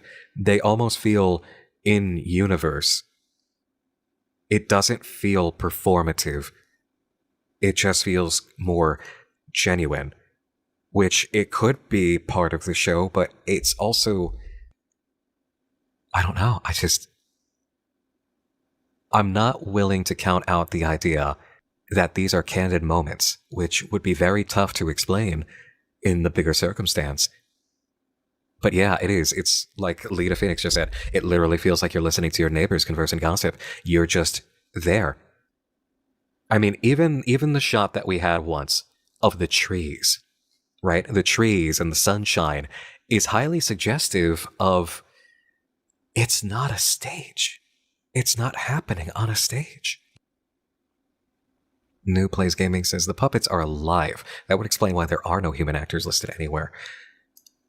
Yeah, because we do have to remember the point that for all the work that's been done, we cannot trace any actors. We can't trace personnel, puppeteers, voices. But Wally isn't talking because the cameras aren't rolling? Yeah. We're being told more through these segments than meets the eye.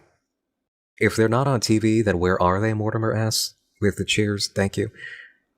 That's the question, isn't it? On the interview, they were talking to the characters way too like they were real. Yeah. There's something happening here. Maybe this is just the way that the show goes sometimes, but it doesn't feel so performative. This is something to keep in mind. The Playfellow exhibition. This is a big one. Our goal at the Welcome Home Restoration Project has always been to explore Welcome Home's disappearance, to catalog what few fragments we could find, and to seek out others who could have seen the show for themselves. It has been difficult to produce evidence of its existence, even more to find others who had heard of it. There were times where we were unsure if this website was even accomplishing what it was made for, and if it was worth keeping up at all. However, this doubt was quickly silenced when we were contacted by a successful museum curator by the name of the Question Answerer. A totally legit name. Absolutely. Through this collaboration, we were allowed the privilege to go public with our findings and to share the sentiment of Welcome Home with as many eyes and hearts as possible with the Playfellow exhibition. For their safety, they have agreed to this title and to a phase of anonymity as we have. Oh, so it's... They gave the title. Okay. Introduction to the exhibition was as follows.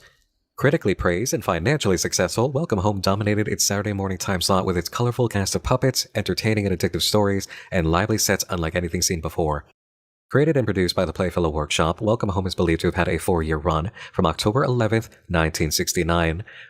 Well, mark the date, everybody, October 11th of this year, until its abrupt pull from television sometime in 1974. In the time since, all footage and merchandise of the entertainment powerhouse has been presumed lost. In recent years, however, the small collective at the Welcome Home Restoration Project have been able to compile, restore, and archive what few remnants of Welcome Home have been uncovered. Through their efforts, the team hopes to awaken the memory of this lost piece of media. We at Questions Answered Curatorial Services are honored to be able to showcase the WHRP's findings and to help further the goal to restore and rediscover the world of Welcome Home. Below are photographs of the space. Whole gallery. Cool. And again, Cloud and team going above and beyond for this project here. Truly special. Wow. Look at the packaging. Like, the standee is amazing. And the packaging. This is just so above, you know? This is so delightful. Oh. Please play. You're calling Howdy's Place, the home of everything you need and everything you don't. Howdy Pillar at your service. Hello? Hello? Yeah, Wally's reflection there. Let's see if we can find him quick. Oh, look at all the character sheets. Oh, wow.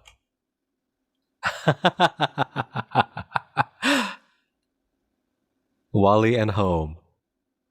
Wally Darling, replica puppet. Replica 2020. While we have yet to recover any screen-used puppets, this replica has been faithfully reproduced based on resources such as sketches, script notes, eyewitness recollections, and the occasional screen test footage, such as the photo displayed here. Unlike many of the other neighbors, we have yet to find a Wally Darling puppet design sheet. Well, he's one of a kind. Isn't he?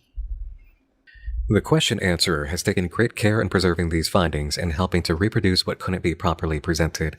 They have also helped us to restore what was assumed to be completely destroyed vinyl records and the It's For You Marlowe brand talking telephone.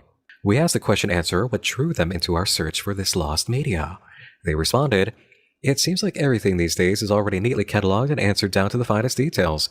You can find a book or a website or what have you to answer any old question that might cross your mind. But Welcome Home was different. The more I looked at it, the more questions there were, and not an answer in sight. It was like a puzzle box that had never been opened before, just begging to be investigated. How could I possibly resist a mystery like that?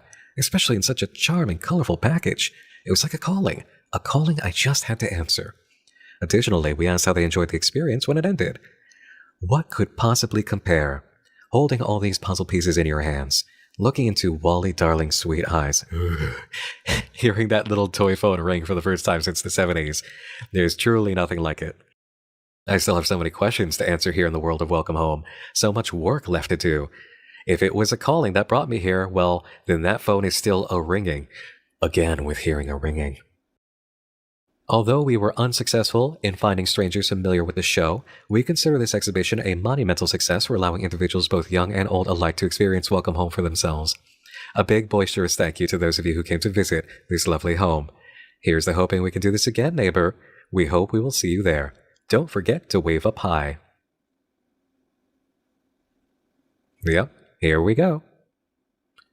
Oh, this page is called Understand.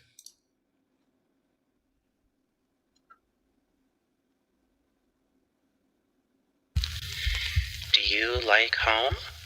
Home is my house. Do you have a home too? Do you hear it too? You can hear mine. Yep, his eyes are still here. Alright. Because this one is a bit more hidden, check answer in the text. That What heart page? beating in the background fucking unsettled It is the shit out of me. playful. Okay, answer. Aha. Hi, Thank Hazel. you, Michael. It's another ARG. Oh, well, what the hell? Okay. This one is about a website Password. called Welcome Home. Testing. Welcome home. No. Welcome home. You. Nope. Welcome neighbor. No. Tested every character's names and none of them work. No. Still no. Also no. Tried every code from the notebook. Notebook. Nope. Code is 5 characters. Worksheet is 5 questions. Key? Is it the questions that are key or in the answers? Try all. Telephone. No capital Tell you letters. what. No underscores. No periods. No.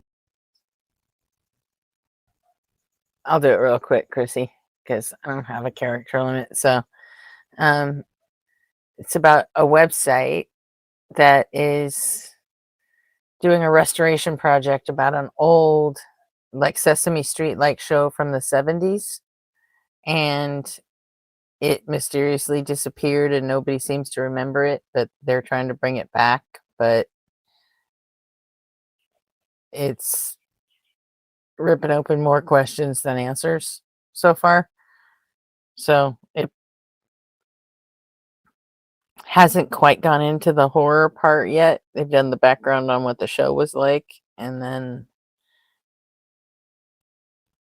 so far it's just been like creepy plot exposition at this point, with none of it really drawing lines. But it's about to get, the horror part is about to start, and this one goes more towards like psychological horror. So it's a trip.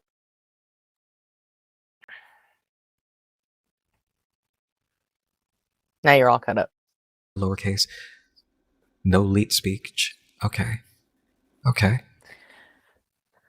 Worksheet. Swap questions. Key. Is it the questions that are key or in the answers? Hello? What is this? A safe. It says staff only. Yes, with a 5-character There's a heart password, print on right? it too. Oh, okay.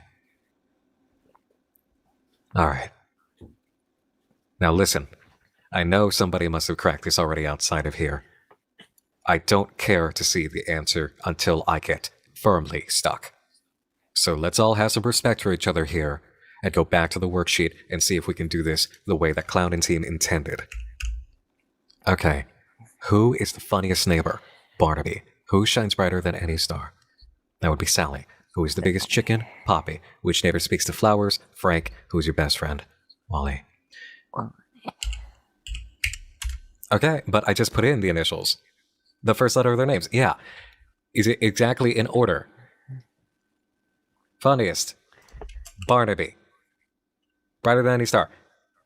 Sally, obviously. Biggest chicken. Poppy. Neighbor speaks to flowers? Okay. Julie. Best friend? Wally. All caps? Didn't the sheet say no caps? Capital letters? No. The sheet fucking you're kidding me. It lied?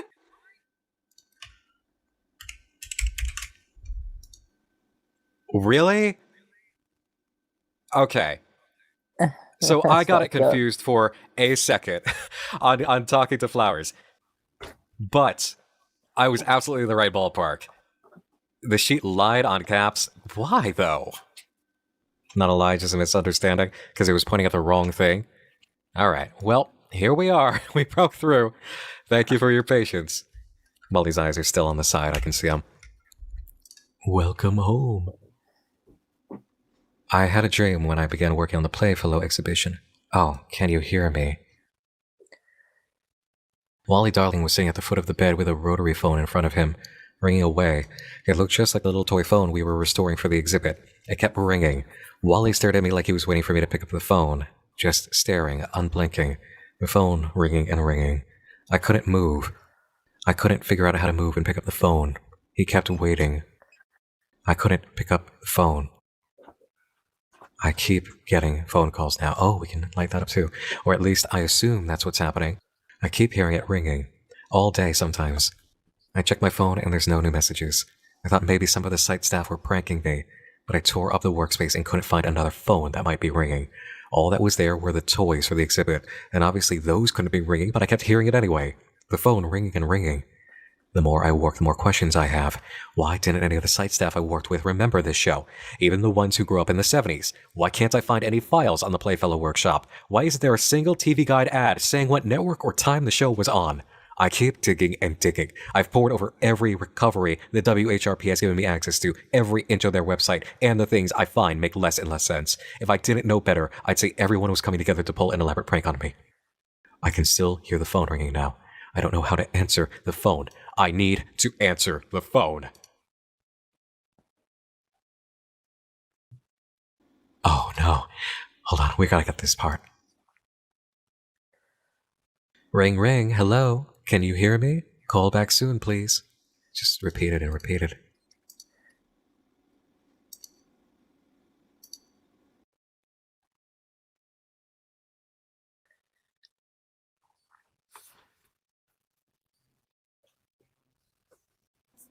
What happened here? Was this the exhibit or? Oh. Thursday, April 13th, 2023. To WHRP Net. From the staff at Question Answer Exhibitions. Safe code? Thanks for getting the activity prize shipped out so promptly. I wasn't expecting them to arrive in a lockbox. Should I be worried about the value of these prizes for insurance? There actually wasn't a code I could find in the packaging at all. Could you send that so we can open the box and give away the prizes to visitors? Thanks again. Give me a call if that's easier. Head Curator. Attention. Activity worksheet JPEG. Blacklight text underneath email attachment reads, Wally Darling. Writing on sticky note reads, Attention staff, still waiting on safe code. If guests complete worksheet, offer to send prize later once we get this open. So it was the staff at the exhibit who started going mad. Mm-hmm.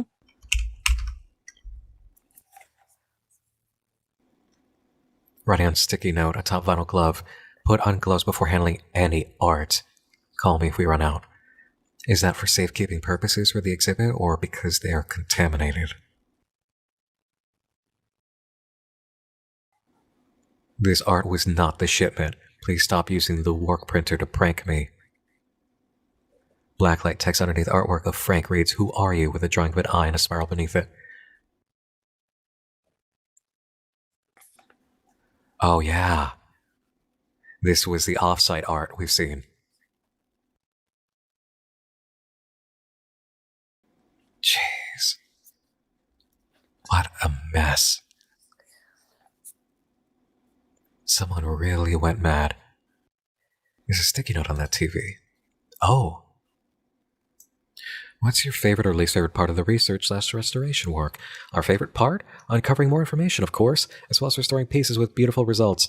Nothing feels better quite like a job well done. Our least favorite part, however, nothing I can think of. Everything is so disgusting to touch. Sometimes the mail doesn't come for weeks. I want to rip into everything I have. My head feels so muddled too, ever since I opened that envelope. Madness is catching. All staff, check art with blacklight before hanging, packing, cleaning, etc. Need photos for condition reports and WHRP team. So the people at the exhibit immediately found out that what they were sent was basically contaminated. So this is from the website team to them. We are overjoyed you've received all the work we have so far uncovered. Please take care of it while it is in your possession, but under no circumstances should it be touched with your bare hands. Please wear gloves. If a substance begins to grow on anything delivered, please place it back in the box it was shipped in and return it to us at your leisure.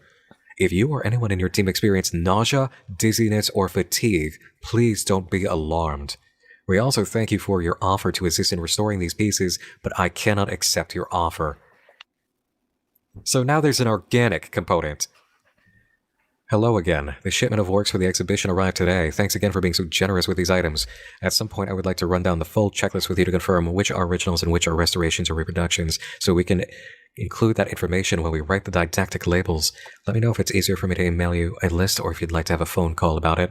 Speaking of restoration, I also want to ask, would you like us to work on having any of these items professionally touched up while we're here for the exhibit? Okay. So this was the first email, and that was the reply above. Are we actually going to get a link out of this? No, I don't believe so. I think it's just part of the email. Phone. In blacklight. WHRP sent their research notebook. It has to be a prank. Maybe all of it. Maybe that's why no one has ever heard of Welcome Home. The staff, friends, parents, not a memory. All adds up to prank. Okay, that's nonsense. I don't know what to think. I feel like I need to read it again. There has to be answers. There has to be. I'll find answers. People need me to have answers. There's more of that stuff on the walls. I keep hearing phones ring. Oh.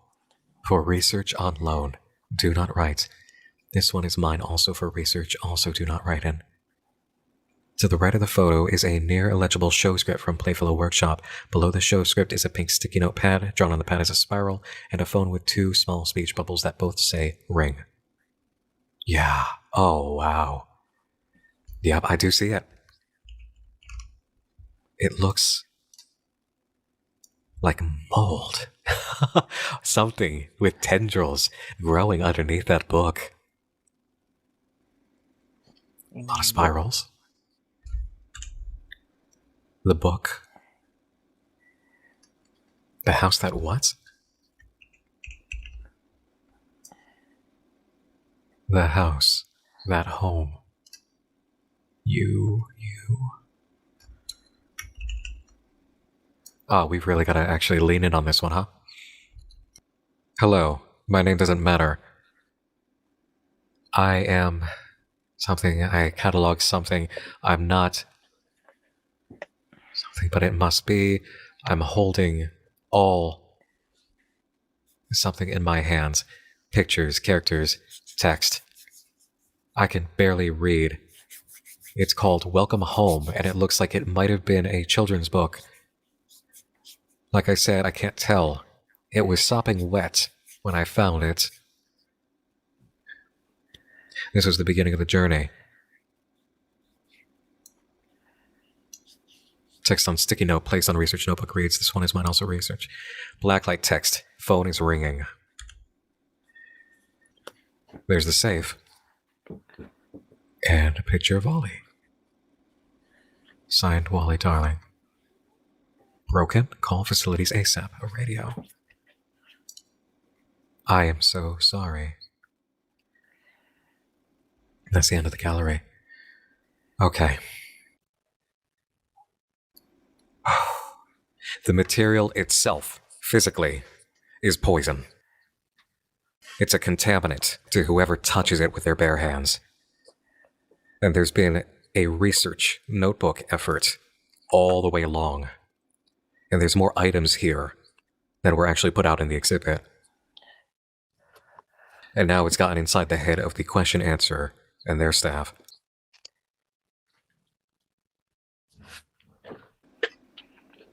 A 404.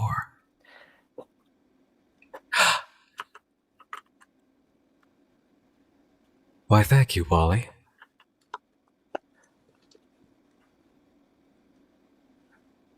Okay. Yes, more Don't worry, night it's mind. the whole top portion. You ready? Here we go. Oh, well, this is the website-based one about the fictional, like, Sesame Street type show that I wanted to share with you guys.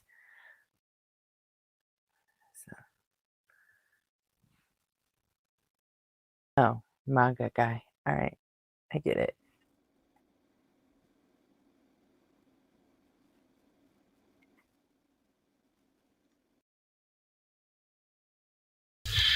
Let me in.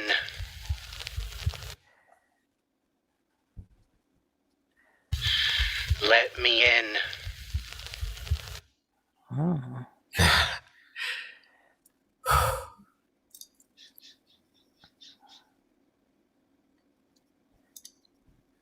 Okay. That was substantial. There is more? Oh, yep, there it is. Thank you. WOXYVE. There we go. And yep, there's a bug here. Oh. Ah. Okay. Wait for it. Well, there it is, actually.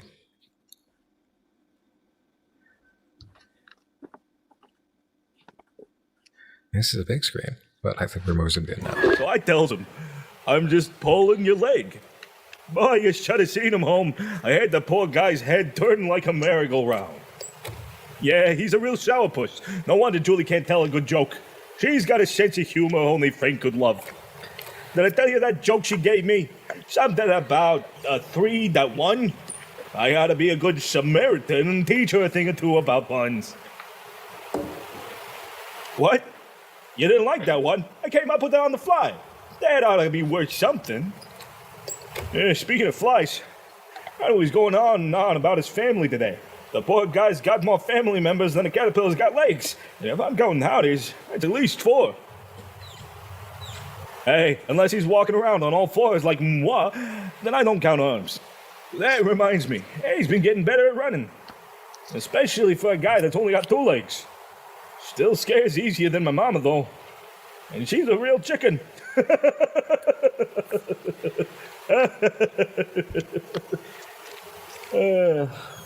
Hey, I chased them down for a good reason.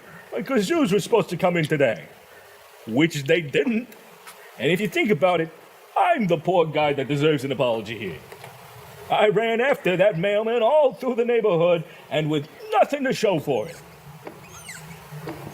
Yeah, real funny. A poor little guy like me deserves some sympathy. A clown without a kazoo is like an artist without his paintbrush. Go on, kid, tell him. Hello? Buddy? Pal? Hey, you stopped fainting. Everything all right? Oh, that's interesting. Okay, so this tells us quite a few things, actually. First, yeah, Barnaby can speak to home. Second, a lot of the clips that we've seen today all were in the same day.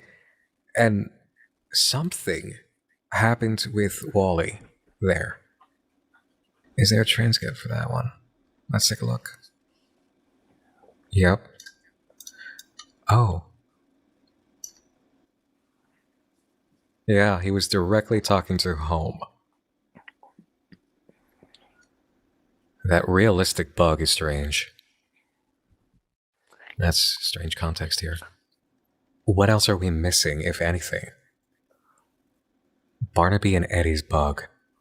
Okay, where would I find that? Ah, it's another code mix-up. Gotcha. Alright, let's see. Okay.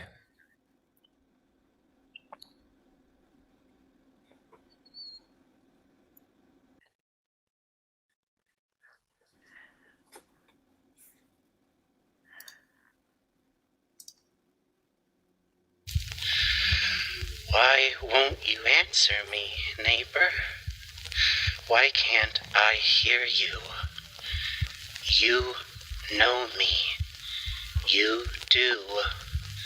Please open. Let me in. This is talking to the staffer. The one with the dream who can't pick up the phone.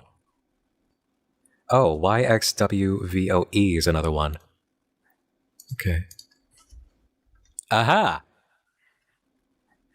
And this would lead us to the old singing MP4. I'm not seeing any changes here. Have I checked the transcript page linked under the audio on the main sites? Thank you, Synth. Ah, okay. Lost the forest for the trees there for a bit. Thank you. Hey, I'm a-coming. Just be a sec, I'll be right there. Oh, good, not alive. Oh, I really ought to look where my feet are going, huh? Oh, hold on, buddy. These are yours. I'd forgotten I'd had them to give them out to you. Thank the stars I hadn't dropped nothing fragile. Shoo-wee. I ain't had no idea how late it gotten. I'm plumb tuckered after all this running around. It ain't even the first time I fell today. Ran into a few buildings on the way here, too. You know how Julie likes to do her drawing on the sidewalks and all? Well, she drew up a hopscotch on the curb this morning, and I just couldn't help myself. I had to just have a hop, skip, and a jump to start my day. I really am accident prone, I figure, because my face ended up meeting the pavement. May have been a racket today and toss around, but I'm still fair to middling, even after that bowling ball order. I suppose I don't got much more running left to do today, though, unless you got something for me to carry for you. Is there any leaded package or parcel you need me to run for your... Wait, what are you looking around me for? Mailman! You got any packages for little old me? My kazoo collection should have been in my mailbox today. Where is it? Now, Barnaby, you know better. I have to put it in your mailbox. It's policy. You know a dog like me doesn't do policy, pal. The only policy I follow is the creed all dogs follow. Chase in your local mailman. No, I hate that policy. I'll beat you to your mailbox lickety-split. If I don't split my lickety...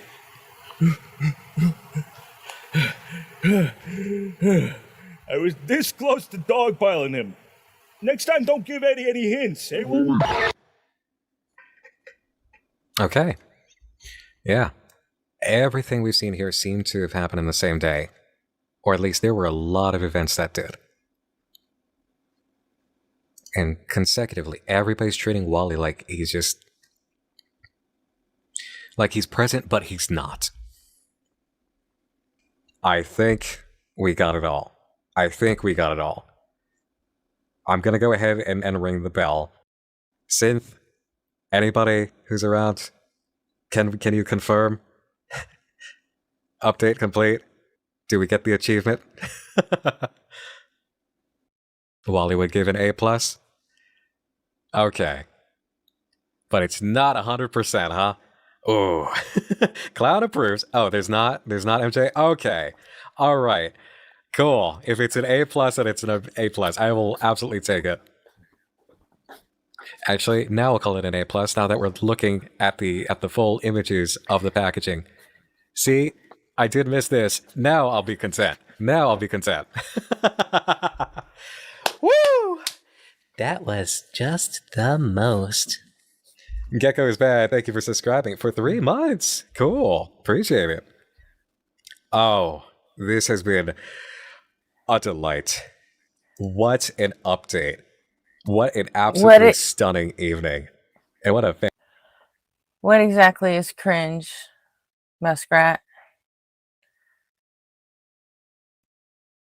The creator of the ARG or Nightmind? What are you talking about?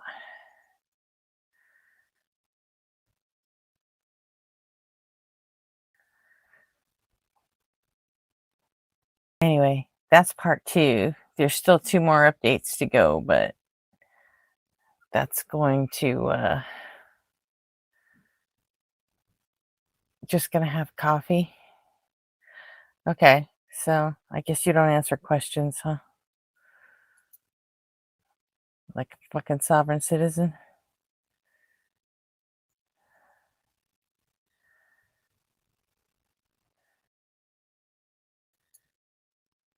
And a stream with a reading from parent attempt to get big enough that counterfeiters at the mall rip off their product. Welcome home gives me life.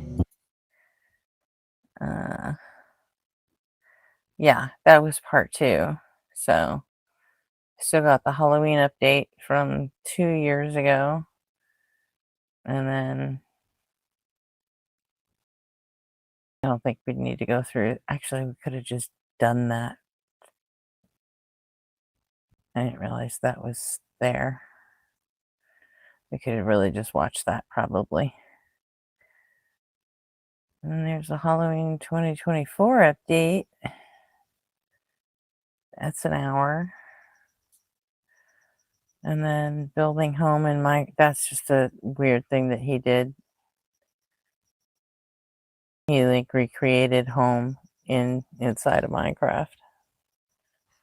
And then we've got the Nightline spring update, which that's 7 hours altogether. I don't know that we'll do that. Probably find someone else's for that one.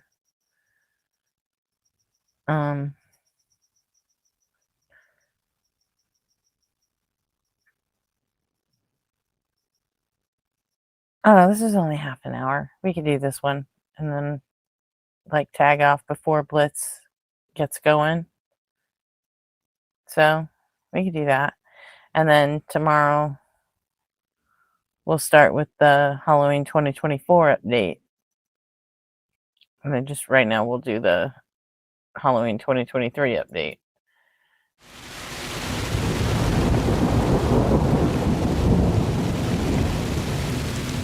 Welcome back to Nightmind, neighbor. I mean, friends. Friends, yeah. Didn't expect to see this in the month of October, did you? Well, as frankly as I can channel quite frankly, neither did I. Yet the Welcome Home Restoration Project team struck on a fine Friday the 13th to feed our Frankenstein. And who am I, of all people, to ignore an October treat with such Halloween flair in the unfiction field?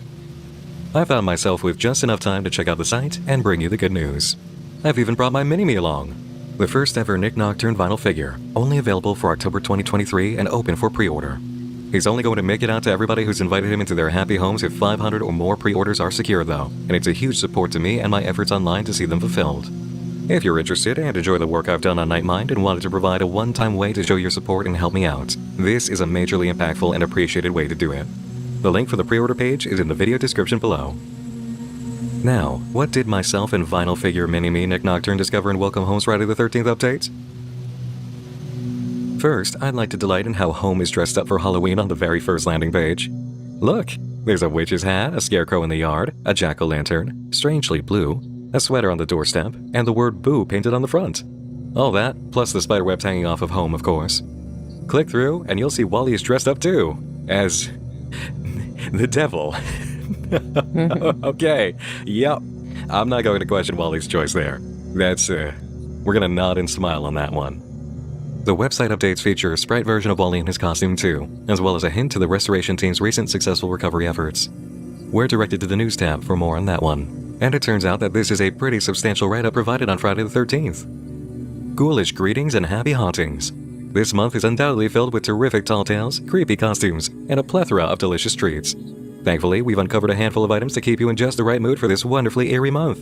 It's important to keep our spirits merry and bright after all, although maybe scary and fright might be more fitting. So what is in this most recent update to our archive? Well, we found an array of documents of what we believe to be cookbook pages.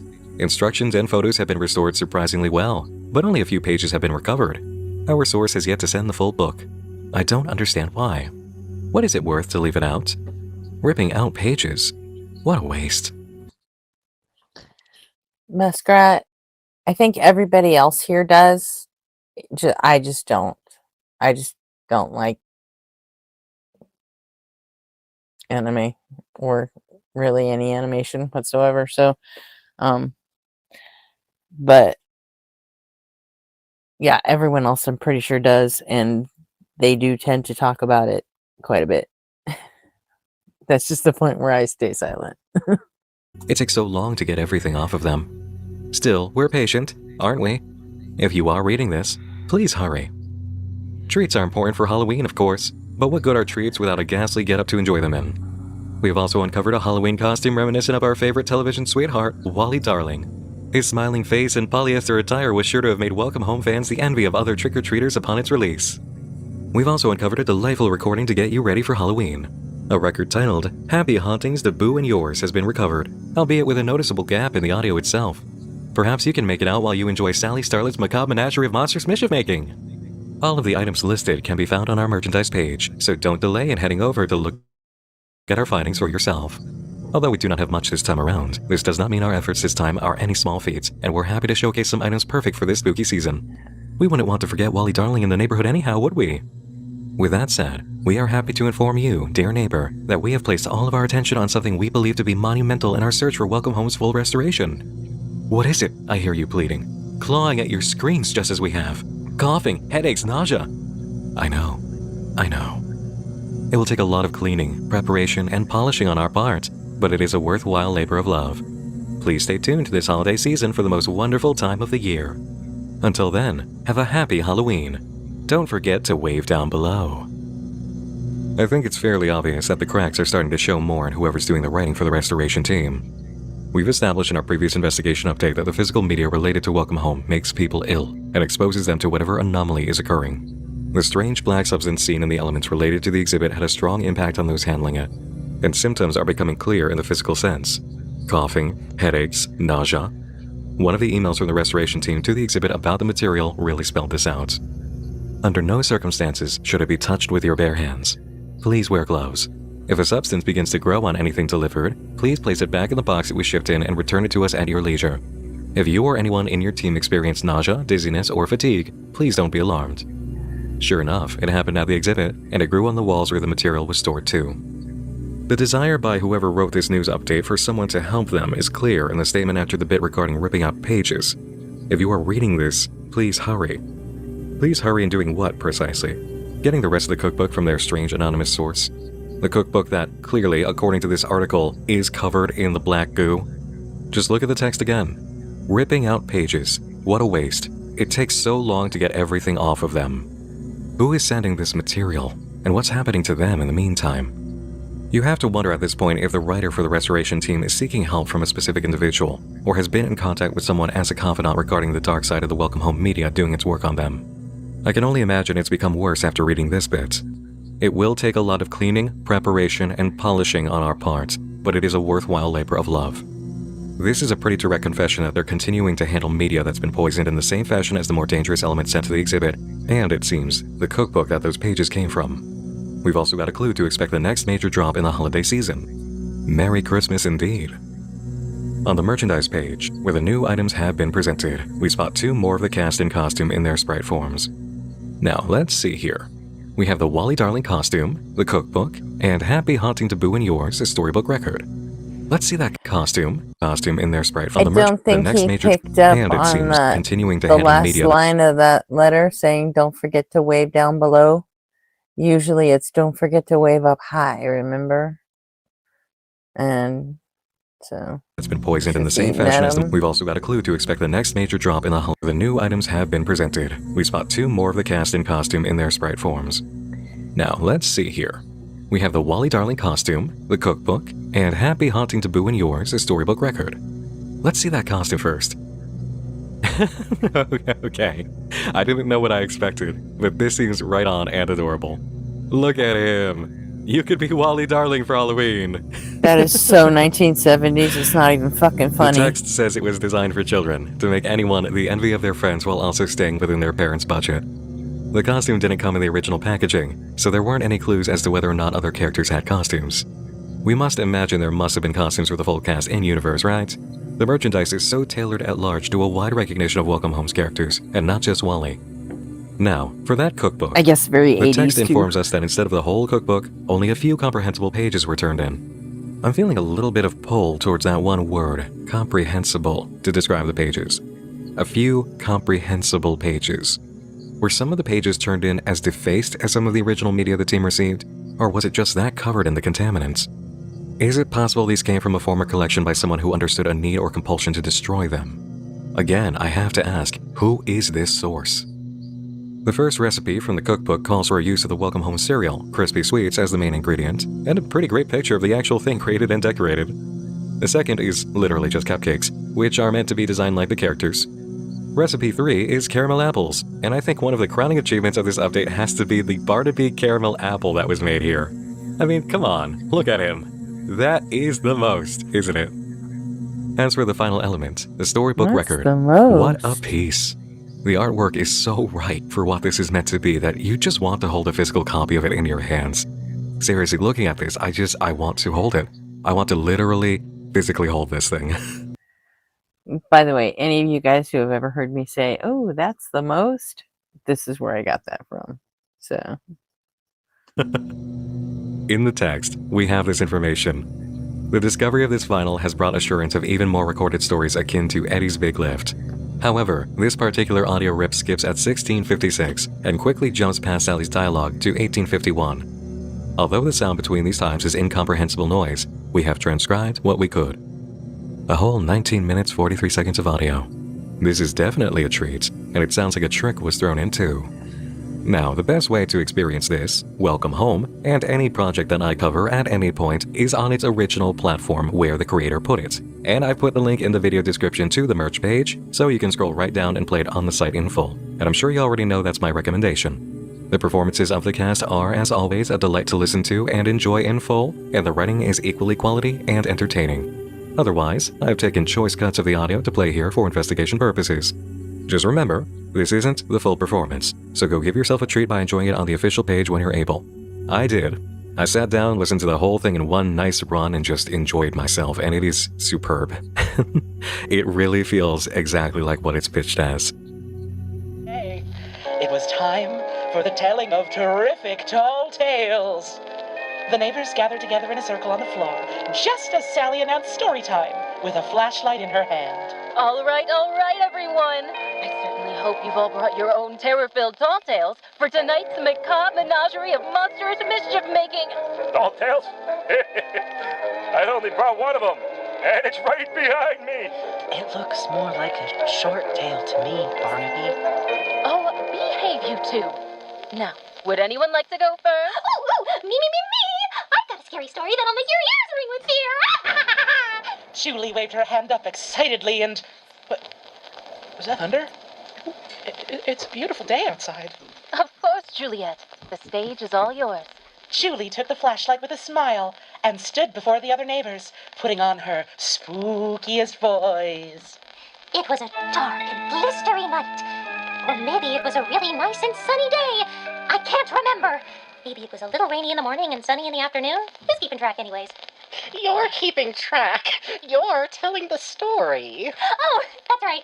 Anyways, and on that beautiful, horrifying, dark, sunny day night, a squirrel walked by and... Julie let out a scream.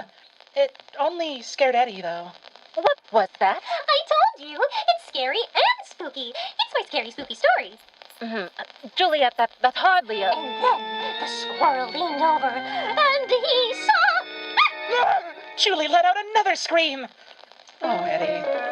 All right, I'm putting a stop to this terrifying trick. I don't know. I thought it was pretty darn scary, if you ask me. I mean, I don't even know what that squirrel was up to. I don't like it. Hey, I'm not sure if it's bone chilling, but I've got one that'll tickle your funny bones for sure. No! Now, you listen here. But it was too late. Barnaby took the flashlight from Julie's hands and held it up to his muzzle like he was holding a microphone. So, what did a vampire, a zombie, and a ghost say when they walked into a bar? They said, ouch! Except for the ghost. He says it went right to him. I don't get it. Huh? Oh, that was it. A quiet fell over the neighbors once more, but this time to watch Sally fume. She was shining brightly, getting more frustrated by the second as she tried to collect herself. Must I really show you all what the true meaning of terror is? The macabre menagerie of monstrous mischief-making is all about thrills and chills, and the fear of what goes bump in the night. Oh, that might have been me. It was time for my bedtime snack. You'll all be quivering with fright at my tall tale. Sally snatched the flashlight out of Wally's hands and aimed it underneath her face. Everyone leaned in close to hear. Have you ever wondered why it is we stay indoors every night? To get a beauty rest. So we sing each other goodnight on the phone before bed? Oh, so we can sort our stamps. What? No, sometimes, and no. It is because this town is rumored to have visitors at night. Something from deep within the forest, far beyond the hills and mountains. No one knows what it wants or where it's going. Just that it is persistent. Just that it arrives here. So many stories have risen about their origins, but I know what it is searching for. What it is searching for. What it is searching for. What it is searching for. What it is searching for. What it is searching for.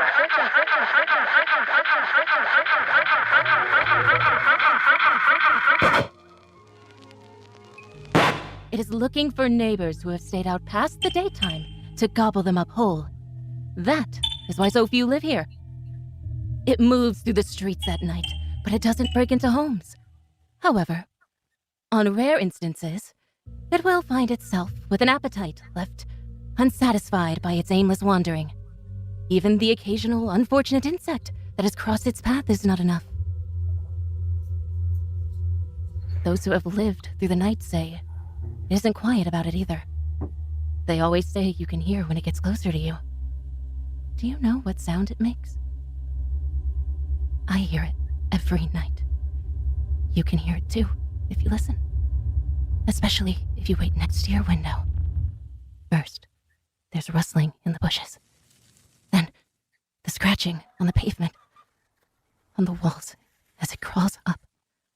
Finally, if you're quiet, you can hear its guttural sound.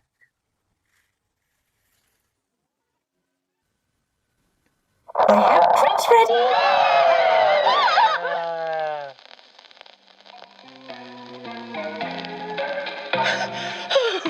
Oh boy! That had me jump up too! Now that was scary! Just like that, the macabre terror and treat nights was a success for Sally and the neighbors at home. Who knew Poppy dressed as a pumpkin with a platter of caramel apples was the scariest part of the night? Certainly not me. Oh, would you care for an apple, dear? According to the transcript page, the last line Sally had in the vinyl recording was, "I know what it is searching for," followed by this note from the restoration team. Sally's audio is inaudible. If listeners can make out the audio, please help to decipher it with us and your fellow fans. Thank you. So, that very much modern section was for us. And there's something else too. If you do go to the transcript for this, you'll find a special treat bug waiting for you, which brings us another live segment.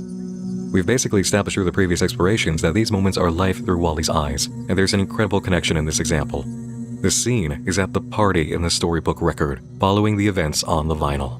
This merchandise side story is canon to the experiences of Wally in whatever reality we're seeing through his eyes. Here, take a look at this.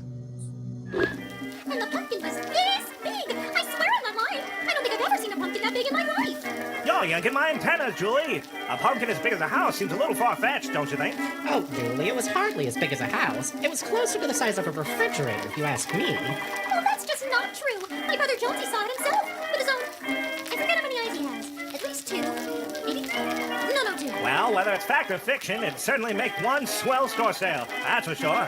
I can't even imagine how much a puppy that size would sell for. Did somebody say puppy? Well, I am young at heart. No, Fit. You're not going anywhere. We haven't even gotten into the cultural importance of Commedia dell'arte. Oh, Sally, you're killing me. So much Gavin, just to explain why you're dressed like a clown. Come to think of it, I should have known earlier. You do look a bit funny to me. Oh, Barnaby, she's much more complex than that. She's Pinocchio. Or was it Pistachio? I think you might be thinking of Pedrolino. See? Even the mailman gets it. Of course I did. Wait, is that supposed to be an insult? Oh, yes, that theatre clown. Silly. As it were, but she's actually more dressed in comedy. I think I'd much rather have a pleasant chuckle. Why, Jordan would even. I think Sally's right. What's living with all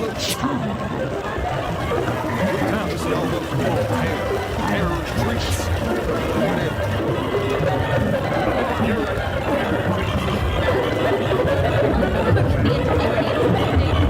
Adam, at this rate, we'll be the laughing stock of the solar system. Oh, Sally, dear, don't doubt yourself. You're doing a wonderful job. But I wouldn't throw the fun of clownery out the window. As much as I'm enjoying all this talk and clowning around, I better go check out my little apple. And I don't mean Wally. But you know what? I also mean Wally. Hey, how's my little devil doing over here? You guarding my apple for me, pal? Oh, I guess you didn't do a very good job at it. Hey, who took a bite out of my apple? I think I see fang marks, Frank. These fangs aren't real and you know that! Sure. That's what they all say. Don't worry, though, kid. There's plenty of other eats here. What are you feeling hungry for, Wally? One of the most substantial elements of the world building and situation we've come to accept is that, in some way, the world of Welcome Home must be a type of reality. The videos seen through the bugs are memories of Wally's. We can experience them, and the further we went in examining what was occurring with the videos, the more we came to understand they weren't taking place in planned scenes on the set of Welcome Home. There was too much evidence that it seemed like a slice of life. With this video, lacking any material that indicates there was a Halloween special based on this precise story, we can pretty much lock in place the idea that yes, these are memories capturing events in the neighborhood happening outside the show. If this is taking place after the storybook record, and it clearly is, and is giving all the signs of being a continuation of that night, then these characters are not just alive when something is being recorded and not just alive when something has been written. Do you understand what this is telling us? The art is not generating the reality is just being captured and replicated in the art. Even if the concept and designs for these characters got the whole thing rolling, it gained a life outside the creative conception and performance. And that explains a bit more about Wally's presence inside the site. It's also fairly obvious what else we can gain insight on here. There is a malevolence in the area of the neighborhood. Sally told us outright, and we witnessed activity in the video. That apple didn't bite itself. The thing in the woods showed up, and it's probably what we're dealing with as the antagonist. In light of all this, I'm going to lean to one side at last on the issue of Wally Darling's place in the topic concerning the antagonist mystery. We have evidence enough here that I'm willing to, at this moment, weigh in on it. I don't think Wally is anything more than a gateway for what's happening. I think he's innocent, and whatever malevolence is playing with the neighborhood is using home, and it's using him, or just rode in here on his back, because he trusted it with his big innocent heart and didn't know any better. We can always be proven wrong down the road, but this is how I'm seeing the wind blow so far. Here's the thing about it though, judging the wind like this and giving a forecast. It would explain why someone tried to destroy Welcome Home. Let's chase this line of thinking for a moment and make a simple timeline, okay? Welcome Home starts as just a creative project. Whether it's the source of the reality or it's art capturing that reality, it doesn't even matter. The thing that matters is that in this reality, there is a malevolent force that is threatening the neighborhood, and as Sally said, it's the reason nobody else lives there. When night falls, it comes for whoever's outside. I hear it every night. You can hear it too, if you listen. Especially if you wait next to your window. First, there's a rustling in the bushes. Then, the scratching on the pavement, on the walls as it crawls up. Finally, if you're quiet, you can hear its guttural sound. So you're a creative lead on the show about that neighborhood. Artist, writer, whatever. You're a member of the original team. Along the course of developing this, you eventually come across the very unavoidable fact that something that is not happy is in this story, lurking on the edge, right there among the trees in the background paintings. You know it when you imagine new story scenarios. You know it when you write the storybook record, which, I am very sure, contained the original audio of Sally exactly as we heard it, but was in the same vinyl pressing state. We only heard it differently because there needs to be a disconnect between what the restoration team hears and what we can hear. Quick side note about that. It's most likely because the restoration team is infected and needs to stay unaware of what's attacking them, so it corrupted their listening experience. As a creator on the project, you know there's a dark side to the story. As a children's media property, you can't allude to it more than just fun little scary moments, like when it's Halloween. And yet, it continues to grow. It gets louder. It keeps getting into the neighborhood trying to find new victims. I hear it every night, Sally said. And we know what happens to people who get too involved in this media, don't we? Because now we're seeing it in the restoration team. At first, it must have been much more subtle with those who worked on Welcome Home. But it got to those characters eventually. It found ways inside, and we know it did. Because through Wally's eyes, we saw it visit and bite the apple. It made its way inside a building at last. It lingers in the woods at first in the mind of the writer or the artist or both. It makes its way into the neighborhood. It makes its way into home. Then it gets a gateway or a host in Wally, who, at the end of the Playfellow exhibit pages on the site in modern day, past a link titled "It's in Here" in a black spot, said this. Let me in. This thing is banging on the door to be let in on the site, and it probably did exactly the same thing with every creative element generated for the show. Eventually, it must have started leaving physical residue, which is what's been making the restoration team ill, and they basically told the exhibit people to expect it to happen to them. The property itself was most likely driving people mad, and the evidence of Welcome Home being a reality got too strong to ignore. So, if you're a creative on the team, in this specific moment, what kind of action do you take knowing you're working on a children's show gaining major popularity? Destroy the project. Get all the media you can and ruin it.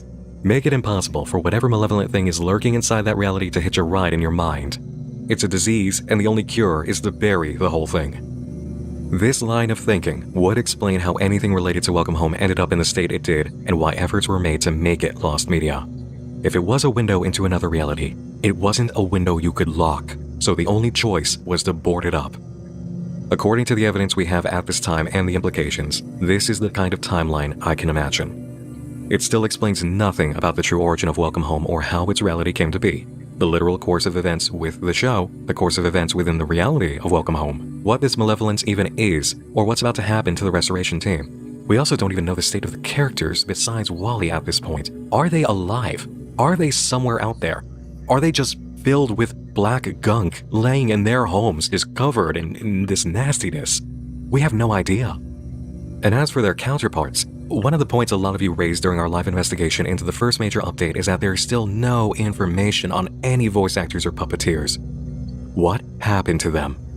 And if there weren't any voice actors, and these are the actual character voices, how were they recorded at all? If this is another reality, how was it being captured? There's a lot we understand as of Friday the 13th, and plenty that we don't. And I love that. There's so much story and mystery and intrigue in the journey of Welcome Home, and this update has given us as much new excitement as it has insight. We understand better now, and it's made things scarier. Happy Halloween, neighbor. Really, I am mentally and emotionally on a happiness right now that's akin to the best kind of Halloween candy buzz, or the feeling you get inside Spirit Halloween. What an awesome update. And again, the incredible work that goes into it all, from the voice acting to making the set with all the candy apples. A round of applause, once again. This project has my whole heart. This is the kind of creative work that keeps me driving to look for new and amazing projects and just do Nightmind all the time with a smile on my face. And to think we're going to get more in December. Yeah, it is a great time to be into unfiction. It's a great time to be doing Night Mind. Okay, guys.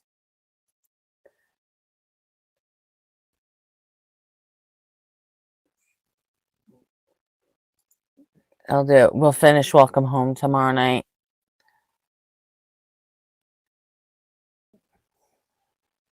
So, yeah, it's a little weird, Muskrat. I get it, but this is not a QAnon it's created. It's just you want to go over the 9 Inch Nails ARG that they did for the release of Year Zero, because that happened.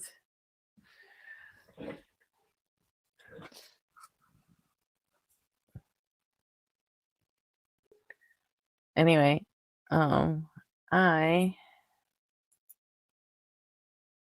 am going to. Oops, not yet.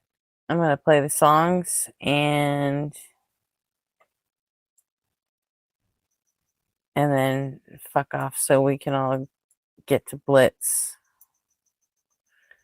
because he's gonna start in just less than 30 minutes. So,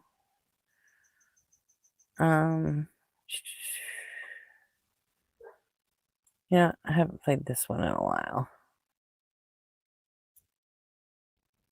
JR, you still here? You want to hear Figure Eight?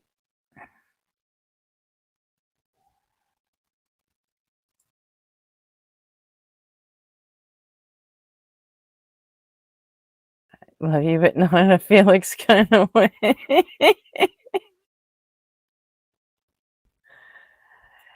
That was, you know what? Even if he had just said, "Oh, I love you, Gretchen," that would be okay. But the fact that he decided to put me on the spot and say, "Do you love me?" It was just fucking weird.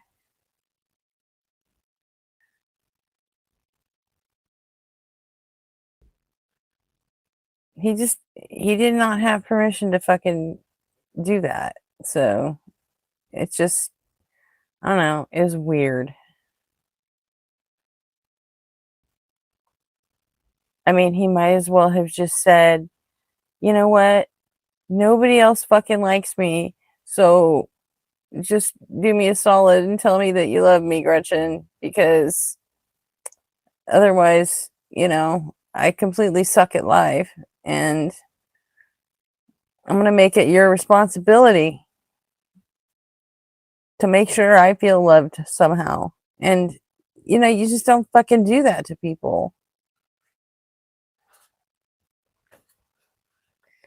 I mean, it is far more egregious to ask someone if they love you rather than just telling them that you care about them. It's like, it goes so much farther. It's like a violation. You don't just ask people, especially in fucking public on a stream like that. You don't do that. And I mean, what if I just fucking decided to be a bitch and say, "No, I fucking hate you"? You know? Yeah, Chrissy, last night, Felix legit got up on stream and asked me if I love him. I know he didn't mean it in the fucking creepy, like, romantic way or anything, but just the fact that you had to ask that fucking question, it doesn't matter what the context was. You don't fucking do that. So,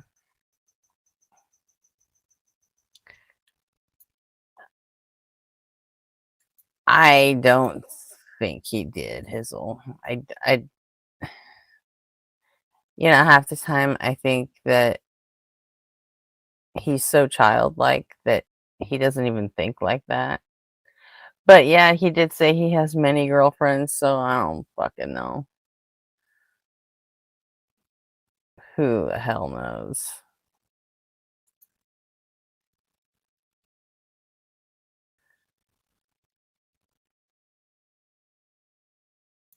All I know is I did not appreciate that.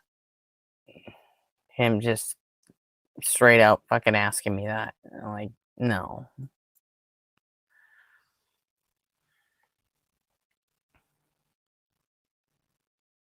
And then he didn't like that I put him on the spot. Because he didn't seem to understand the other night when I reconsidered my position of perma-banning him after, Nobody on Fire gave his take on it. But then we did limit him to once a week. And he didn't understand that he was being limited to once a week. So I was like, okay, well, here are your two choices. You can be perma-banned or you can be limited to once a week. And I'm like, you make the call. I'm not. He said, whichever one you want. And I said, nope, we're not playing that game. You decide.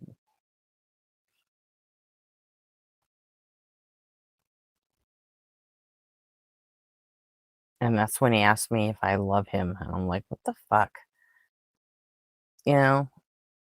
Danger will rob. No, you don't ask people that.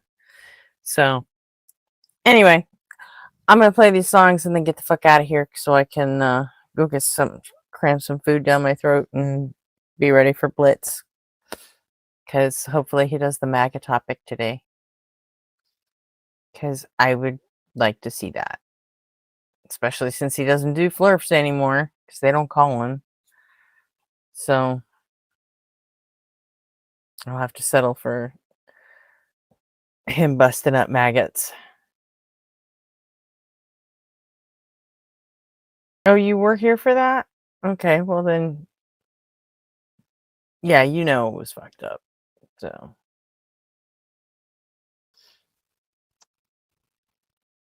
Okay. Well, if you're going to Blitz in half an hour, Muskrat, I'll see you there. Happy cruising. Happy stream cruising. Okay. And that's going to do it for me. Here's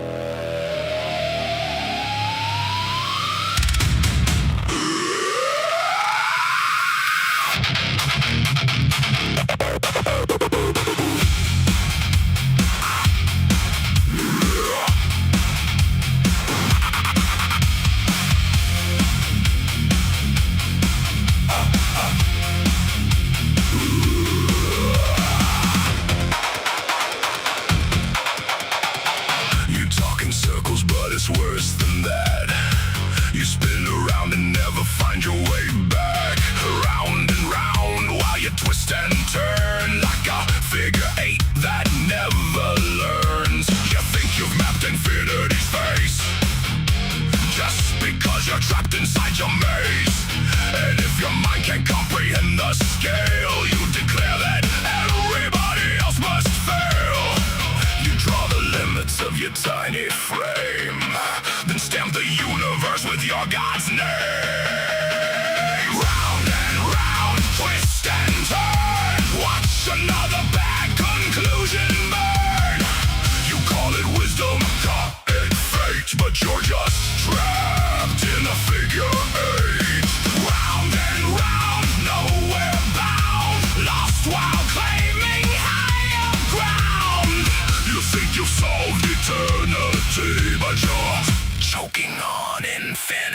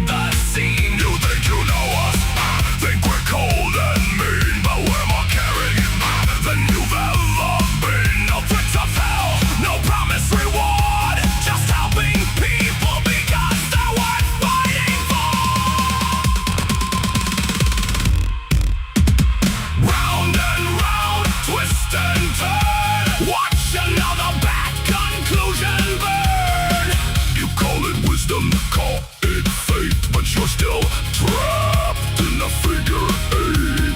Round and round, nowhere bound, lost while claiming higher ground. You think you've solved eternity, but you'll never own reality. Round and round, figure eight. Round and round, too blind to see. You're going nowhere.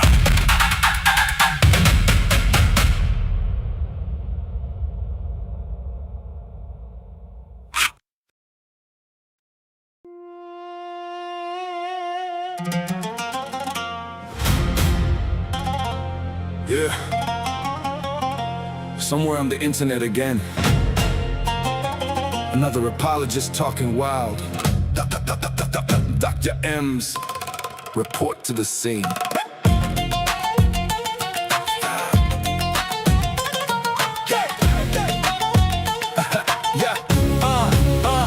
Did someone post the M's bat signal again? Is there a Muslim on the call being ignorant? M's destroying life smooth like an AI voice mod. Destroying all 5 pillars with the voice like a god. Baby, why you getting mad at me? Because your book teaches you fake anatomy. When M's gets on the call, it's like a rectal exam. Cause he knows the Quran like the back of his hand. You'll never see his face, but you're gonna hear his voice. Getting surgical on the hadith of your choice. Muslims getting cooked in English and Arabic by a medically trained ex-Muslim heretic. Gonna diagnose that cognitive dissonance that keeps you believing the Quran's nonsense. Did you say between the ribs and the backbone, bro?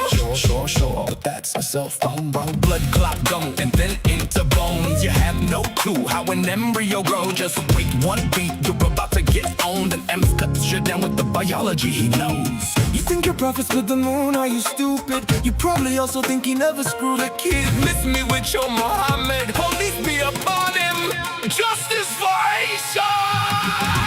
You'll never see his face, but you're gonna hear his voice. Getting surgical on the hadith of your choice. This one's getting cooked in English and Arabic by a medically trained ex-Muslim heretic.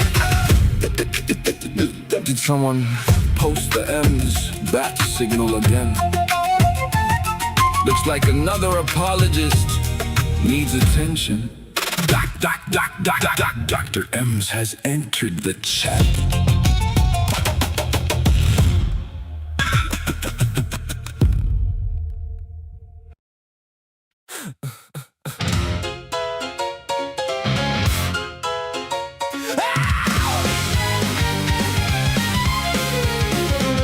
You dress up doubt in velvet robes, throw dead men's quotes like holy stones, name drop Plato and wave your hands like a mystery will make us understand. You sell transcendence cheap online with cherry-picked and twisted lines, a sermon built from smoke and mirrors, preaching louder cause the truth gets nearer. You claim spirituality, philosophy and historicity, but all you got is sophistry. We don't believe your silly fairy tales, but we're ready to talk about it if you want to. We'll even fight about it if you need to. So light the match, strike up the choir, turn your doubt into wildfire. We're dancing on the altar rails tonight. You call it faith, we call it theater, cheap illusions dressed up deeper, but everybody loves a beautiful lie. Whoa, whoa, you want salvation with the spotlight glow. Whoa, but the house always wins the holy show. You wear gullibility like couture, but every answer sounds rehearsed. You quote the saints, ignore the science, then call your contradictions guidance. A martyr complex in high heels, selling wounds that never healed. You need an enemy to justify the glitter in your bloodshot eyes. You claim spirituality, philosophy and historicity, but all you got is sophistry.